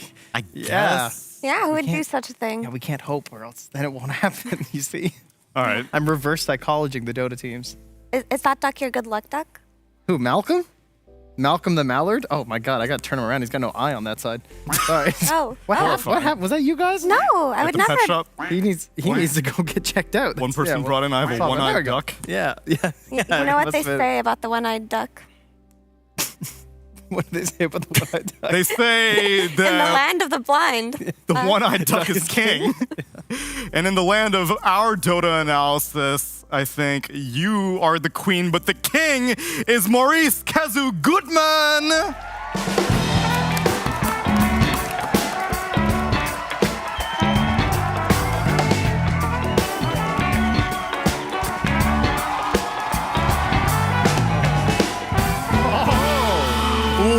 Well. Jeez, this guy takes being fashionably early to a patch party pretty seriously.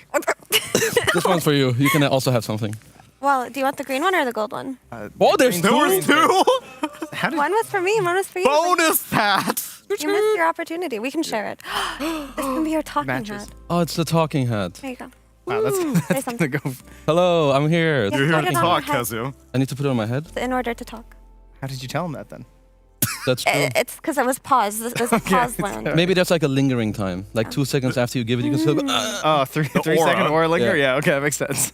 Well, Kazu, welcome to perhaps, most likely not, but perhaps the last competitive game of 7.32E to ever be played. Perhaps. Perhaps. Whoa. No guarantees, but it's a possibility. Mm-hmm. We had a lot of those. We had a lot of good memories. What will be your enduring memory of the past year of Dota? Ooh. If there was one, like, you know, people talk about like the ho ho ha ha patch, the spin to win, troll warlord, other terrifying eras of Dota. What will be your enduring memory? My enduring memory, a really bad one I've ingrained in my brain is that I feel that the map is too big and there's too much gold. Okay. I don't want to see that again. I want more fighting, more killing. You know, I don't want some illusions here, some summons there, and that's it. Just farm the whole map. I don't like that stuff. So this was a very passive era of Dota to you? Yes. Okay. Thank you, Tundra. And AUI. For solidifying it. Could you please pass the talking hat to Effie? Thank you, Kazu. Effie, your final memory of 7.32E, what will it be? This final memory? Broodmother, first ban and first pick for a very long time now. This is a terrible memory. I would like to forget it forever. Starting tomorrow, I hope that hero just turns into something else. Or I hope she's just nuked from the competitive scene. But screw you, Broodmother. Screw you, Broodmother. We won't miss you while you're gone. Idiot hero. Excuse me, you did not have the talking hat, Kazu. Kazu, no. Been gifted. Okay. I had a talking hat, you dumbass. I can no longer talk then. Trent. Perfect. Finally.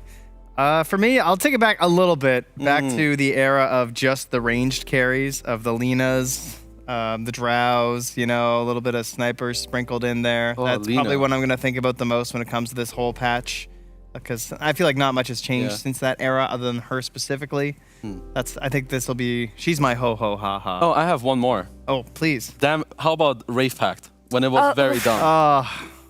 Rave Pact pipe. Rest in peace, Rave Pact, to be 20 honest. minutes Rave Pact Dude. pipe, I can't die. That's really cool. That was a horrible memory that you just... You're welcome. Trauma. It's coming back. It's a long time.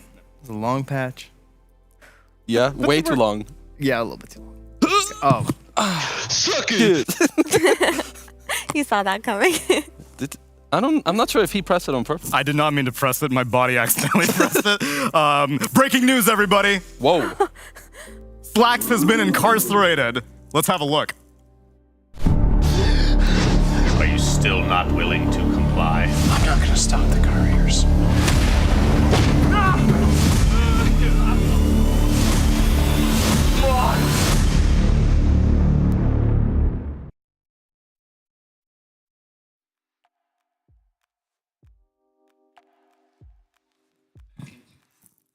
I got you for a second.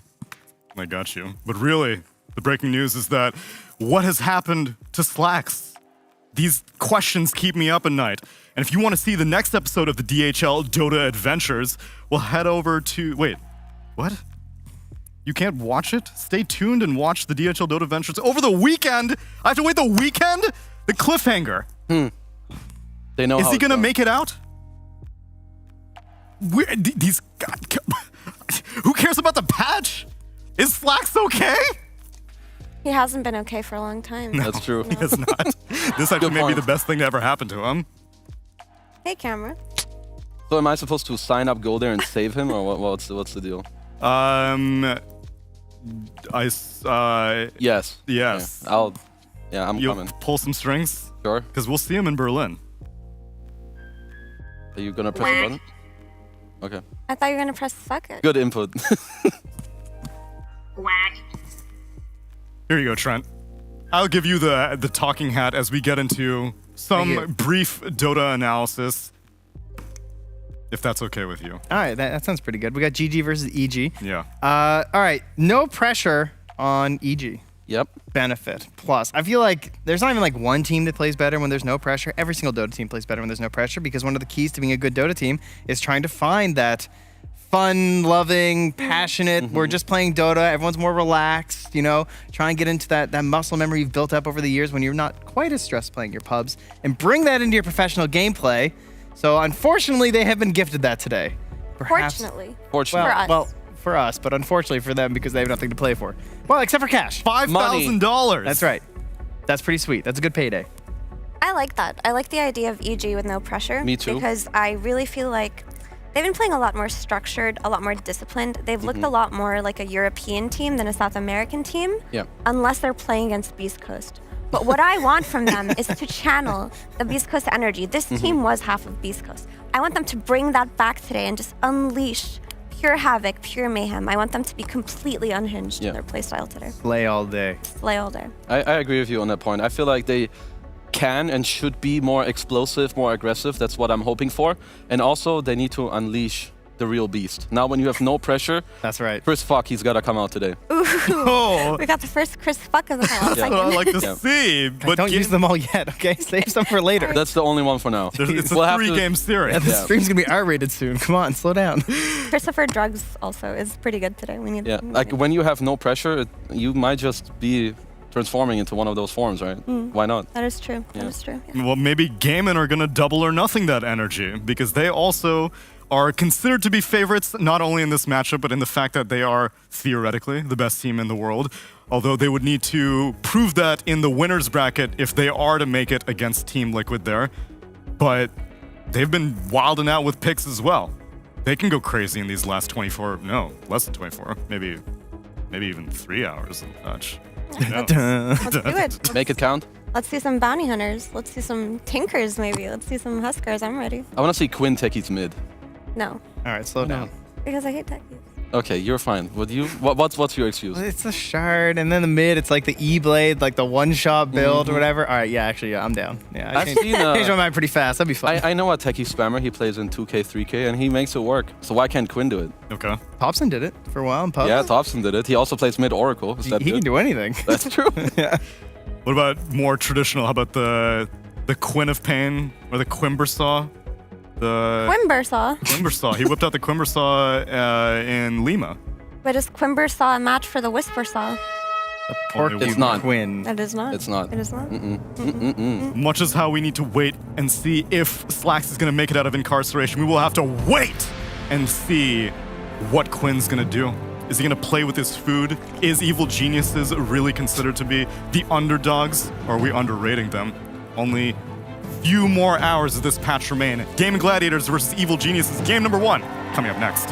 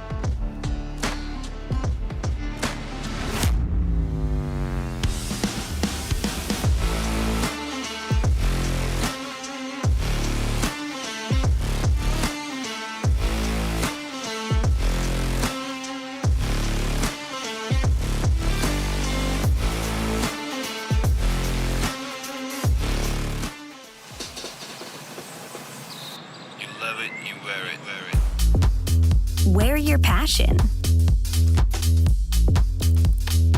Share your passion.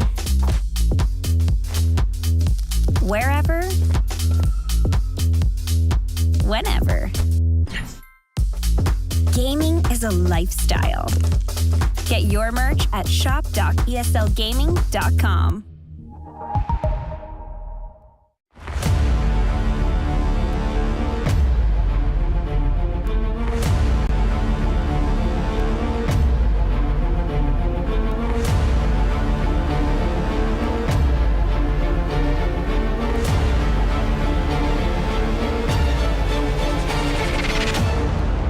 And the hunt begins.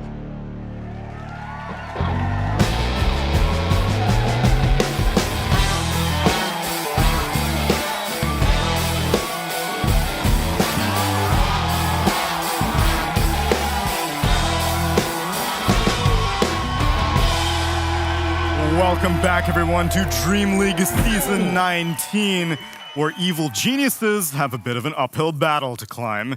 They have been on a cold streak. They have lost against their past 3 opponents. How cold was it? Liquid, Shopify, and Tundras get quite cold. Oh, that's pretty good. Take it. Ice cold. There, thank you. Yeah, that's all. That's all I needed. All right. Okay, now Kazu. What? Let's Ice go. cold? Yeah, that's yeah. There you go. What's hotter than Game and Gladiators? No one, because they have Quinn. Correct answer. Yeah! Great segment. Great. We're not quite at purchase level, I don't think. Sorry. Not quite. Do you want to try all we Do is slay all everything. day. Play anything. I only know half the lyrics, I'm Wait. sorry. Me neither. I like the part where it said vegetables. Vegetables? That was exciting. No way, it said vegetables. Yeah, one of the lyrics was vegetables. It is. Yeah. See? I didn't know that either after all that slaying that I've listened to. Is slay all day. Look, he had the lyrics up. I I'm have so proud. Vegetable. Vegetable. That's not how it goes. That's what I remember. That's a new version. You don't know it yet. It's a remix. Yeah. The veggie remix. This is already a remix. That can't be right. Mozart died for this. Mm-hmm. And Purge resurrected him in an even better form. Ladies and gentlemen, game number 1 of Evil Geniuses versus Game and Gladiators. Will we see a Timbersaw? Yes. I Fourth want pick. to see Whisper on his specialty heroes. I want That's EG right. to just unleash Oh, look. themselves. Don't try to draft like a European team. Yeah. Reclaim your identity. Have some Be fun. yourself. Yes. This is a guaranteed Timbersaw 4th pick here. They're going to open with something else. Bat Rider's already gone. That's one band out of the way. Yeah. I mean, normally they draft the Chris Luck hero in the first phase. They get the DP, they get the Lush, they get something like that, and they try to play into it. Yep. Ooh, they're playing traditional. Why, EG? Why? Why must you do All that? right, just game 1. Game 1, No. don't do this. If I see some goddamn Pango coming out of Game and Gladiators, I'm gonna vomit. Vomit. That's strong. If they Pango, EG will TA. They are not afraid. Let's see. Not afraid. Well, maybe they're a little afraid. The more I've seen that matchup too, I'm not sure how good it is actually anymore for a TA. I used to be a big fan of it, but there's too many neutral items that allow you to get tanky, and then there's this halberd that people have figured out. You buy that, get some evasion, Yeah. get your HP, disarm the lady that's gonna kill you, and She doesn't like that That item. is true. No law of disarm. she don't like it. Also, if you just TA in the first phase, like they did versus Tundra, you just have 2 of your cores showing way too early. Yeah. They EG have opened Doom in like a lot of their last games, which they did win with it once, I believe, with the Whisper. He did some aura build, which looked very good. Interesting. Okay, so they go for the double support pickup, and they're just dangling the Pango right now. Yeah. True. The possibilities of a either 3 Undying or it's just going to be Tofu Disruptor, but Yeah. a very interesting choice here. Have EG played much Pango? I mean, they definitely have it as a hero. Yeah. It's one of Whisper's heroes. It's also a flex hero for them, but I don't know if they want to grab this Pango dangle and they have Yeah. the Doom. Yeah, I mean, they don't have to. They just leave it alone and then we'll just go to bans and we don't have to watch Pango games, so there's that. In this tournament, they have actually not picked Pango. And the other interesting thing that they had not picked, no Enchantress out of this team. Every other team in this playoffs has played Enchantress like at least 5 times, I think. EG, not a single time. interesting actually. Not like the hardest hero to really pick up in your arsenal, but they probably feel that they have a wide amount of heroes that they already play, so you don't need to play every hero. I'm okay with that. Yeah, it doesn't necessarily fit their style, right? Because they always have Matthew and these super annoying heroes, and he gets his Rubik that we have not seen in a while, but he's excellent at it. Now you have the kill threat of the Rubik Doom lane, but on the other hand, GG got arguably their two best lane supports in the first phase. They got the Undying for Celery and the Disruptor for Tofu, and both of them have shown how much they can completely dominate the early game with these two. Do you guys think that they were too worried about the Disruptor glimpses for the Riki to be useful? Because I feel like we saw it do okay versus the Disruptor before anyway, but it did take a lot of heavy work from Matthew. I genuinely don't like Riki in the first phase unless it's countering something. Like, it looked good when it came out after a Pango came out in the first phase, and then they grabbed the Riki. Because that hero, with its cooldowns, its smokes, its darts, makes Pango's life a living hell, but versus these two supports, it's not a good enough pick. Yeah, I agree. And also, I'm really not a big fan of these double melee off-lane lanes where I feel like Riki, you wanna be more free, you wanna be chill, you want like some off-laner who helps you in the lane, carries you out a little bit, when in this matchup, while you're looking at an Undying, he's gonna slap you out of that bottom lane. You're just gonna go pull some waves and maybe you set a new record for career kills, but I feel like that's half your impact already, so not ideal. I'm getting a little nervous here. EG, don't ban. Okay, All right, especially with the DK's banned, the TA's banned. It's like, It's like, if you don't do this, we're in trouble. you did this to yourselves, EG. I was getting ready to hack up that hairball, but I'm saved. Mm-hmm. You going to save the hairball for later? You know, just bring it up. That's true. Is it from the beard? Is that where it comes from? It's just trying to eat food through that thing? When I trim it, I actually vacuum it all into my mouth. I do not clean it up afterwards. Templar Assassin Death Prophet banned Cat jams in the chat, please. And I wanted to see Panda. Can we look at Panda's webcam again by any chance, production? Oh, did he get his glasses fixed? That's what I'm curious. If I'm correct, I did not see him wearing glasses for the split second that I caught him. But I would be curious to verify. Uh-oh. Wait, actually, this may be better. He may have been. He was playing with weights on. The corrective lenses are no longer needed. He can see clearer than ever before. Yeah, maybe. But did he break his glasses? Or? Yeah, so on an earlier thing, he had his glasses taped to his face. With Band-Aids. With Band-Aids, because not only was one arm of the glasses broken, both arms were gone, but now he is powered up. What if?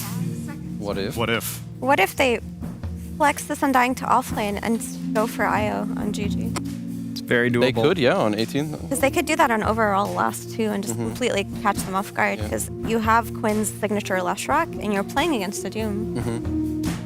I can see it on 18, especially if your Undying is going to end up being okay against whatever next pick you do see. For EG, I hope they're going to find an answer to this Lesh. Traditionally, it's going to be your potential range carries with like your Shadow Fiend, Drow, Sniper. They could all look pretty good. They're also decent against Disruptor and Undying. You just get to keep your range. There's quite a few mid heroes that are already banned, or at least Bad Rider would have been one of my favorite picks here as a response for EG, but of course that's already banned out. Agreed. Drow is my personal favorite one versus Lush Rock just because it's such simple gameplay, and then you can just go for some easy melee hanky type support and just have like a very basic and well done lane without having to struggle too hard in this phase of your draft.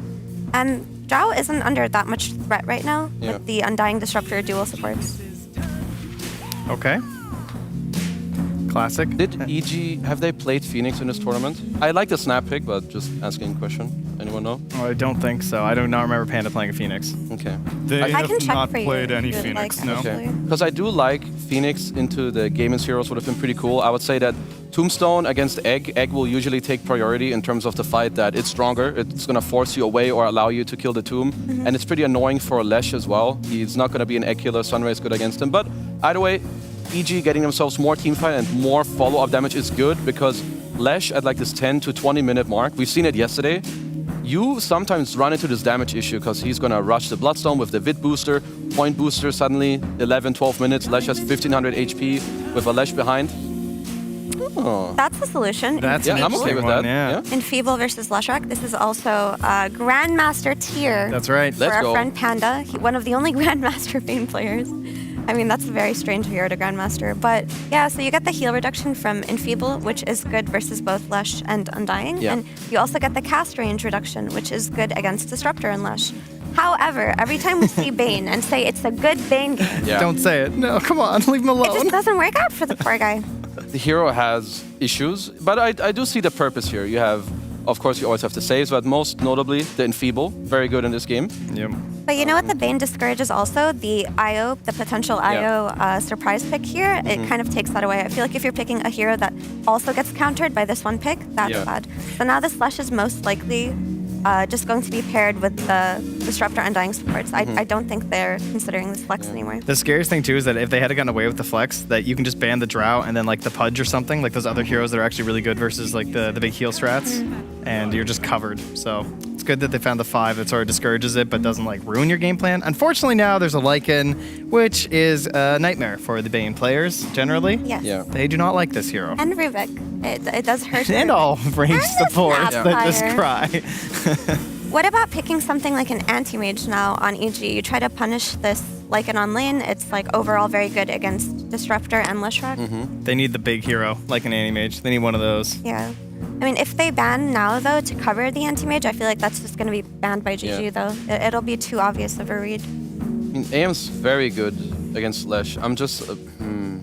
maybe the lane is better. I would say EG need perhaps a slightly stronger laning hero. What if they do the... if you do Doom 1, is there any way to carry this game? It's...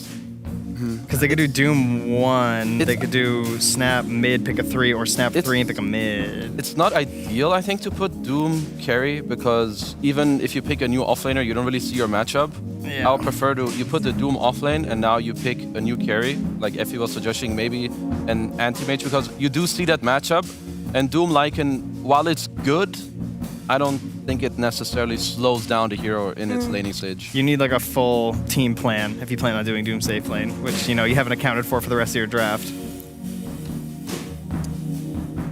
All right, let's see. This Bloodseeker ban on Gaimin is pretty interesting. It makes me look at the more squishy ranged carries that they might be looking at.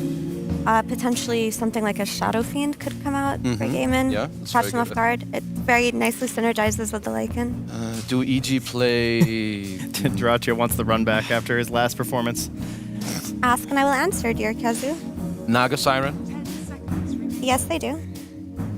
I believe it can work, even though it's not ideal against Lesh specifically. Yeah. It would allow you to play the map, and you can buy auras on Doom. I'm not sure if it's one of Pakaz's best heroes. I prefer him more on aggressive carries, but Naga is something I could see because it's good for the game. You have Song against Tomb and Lycan, you lane well into it, and you should have early space. It's been a long time, but what about the Pakaz Faceless Void? It's been a very long time. That hero kind of sucks, but it's the end of the patch, so... It does, but they have Just a lot do of it. good damage. Like lots of good damage. Like any Rubik Steel, Snapfire, even Bane can really help control around the Chrono. Because like as long as Chrono's controlling some people, Bane can really play around that. But now we're talking, baby. All right, throw one out there. Okay, so last time I checked, this hero was picked only once it was banned once in the entire tournament. This is the very first gyrocopter of DreamLeague Season 19. I'm not surprised. For good reason. Thank you, evil geniuses, for doing something fun at the closing days of this patch. I actually thought we'd see support gyro before carry. This is still a very strong flex draft, by the way. It still Yes. could be a Doom carry. It could be either a gyro mid or a snap mid. It could be a snap off lane. It's a little bit harder to read, but gyro carry would make the most sense. You asked for SF before, and I would say it's still pretty good. I do like the That's SF something a I want to lot. go for. You have high range, you mash up well against Gyro in the game, you're going to have Lycan auras, you have double minus armor, you have Agreed. Undying, good against Doom. I'd be vibing with that. I like SF for Lone Druid just to match the Leshrac Lycan pace. I feel like Lone Druid isn't that bad. Like, you are playing against a Bane, but I do feel like your Lycan and your Lesh will deal with these backline heroes. If you're looking at EG's draft, they have 1, 2, 3. I guess technically, depending on where Gyro goes, a backline hero. I had the Drow. That also matches pace, right? Any of these three heroes, I think, were very good. I like your lone suggestion as well because it's just nice for your draft as well. It slows down the Doom, but Drow Ranger here, you're going to have a lot of auras, and Quinn is actually going to get very tanky in this game. Something that people underestimate is when you have Lesh with a Drow, he gets so much armor in the mid game, not only from the Lycan auras, but also Drow if no one's on top of him. And then you have a Tombstone, and everyone's just running in. So yeah. I think the idea with going Drow over Lone Druid or SF was probably just for the silence, because they don't want to depend entirely on this Disruptor to cancel the Fiend's Grip from Bane. They also don't want to depend on it to be the one to go on the Snapfire.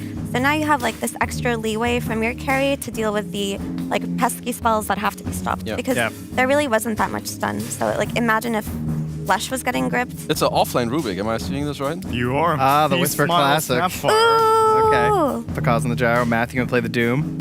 Well, see, this might be like a. I don't like it. I don't like it, but it's It might be fun. like a 3.5 kind of thing. It's good. Split. I don't like it very much, but hey, you want him to get. This is a Whisper, you know? Whisper's getting to his roots, right? Going a little bit out there with some ranged offlane heroes. That's what he likes to do.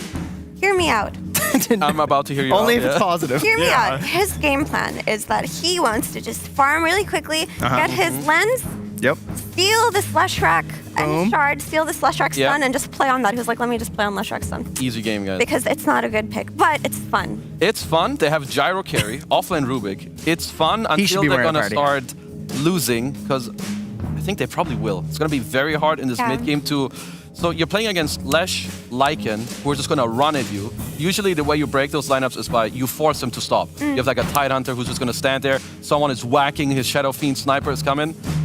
I'm not seeing it, but I'm ready to be surprised. And it's a Radiant Lycan, so they're going to move this Gyro into the triangle very early on, and they're just going to take advantage of his lack of space. Like, EG, you're going to get super choked out. I'm disappointed in GG for trying so hard with this draft. What the hell, guys? What is this? Listen, Quinn already got called out once by Moon Meander for trying so hard in a game that didn't matter. And EG, they're throwing the gauntlet down. Will Quinn accept in this game number 1? I thought you were... Oh, no, it's for the money. Oh, okay. The game does matter. 1 for the money, 2 for the show with the Patchy Pandas.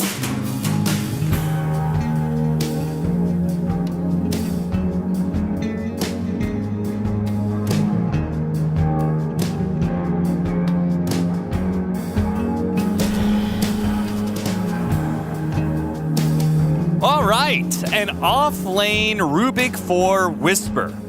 As Tsunami said, or Trent said, back to his roots. Something that he did long time ago, something that he has had a lot of success with, but again, untested against the best teams. In fact, one of the only maybe tier 1 teams, I don't even remember how good VP was back then, but something like 8 months ago they played it. I think it was Arlington.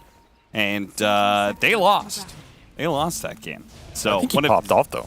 Huh? He popped off that game, though. Oh, you remember that game? I remember he popped off. Looked pretty damn good.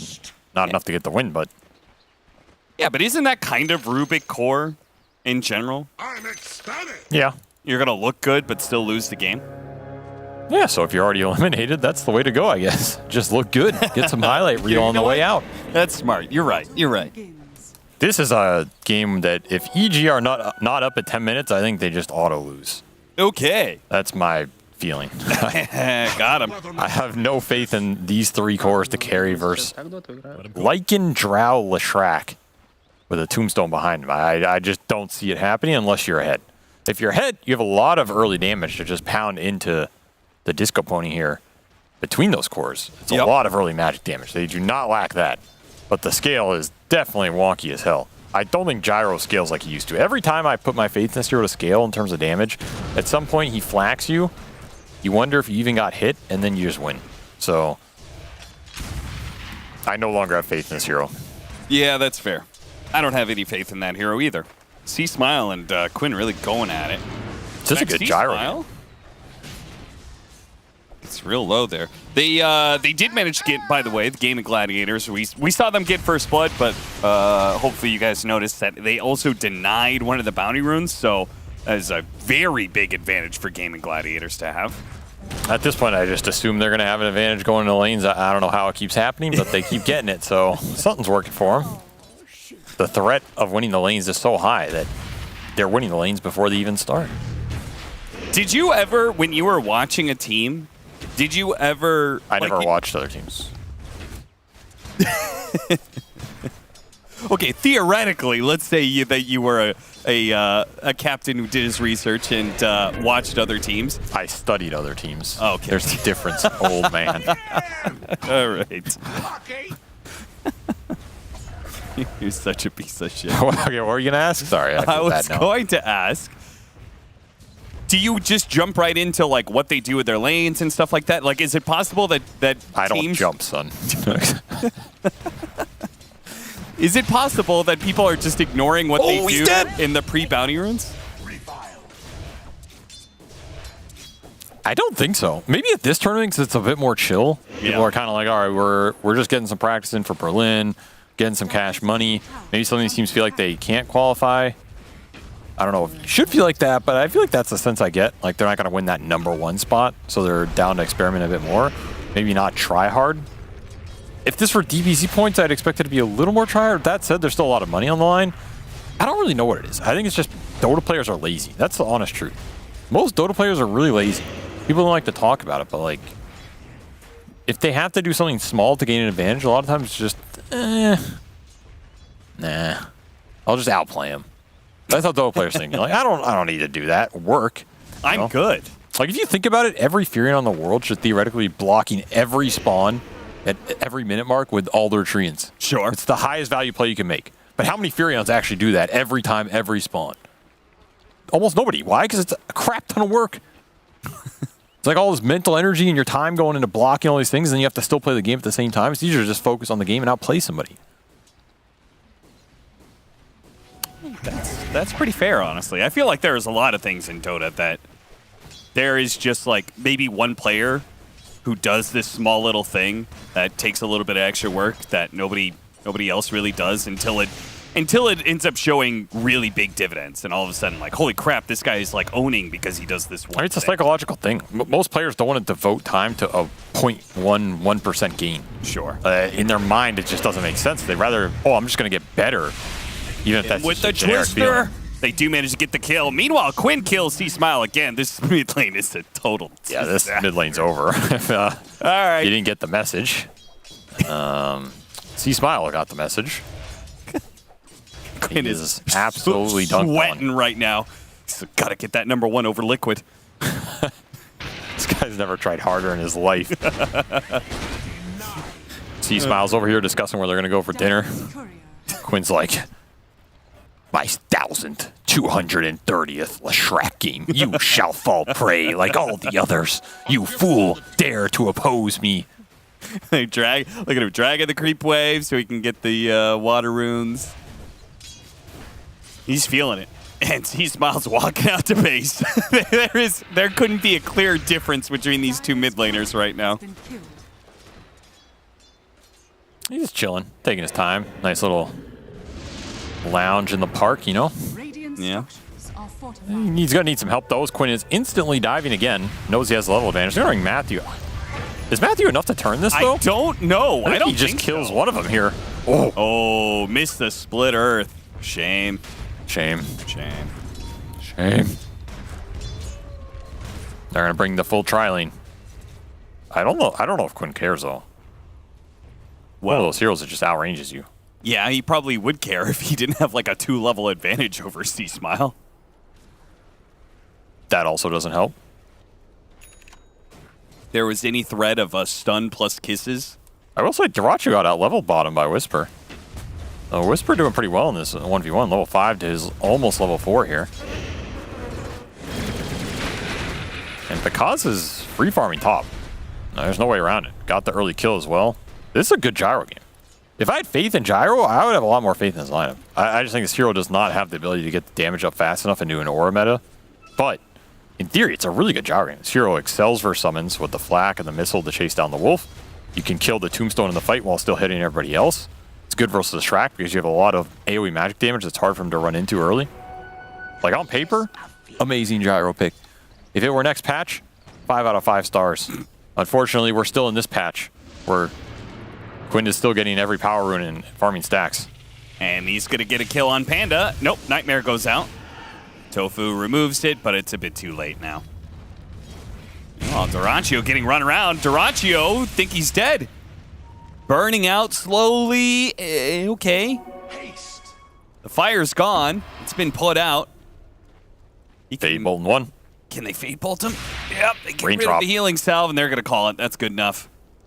Because, meanwhile, getting run down in the top lane. Actually, Got him. Matthew did catch up. Is he faster than him? He is. 5 MS. 5 movement speed faster? That's all it takes. Wow. To seal your fate. I mean, we would have got him with another Scorched Earth cooldown. Either way, running him off the lane, it's probably better than even killing him there. It takes so long, he misses so much CS. For sure. But this is looking like another free Leshrac acceleration game for Quinn into that fast Bloodstone, as he is given stack priority. The kills, the power runes. Who's going to stop him? I guess the patch will stop him. Hey, yeah. Enjoy your Leshrac while you can. God damn nerd. It's going away. It's your last chance. Honestly, I'm just hoping this series is a quick 2-0 and maybe they'll drop the patch before the next series. Can't say that. That's biased as hell. I did not say who I wanted it to be a 2-0 for. Oh, that's true, actually. Throw the missile out, and the kiss is raining through. Did not expect that one, son. Whisper came up here. Oh, that final glob of fire. Did it hit Tofu? Maybe they could have gone for more. Do you have another sleep? Challenging Quinn here. They can telekinesis pull him back. Cookie the Wolf. The Stolen Wolves. Oh. Set it all up. Blow him up. Oh, that early game. You gotta respect the early game skirmishing from EG. Oh, yeah. This is where their lineup thrives. 20 minutes from now, we might be looking at something different, but in these types of fights, they have overwhelming early magic damage and nukes.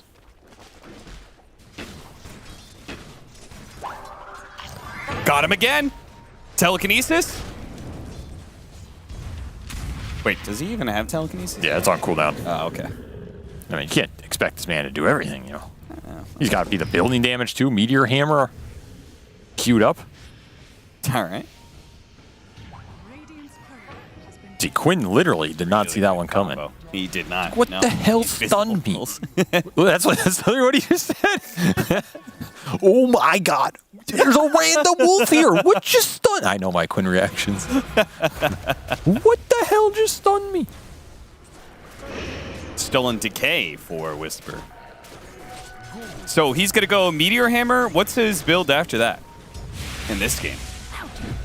Probably Prayer. Okay. Pray you get something else. It's probably got to be Meteor Hammer, Aether Lens, Blink. I don't know what other build you can do on Core Rubik. I mean, you can't just rush Ags. Well, yeah, I was going to ask if it's a good enough Shard or Ags game for the spells he's stealing. And the Shard's okay, but it's not as good on Core Rubik unless you have really good spells to steal and amp off it. And that's the issue. He's got Split Earth? He's got 2 good spells this game. Split Earth and Tombstone, in my opinion. It's honestly not that good of a Rubik game. No, it's I hate not. to admit it here, but those are the only 2 I'm looking at stealing. I think everything else is okay, but it's not that big of an impact. He stole Flesh Golem. That's not bad. Hit him with the Decay. Oh, the Globs of Fire plus Damn, that damage. damage. It's going to look really good. Okay, 3 good spells in this game. All right. I'll tip my hat. Now imagine if he had the Shard, too. He's spawning zombies off That's ranged true. hits. I think this guy's playing a custom game. Why is he just slaughtering the pine cones here, man? Why not? What's he got against pine cones? That's what they exist for, to be slaughtered. This sound effect is actually brutal. This is like something from Resident Evil. The sound engineer at Valve had a fun day on that one.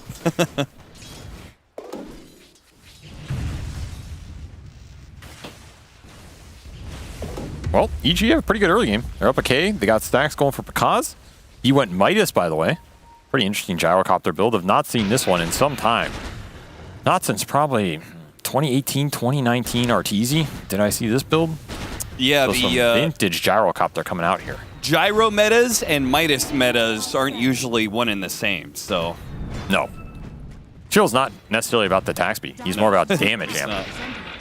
Midas historically has not been amazing on this hero, but the levels sometimes have been really good depending on what his talents are.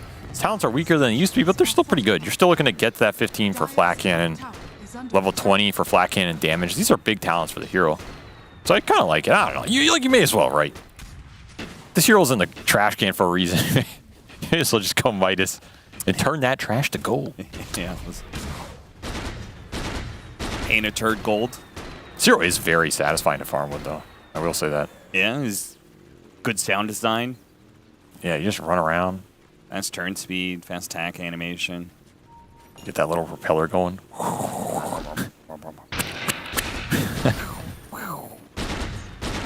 Now this should be a farm and chill hero.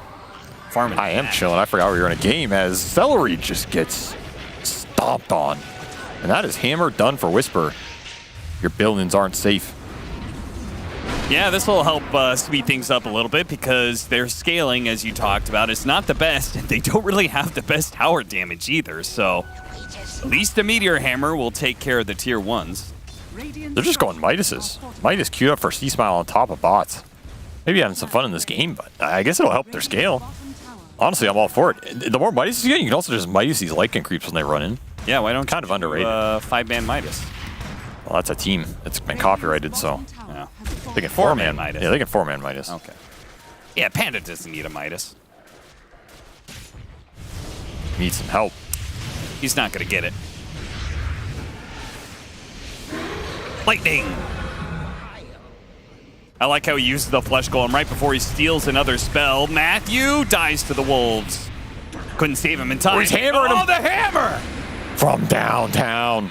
And the flat cannon shots too, plus the missile and a stolen lightning. Wait, Damn. how did Bakaz get that last hit? Because he's a beast. Whisper putting on a show with the offlane Rubik. Yeah, this is not only fun to play. You can style on some kids. He's having a great time. 1-0 and 6. Yeah. Flesh Golem into the lightning with the amp. Get a tombstone on the backside as well. Yeah, you can't silence my hammer, son. Bonk. Oh, he has the Crimson Missile. Oh. That's an expensive one. That's why I picked Gyro. That's worth like $300. No, it's not. It's actually the cheapest of all. Oh, really? Nobody wants it because you never see it. I thought it was one of the nicer ones. No. I mean, maybe you think it is. The market did not agree with that assessment. Well. All right. Game of Gladiators, they have a ton of pushing power. They win one. I feel like EG has to win like 10 fights for every fight, every one that Gaming Gladiators wins. But so far, they're winning them. Early game's going decent. Yeah. And, I mean, they're building the Midases. Matthew's got his queued up as well. So nice. if you feel like the late game's not going to be good, I guess you just get there with overwhelming net worth. Honestly, this game looks solid for them. They're kind of just cruising. Midas finished for C-Smile. Net worths aren't looking too bad. Like I said, it is a good Gyro game. He gets the talent levels faster than maybe you normally would because he's just not getting pressured by gaming right now. Maybe not afraid of him. Maybe you should be. Yeah, I guess you put an extra 10k net worth on a garbage hero, and it does become viable. He's got the Hurricane. See if he can close that gap and get him before the shapeshift. He cannot.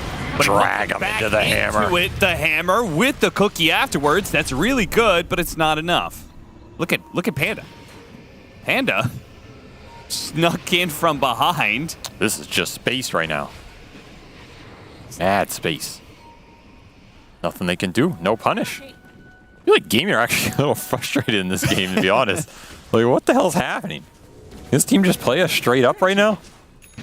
I think they're confused. They don't understand the lineup. They don't understand what's happening right now with the Midases. Whisper doing the most damage in the game so far.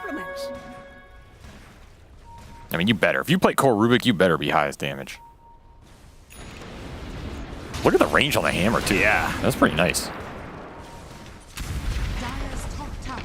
He's going to go that Aether Blink into what looks like Octarine. That's the build I agree with here. Trying to catch Quinn. Stole Pulse Nova. Static Storm, that's going to make things really difficult. They push him back in, but honestly, oh, the kisses. Oh, land the shots, land the shots. He's getting them. Oh, the last one. He needed to land that one. I don't think the Doom is going to be able to kill him. It's going to be close. Oh, he got another healed. soul rip. If he had landed that last shot, I think he dies. I think he should have landed him too. I mean, you think he was predicting Quinn would try and juke there, but Quinn just ran. He just ran for it. Sometimes the best juke is no juke. And he juked him. Big kill to miss. Nonetheless, they get the tier 1 off it. They're continuing to push ahead in this game.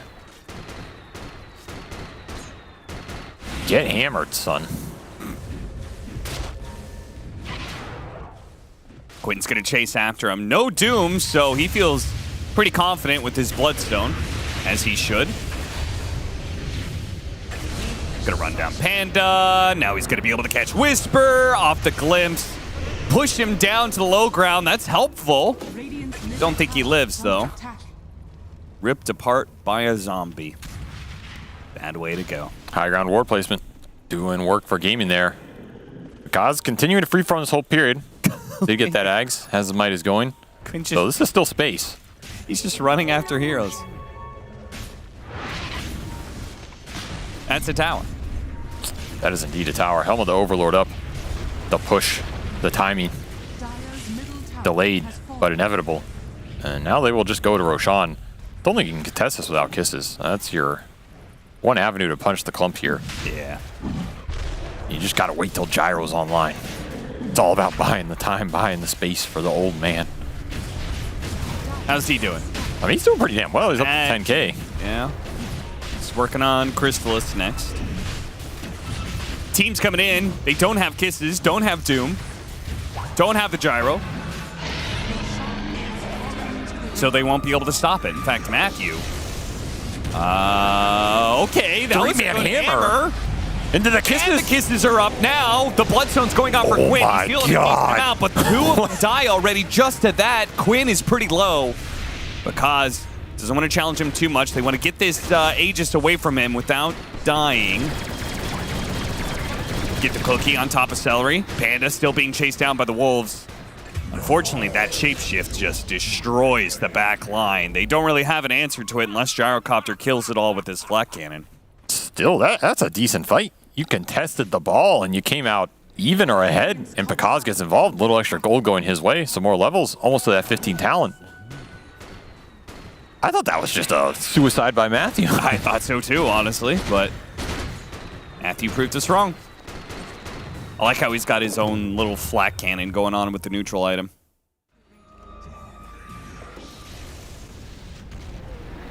Three-man hammer with the kisses coming in. It's too bad they didn't kill Quinn here. Yeah, that would have been the cherry on top. He still have grip during this period, but it's just really hard for Panda to get involved in these fights when he's got the whole zoo pounding on his back. Yeah. That smile disappeared fast. I think that smile disappeared about the time they got three-man hammered. He went, oh. Oh, dear. What is happening? All right, Aghanim Scepter for C Smile, so he can launch in the Gyrocopter. I'm not sure if that's actually a good play. He actually hasn't finished. He's really farmed. Bot's might is paying off here. Yeah.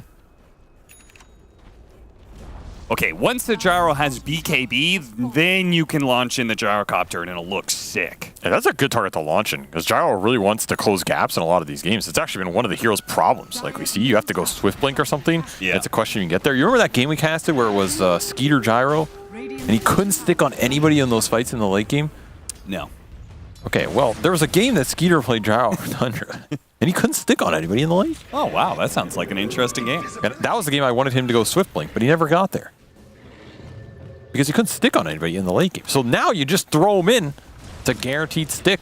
It's like one of those guys you used to throw on the walls in the ceiling when you were young. Oh yeah, the sticky Armstrong dudes. Yeah.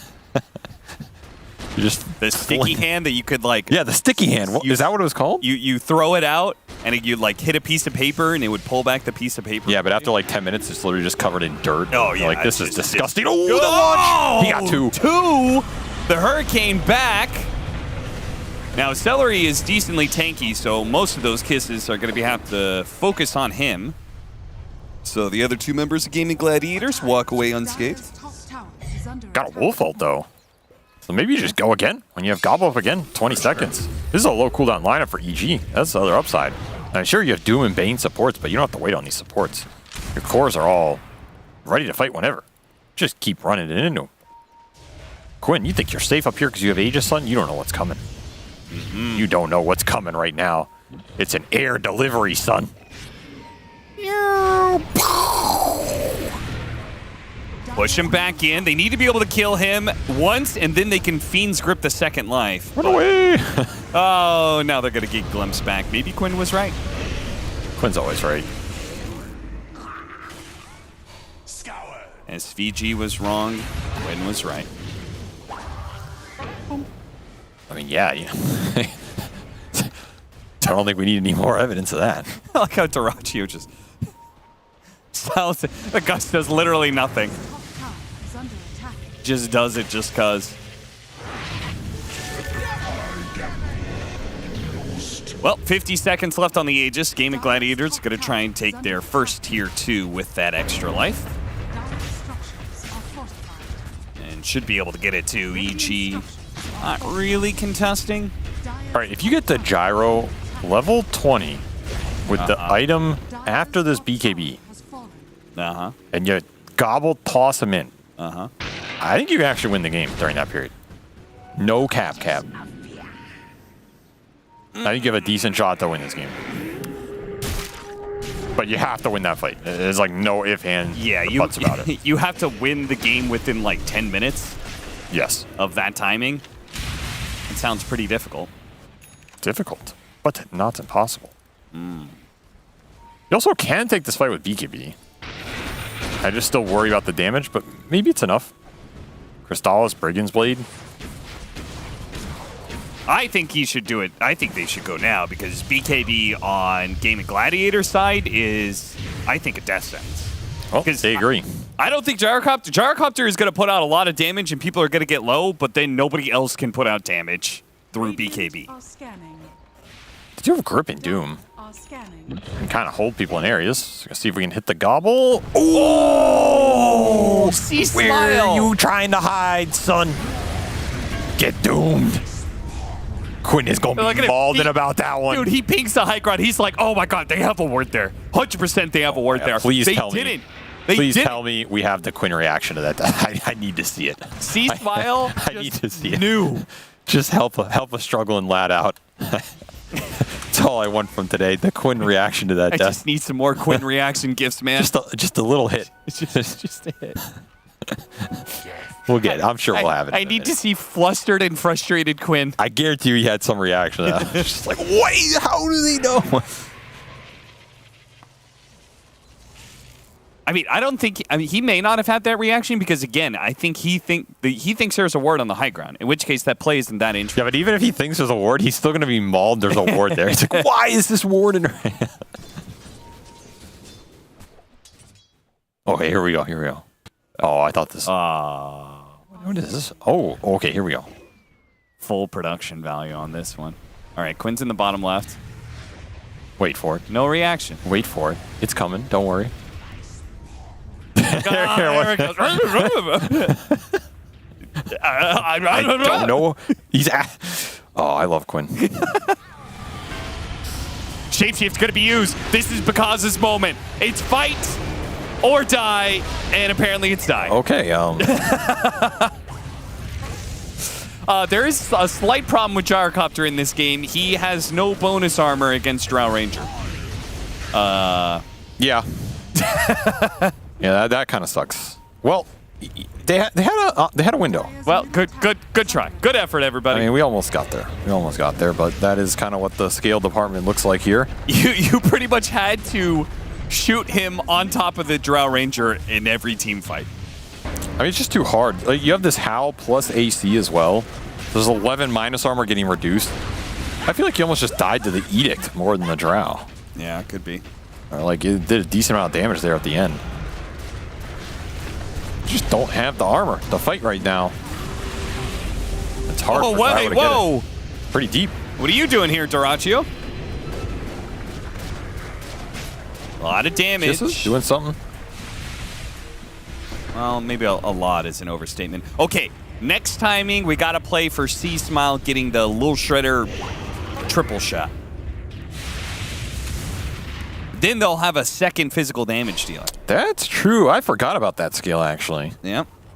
That's why he went the Midas, after all. Okay, we got more in the tank here for each. Yeah. We definitely got a lot of room to scale.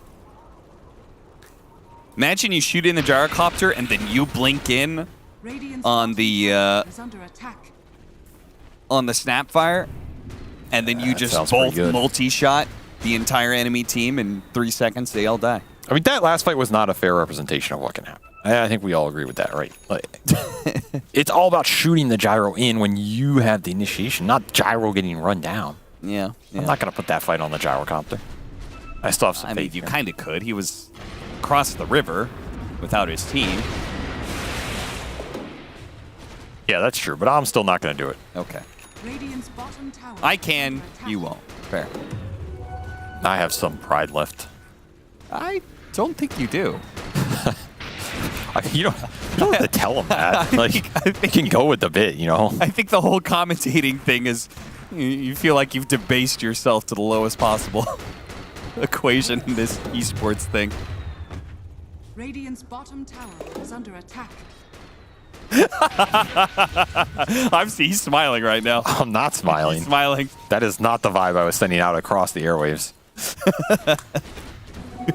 Smiling in shame. How far you've fallen. Oh no, he's getting run at again. Oh no. Help! Somebody save Pekaz. Fortunately, the Dro is not there, so we're good. All right. You don't have BKB, but you can still shoot him in. Hammer. Holy shot. And, oh, he forced that, but he still got hit by the stun. Unfortunately, he has BKB. So nobody else can touch. Yeah, that was a bit disjointed. Good effort, though. Good effort. All right, Cookie to get him out. Gobble up to send back in.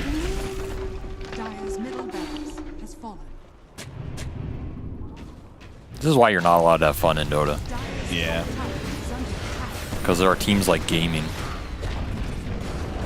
I mean, that is the kind of good part. Dota is so unfun to lose most of the time. That trying to do a fun strategy just feels bad because you don't actually get any golds or levels to do your fun strategy most of the time. Oh, yeah. It's like I've always talked about, I think I told you, you know what LAN has disbanded more Dota teams than any other LAN in the history of Dota? Summit? Yeah, it's Summit. Because teams go there and like, I'm going to chill out, have fun, we're just going to have a good weekend with the boys. You go there, you start playing some casual strats, and then you have someone on your team who's like, what the hell are we doing, guys? I hate losing. And then your team disbands. So half your team wants to have fun, the other team wants to win a tournament. You went to the Summit with why is it always back to me? Right? That was Chaos Esports Club, and that was when you had TM, right? Yeah. Listen, I've lost a lot of teams at Summit. I'm going to guess you were the guy who wanted to win. No, at some point I said, let's just fuck around. Oh, okay. But then there was somebody on my team who got really mad. Either way, Quinn on your team. I don't think. let's move past. I don't think EG are too sad about this as they already eliminated from the tournament. They were messing around a little bit, had fun with that draft. Had a pretty good first 15 minutes, honestly. Didn't look too bad. What is that stank face Quinn's got on right now? Quinn is mad. He had those 2 bad deaths. Yeah, he died 3 times. He needs to go watch this replay and learn from his mistakes. Yeah. I think that was a very underwhelming performance from Quinn on mid lane. But luckily, his team is a bunch of Chads who are willing to carry him through the dark times. Gaming show up yet again with another draft that suits their taste. They get the ball rolling, and the ball is too big, too bad, and too much minus armor. Kapow! You need some plating on that helicopter. Well, speaking of plating, we're going to serve you up a wonderful panel. Let's go check them out. I can kind of understand Quinn's concern. He's trying to raise his stats because in this tournament, guess who the player with the most games without dying a single time is? Quinn? Quinn? Ah, see, I baited you. It would have been Quinn, but he's actually second place. First place is Ace. That's impressive. That is impressive. Ace has gone 8 games without dying a single time, and Quinn has 7. Ace has been God tier. Did tournament. he die this game? He has died this game. Yeah, Both of them broke their streak. But it's like trying to picture the Wolfman dying. I feel like later he was pretty tanky, but early on. Yeah, early he took a couple falls. You know what this game was, you guys? Tell me. It was a lot of fun. It was. Up until GG decided to group up and win the game. Yeah. And ruin the viewer experience. No, I mean, I think EG did the best with their draft. Like, they did what they could. Gyro was chopping the net worth, had a good start. Whisper on his Rubik actually made so much happen, even though there were no good spells to steal. Matthew on his Doom was getting the great Dooms.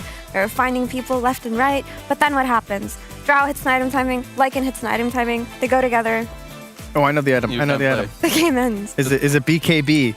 Is that the one? Because that game got really hard. That's one time. When BKB's came out. Gaimin have they would have 24 different item timings to choose that, okay, now we can go. Now we can go. That's true. Whereas for EG, I respect what they did. They did way more than I thought they would. Whisper on Rubik, that's some good shit. I would actually like to see it more. I'm not gonna be capping on that. He has the Meteor, did some good stuff, stole some nice spells, but eventually, like Effie was saying, and like we probably predicted in the draft, at some point, they're gonna go together. They're gonna press R on Lycan. They're gonna howl it up. Drow is gonna be there, and then it doesn't matter you have 18,000 net worth on Pakaz because you're dead. Why does his armor go to 0, Kazu?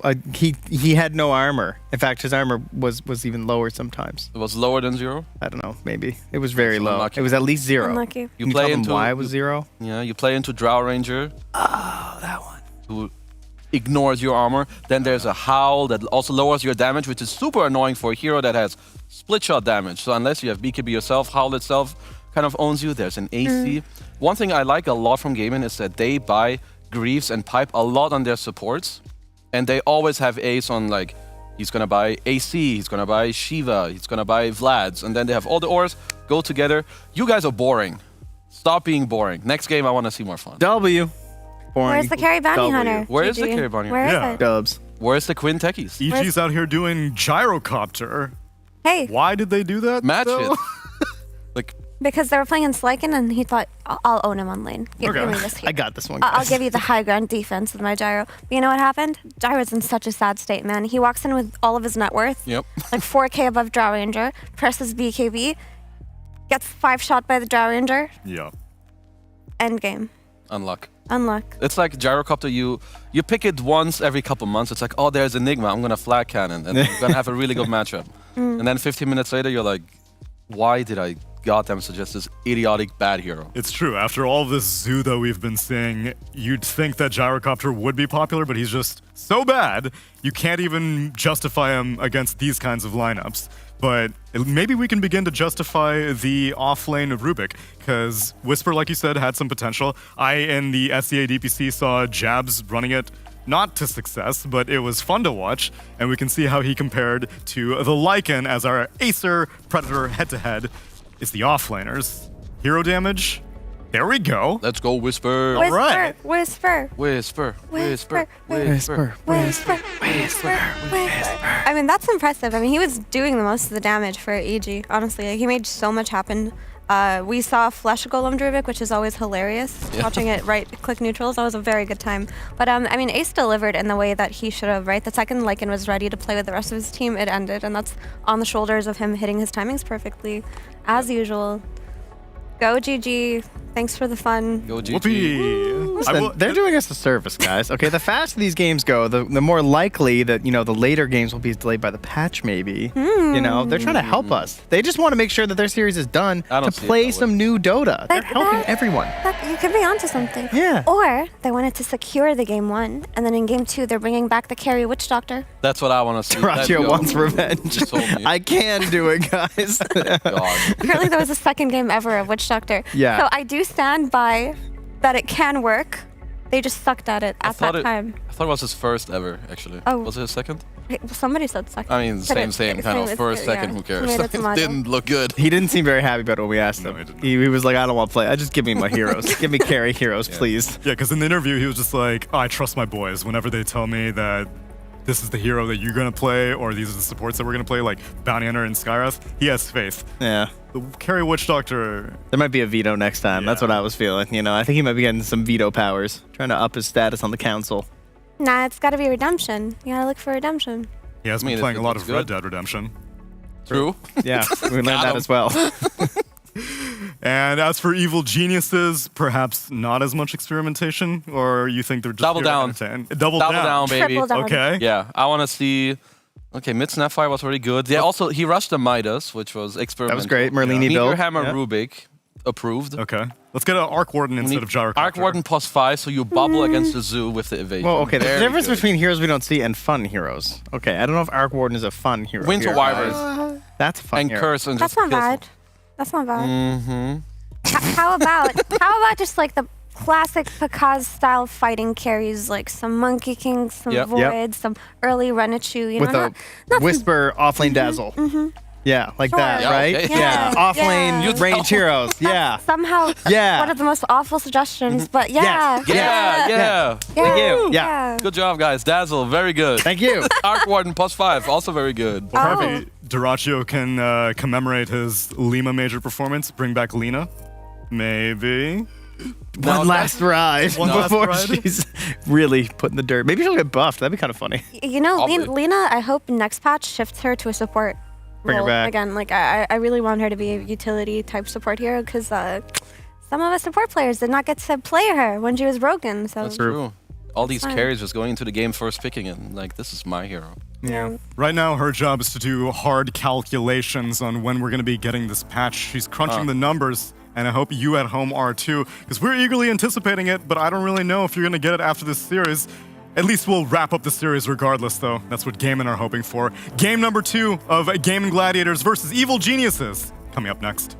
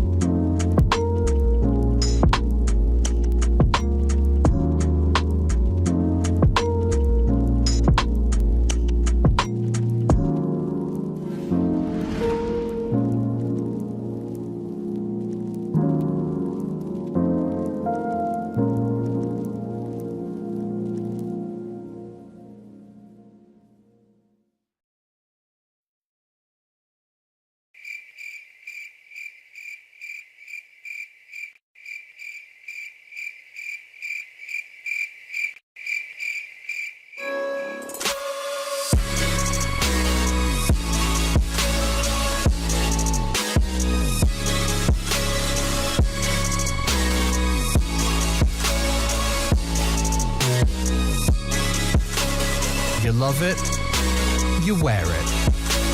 What's your style? Get your merch at shop.eslgaming.com.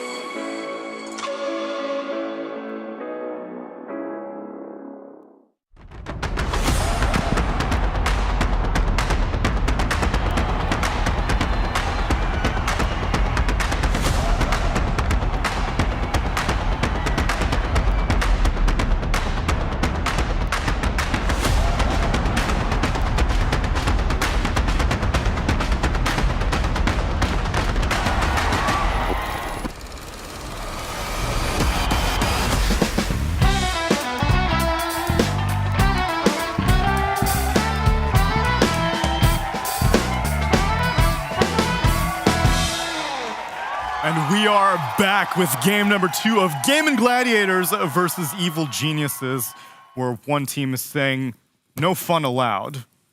And the other team is going to mom and be like, Mom, they keep picking Leshrac. And Undying. And Undying. And Disruptor. And Lycan. Stop. It's not having fun. They have a strong case, I gotta say. Yeah, there wasn't a single fun hero in that draft. You know who is having a lot of fun, though? Who? Our good friend. Right over there.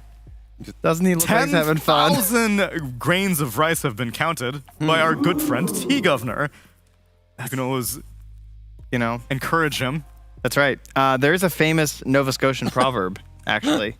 A single grain of rice can tip the scales. Yeah. True words. So at some point, that one grain. Exactly. Will be the patch. Will be the patch. Yeah. The grain that broke the ice frog's back. Oh, I feel so bad looking at him. This is painful. Oh, wait. He went up for a stretch. Don't worry. After he hit 10,000, he got up, limbered up a little bit. Yeah. Yeah. And was like, yep, Gaming ain't picking anything fun this game number 2. Because it's starting out with Disruptor yet again after they ban out Death Prophet and Batrider. E.g., take out Doom and Broodmother. There is still time. There is still hope for this Eye Witch Doctor. There is hope.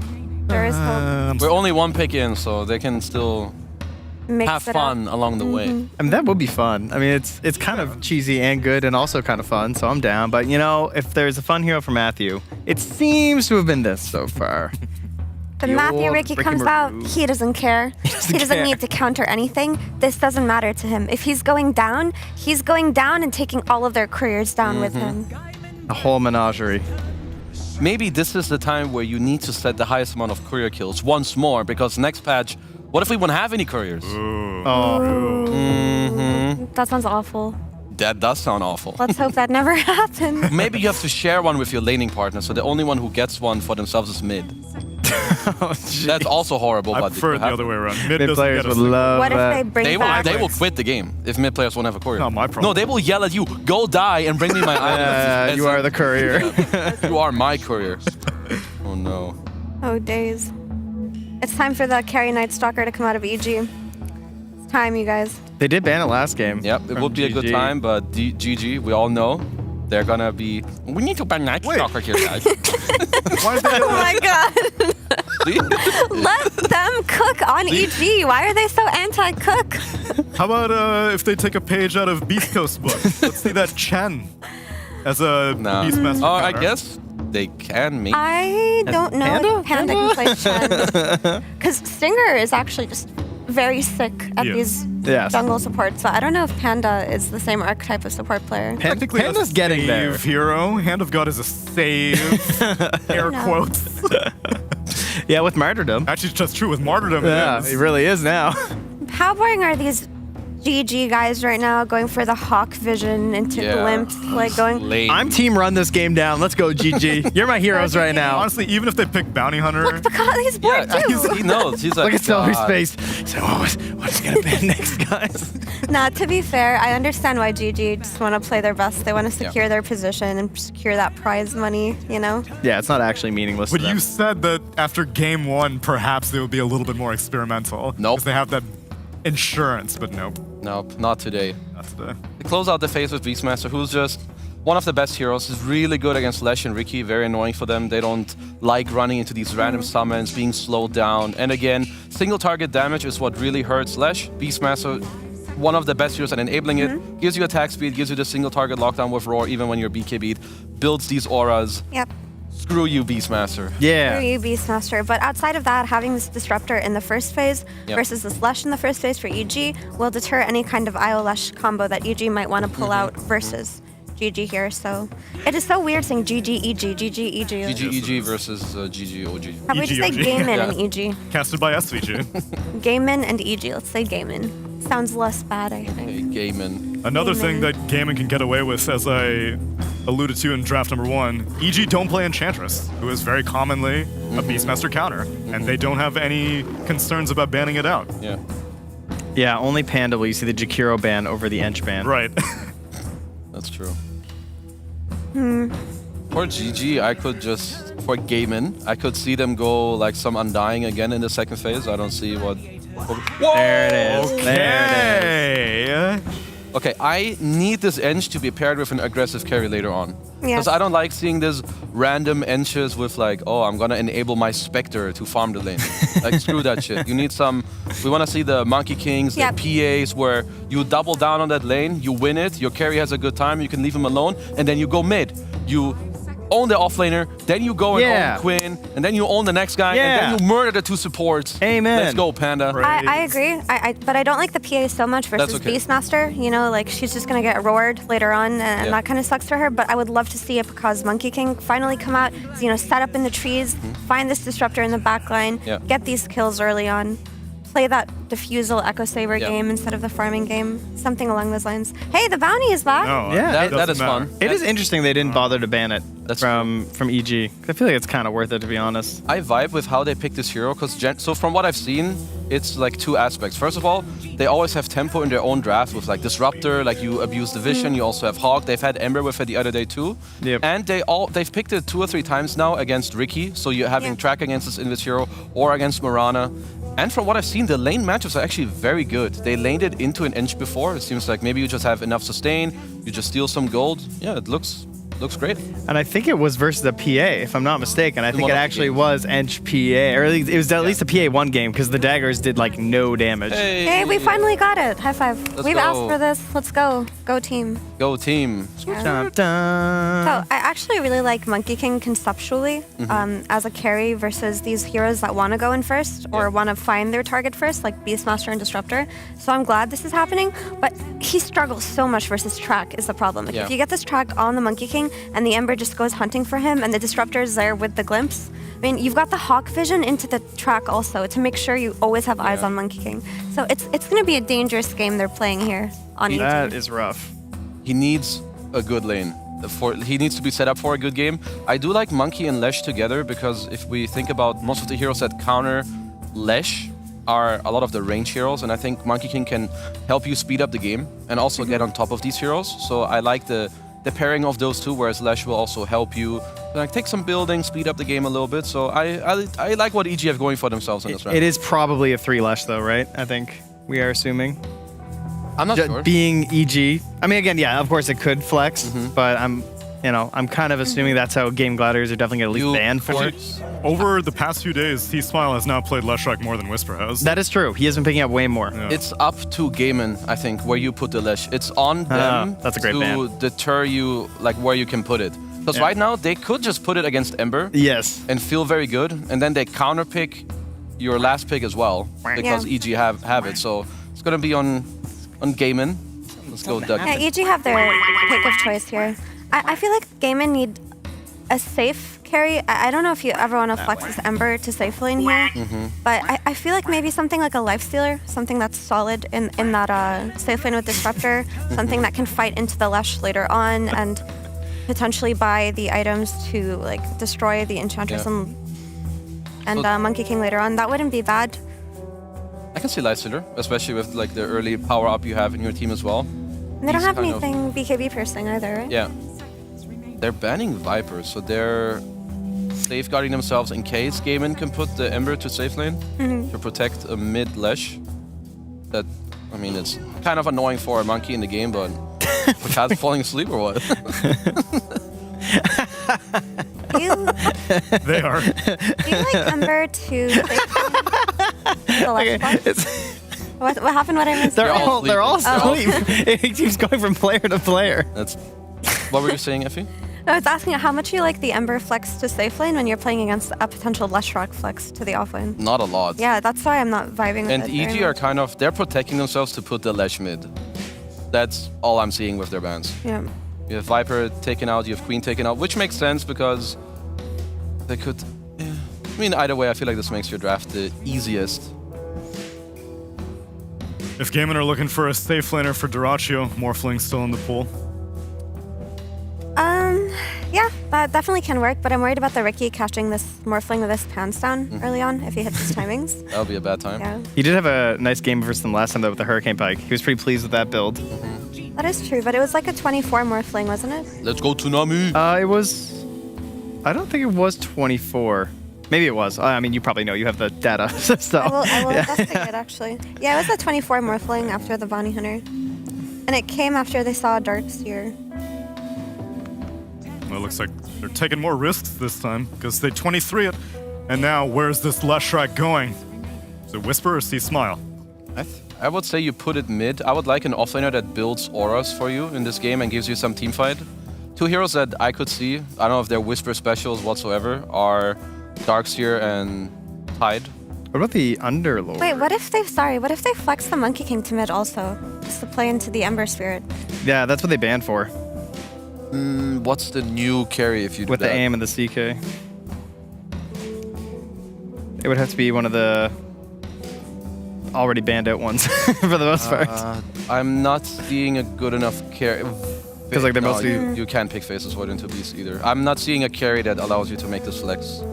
Because your Scotty ones are banned out. Yeah. You lost your TB, you don't have AM, you don't have CK. You banned out the draw yourself also. Yeah. I would just like a new offlaner, or just a offlaner. I feel like they have so much potential to punish a safe lane Monkey King with the heroes that they have in terms of vision. I feel like they're looking really hard for that potential carry flex right now, but they're falling into the same hole that you have, Kazu, where they can't find the best flex. Because like Monkey King as a melee carry is one of the only ones that's comfortable buying Scotty third. Yeah. There are very few melee carries who enjoy doing that. Especially because you want an active one. Because you were saying, Kazu, Enchantress paired with a carry. You want bring out a Schlark. All right. They are doing it. I feel like they had to flex this Monkey King to mid, right? Because like you have the good matchup versus Ember, like we mentioned already, but just like the Hawk into track vision into glimpse is too much for a carry to play into. You can get punished over and over again, and who's gonna react for you? The Ricky who's not active until minute 15, who's gonna be sniping couriers. The off-lane Leshrac that's not gonna move around until it hits its first item. I like the idea, but I'm not sure if Slark is the right one. So I've seen this matchup a few times now, this Eng Slark into Beast. And Gaiman, they were the ones they withstood the pressure. Like, they won that lane with the Beast plus whoever the support was. Whatever random tofu hero. Yeah, because I feel like it's a bit awkward having Monkey and Slark in the same draft. I still feel that this is a very good Morph game. Open to be impressed by EG in terms of the early game. Yeah, also Slark into Disruptor does not feel good, right? Like Disruptor is one of the best supports in Dota to punish Slark. There are very few supports that have that kind of impact. So EG are just going to do the run at you strategy. Hope they get stacks up on the Slark. Go for that Diffusal Blade. Go for that Aghanim's early and just not give GG any breathing room. It's basically what you said, where like if they went with the Monkey King core, it's punished by all the vision. If they go with the Slark core, it's punished by the Disruptor eventually anyway. So their idea was basically like, who do we think can get the most out of mid? Is it going to be a Monkey King, or are we going to pick something else? And who can actually snowball our game? And they're going with the C Smile Monkey. They need to play very fast in the early game. Like Yeah. what we talked about earlier. Hope you win the safe lane, then your Monkey's gonna win mid, go there and enable him. I want him to double down on this mid lane, like further enable his tempo so that he can really open up the map. Because connect to Whisper. Later on, I really think this Morph is gonna... Yeah, they could also just Diffusal Blade on the Monkey King instead of the Slark, and then Slark can just go for that Echo Saber too. And that give him the little bit of extra sustainability to play into Celery's Static Storms. So I actually would like to see C-Smile pick up the Diffusal here and be the one to chase the Morphling around. Agreed. I would like that. All right. A little bit more out of the box for Evil Geniuses, finally whipping out the Enchantress. But I vividly recall this Bounty Hunter kind of making a fool out of the enemy Enchantress last time Gaiman ran it. Let's see if this one will change things. It's time for game number 2, and let's listen to our Patchy Pandas.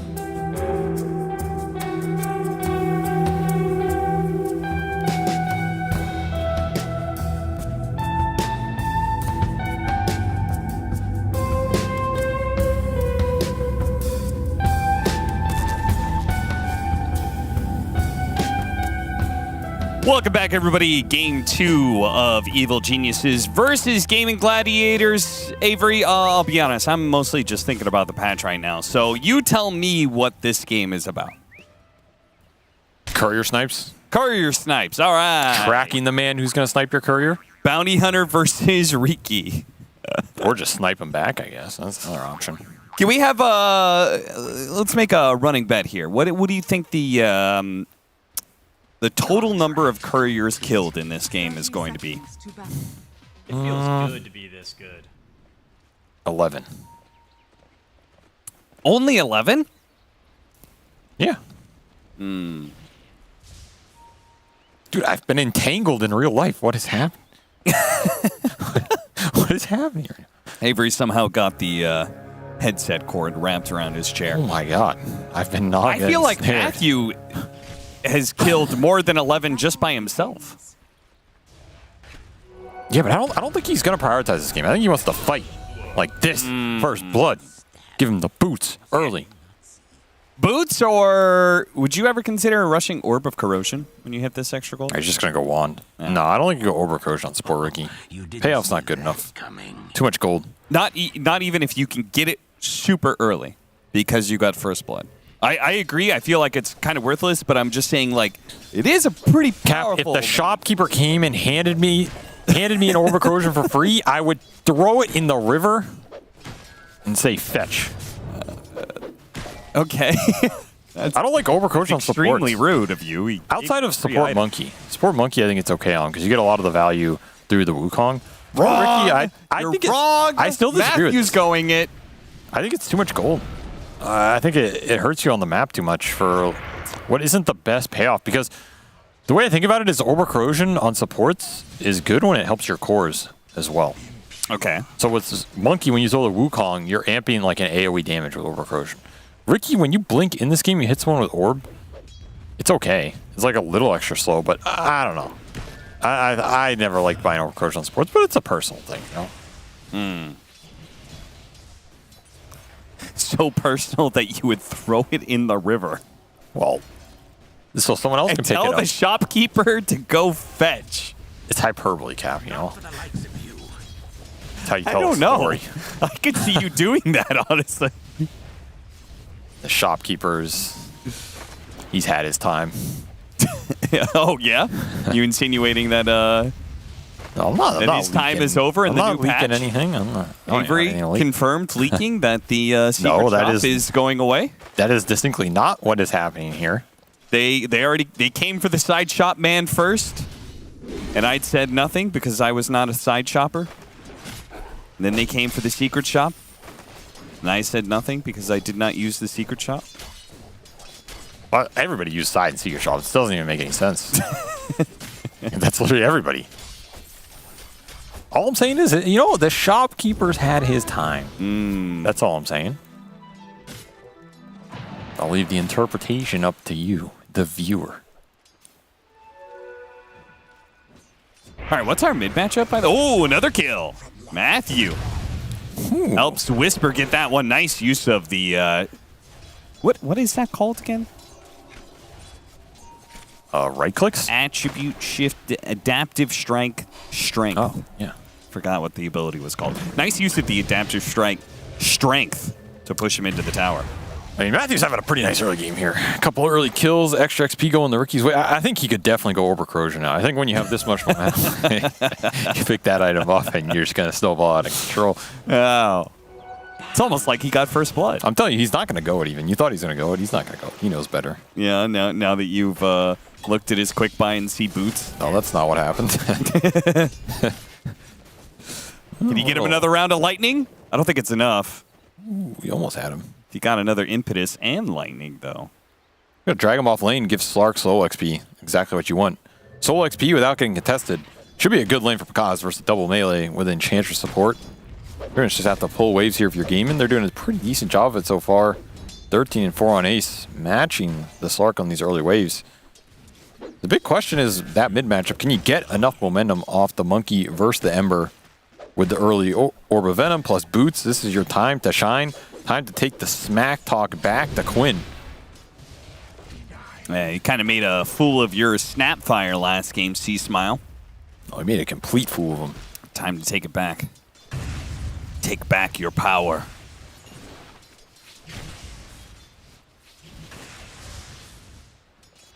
I mean, I'll tell you one thing. Quinn messed up this patch. He messed up big time. You know why? Why? Because he overperformed on all his favorite heroes. Oh, yeah. So you know all these heroes are getting mega nerfed going into like the next week here. And then what's he going to play? Celery does die, turn around, split earth, whisper. He's got a fairy fire too to work with, so he is very, very good. Has there ever been a team that wins like the first big tournament of the year, goes on to win TI? No, because all this shit gets nerfed. Right? Yeah. Yeah, it's better to suck all year, partially disband, kick some players, bring in some ringers, and just show up for the one tournament. And go through an open qualifier. Yeah, that's why they keep trying to get rid of that. Yeah. Whisper's going to get glimpsed. Yeah, he's probably dead here. That's going to be a lot of damage. Raindrop protected him against some of it, but Duraccio puts in even more. Matthew's just manning up in the trade. Yeah, it's kind of crazy. I think maybe he knows he's dead, so he's just getting damage out. Yeah, once the fountain refill. But that was a lane they were doing really well in the kill trades, and they're going to give a lot of XP back. They're also going to start losing some creeps under tower here. Loses 1 and 2. Oof. And Quinn is surviving mid. I mean, he's getting massively out CS, but the net worth isn't too bad. He's kind of just sacking CS to not have to buy a crap ton of regen. Played the lane pretty efficiently. Pretty interesting way to go about it. Take gold greater than buying regen and getting more CS. Yeah, I mean, there's not much you can do in this matchup on these other waves. Like, you just have to tank it, try and get the 6. That's the biggest deal. There's a window to punish him here before he has Remnant. But of course, help comes in, try and secure it. 6-minute rune. Good old Trilane is not going to get it. Arcane top. Now maybe Quinn can get his level 6 off of a kill on Panda. Nice use of the Centaur Stomp, but still gets it anyway. Of course, it was split 3 ways, and he is just a support, so not worth that much. Oh, he really went for top rune. That is pretty crazy. He's going to die for it and gives C-Smile the finished out Jingu. So he's going to use that lifesteal, turn it on to Celery, and get a second kill for himself. I was about to say, EG are missing this window where they can punish the Ember before 6. They finally sync it up. That's what you want to see. I can't believe Quinn thought there's going to be a top rune there. Like, son, I know you getting all the runes, but...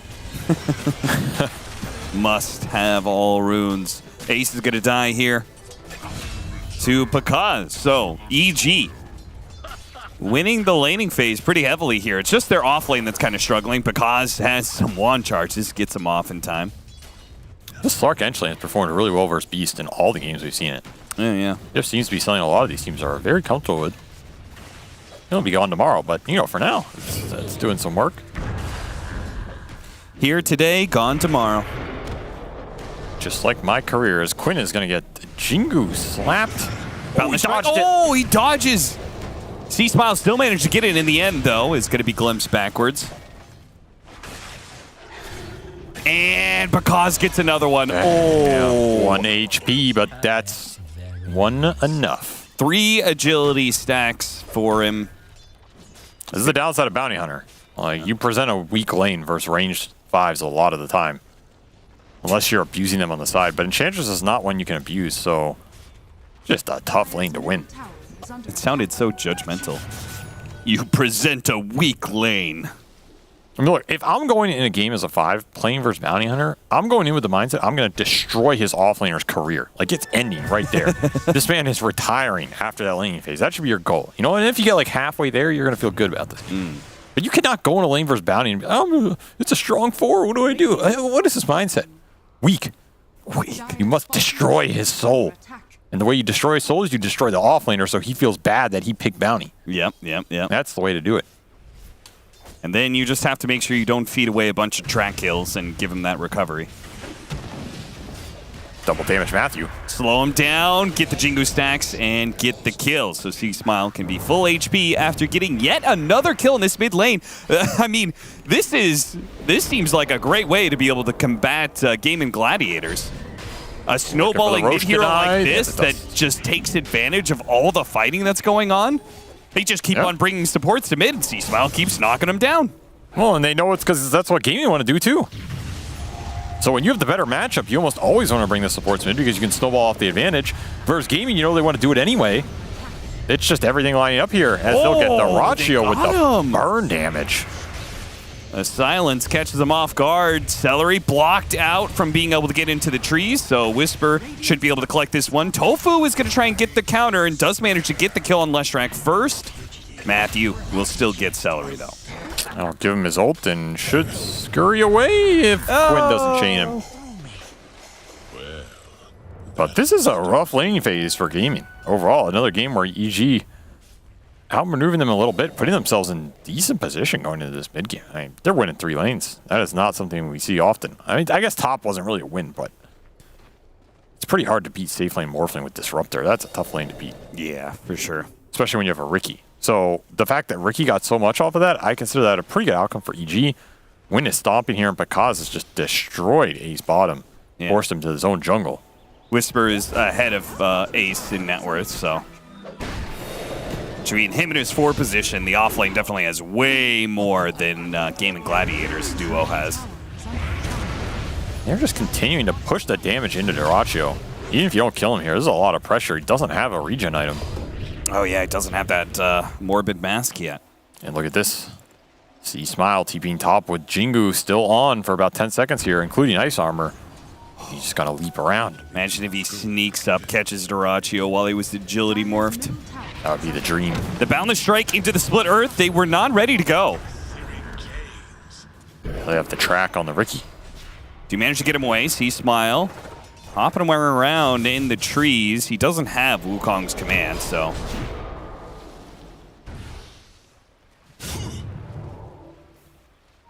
You can slight Quelling Blade his tree, right? Yeah, if you're really, really fast.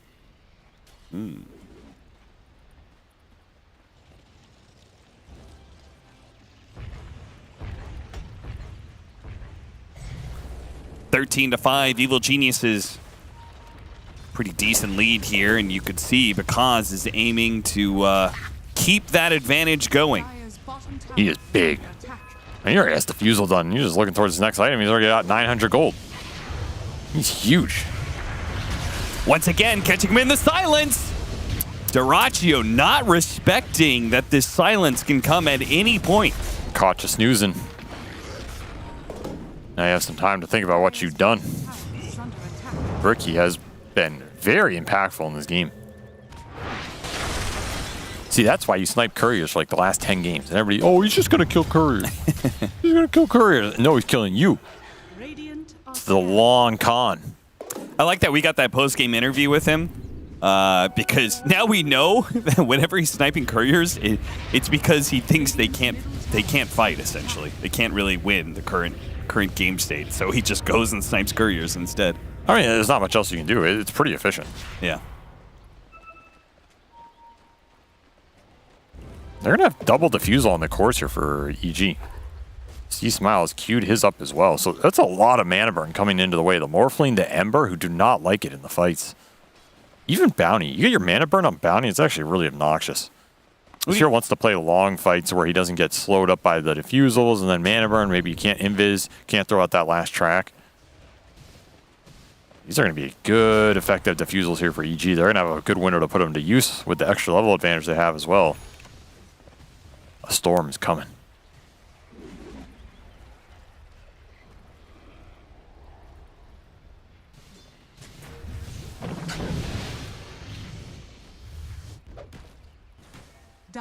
Guess the next step for Evil Geniuses is whether or not they can break this safe lane and actually get that tower.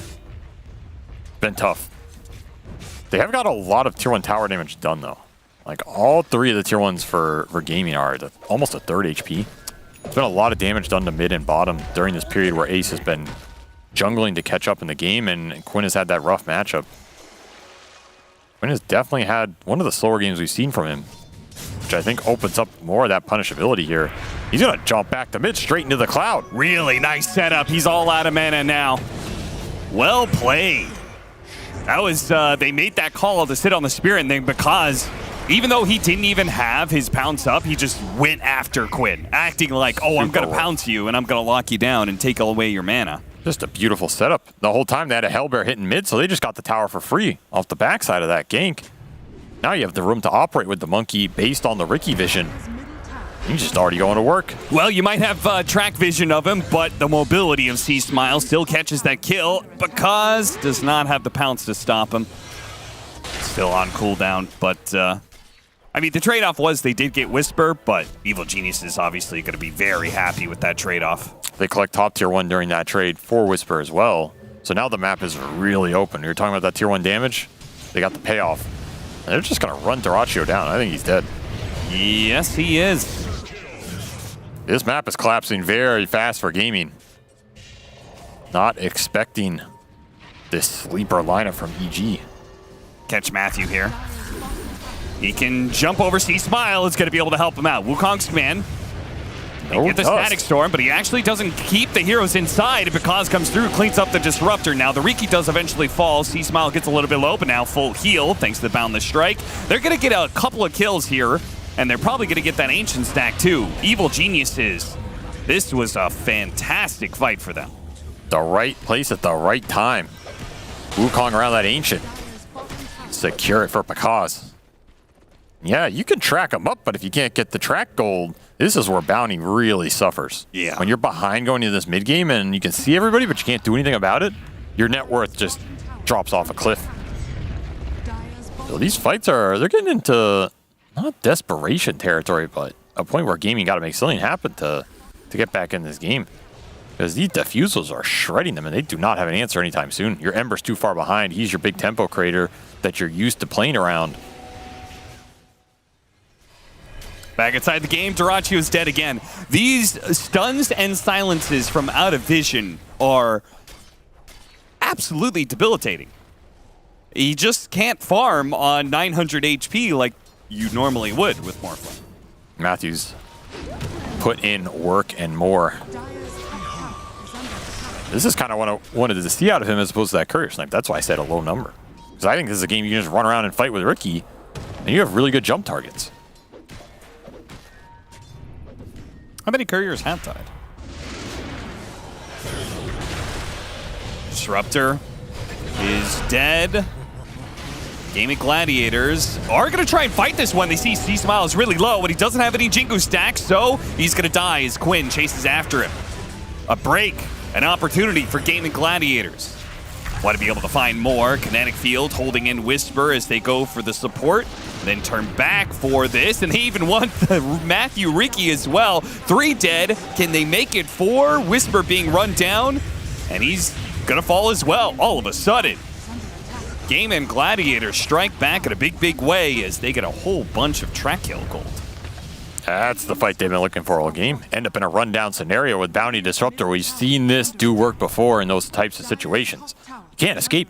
And then that's 4 track kills going your way. So much extra gold. 1,000 gold for Quinn off of that. 760 for the Bounty Hunter himself. Dyrachyo showed up in that. He hit a massive waveform on, I think, 4 heroes. Yeah. Into stealing Riki and getting Blink Strikes off, so even more chase coming out from Morphling when he doesn't even have a single item yet, really. Now, there is going to be this really big power spike once you have the Aghanim Scepter done on the Slark, because then you've got really good lockdown against both Ember and Morphling. It's going to help a lot. Also, just a lot more damage coming through faster. Whisper does finish Greaves here. Will not finish Tofu, however. And Dyrachyo waves on through another hero. Starting to get some punish in this game, just with the group up, playing the numbers game. Those pickoffs are not as free as they once were. Upside is you're continuing to farm Slark, who is pushing towards that Ags at a very fast pace here. And it's going to be a question of what happens when Pakaz joins those fights, because he is not that easy of a burstable target here for gaming. Maybe you catch him in a big Static Storm, but outside of that, your control is not reliable. And Quinn is going to have a long time getting to BKB, so he's very susceptible to the Smoke Cloud, to the Dart, getting pounced on. Don't even have the early Force Stabs to bail him out of those pounces because your supports are too far behind. It's going to be go time here for EG in the next minute.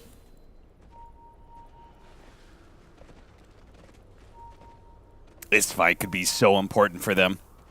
If EG are set up correctly, they can defend their safe lane tower and get a really good fight out of this Aghanim Scepter. Or it could be Gaming Gladiators keeping EG on tilt. All right, catching Tofu, slam him down with the Boundless Strike, jump on him, finish him off. Panda, they actually choose to roar him out of everybody. Wukong's command goes out, and Gaming Gladiators have to respect the edge. Nice light chains on 2, but the Sleeping Dart catches him. Now the pounce, the silence is there as well. If he could get to the other edge of the kinetic field, maybe he could have lived. Dyrachyo goes in, but he gets beaten back pretty quickly. Do get Bakaz. A worthy sacrifice, I guess. There's a lot of gold for that kill. He was on a 5x streak. They're losing all 3 of their cores for that one. Yeah, and you're not getting that tower push of the fight you wanted. No. So that Slark Ags pays off at the right time. You do catch him in the Static Storm, you get the punish. But EG's still going to be very happy with that fight as Monkey and Lesh can continue to scale in this game. These are good cores for the rest of the game, too. You're going to have to worry about. Should also note, Panda went for that Little Friends. Something else you're going to have to think about in these fights with all the creeps that Ace is bringing to the engagement. Yeah. Like that Golem started chasing after him.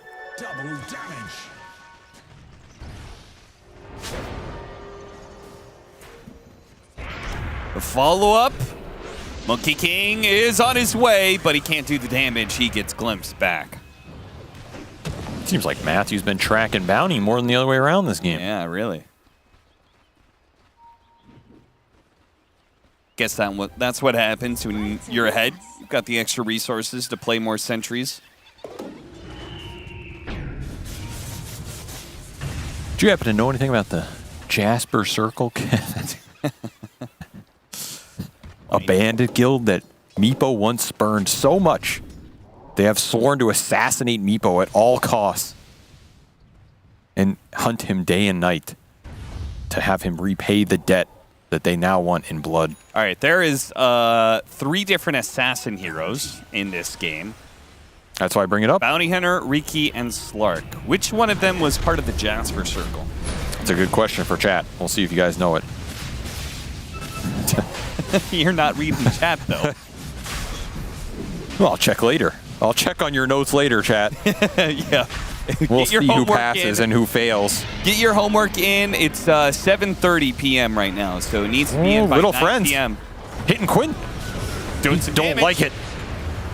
Gets both Ace as well as Celery. Maybe not. Celery trying to juke his way. He's going to be found eventually, surely. Somebody's going to catch him. Matthew finds him. So, 2 dead, but they do manage to get that Aegis. First, I mean, Throsh is okay. It's not amazing, though.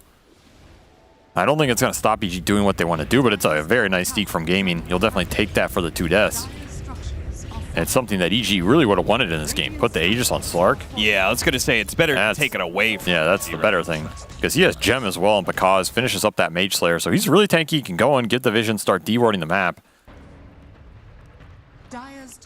You're going to lose your tier 2, which means you're going to lose outpost control. That tier 1 tower is still a bottom in a Beastmaster game. That is deadly. Do not have the deep silence to push in and create space for your other cores. Which means EG have an easier time of just grouping up, killing your vision, and choking out the map here.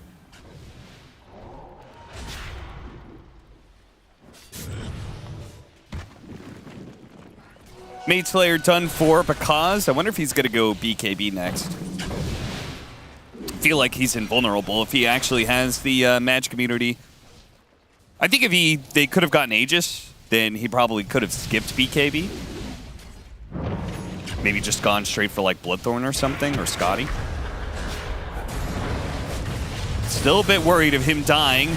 A little bit worried of C-Smile. Forced to use his BKB as soon as Static Storm comes out. Dyrachyo is going to use his Monkey King form to chase after. And maybe get Matthew here. Quinn's going to go for it. The Cloud pushes him back. He keeps his distance. Another round of Slight, though. Going to do a lot of damage. Wukong's command goes out. The Boundless Strike. Not quite latching. Kaz has a decent amount of stacks right now. 15 Essence shifts. He's going to get glimpsed. He needs help. He does. They're going to pounce back to try and help him out. Smokescreen covers their ground a little bit. There you go. And Matthew probably dies with the track wore out. Now the heal going in for Panda with all those stick charges. It's going to take a long time to kill him. Is there turn potential here? This seems really deep. Yeah, I think it is because he's back into it. Got the pounce onto the Ember Spear. That's going to be life number 1. See if he times it. Not going to help out Whisper. They're going to stick onto Quick Nice here. strike. Try and get him a second time, and they do get him. The boundless strike was perfect. Still have to respect Daracho here. He's pumping out a lot of damage. The thing is, you can't run. You're just getting track glimpsed the whole way. Kaz back in. Oh, complete whiff there. Back out. Still behind him here. Yeah, he's trying to catch up with these supports, but... I mean, he has another ult up. This fight's lasted so long. He has a second Shadow Dance. He keeps on killing Hawks just because they're giving the vision, slowing him down. It's really annoying for him.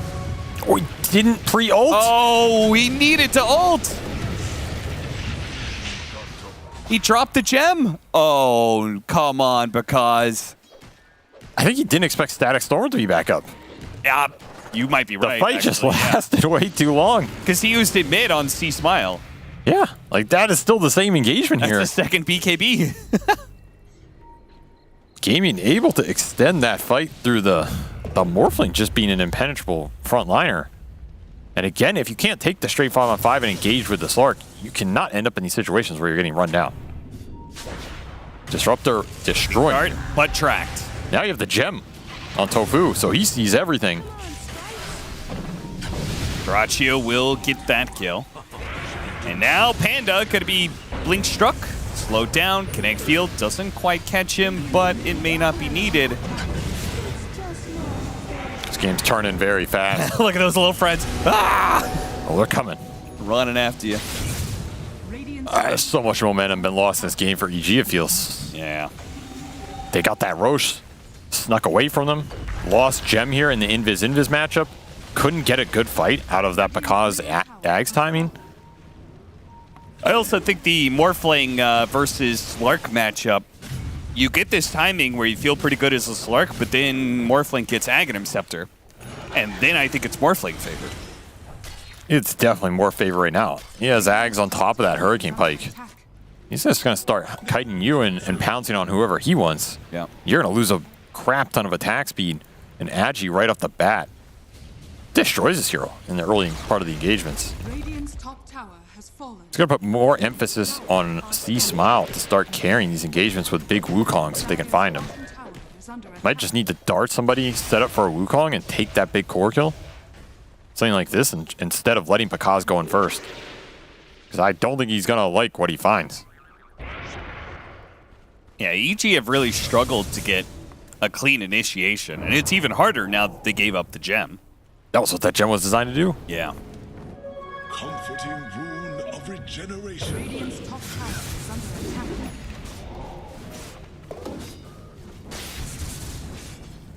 attack. Come in handy. Radiant's top tower is under attack. Get some tier 3 items before the next fight comes in. And that fight could be around Roshan. 2 minutes until the potential spawn time comes in. Yeah, and you look where Gaming is setting up right now. They're setting up the vision to control mid lane, control top, player on that Roche pit, make EG come into the high ground fight that Gaming feel very confident taking, especially with the gem. Oh.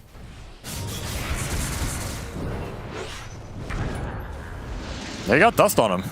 He's in trouble. Yeah, he's dead. All that for a range creep. Peekaboo. Now BKB for Quinn, so... Just going high ground? Dire's bottom tower is under attack. This seems pretty greedy, but I guess EG don't have much outspam outside of Wukong, so as long as you don't get caught in that. Just gotta throw it. There's no control, though. Yeah, as you said, no control. Like, Pakaz is there and hits a pounce, and they're stuck inside of the Wukong's command. Could have been really good. Pakaz with his double damage would have been lovely. I mean, now you definitely go high ground. I think that was the only spell dissuading you from this engagement. Just got casually thrown out for nothing. Do not have a way of dealing with Daracho right now. Despite his early game being rough, he has bounced back 11-5 off of that 0-4 start. I am so confused. Befuddled, even. Oh, that's normal. Why don't they want to fight with Pakaz? All right, now they're going to show up. It's in the cloud. And he's going to get the kill on Dyrachyo. No, he's healing up a little bit, but finally the damage from the rest of the team comes in. Quinn's going to TP out. No bashes. No basher, rather. Oh, if they can find Tofu here, yes, gem. Get that gem. Big find. Ooh. Those are probably the 2 biggest kills in the fight, honestly. To get the gem and to get that Morphling. Yeah. It's going to reopen the space for Matthew in the engagements, and that is the issue with going high ground in this meta cap. If that fight somehow goes bad for you, you lose so much of your control around the vision, around the pit. Say Roshan spawned right now, you'd be in trouble. It's a pretty short spawn, actually. They might get punished off this. I mean, especially with a fresh BKB on Pakaz, I think you are very confident. That's what he was farming that whole time, trying to get back in this fight. Didn't even need it, though. Dyrachyo was just up far enough that the Ricky Cloud did a lot of work despite the 4-staff attempts. Now he's level 20. It's a big talent, big timing for Slark. Matthew's like, all right, guys, good work. If we had lost that fight, I would have been sniping couriers right now. Thank God I don't have to go snipe couriers for another 30 minutes.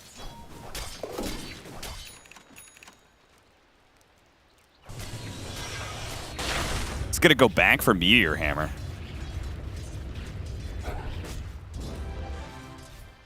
We'll see about that one. I don't know if I trust that intelligence. We'll see. I like the Eagles pickup. More dispels for the bounty. Yeah. Reset the track in fights.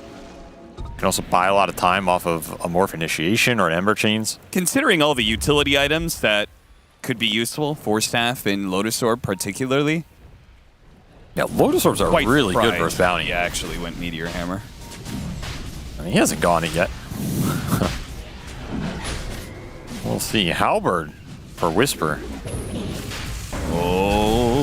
This is not a Roche you want to give up when you have the Wukong. Yeah, seriously. Boundless Strike goes out, but it's too late. The Wukong's command similarly inside of an empty pit. Little friends on celery. Dragon's going to start smacking him. But Kaz does not want to let them get out here. Just going to commit without the Wukong anyway. Static Storm, but the BKB on both of these cores. They just walk right through it. Trying to go for another hero. Ace forced to use his own BKB defensively. They get the lockdown onto the Ember Spirit. The Pounce needs to be able to land, and they get it. Burn through the mana. Make sure he can't jump away. And just catch everybody else. Let the Morphling be. He's got an Aegis. He's a hard hero to kill anyway. Did get Shard and Aegis out of that. It's a decent amount of net worth going Dyrachyo's way. But yeah, you end up in a fight like that where Pakaz just gets in on top of you during that full BKB. He's a problem. Don't really have a great answer to the Slark right now. And now the roles are reversed, Cap. The high ground is coming to you. EG. Let's see if they throw it right back to Gaming Gladiators. Oh, don't curse him like that.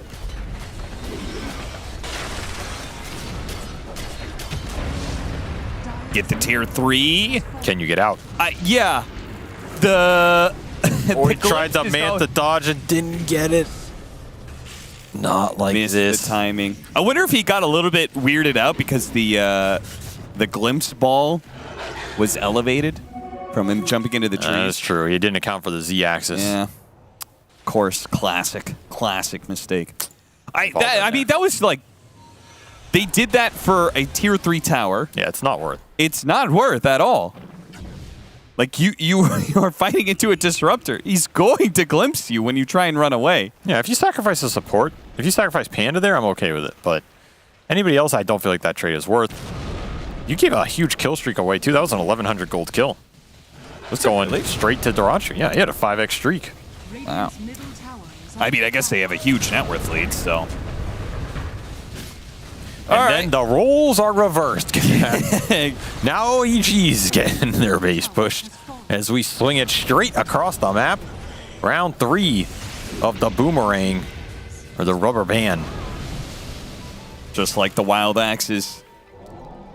They well, they come right back. Just like that earlier fight. You hits a really good sleeping dart. Dyrachio almost lost his Aegis there. He's going to lose a lot of stats to Bakaz, and he will happily use that and turn that around on some other heroes, but he's got to be careful.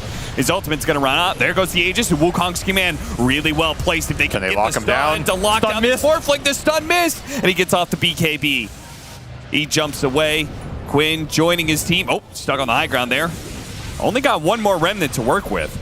A little dicey. That's a fresh Linken's for Bakaz. Oh, they got the glimpse on Smile. His Manta dodges have not been there.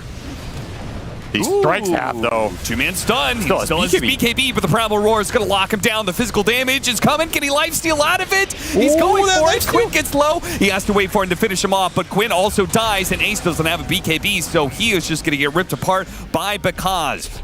Counts two. Oh, they stunned him on the cliff. And they got the stun on Dyrachio on the high ground. He goes down to the low ground to chase after Panda, but I think he knows he's been caught. There's no way to get away from this Slark. Ultra kill for Bakaz. 240 agility to work with, an extra 20 stolen, so he's got 260 bonus agility as a hero right now. Damn, what a fight from EG. Just taking it long versus a lineup that's hard to win those long fights on when Morphling's just hitting you the whole time. But Linken's Sphere for Bakaz gave him the extra survivability and that engagement on top of ult, on top of Depth Shroud, able to hold his BKB for forever. And we even see Steve Smile holding his for so long as well. That paid off in the end when Quinn re-engaged there. Did not like what he found. And now the roles have been reversed yet again, Cap. As Bakaz is pushing your base with all that stolen agi as it slowly runs out. Call it a multicast. Oh, he's going in. Yeah, he wants to kill Celery because Celery's the one who stops them from hitting the high ground. Now without a glimpse to worry about. Much agi. Oh my god. That's just a rack's gone. Yeah, who said Slark isn't a good building hitter? When he gets this much agility, it looks pretty good. He's a good anything hitter if you give him plus 240. Half of it is gone by now, but C-Smile's back. C-Smile stuck inside the base. Missed him on the pounce, missed him on the second pounce. And now it's a question of, are you going to get glimpse punished again? You said it's worth it if it's just Panda. Yeah, that's hella worth. That's the guy you want. Little Actually, friends. No, he took the gem. Why does he have the gem? Why does he have the gem indeed? The reason I said it last time is because if Matthew has the gem, you don't want to sacrifice him. You sacrifice the support without the gem. Not like this. Still, that is a lot more worth it. You got 3 barracks, a Celery buyback, a 1-team fight. That's a good 7 AK gold. A lot of bonus agi, permanent agi for Bakaz sitting at plus 21 here, and he will finish Bloodthorn. Just buying out for it.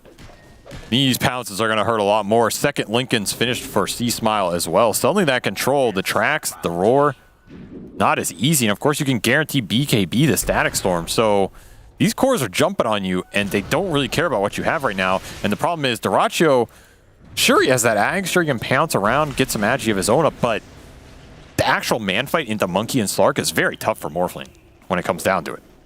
They're just smacking you with these diffusals, and you don't feel great. Yeah. Very high armor heroes he has to punch through. And you do have a gem back on Matthew, so that is Celery's gem, which means the gem that they got was Bakaz's gem. Wow, Bakaz actually bought a gem? What the hell? I guess it was probably one of those times where it was a good time to pick up the gem and de-ward a bunch, and his supports couldn't afford it, and he was going to get a lot of golden experience for it if he got enough wards. So brings a tear to my eye. Seeing a 1 position buy gem. I mean, maybe he just wanted the gold for it. Because if you buy a gem and you give it to somebody else, you get the gold.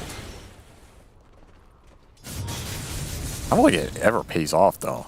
It takes a lot to pay off. What? At this point in the game, you kill like 4 wards. That's a lot. That's a lot to kill. The way this game's been going, where they lose gem every other fight, I don't know, man. Listen, I have never had a carry buy gem for me in probably 10,000 games of Dota. Never once has my carry been like, yo. Hang on, bro. I got that. I got that. Especially when he's running around without buyback. Like, my treat. You can have a Slark buyback right now. I'll tell you, that was a misclick. I think he misclicked the shop. No, surely, like the. I'll tell you what he meant to do. He meant to ping it so his team bought it, and he misclicked bought it by accident. Instead, he will go in with the Boundless vision. strike on 2, really good with the sleeping dart, taking Quinn out of the fight as well. Duraccio goes in, Smile, he's just dead. He couldn't even get off the Wukong's command. Slark on Slark. Because he's getting a lot of stats stolen away, but the rest of his team is pretty susceptible to all this, and now they're going to get caught. Ace is going to chase after them, Primal Roar. He wanted to go for Whisper. Lotus Orb prevented Kaw's it. going to re-engage. He gets the silence. Else. He does get him with the silence. The burst. Too fast. Smile buyback. Matthew buyback. Paka's going to try and go deep and route them. Duraccio also buying back here. Can this you could disengage? just be the last fight. Boundless Strike kills the Disruptor. Not a big kill, but Quinn is so much bigger as they get the Bloodthorn on him. Those red numbers popped up. 500 at a time. Ace and Duraccio. Duraccio can get away. Ace, he's going to have a much harder time of things, and yeah, he is going to die here. Oh, this Slark's coming for you. Oh, and coming Quinn. fast. He's got one more Quinn's remnant. buy back the Bloodthorn. He's dead as well. This Bloodthorn did so much work in this fight. The timing on this, the sleeping dart into Wukong's command, the pounce, 4 staffs. Oh, he baited it. He's got another 4 staff. Still has it. No, he's still caught. This game? That's GG. All right, Evil Geniuses will force it to a game 3. They want to make sure they get that illustrious 5th place. They want that money. Mm-hmm. Cause may be giving it away in game in the form of gem, but he wants it back in his bank account. Says I ain't going down in 2. It's going to take 3. Take me out of this tournament that I'm already out of. But either way, that's a nice game from EG. I think that was one of the more coordinated games we've seen from them in a while. Yeah. And really using their limited control well in those fights. Like Matthew had a stellar performance this game. Played the early mid game really well. Was involved in a lot of those kills. Made Duraccio's life hell for so long. That bought them time for their Monkey and their Slark to get to the 4th, 5th items in terms of BKB and Lincolns, where suddenly the control for gaming is not there. Some of those Wukongs didn't hit, but hey, if your Pakaz is 15, 2, and 12, I guess you don't need him to hit. You just had a hell of a performance and jammed that Bloodthorn straight into gaming there, who were not ready for it in those extended fights. He got at least 3 or 4 core kills just off the silence alone. If I'm playing against EG, I do not want to play against that Riki. If we're winning against him, he's going to snipe all my couriers. If we're losing against him, he's setting up all of these great team fights. I don't know what Gaming Gladiators are going to decide, but that's how I feel about it. But we do have a game 3 on our hands, ladies and gentlemen. This will determine if Gaming Gladiators can get first in their group or if it's going to be EG getting 5th in their group. Let's head back to the panel.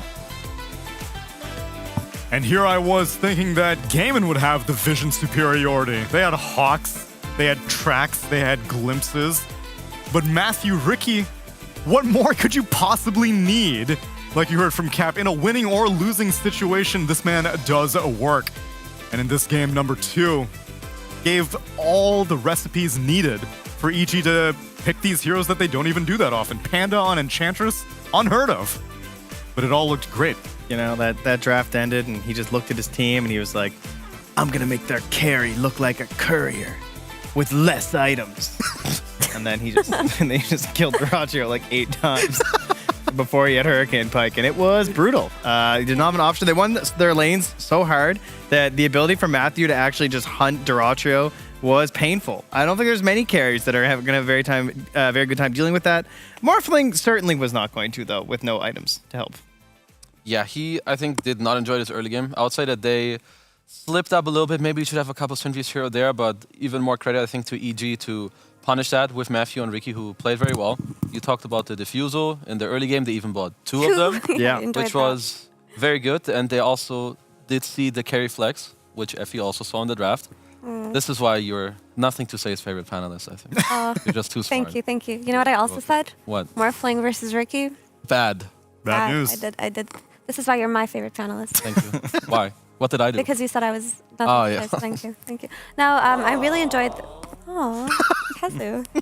God.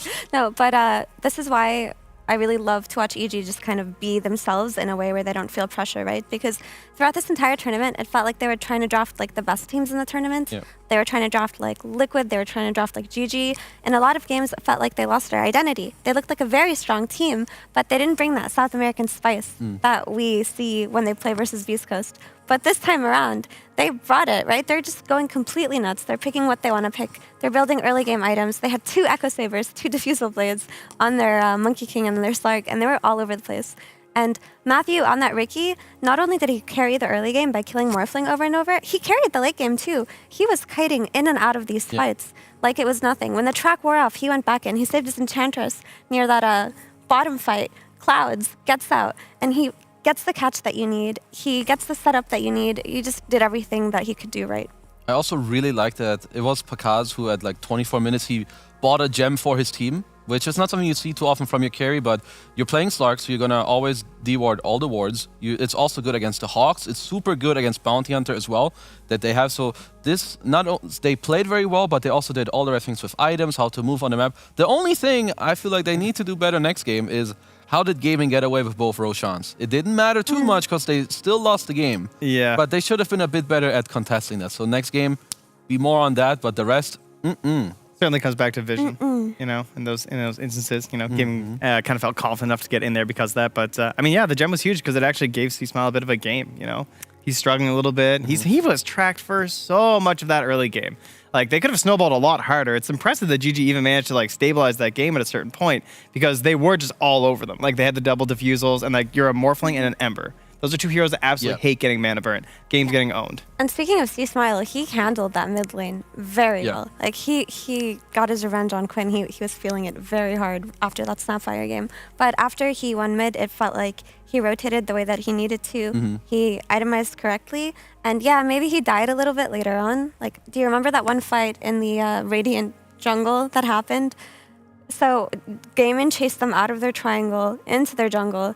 At that point, you just leave, you know? But then no, he was chilling. Slark gets caught and dies and in a static storm. And then all of a sudden, there's like a C-Smile in the trees also getting caught and dying. So there were a little bit of mistakes like that as well, not just the Rosh. That Pakaz death was a bit strange. Yeah. Because he had ult, he could have just ulted, got comes back in TPL, but yeah, it happens. Probably didn't know. Static Storm literally came up that millisecond, though. Yeah. Maybe he's just that good. He's like, it's still on cooldown. He's calculating it. And C-Smile was close by too and still had his BKB. So, you know, they were really putting some big brain 5-head play together. And then they died. Maybe. But can we talk about the Morphling wilding out a little bit after GG found their way back into the game? There was some wave throw. Yeah. There was some waveforming into static storms. There was some waveforming into 5 heroes, like a waveform into a Slark bounce. Whoa. Instead running into the enemy team. There was a little bit of craziness going on there. But he did kill Matthew. I mean, he went psycho mode, but he dove in past 3 heroes to blow up Matthew. He got him. Who then bought back and then won the game after that. But he got him. All right. He did get him. Target was locked on that Riki. That's true. He did get what he wanted to. Maybe not the win, but the kill. It's the ratio 50-50 to me. It's one of his strengths is how aggressive he is, but sometimes he just, you know, does a bit too much, doesn't turn out too well. But game wasn't looking too good. At least he got it out of the way now. So in the 3rd game, the balance, it will be correct again, you know.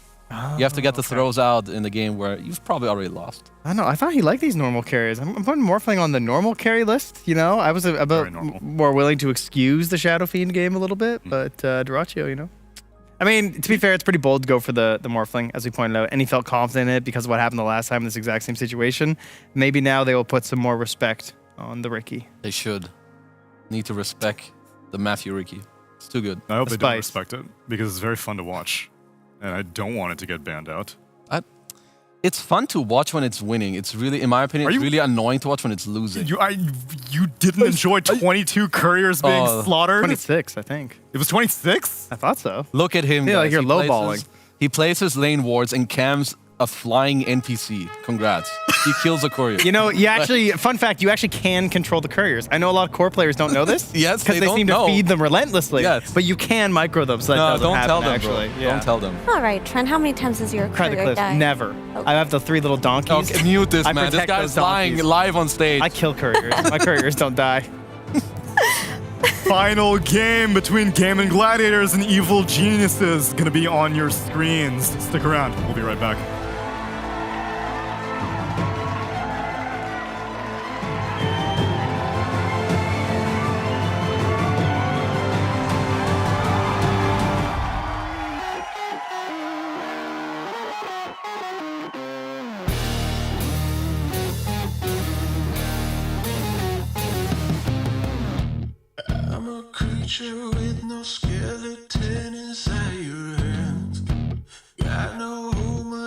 Yes, I come and go as you command, and it's fine with me, and it's fine. I'm a bandit that you use to keep from bleeding out. I'm the lover you don't love, but love to keep around, and it's fine with me. Promise that it's fine. Maybe I'm a fool. It's not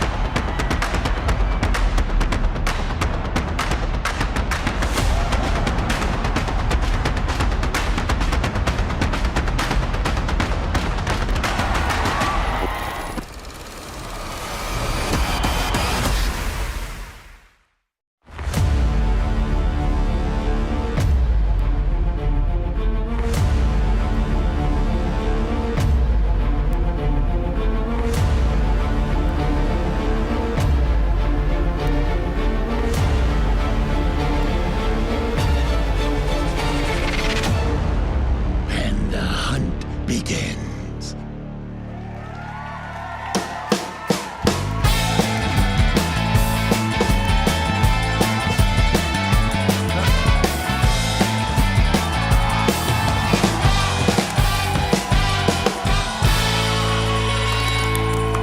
Final game between Evil Geniuses and Game & Gladiators. I'd try hard for a $5,000 money match and the pride of taking down the best team in the world, perhaps. The best team in the world. That's They need said to by get Purge Optimal Gamer Rapper himself. Gamer rapper, skirt.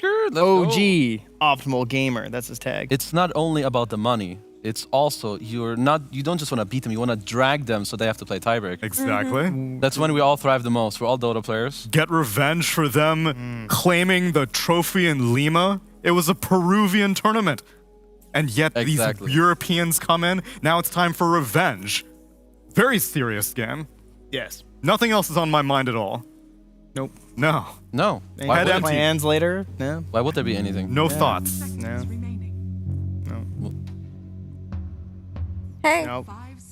I know. It's I was waiting for I know something you are. that Image never- It's not quite ready yet. When it says import failed, I think the I see bit's the not import working failed. well. Okay, forget the bit. Look what we have here. A disruptor! Hey, on the Ricky Band! Hey! Wow. Did you expect the Ricky Band?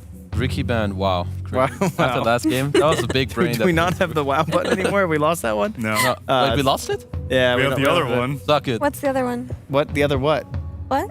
What? Can you tell I thought Evil you had the Geniuses import. to... The other imported image. Thank you. oh, that button. Yeah. You know. Oh, okay. Yeah. Okay. Well, I'm so upset looking at nothing. Never mind. Same. Wow. They're back. They got the first taste of Inch, and they were like, "Oh, Yeah. this is so good. I need it again." I think I did a disservice to Panda because I can't remember watching him play, and I probably should look up his pro record. But he's a platinum edge, so he has talked before in our interviews about grinding his heroes and how sometimes he has to convince his team that he is practicing the heroes and to give it to him. Yep. So clearly he's been on the grind. So nice job. I feel like all Position 5 players play engine pubs at least, but platinum tier doesn't have to mean that much because, I know a certain Beastcoast offlaner. His name is Sacred, and he has a platinum tier Enigma. Where but is it? Yeah, where'd it go? Does it look like No, it does a not. platinum tier Enigma? I actually have a story about that because I started in the very first season of the DPC. I cast every single series from Division 1 and Division 2, of which Sacred was a Division 2 player, I believe, at that time. Way about like 3 years ago now. And my God, that man, I never saw a worse Enigma game in my career. Oh, really? Oh, yeah. like legitimately, it was one of the worst I ever saw. And then like years later, when I see he gets picked up by Beastcoast, I'm just like, I don't know about that, but you know what? He's gotten so much better. He's like my boy DY, most improved players of our generation. They've come so far now. Yeah. I want to see a Dragon Knight right here, right now. Boom, against that Pango. We saw it yesterday. Yep. It's good. Yeah. Or a puck. I wouldn't mind seeing a Works puck. too. A Bloodseeker. Okay. Spicy spice. I remember we Here it saw is. this once and it didn't work as well, despite it also being in a similar spot. Yeah. I feel like versus Bloodseeker, a lot of teams have been looking at Shadow Demon, right? I feel like you can just save the Rupture target. You can purge the Bloodseeker also, which gives him a lot in fights. Yeah. Have EG played it though? Let me check. Matthew is also known for the 4 embers. He gets around on the 4 play. Get it? That's accidental. But I could definitely see them throwing the Pango to 4 if it's really necessary. I've seen, so we all know that Bloodseeker is a very good hero against Pango, but picking it this early on is usually just something that has a lot of volatility because the hero relies off of its early laning stage and early tempo. And when you don't pick it, you don't see any offlane or any 4. Yeah. So even though, sure, you have the Rupture against the Pango, your early game can just look so bad that you end up just being a Rupture and a recovery hero, which is not where you thrive at all. I actually agree with you entirely. And in the games where Bloodseeker has looked best as a carry, it doesn't necessarily have to be in this game, but when it has looked the best, it's been against not 1, but 2 mobility-dependent cores when it comes out later and catches them off guard. Because you want to be able to throw out multiple Ruptures in that late game, and you want to get the most value out of this hero. And now they can kind of just shift their draft in a way where they can pick things like PAs and whatnot, things that don't really care about that Rupture too much. But on the topic of Bloodseeker, I do like when it's paired with highly aggressive lane supports like Crystal Maiden. Yeah. I've always loved the Crystal Maiden pairing with Seeker because she gives him the mana regeneration aura so they can spam their spells and they can just play for kills and tempo really early on. They're gonna need that. You need good lanes. I mean, it might already be the Disruptor with you in the lane, even though I prefer when I see it on Tofu. So then picking a different 5, as you were talking about, I would say is pretty good. But having aggressive heroes in your lane or in other lanes is very good. You really want to rely on this thirst. And like when you first phase your carry like this, you need to help him out. Like you can't just be, oh, you're gonna be Rupture only. No, you should build lanes and team fights around this Bloodseeker. So the one time GG did play Bloodseeker, it was on Ace actually, and he did win with it. So he did the whole Atos into Aura thing, did he not?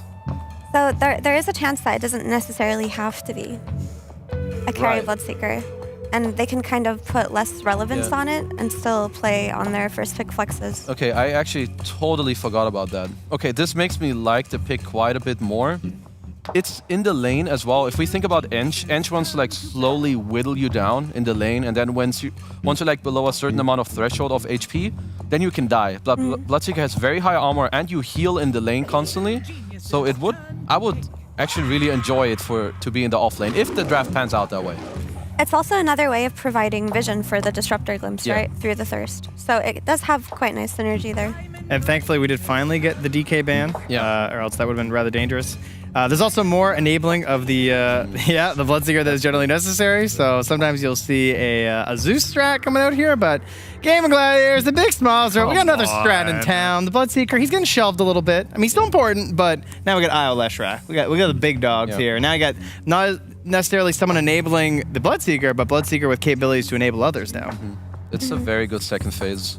You want to keep the Bloodseeker open between 1 and 3, so taking your mid here is very good. They played Io Lesh. I don't think we need to really talk too much about it. And in terms of EG, you need to address. You need a lot of damage coming out into this Pango roll from your carry and your offlane to actually punish and try to threaten this Lesh in the mid game.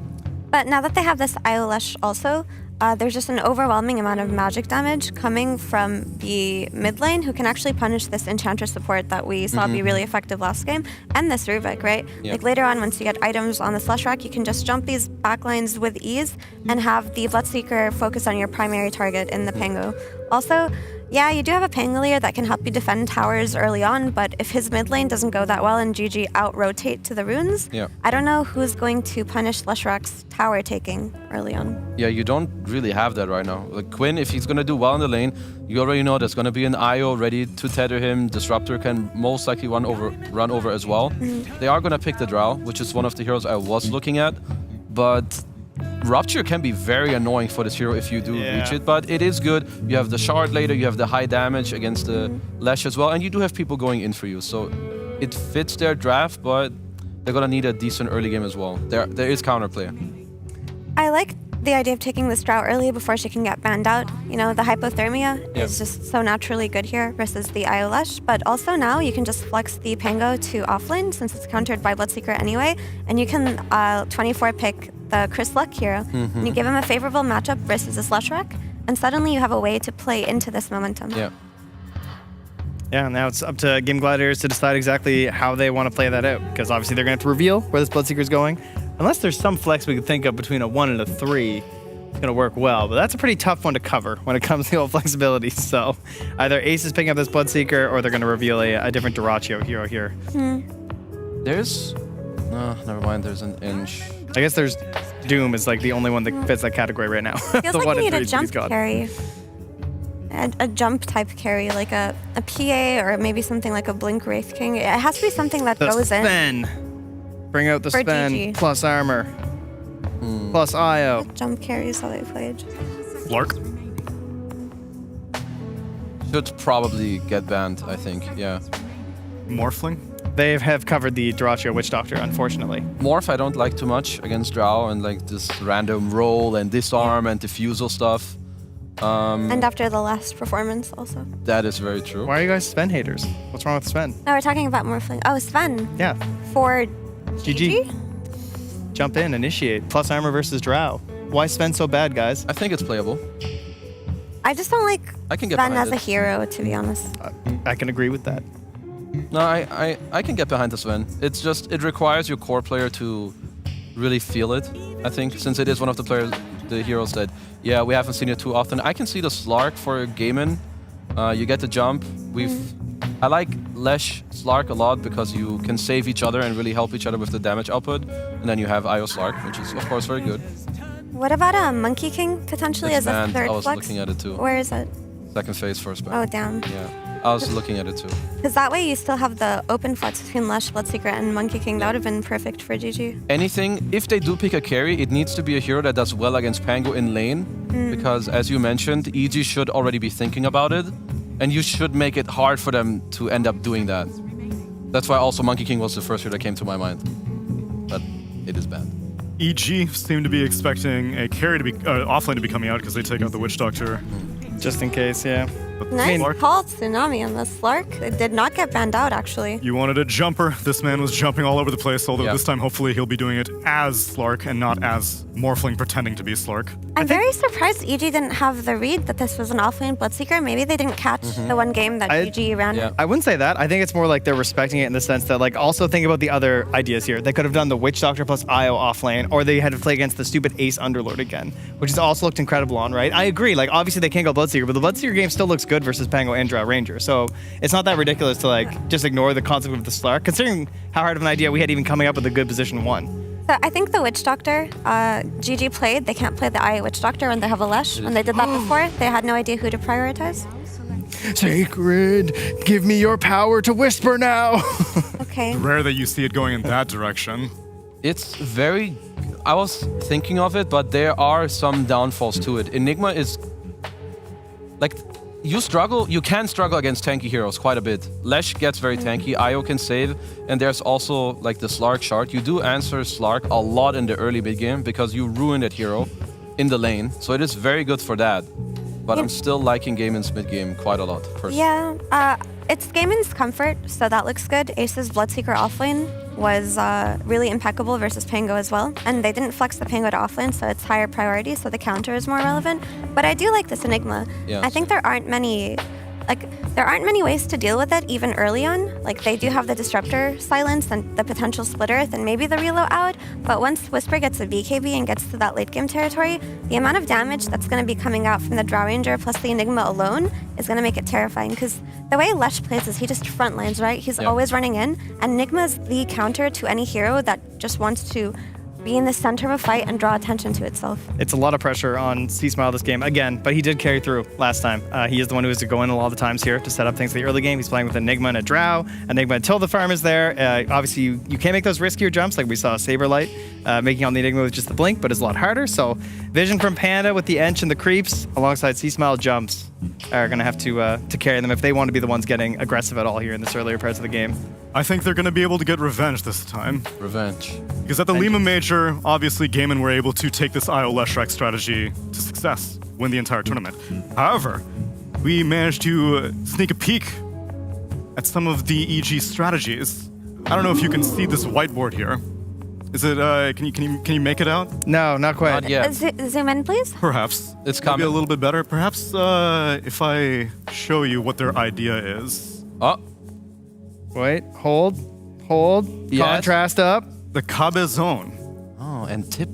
He must be tipped. Oh, that looks good. Tipped. They've crossed him out. They know. Kill him and tip him. There we go. That man. Who's that? That was in the EG practice room?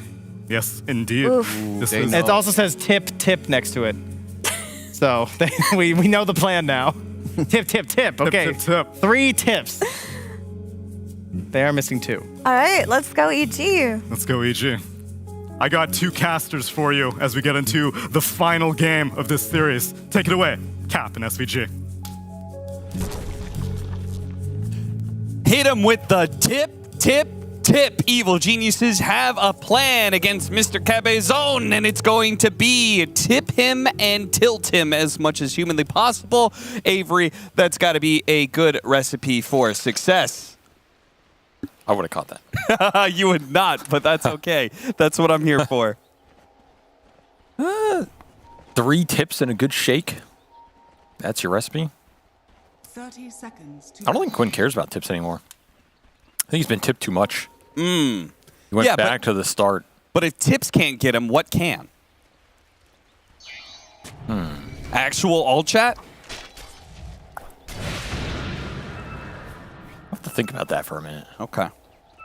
Drop items on him? Ooh. Long before Tips. Go with the original.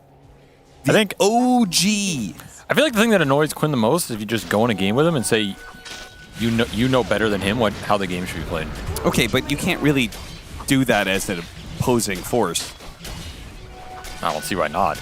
Is this the double? Dyrachyo does end up dying, but they kill C-Smile as well.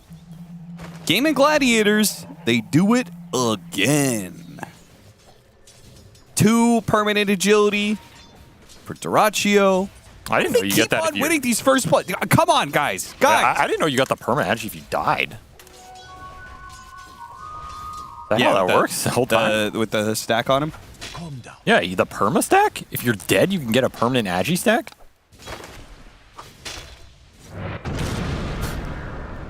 Is that how that works? I don't know, man. Who cares? What? Who cares?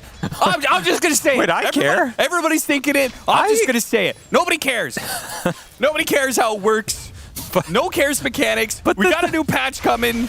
But that doesn't make any sense. Slark is not even going to have Essence Shift in the new patch. So who cares? Well, that's not what I heard. Wait. Master of Whispers over here.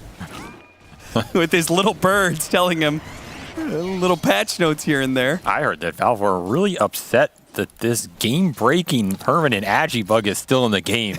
That is going to be the first thing that they patch out. Wow.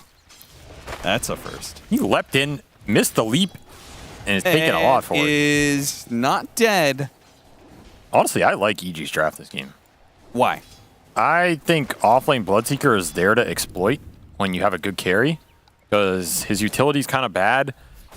You're picking him to rupture the Pango, but then he's not doing much to the enemy carry, and I think it's a really good drow game. Like, I think Picaz is set up for success here because the Slark is going to have to run through the gap close with the IO Lesh, and you're going to have to do it through an Enigma Black Hole that you don't really have counters to, as well as this Pangolier, who, if he gets to like that Lincoln's window, there's not much that can pop it. I mean, there's literally nothing that pops it once he's rolling. What do you think about, okay, he probably won't do this, but what do you think about, theoretically, the second Fool Rebellion? That was just what I was thinking about. No, if the Leshrac goes the offlane build and he picks up all the aura items because you have a Bloodseeker who's not going to do it. So he picks up Guardian Greaves. No. No. That sounds terrible, honestly. I mean, most of the stuff you say, I can kind of like agree with it, you know, just to give you some sympathy points of chat and be like, oh yeah, he knows what he's talking about. Honestly, I didn't come up with number one, there's no way Quinn will ever go utility item again in his life. Number two, it's IO Lesh. You're not going utility on mid Lesh with IO when you're planning to amp him up with Bloodstone. Number three, I think offlane Bloodseeker can buy the utility because I don't think his scale really changes his game too much. Like, I don't think you're reliably going to get the huge right-click items on Bloodseeker here and have it impact the game. So I think we're actually going to see some Greaves pipe Bloodseeker, some weird thing like that. I mean, you can go 8. Fair. I didn't see the IO. Oh, you didn't see the IO? Yeah, because you're too busy talking about the patch and other nonsense. Enjoy the Dota that's in front of you. You know? Don't be eating the fourth plate while the first is out. It's like, what is this? Two patches in the bush. One in the hand. Whisper. No white-ons. Body block at Matthew? No! It feels so bad to body block Slark. Because then he's just like, oh, okay. I'll take your stats instead. Man, they really just want to kick him all the way out here. They going to be able to get Matthew? He does have Fate Bolt and Telekinesis. That's going to limit their damage. The Tellery's dead in 10. Yeah, he's... Oh, no, he's not. What? Fluffy hat. Too strong. Wow. This guy's brain is too big. He needs a fluffy hat to cover it. It's good thirst damage. Where are you going? Brace down here as he gets pumped up by all that trading top. Thought you were going to say his fluffy hat has to be an extra large size. Is Picaz dead? Is Tofu dead? Are we dead? And this is just some sort of weird afterlife? What? Because is dead. we're still alive. Don't worry. Don't worry. It's okay. What was that? That was the weirdest carry kill I've ever seen in my life. What? You just tanked it. Okay. These guys are having fun. From that last game where they just like kind of were both going high ground against each other, I feel like in a game that had consequence, especially gaming Gladiators, the Western European team would have slowly gained more and more of an advantage and locked down the map and, you know, done that sort of thing. But instead, we had a fun game where teams were just going high ground against each other. It's another fun game, you know? Yeah. I feel like that death might have been Pakaz being like, you know what, if you guys are going to be this low top and you're going to give this guy 600 MS, I'm just going to die. I'm just going to die. You guys need to play your offlane better. I'm not even going to play 9. That's what that death was. I've seen it before. If you're not willing to buy regen, then that's it.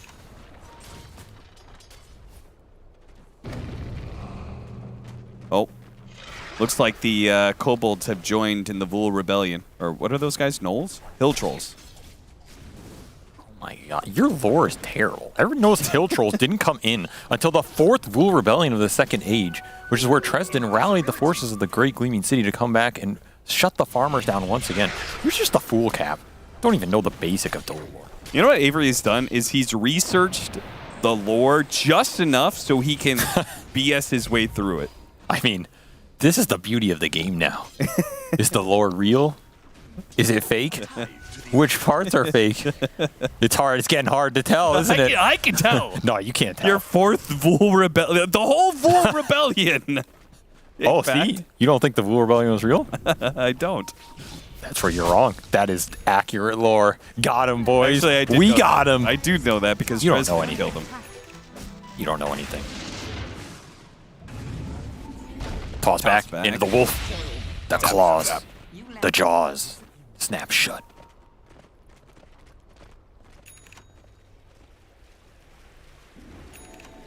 Well, Whisper's having a decent game. Winning his lane. 17 denies. This is how this Enigma Slark matchup should go. And Stellary's abandoned him for the better carry. He's stacked for Quinn. He's now partnered up with Quinn. He got a shovel out of it, though. That's pretty damn nice. Shovel on IO. You know, next patch. That's good. That's good. You're going to be able to dig up a kobold and control it. You know, next patch, you're going to be able to solo cast as I absolutely the hell out of here. If I hear next patch one more time, you're on your own, kid. Okay. Dire's top tower is under attack. Well, looks like they're going to be able to take the tower. Product of this Enigma matchup. Anytime you can kick Slark out, you feel good about it, especially before 6. The tower's just a freebie on top. Yeah, I mean, it might help that they brought 2 extra heroes to this push. Is under attack. We'll give a haste rune to Quinn. That's dangerous with all the extra farm he's been getting. He has the vision to use it too here. Posting up on the high ground, looking for a victim. Disco Backs away, victim. too many heroes. Plus, he found out that there was a ward on him the entire time. Still value. Didn't even use the rune.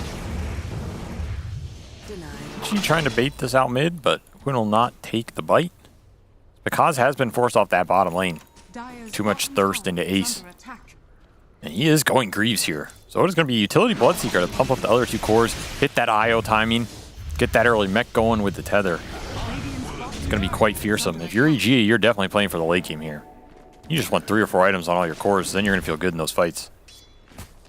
So the more you can split gaming up, keep farming on the map, maintain control of your camps, you're going to be happy.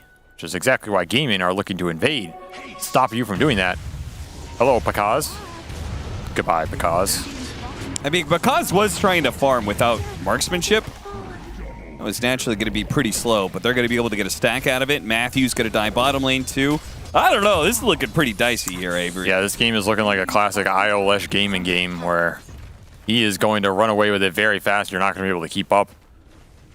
I really thought this Drow would have had a better early game. Yeah, I mean, Bloodseeker having a free game like this, Pango was already going to be a non-factor.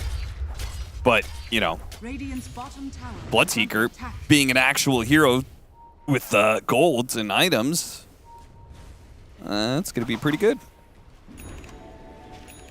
It's looking pretty solid. You're also going to be able to deal with the map pressure or the split from EG if you get that reload up in a fast fashion with the super enabled Leshrac, who has been given so many stacks. I mean, what's the stack counter? Yeah, it's got to be like 10, 11 total, at least. Okay, well, we don't have to show that anymore. Only 7? Feels like it's a lot more than 7. It does feel like a lot more. It's probably because they're just double stacks that we keep on seeing. Do you think, is this sort of, so obviously he had a lot of experience with IO-Lesh on your team. Do you think he came into Game and Gladiators and was like, right, I'm going to teach you guys how to play IO-Lesh? And he just got like the entire team to buy into what you do with IO-Lesh? Because every single time they play this, it feels like the entire strategy revolves around him. Both supports are stacking for him. He does all the stacks. The other cores don't touch stacks at all. I mean, that's the strat. You get as fast a Bloodstone as you can, and then you just win the game. Like, they believe IO paired the Lesh with the spell amp, the heals, with the Bloodstone timing is too hard to fight. The faster you get it, the higher chance you're just going to win the game off that alone. I mean, that is a strat. I don't know where it came from. Didn't have any of the shit when he played with me. No. Hario sucked. That's not true. You guys were pretty successful with that. Oh, it was okay. But you feel like, okay, this is actually interesting, though. You feel like they are buying more into the Leshrac strategy than you guys ever did? Like, they're like all-inning on this Leshrac more than... Well, yeah, I mean, they're a European team, so when someone brings an idea to the table, they all kind of build on it and turn it into something good. Whereas on a lot of the NA teams, someone brings an idea to the table and they tell them to shut the hell up, stay in your role. So these things just don't get built up at the same rate, you know? I see. I mean, you heard Bulba talking earlier about all their things get vetoed. That's a classic NA thing, man. Just veto everything and you don't look bad. Black Hole on Ace, trying to heal up through it.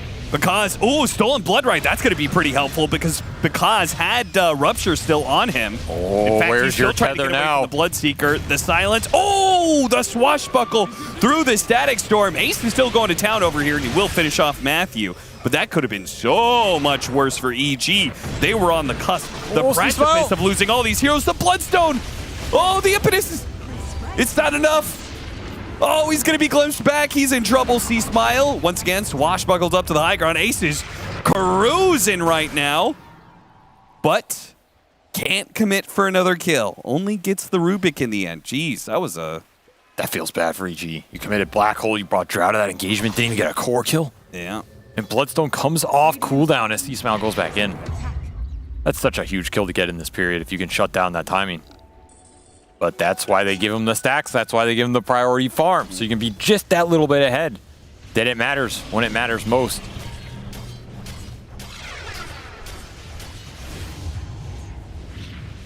So you're saying on an NA team when they bring up the IO-Lesh? I knew you were going to go back. Oh, you guys should stack for me.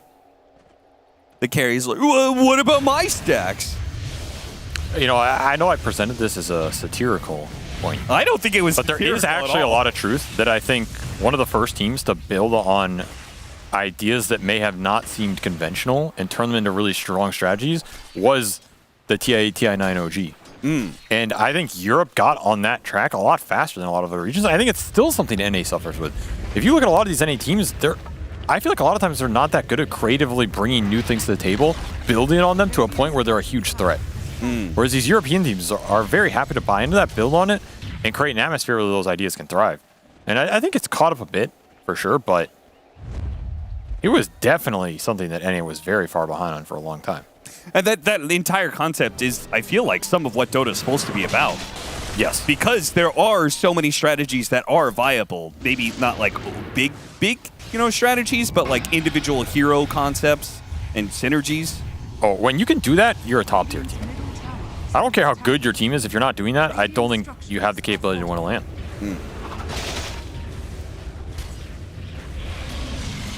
$6,000 net worth lead with a tower soon to fall. Gaming Gladiators, they are very, very far ahead. And the really hard part about this is EG, they're supposed to be able to play around a Pango right now that does not feel comfortable taking aggressive rolls. Gaming Gladiators are all grouped up, but he can't actually roll into them. There's no real gap close or punish either. Yeah. You don't have the glimpse here. You don't have a way to separate this heal ball that has been created by Gaming early. Greaves done for Ace. You have the Bloodstone and Lesh being amped by the IO, and Celery already has a Locket. Just so much early heal in this Gaming lineup already. If you can't separate him, it's pretty hard to punish him. Then you just need a massive black hole, which, and maybe you can get it, but he doesn't have Blink or anything. Kaz is dead. It's not just Dyrachyo, but this relocate coming in from the side. Ace is running after him as well, but Dyrachyo's gotten away, and Evil Geniuses are... Oh, okay, now he gets the Rupture on him. Dyrachyo actually came back into play. They do manage to get the Rupture back out before the Bloodright lands. He was looking for the stolen Rupture, didn't get it. Yeah. This thing you have to be aware of. If you give that away, it's really good to throw back on the Slark or the Leshrac here. Yeah, very mobile heroes. But Gaming punish EG on the map. Punish this Drow's immobility right now. There is not an answer, as another glimpse looks to be on the menu. Pulling back. They'll show mercy. They will. They just want to back up. Ooh, Panda finds a couple of bounty runes. That's nice.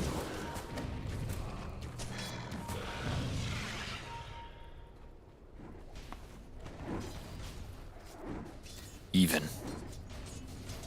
Balance in all things. Still working on the Guardian Greaves for the Enigma. Maybe a big pickup. I don't think you have too many fights left that you can't win, though. Yeah. Maybe one or two here for EG.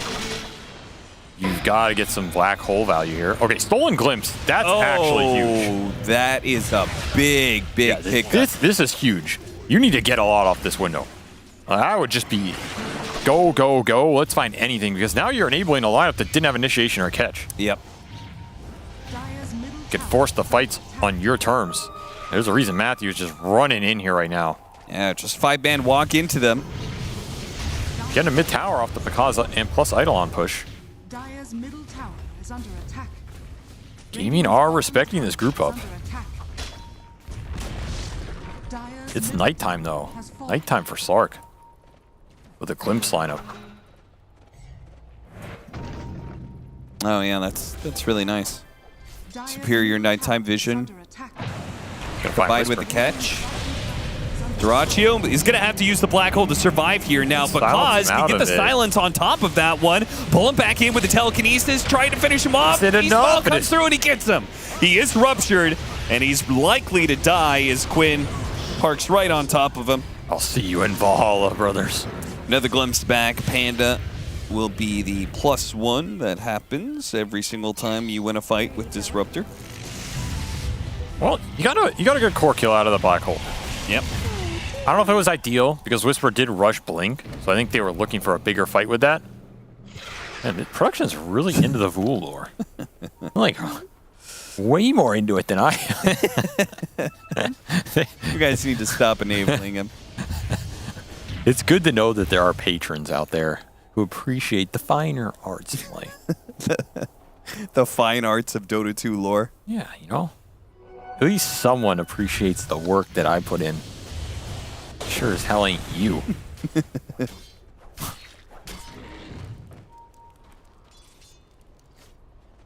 That lore don't study itself, son.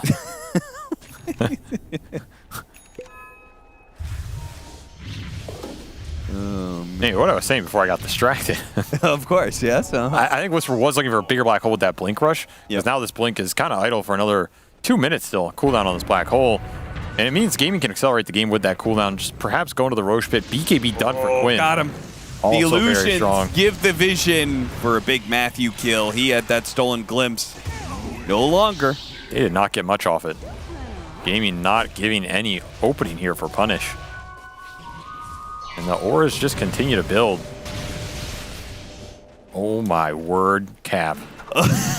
Oh, we are no getting way. a blood mist in the twilight hour.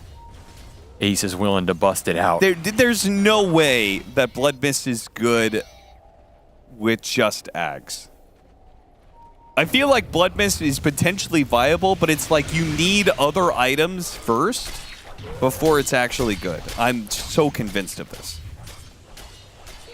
Like, you actually need Kaya-Sanj, like maybe Bloodstone or Octarine. No, I'll tell you how to build this. Okay. I had a guy do it to me in a pub. I remember. You remember that game? Yeah. That was the most legit Blood Mist build I've ever seen. It's all about Blood Mist, Eternal Shroud, plus Spell Amp, plus Octarine for lower cooldown spells, and then you start healing off the Blood Mist, and you become what I call the Alpha Omega. the Ender of Worlds. This, in the 6 slots, is one of the most disgusting things in Dota that no one knows about. You become invincible. You can't do anything to him. The mist starts spraying. It starts healing him back. It's like all percentage, pure, wacky base. No one even knows what it does because they never played versus it. It's insane. It's absolutely insane. I'm hyping this up so much. If this game goes to 60 minutes and we get that fabled Alpha Omega Bloodseeker build, I'm telling you, they've won. It's over. So what you're saying is you agree you need other items first to make it work. Well, you can still go the Blood Mist first and get those later, you know. Sadly, I don't think he's actually going the Ags. So. Oh, boo. our time in the sun has ended. A gift from the tempest of You're a real disappointment, Ace. But if somebody wants to try that build, well, we still have a chance. Yeah, you've got I'm revealing all of my secrets. You've got hours to do it because that is definitely getting changed. Yeah, it's way too broken. Yeah, it's, as you said, the Alpha Omega. The beginning and the end. The universe destroyer.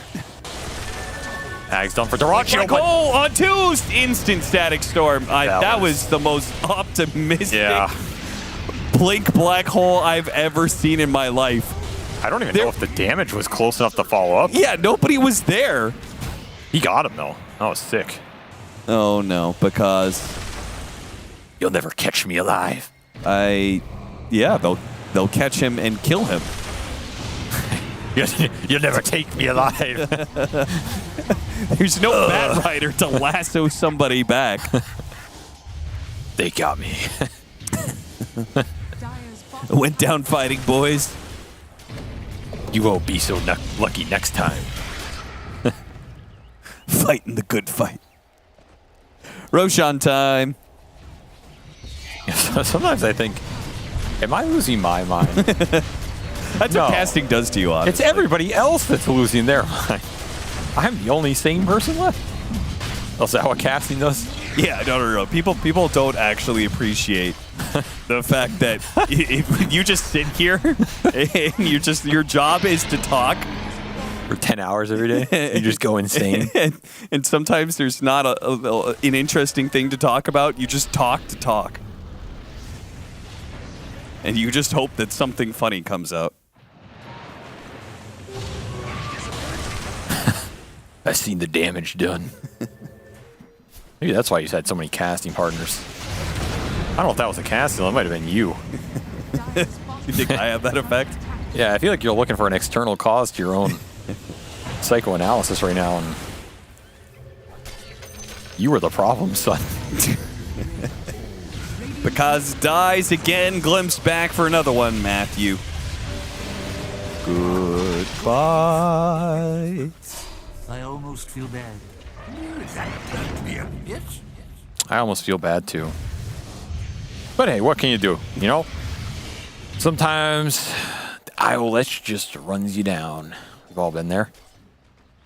Yeah, there's been a number of teams who have been there at this tournament. Double pounds just to catch up to Panda. Boy, that untouchable did not do anything. He felt very touchable. Yeah, I touched him a few times. That's because he doesn't have it. I was like, man, level 1 untouchable is really bad. He didn't level I mean, this is a pretty bad untouchable game. Yeah. Like Slark Lesh, IO Overcharge. Okay, but after that, he's surely going to pick it up if he gets to level 8. I mean, if you don't take it now, just don't take it, man. Then you can at least, you know, it was a Chad build, guys. Jack build.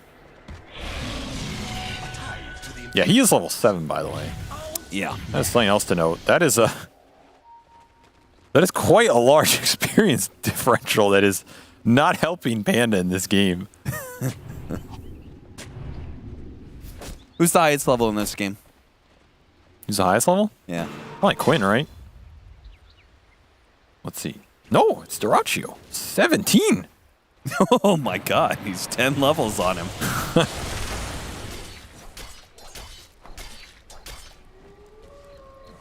You think Panda's ever going to close that gap?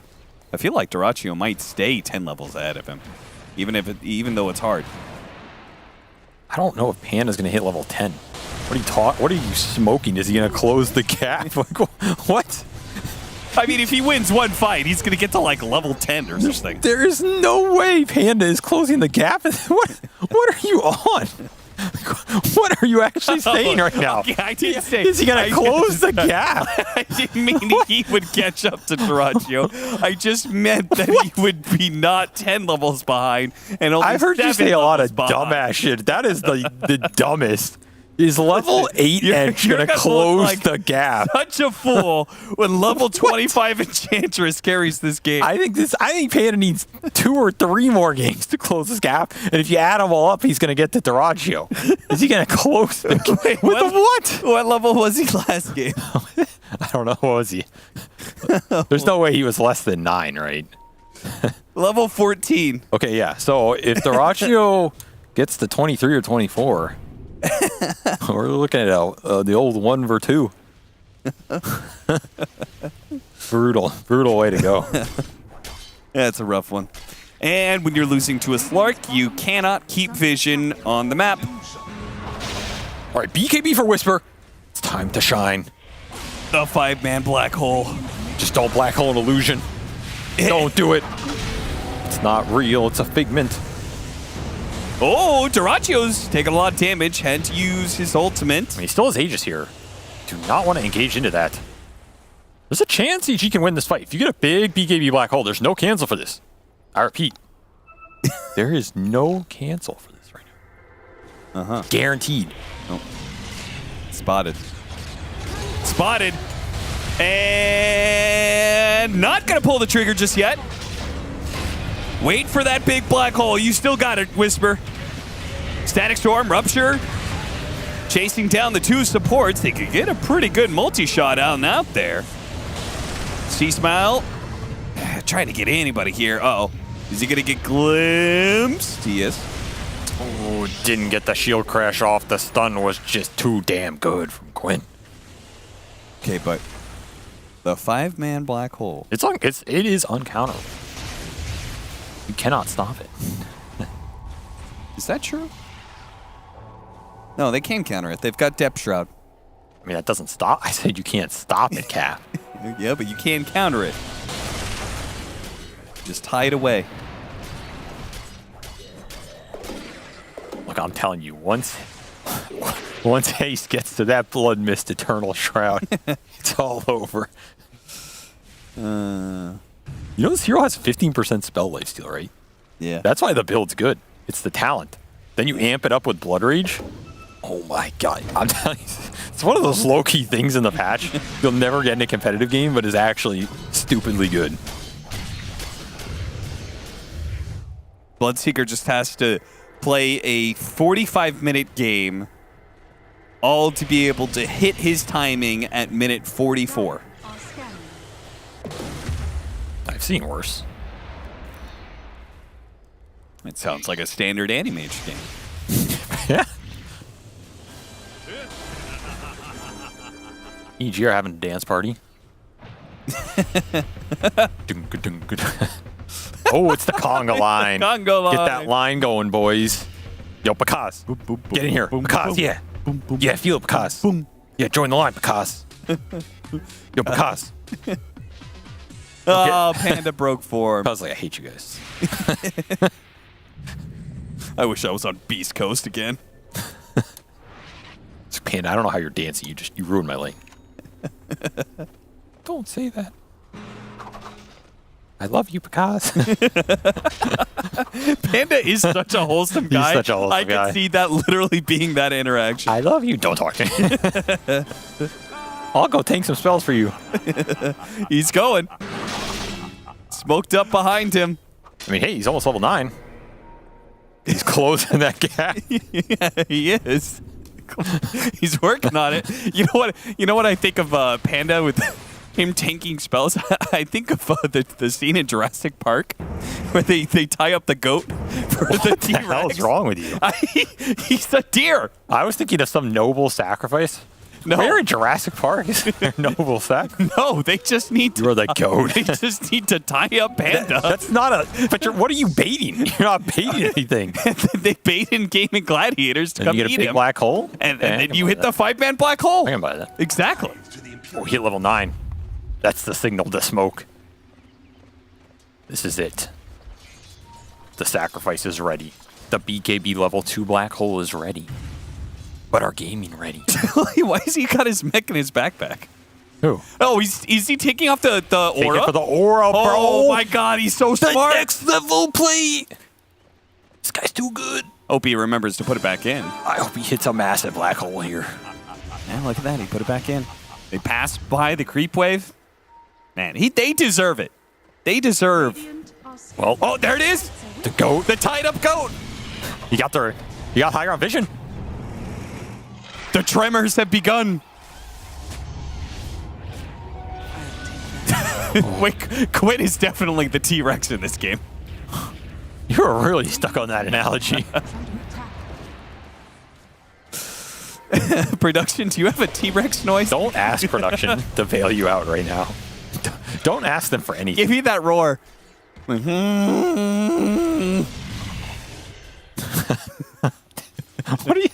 You're actually losing your mind. This is the 6th age of Cap losing. I've casted 200 days of this patch. Man, what's oh out? No, Whisper! The black hole on 2. Is it enough? Multi-shot? The heals. Oh god, it's not even close. It turns out Whisper was the accountant.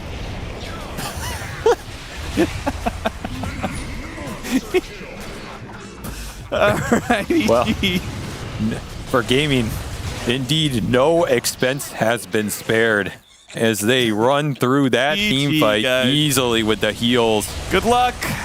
Very GG, nice. good luck. Good manners coming out from EG. Of course, we're already eliminated, so perhaps having a little fun in this last match. But gaming will strike that W, and that guarantees them first seed unless Liquid win, right? No, but they have the head-to-head. Oh, so they're just first seed? So I believe they're guaranteed. Damn. Quinn is back on top. Tofu back on top. Ace back on top. Celery back on top. And Daraccio. Wait a minute, what's that? Back on top. He's holding his chin. It's because he's so high up top. He has to brace his neck. I see. What do you think Quinn said there? I feel like half of our cast is just guessing what Quinn is doing right now. It's a good game. You should play it at home. What do you think Quinn's doing right now? How do you think he's reacting? I mean, if you ever smiling? played the Quinn drinking game, every time he says end mid, you take a shot, and you see how fast you end up at the hospital. Either way, another nice closeout ball game by gaming. They get their ILS just when you thought they weren't going to play it one more time. They had to get it in there in the twilight hour, one for the road, quite literally, as they ball their way to victory. Very clean performance. Congratulations on the first place in the group. Probably feeling pretty good about that. Look forward to seeing them in the playoffs, where they will no longer be able to play any of their strategies that have propelled them so far. Good luck. Kings of the patch. But a new patch is coming. And a new segment is coming with our panel. That's a lot of pressure. That was just going to do what we usually do. Congratulations to Gaming Gladiators on taking the victory against Evil Geniuses. Round of applause. And yes, indeed, they are first in the group. Round of applause. Nerds. Well done. Well Lame. done. Yay. They get the win, and they will indeed be first in the group because they beat Liquid in the earlier group stage. So that means that if we use Which head-to-head one? results, group stage 2. I'm sorry, earlier can be confusing. Wanted you to clarify because we had stage 2. They beat them, and they weren't in the same group in group stage 1. And so as a result, they will take first place regardless of the result that Liquid have against OG, which will be our final series of the day. But they didn't do it in a very fun way. At least Evil Geniuses, they did a little conga lining. What do those numbers say? All right, 2-1 against the best team in the world. What?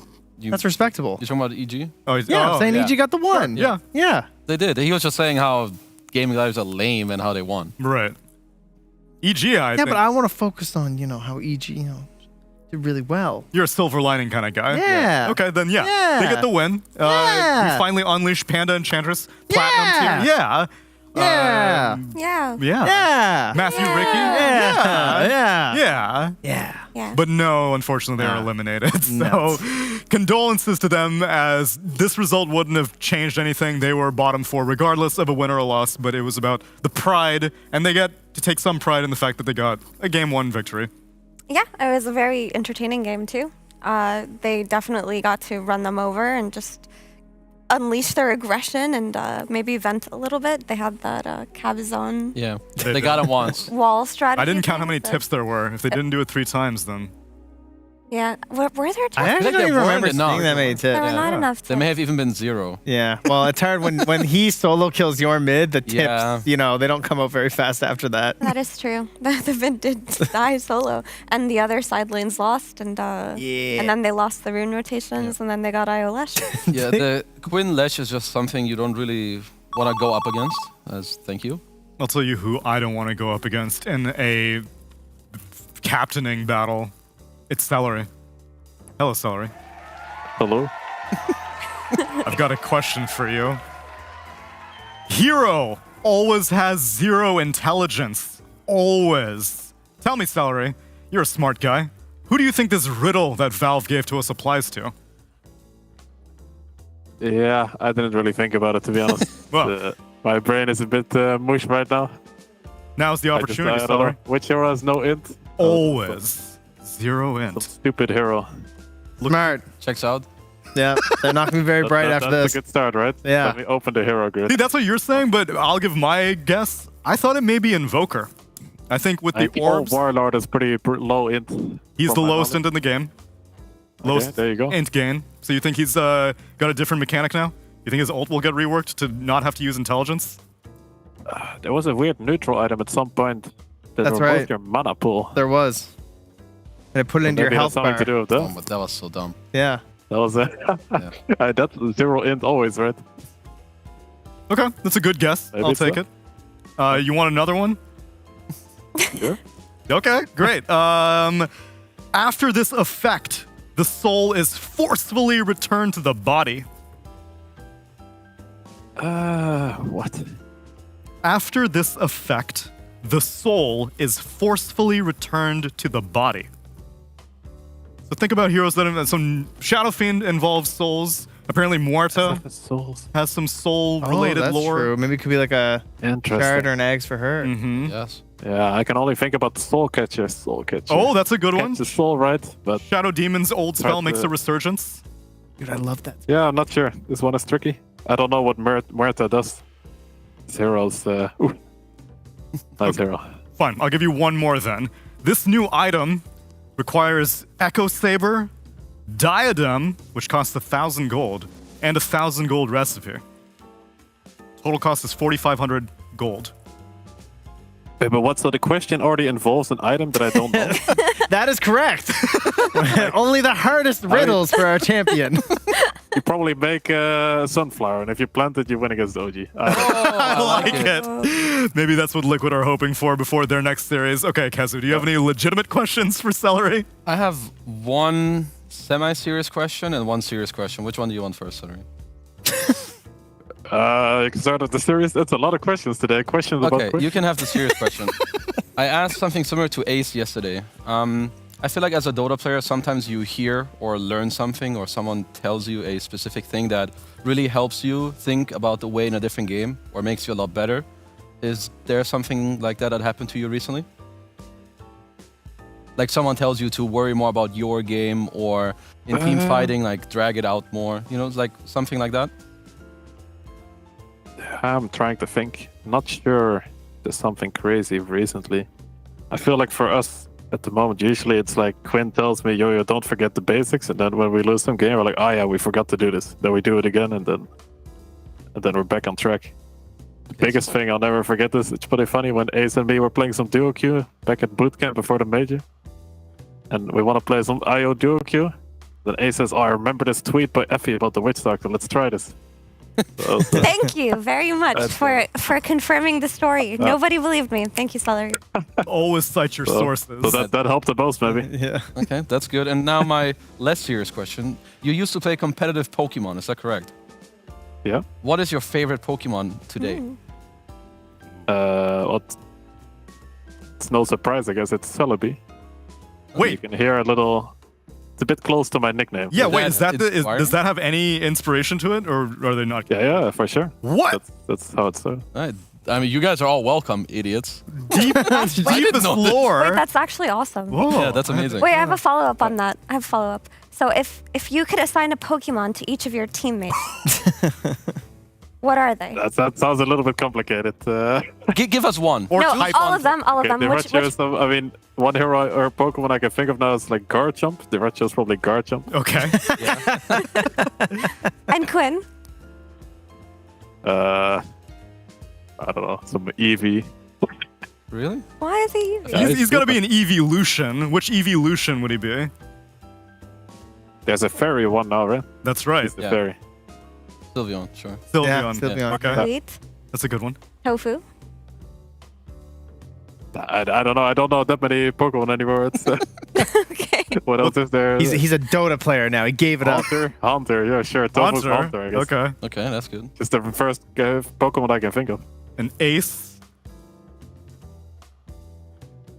What else is there? Piplup? I mean, I don't know. Yeah,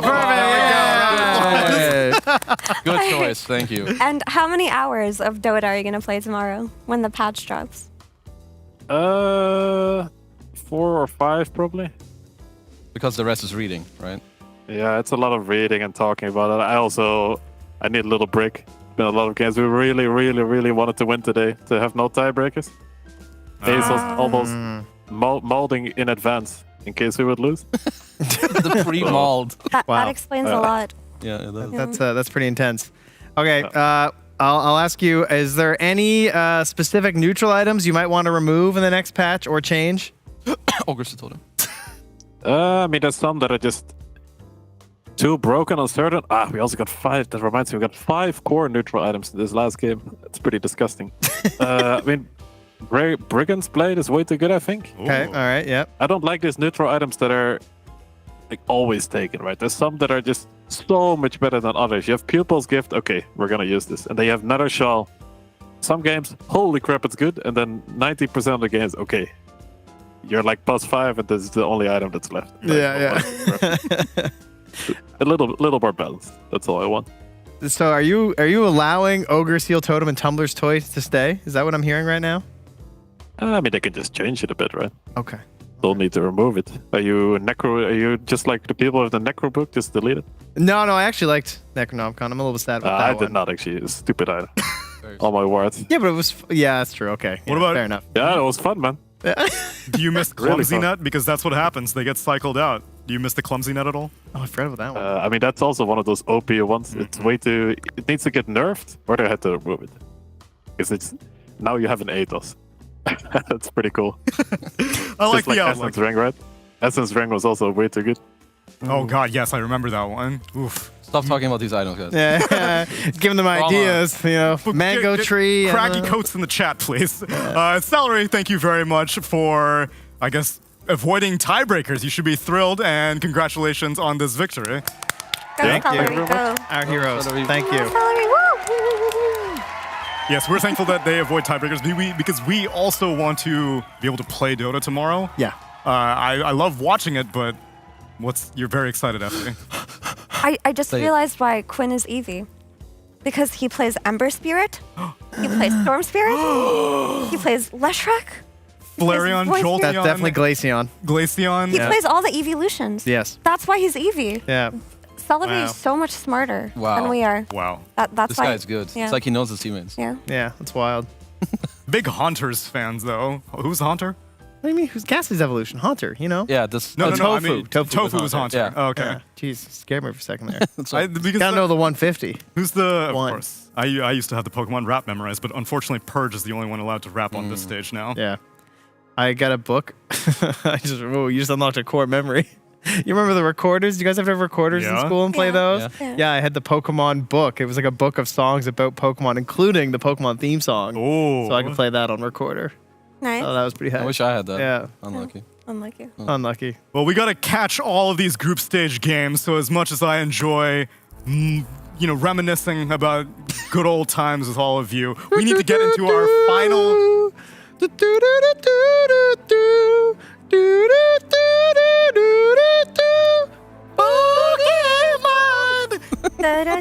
Everybody, we've got one more series of this group stage remaining, and then maybe the button will be flipped. It's going to be Team Liquid on your screens going up against OG. Stick around for the last series of this group stage number 2 of DreamLeague Season 19.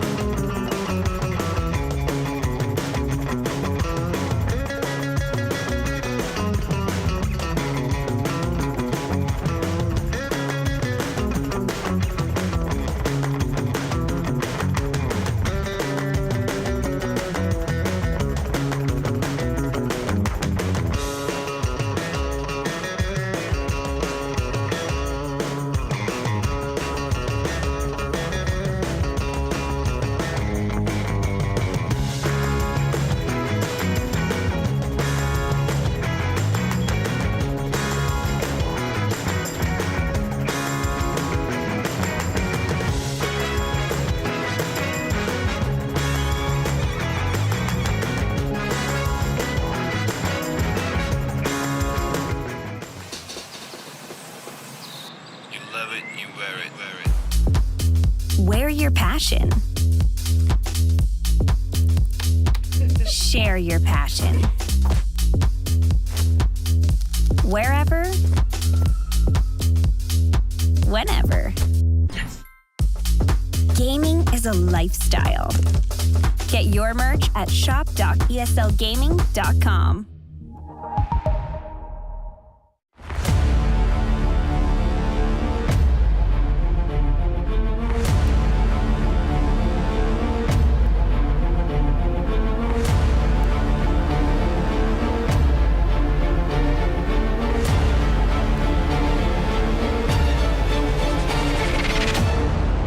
And the hunt begins.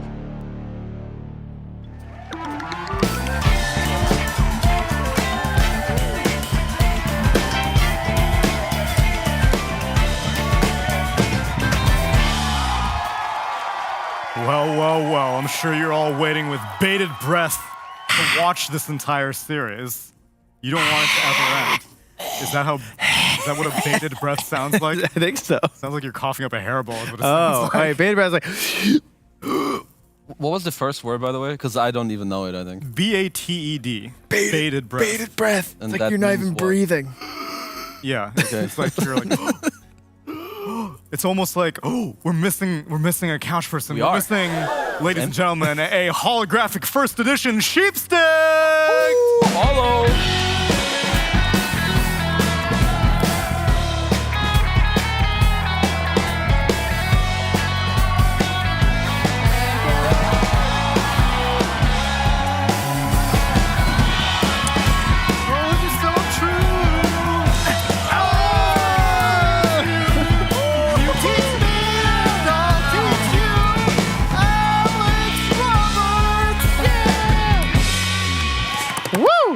Welcome to the panel. Thank you. I call myself a Kazoo. It's me. I'm a very special Pokemon. I'd say it was a shiny, but they just did Very makeup. rare. So. What's your nature? I don't know. What are there? What type of natures? I Brave. thought this guy played Pokemon. Yeah, like, that's pretty embarrassing. That's true. Yeah. Yeah, I'm a brave Pokemon. Brave. A brave Pokemon? Nice, Yeah. nice. That's good. That's a good set. Yeah. You're my Pokeball then. No. It's mine now. You just used a basic Pokeball? You didn't even use a Great Ball for it? What do you mean? This is a Premier Ball. A Premier? See- What, so you see, just bought same bread, 10 same bread. Pokeballs and you've used your free one on him?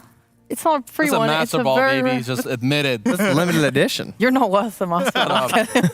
Get her off. Why is she here? Why is she here? Why am I here? Why are you here? Are you here to talk about Liquid versus OG? Because I hope that's what you're here for. Yeah, okay. I can do that. I'm down. Yeah, I'm down for that. So if Liquid win, we don't have tiebreakers, right? Correct. Yeah, so I know who we're all rooting for.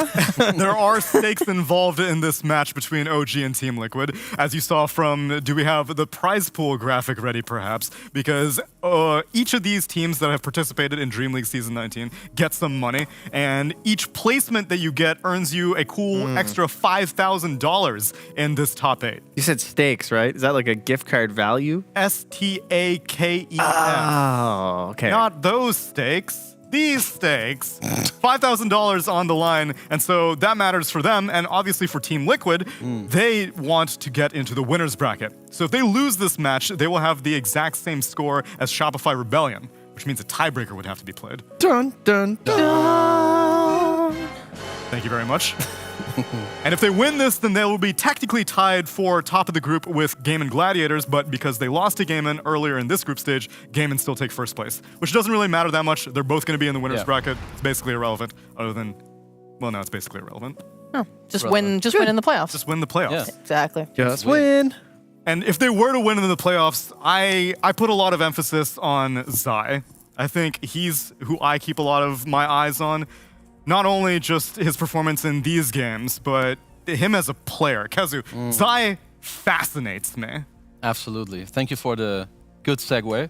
We have a little game for all of you. Oh I have a game for the three of you. Ooh, I love games. So I was doing some preparation, and I stumbled upon some very interesting builds from Zai. Okay. These are games that he pubbed, and he played. All of these games he played offlane. Okay. I'm gonna need you guys to guess which hero he was playing, just by looking at the items he has in his inventory. Okay. Did he win all these games? Not all of them, but I think 3 of these 5 he did win. Wow, okay. So whenever we have time, we can pull up the first image. Yes, we're starting off. This is going to be the easiest one. He played it in the off lane. This is the inventory. The longer you guys Coddle. take, I will give you some help. It is not Coddle. Okay. Enigma. No, you guys aren't doing too bad. Okay. It is a traditional offlane hero? This is actually a traditional offlane hero, or somewhat traditional.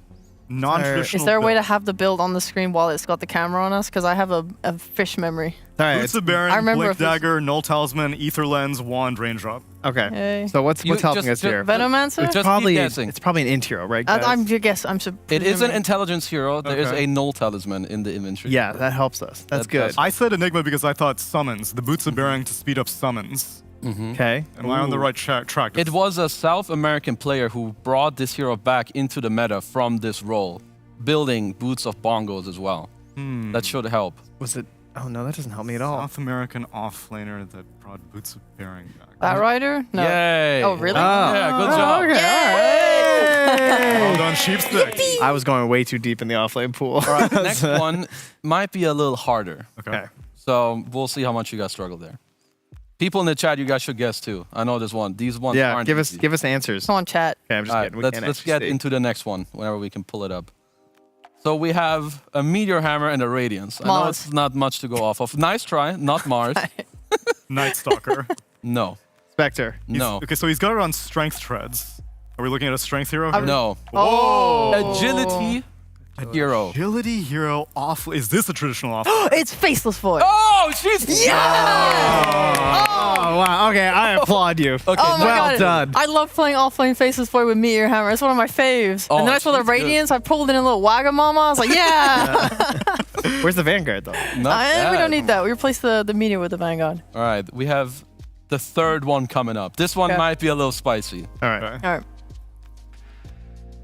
Hag Scepter, Diffusal Okay, Blade. not the one I had planned yet, but this one is good too. This is not spicy. Could be depending on the hero. Who you getting Diffy on? Diffy. My first thought was like Pango, but that's too easy. That's too easy. That ain't Sky. Yeah. Yeah, he would build normal items.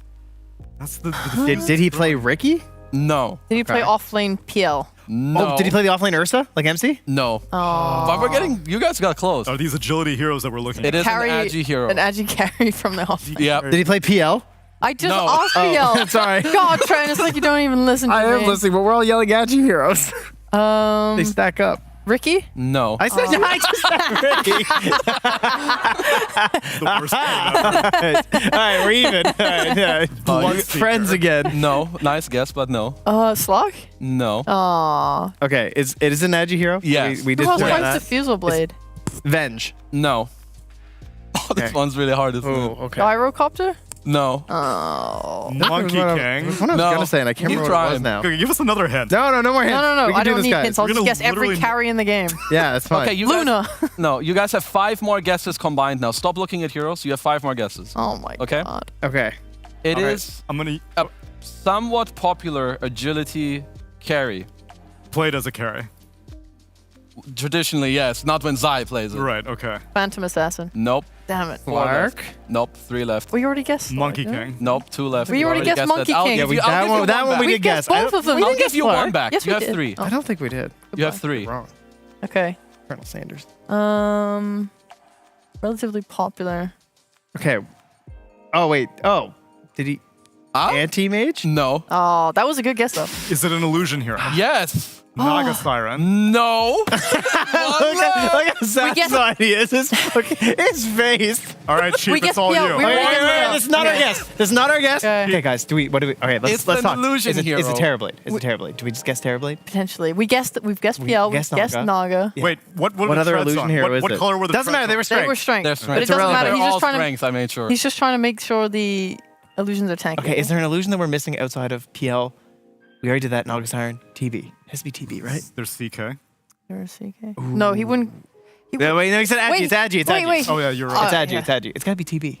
I'm down to guess. 3 TB. seconds. TB. TB. Okay, good job. Hey! We only had to go through every hero. well played. What kind of freak goes to the offline and plays TB with an egg? He won this game, by the way. Oh my god. Of course he did. We have two more. I don't know if we have time for both, but there's two more examples. I crave them.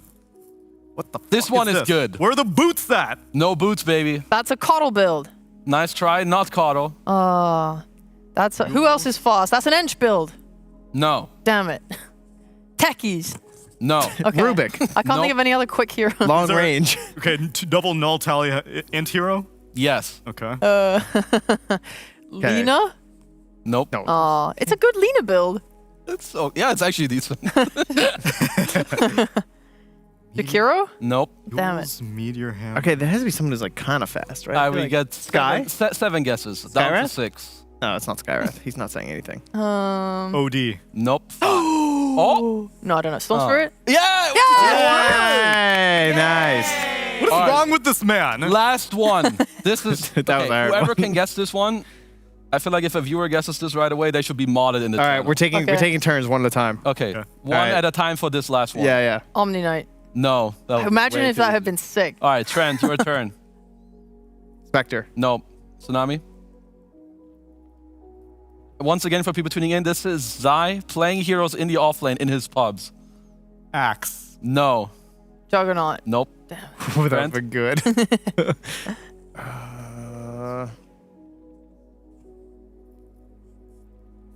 Venge. Nope. Are you going to give us any hints?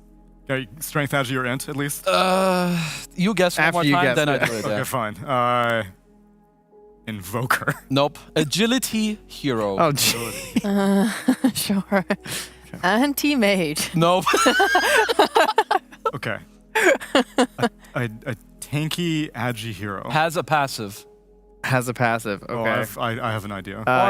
Is it? I have an idea too. I but it take seems that back. too I'll give obvious. you another Take it hint back. later. Wait, I'll they don't have a passive? Yeah, I can't veto it now. Oh, look at this picture in picture. Ooh. I can't even think of agi heroes that are going to Okay, be good it's for an this. agi hero that it's never been played offline in competitive ever. Oh, really? Yeah. Meepo. Nope. Damn, I wish. Spectre. Nope. I said that. I don't listen to anything you say. I know.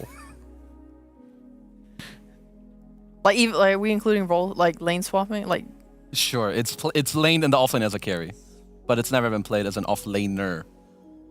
sniper? This is The blade mails throw me off. Yeah, the blade mail throws me off too. Okay, the build was blade mail into Greaves, then Ags. It's an agility hero that is range.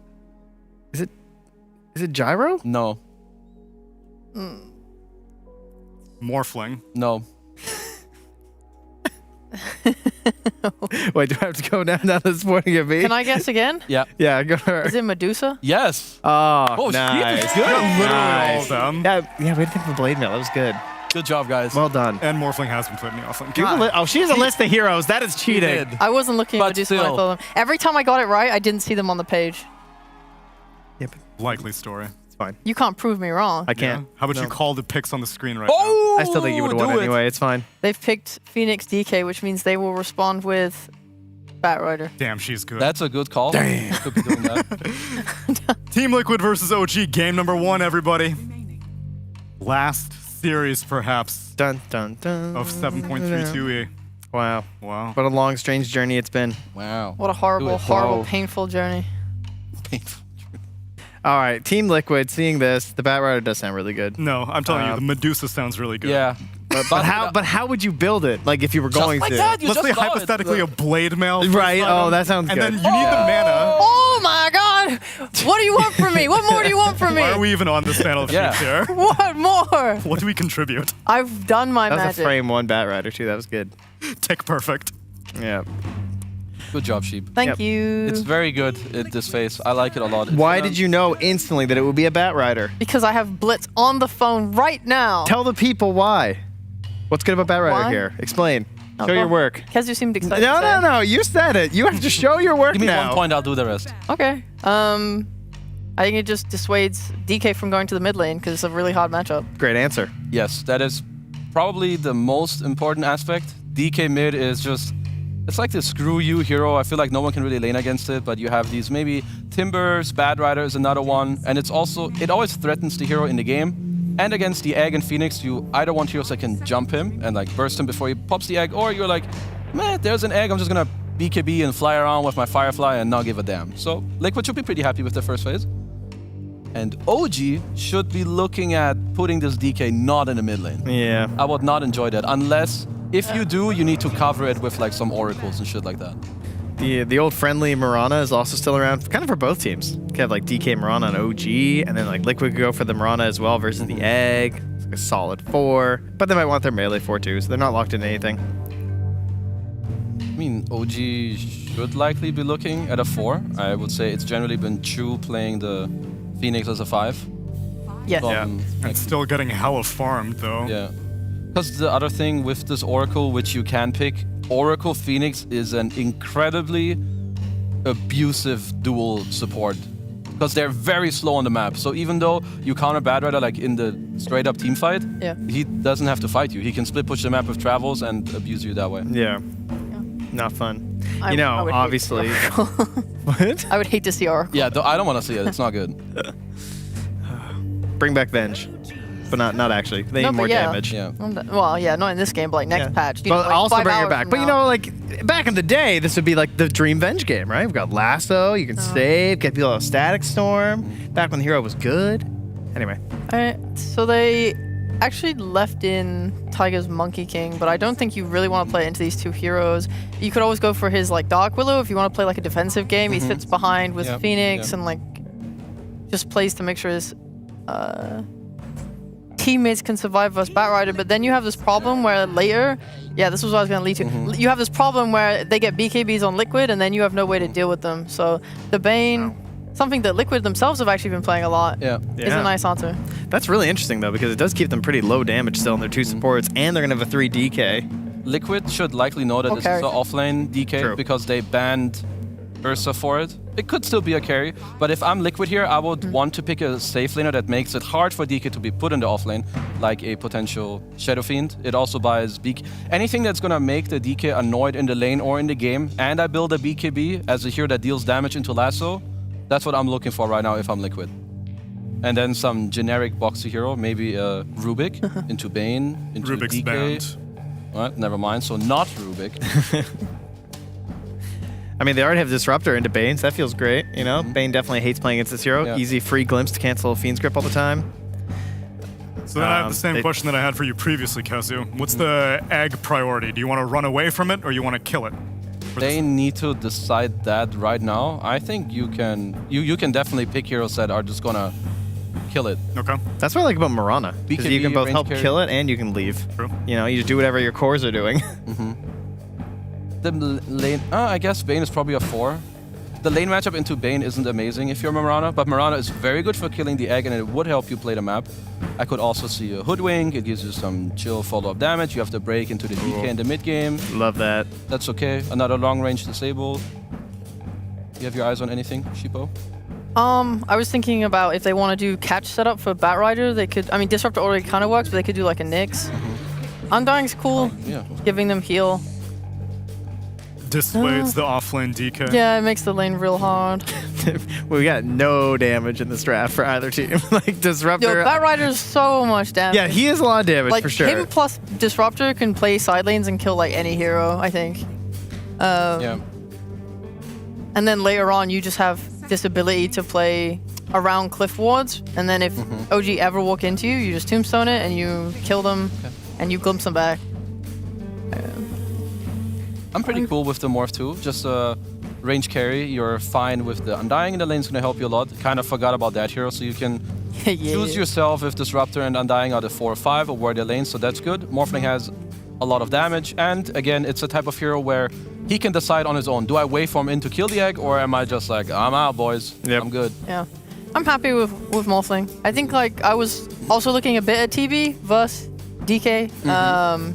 But since they don't see their last pick on OG, Morphling seems maybe just safer, and it also makes it harder for OG to pick an Agi carry, just due to like the Ags matchup later on. Man, this is a tough call. Do you just send the DK into the lane versus Undying or Morphling? I think you, in my opinion, I would want to do that because I wouldn't really want to play carry DK in this game. Yeah. You can. The one lane you cannot put it into is mid. Yes. That's absolute suicide if you do that. If you're OG here, I think you probably pick your mid. You keep the DK open between 1 and 3. You decide on the last pick, but you know bad is mid. You know it's a carry morph, and now you pick mid. That hero's still in the pool, so yeah, pretty good pick. Still plenty of flex, because Zai could also play the Bat Rider if they do make safe lane DK, even though offlane Bat not that popular these days. Yeah. But since they don't have last pick, it means that they have to reveal. Yeah, they can't wait for OG. They would need like a very specific pick that you can flex between mid and offlane. Right. Your snap fires, which is hard to find. Which is banned. Yeah. So Liquid needs. Most likely they're just gonna need an offlaner. All right, bring back the Zai heroes here. And so what do we got? We got the entire. What were your Zai heroes there, Kezu? We had Medusa. Medusa. How's that look here? Very good with Greaves Rush. Very good Greaves Medusa. Yeah. Okay. Yeah, for all the damage that they don't have that he can blade mail. Perfect. Okay, Zoo heroes don't seem that good in that game. Oh, his offlane Terrorblade is still in with the eggs. Actually. Yeah. So, you know, bring that out for Liquid maybe. They'd have no idea where the lanes are going at that point. There's your offlane flex that we need. The Morphling mid. It's coming. Yeah. Morphling safely. Bat mid. Zai is drafting. TB off Zai's in control. Zai always drops, right? Yeah. Okay, but more seriously, they take care of the 2 anti-Morphling bans. TB is still in for OG. Do you even see anything Liquid's like missing in like it feels like they have everything. They have team fight, they have damage, they have ways to bust when they lasso, they have good ways to take towers and Roshan. Like it's like a little low objective wise. You got to kill everybody. I mean, you have more. You have but Morphling is giga. But he doesn't carry. show up for the first like 2 towers Well, he objectives. can. Yeah, I mean, they never obviously do. early, maybe not so much, but like I think it's very easy for Mickey to get involved this game on Morphling, especially when you're playing with an Undying, because when you group up as 5, especially if Zai plays an offlaner with auras, it's like you press ult on Undying, you get this damage amp, and everyone is doing so much. It's like it's so hard to deal with. We also saw Fly have some of the best Undying saves I've ever seen this morning, playing with our TZ's Morphling. Yeah. He was really staying with the big old soul rips though. Some offlaner with auras perhaps, or someone who can stand in front is something I would like. Okay. I'm okay with that. Yeah, I would have been okay with that. Like, it feels weird to pick some strength off lane, like Underlord or whatever, into Phoenix. Always, but so Enigma is fine. Okay, so if you're OG, you need ideally a carry that lanes well against Enigma, and you want to have a good matchup against Morphling in the game. So not Bristleback gameplay. And doesn't get run over by Bat Rider. All right, perfect. Is okay with getting silenced or can Iamize against it. Can live through Black Hole and. I mean, it's nice because they have the Pango who's going to be able to bash her for Enigma late game, so it's not like a total lost cause Black Hole situation. Damn. So this is a bit of a classic versus both Bat Rider and Undying. Used to be considered a pretty strong counter pick. And they're going to bust it out. The old Phantom Lancer. On paper, it looks like a great PL game. That's what everyone says about every He can deal with the PL game. Tombstone, the support struggle with him real hard, Diffusal, Mana Burn versus Morphic, wow. But Hero is dog shit. For 2 more hours, maybe 3. We'll have to see. This is not the time to be pulling out the carries you like. All right, let them look bad. That's true. Bat Rider is just such a strong hero, and to me, the way that this mid game is going to go is that he has pretty free choosings of who to go on. Oh, I take you, bring you in my team, you're dead. Yeah. Maybe you'd even do it to the Bane, which will then help Zai to just kind of play his game. And he should have pretty decent black holes like in the mid to late game. And even though this is a very good PL pick, like you said, the hero it's just so hard to execute. Wow. And I don't really like saying like, ooh, this draft is not good because they picked a bad hero, but... I have one statistic though in OG's favor. The hero's been picked 4 times in this tournament. Okay. Only won once. It's OGPL? It was it was Yotoro, but he beat Liquid with it. Oh. Wow, I don't know where that stat was going. Let's go, If Liquid missed their spells, they can totally win this game. If they Liquid just missed their spells. You know, they miss the black holes. They don't get off the lasso. You know, these fights drag out. Look at these heroes. Pango's rolling. It's just that Phantom Lancer's propagating.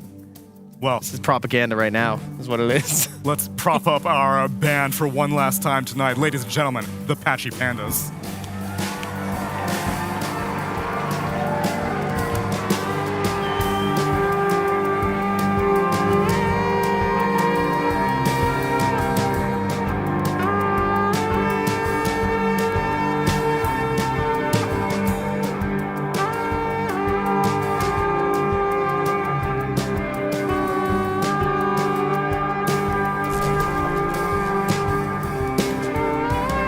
One way to think about this upcoming match is that it is a money match.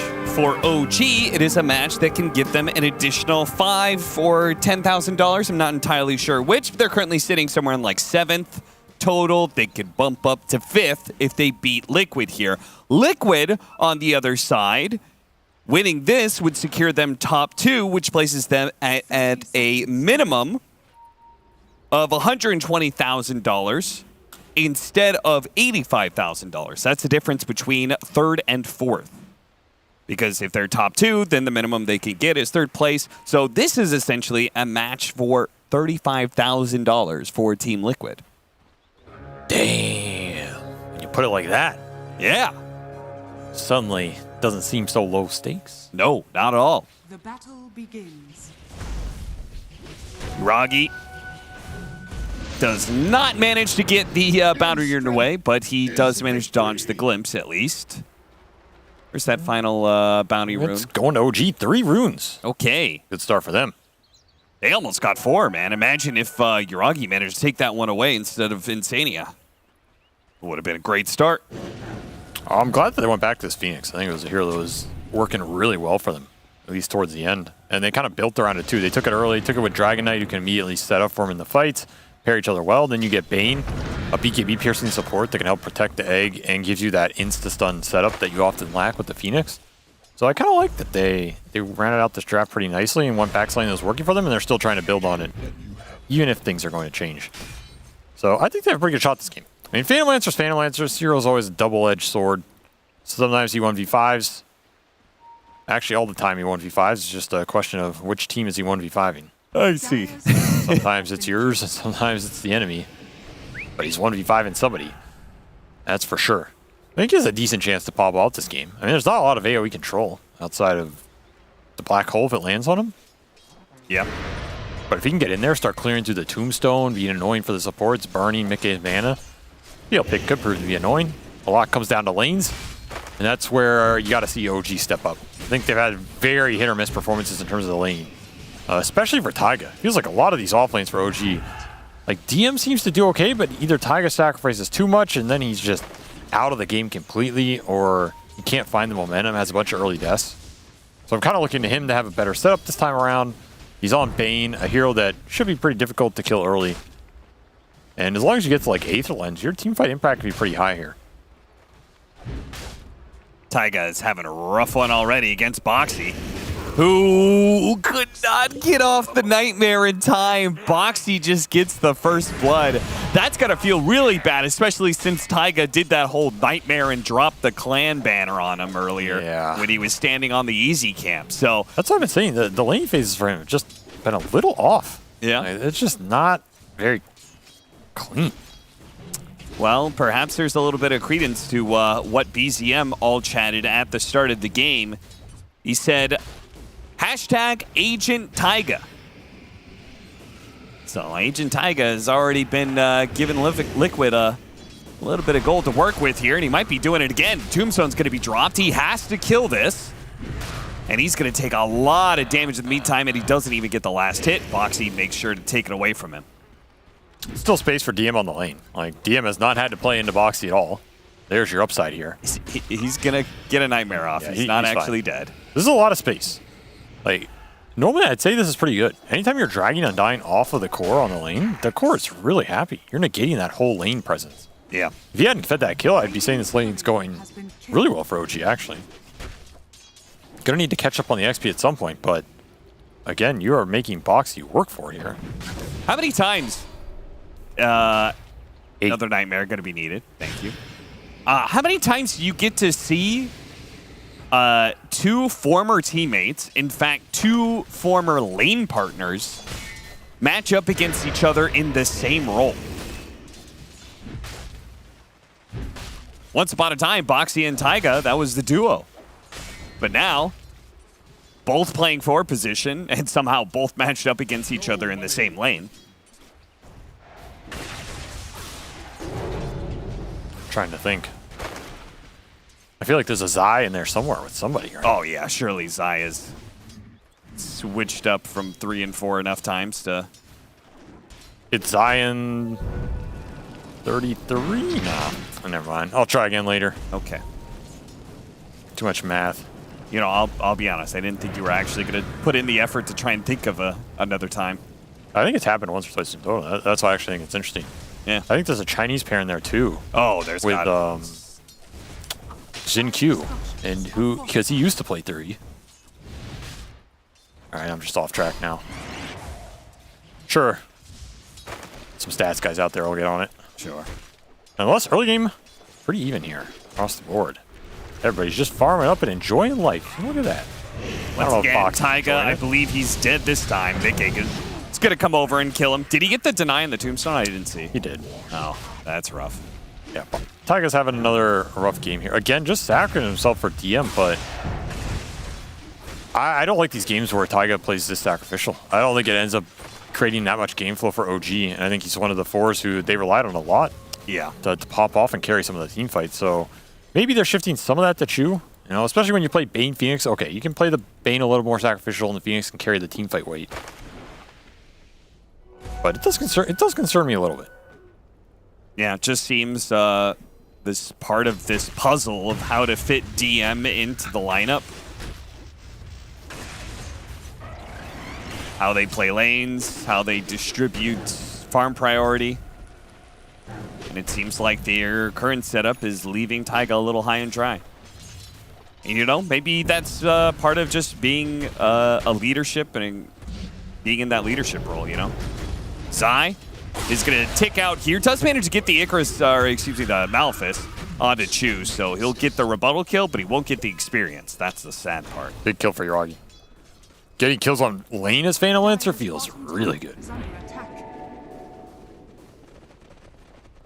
Why? Because he needs the experience, or what? Because his hero's bad. Okay. Yeah. No, you just need the levels on this hero. Well, if you get levels early, then some of that threat actually goes up pretty fast. You do a significant amount of damage with the right clicks. But oftentimes, you don't win the early waves with this hero, and it can be really rough. Then you're the one getting pressured. So in this type of scenario, especially versus Enigma, who's a hero that drains your XP, anytime you kill Enigma, that's just a present before Christmas right there. Sure. Like, giving all that XP back. Lose so much of that advantage you're building. Boxy going to make a quick rotation. Tombstone's out. Oh, he called ghosted the Illusion. zombie onto the real one. Insania took the 50-50. He gambled, he lost. Yeah. Go back in for that tombstone. You know he wants to. Now he's going to be caught, but can OG win this fight with their 2 supports? I'm not sure if Phantom Lancer can play this. Taiga's taking a lot of damage. Way faster than Insania does. He easily goes down, and Chu has to commit to get this kill. We'll get it. Does get it. Oh, the BZM was cutting over too. So Liquid actually not too bad for them in the end. They made a 1-for-1 exchange with the mid laner rotating across and didn't get to be a part of a kill. Pretty sad for BZM. Yeah. Really sad for him as Nisha can then use the free farm. He was even double stacking jungle with those illusions that he's now sending to the other side of the map. So creating economy for himself here. He only got one of the 2. Nisha, sleeping on the job or what, my man?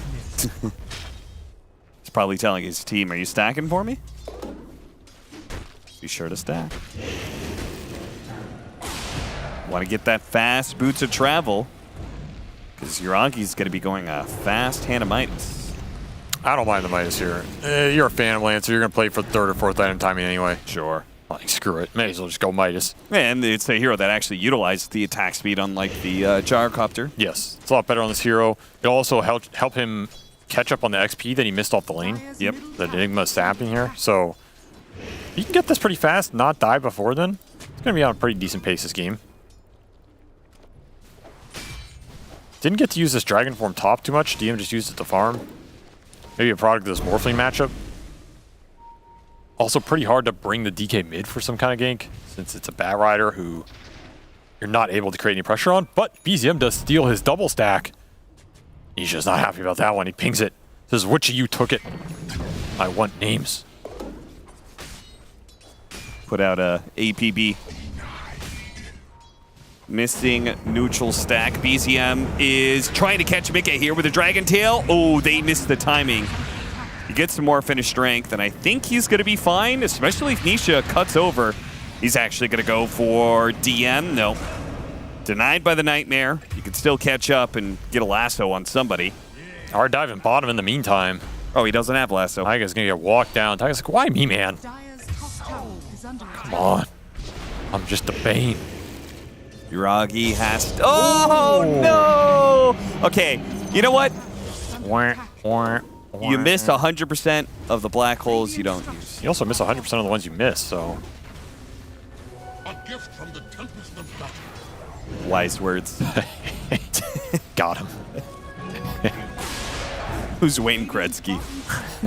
Avery Silverman knows way more about competition than that fool. I mean, what did he ever win? A lot. He won a lot. That's what he won. He only has the highest scoring title of all time. That's like nothing. Who do you think would have He never won. Who do you think's the highest scoring title Dota player of all time? What is that equivalent metric? Most kills? Yeah, I know who it is. I'm just testing you right now. Who has gotten the most kills? No, not kills, just score. What? The highest scoring Dota player. Okay. You know, just if score were a metric in Dota, it's just like everything lumped together. Kills, assists, gold, XP, towers, Roshans, wins, just all lumped into one number that represents all of that. Who is the highest score? Deaths add to this score. To be clear. No, deaths are subtraction from the score. Okay. If deaths are a subtraction, then I was going to say Puppy. Because deaths being a subtraction, that hurts because he's played support his entire career. It's true. So a lot of deaths. Don't tell him that, but this is a risky DC reconnect, by the way. Why?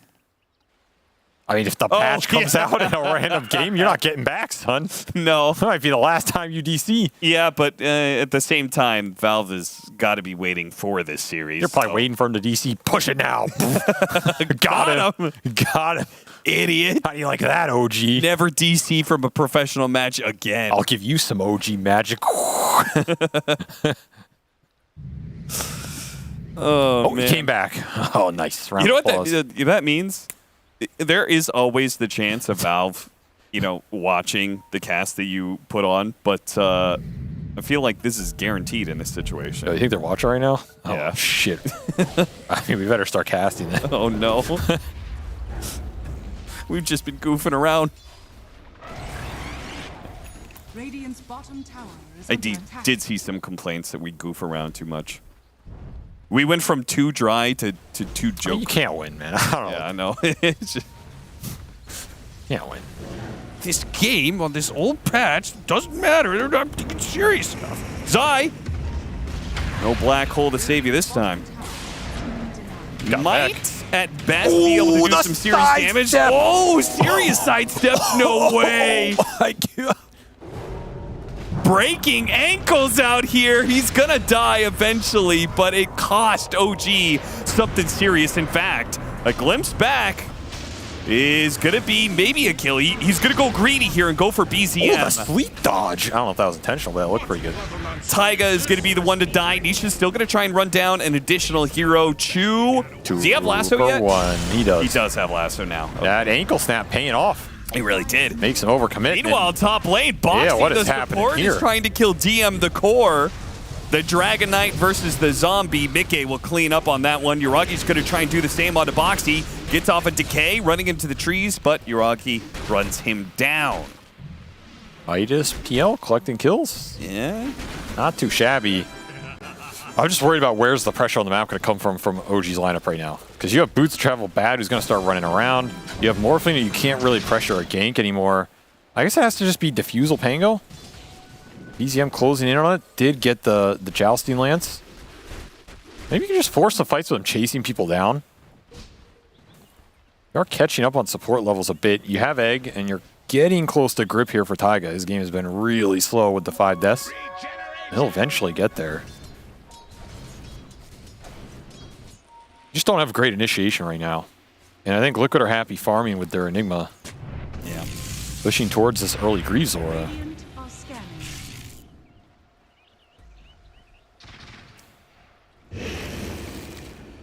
We're actually going to have double Diffusal. Because you're going to have Pango Diffusal and Phantom Lancer Diffusal. If you can start these fights where you just burn the mana out from Undying, you might not have a Tombstone. You can burn it out from Enigma. Oh, No yeah, black hole. we saw how effective that mana burn was against the Morphling in that last series. Yep. Always nice for him. Taiga will add 6 to the board. Getting Glimpse back, and they're looking for more. Black hole ain't gonna miss this time.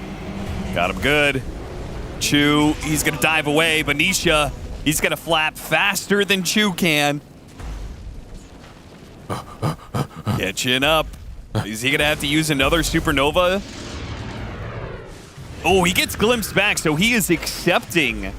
He could have Supernova, and I think Nisha may not have enough attack speed for it, but Radiant's middle tower is he under holds attack. on to that team fight spell. Radiant structures are fortified. I mean, you miss all the eggs you don't cast.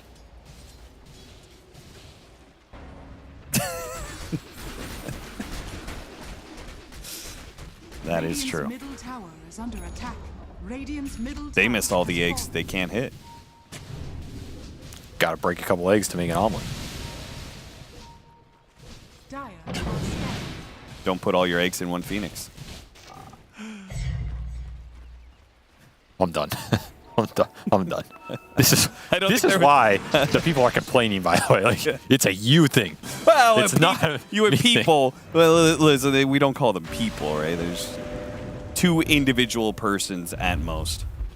Well, they're already writing up the next thread, whoever they were.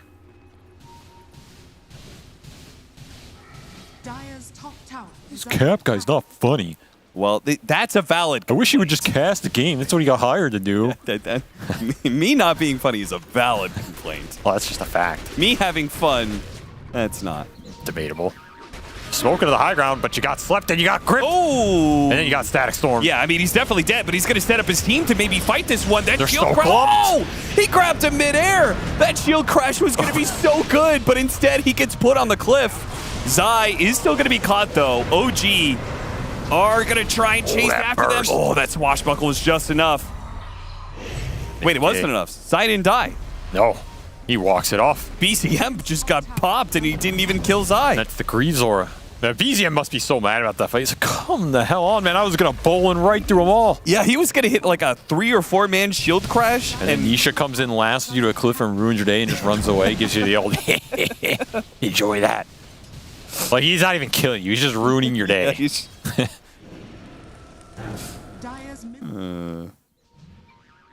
God, that was actually so good from Nisha. Because Taiga really set this up nicely. They use big abilities and they're caught. That is actually the perfect voice line for that. Another Jurassic Park reference, actually. That's why I did it. I thought it would tie in nicely with the game 3 from last year's story arc. As we get another pause. The story arc. Packet loss. The patch is out. The packet Oh my lost, God. patches gained. It's coming through the pipes. Okay, we got a shard for Mr. DM. That's a fireball. Oh, that's cool. Fiery mix. Wait, what is happening there? Why does it keep on showing other heroes? Where is Mickey going? Is there an actual fire? Wait, he came back. Where'd he come from? I don't know. Yeah, Who was playing? It's a ghost. Another empty chair. What the hell? Whose chair was that? Where is everybody going? What? DM. Oh, he's trying to fix his packet loss. All right, that one's understandable. All right. He went to go check if the patch is out. He's like, don't worry, it's not out yet. Now I can DC. That's cute. The Taiga has a little cabinet for all his... Yeah, it is nice. Oh, do you have something like that? No, I threw it all away. I kind of regret it now. Oh, no. You actually threw it all away? No. Okay. But the thing is, you get so much sports clothing. Yeah. I give it to charity. That's nice. Yeah, 'cause it's too much, you know. Yeah. But you do a good deed. I do. Pass it on. Thing. I mean, is it a good deed? Clothing's clothing, man. That's true. Some of it's pretty high quality clothing. Yeah, it was nice. Yeah.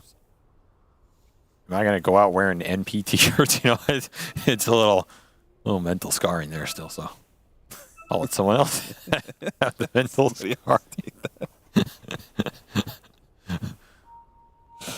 I always feel bad with because all the tournaments they give you like a bag and sometimes swag bag. Yeah, a little swag bag, and it's always full of like stuff that at this point in my career I'm not taking with me.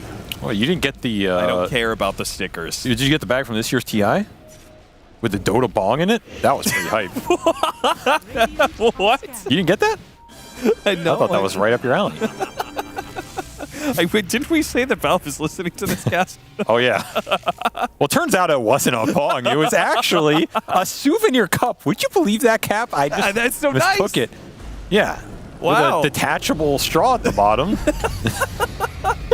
It's weird. Instead of drinking from the top, you drink from the bottom. Did I mention how much I love Valve and am looking forward to this patch right now? Oh, no. Nisha's dead, surrounded by too many big heroes. Streak, 6 kills. I mean, 1,000 gold. That is a lot of gold. Sure, you killed your Rocky, but I almost feel like OG is that much gold. It's got to be kind of worth it for you. Well, you take that every time. Is under attack. You'd rather have your PL live, but that's still going to enable your Pango and DK back in this game. The map is getting pushed in by Lincoln's Morphling, who you can't go on. Idle on Zai, that you can't find. And Nisha Batrider, who's just bots around with BKB. So it's kind of hard to deal with Liquid's cores on the map right now. And Mickey is just going Butterfly to play to this PL matchup. It's pretty nice. Okay, that's a good idea. I like that. Yeah, it's pretty snazzy. I mean, that hero hates having to build got NKB. the morph off. They're going to put the Nightmare on him. Seeing the teleports coming in, they know he's got backup. This is not the time or place, but they get glimpsed back on DK. Just ignore Taiga. Go for DM.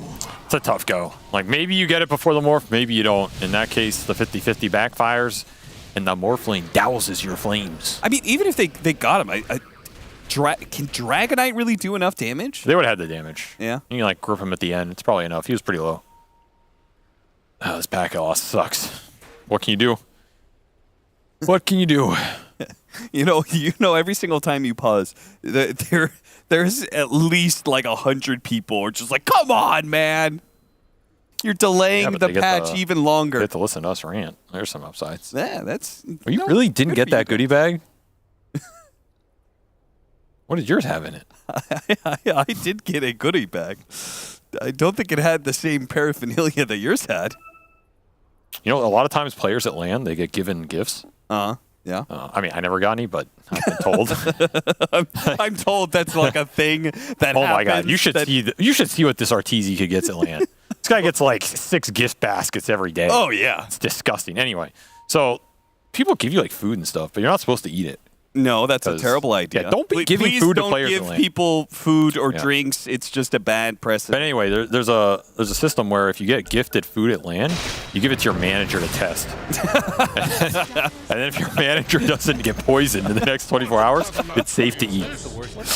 I didn't know that was part of the responsibility. The problem is I'm not going to name any specific manager here. Okay, I'm not going to name any specific KBBQ manager here. But sometimes that food just doesn't come back, and you're like, bro. It's like I tested it. I kept testing it. I just kept testing and testing. Well, I can't be sure if those 100 brownies were safe. Taiga is cruising around right now. He might but live. He is going to get glimpsed back now. What, can run the other way? He's in the fire. All right, death number 8. That's a rough one. But he death made number him work 8? for it. It's 18 minutes. That has to be one of the highest death counts Taiga has ever had. That's what I've been telling you. I feel like he's struggling in their games. Like, yeah. It's just not syncing up with the cores. They're not finding play action. He's playing very sacrificial, which, okay, if you're going to play sacrificial, like we mentioned, that's fine. It fits your overall game plan, right? You have some greedy cores with greedy Phoenix. I get that part. But you got to make your deaths worthwhile on the map. Instead of just gold. Chu going to get glimpsed. Use the lasso for him. Why not? Don't want an egg return. Tiger's going to show up, try and make some action happen. Does have grip. Oh, maybe I called it too soon. It's 9 by 20 minutes. Ouch. Very rough. Very rough. Boxy's just going BKB? That's pretty ham. That's a Chad Undying build. My god. That really is. I can't tell if this is good or grief. So Knoxville actually sent me interesting stats for your most points deal. Nice. Do you know who has the most kills in Dota 2? Most kills in Dota 2 all time? Yeah. Sumail? It's 16,910. Sumail is not even close. Oh, so it's some real Sumail's old not school even player? in the top 10.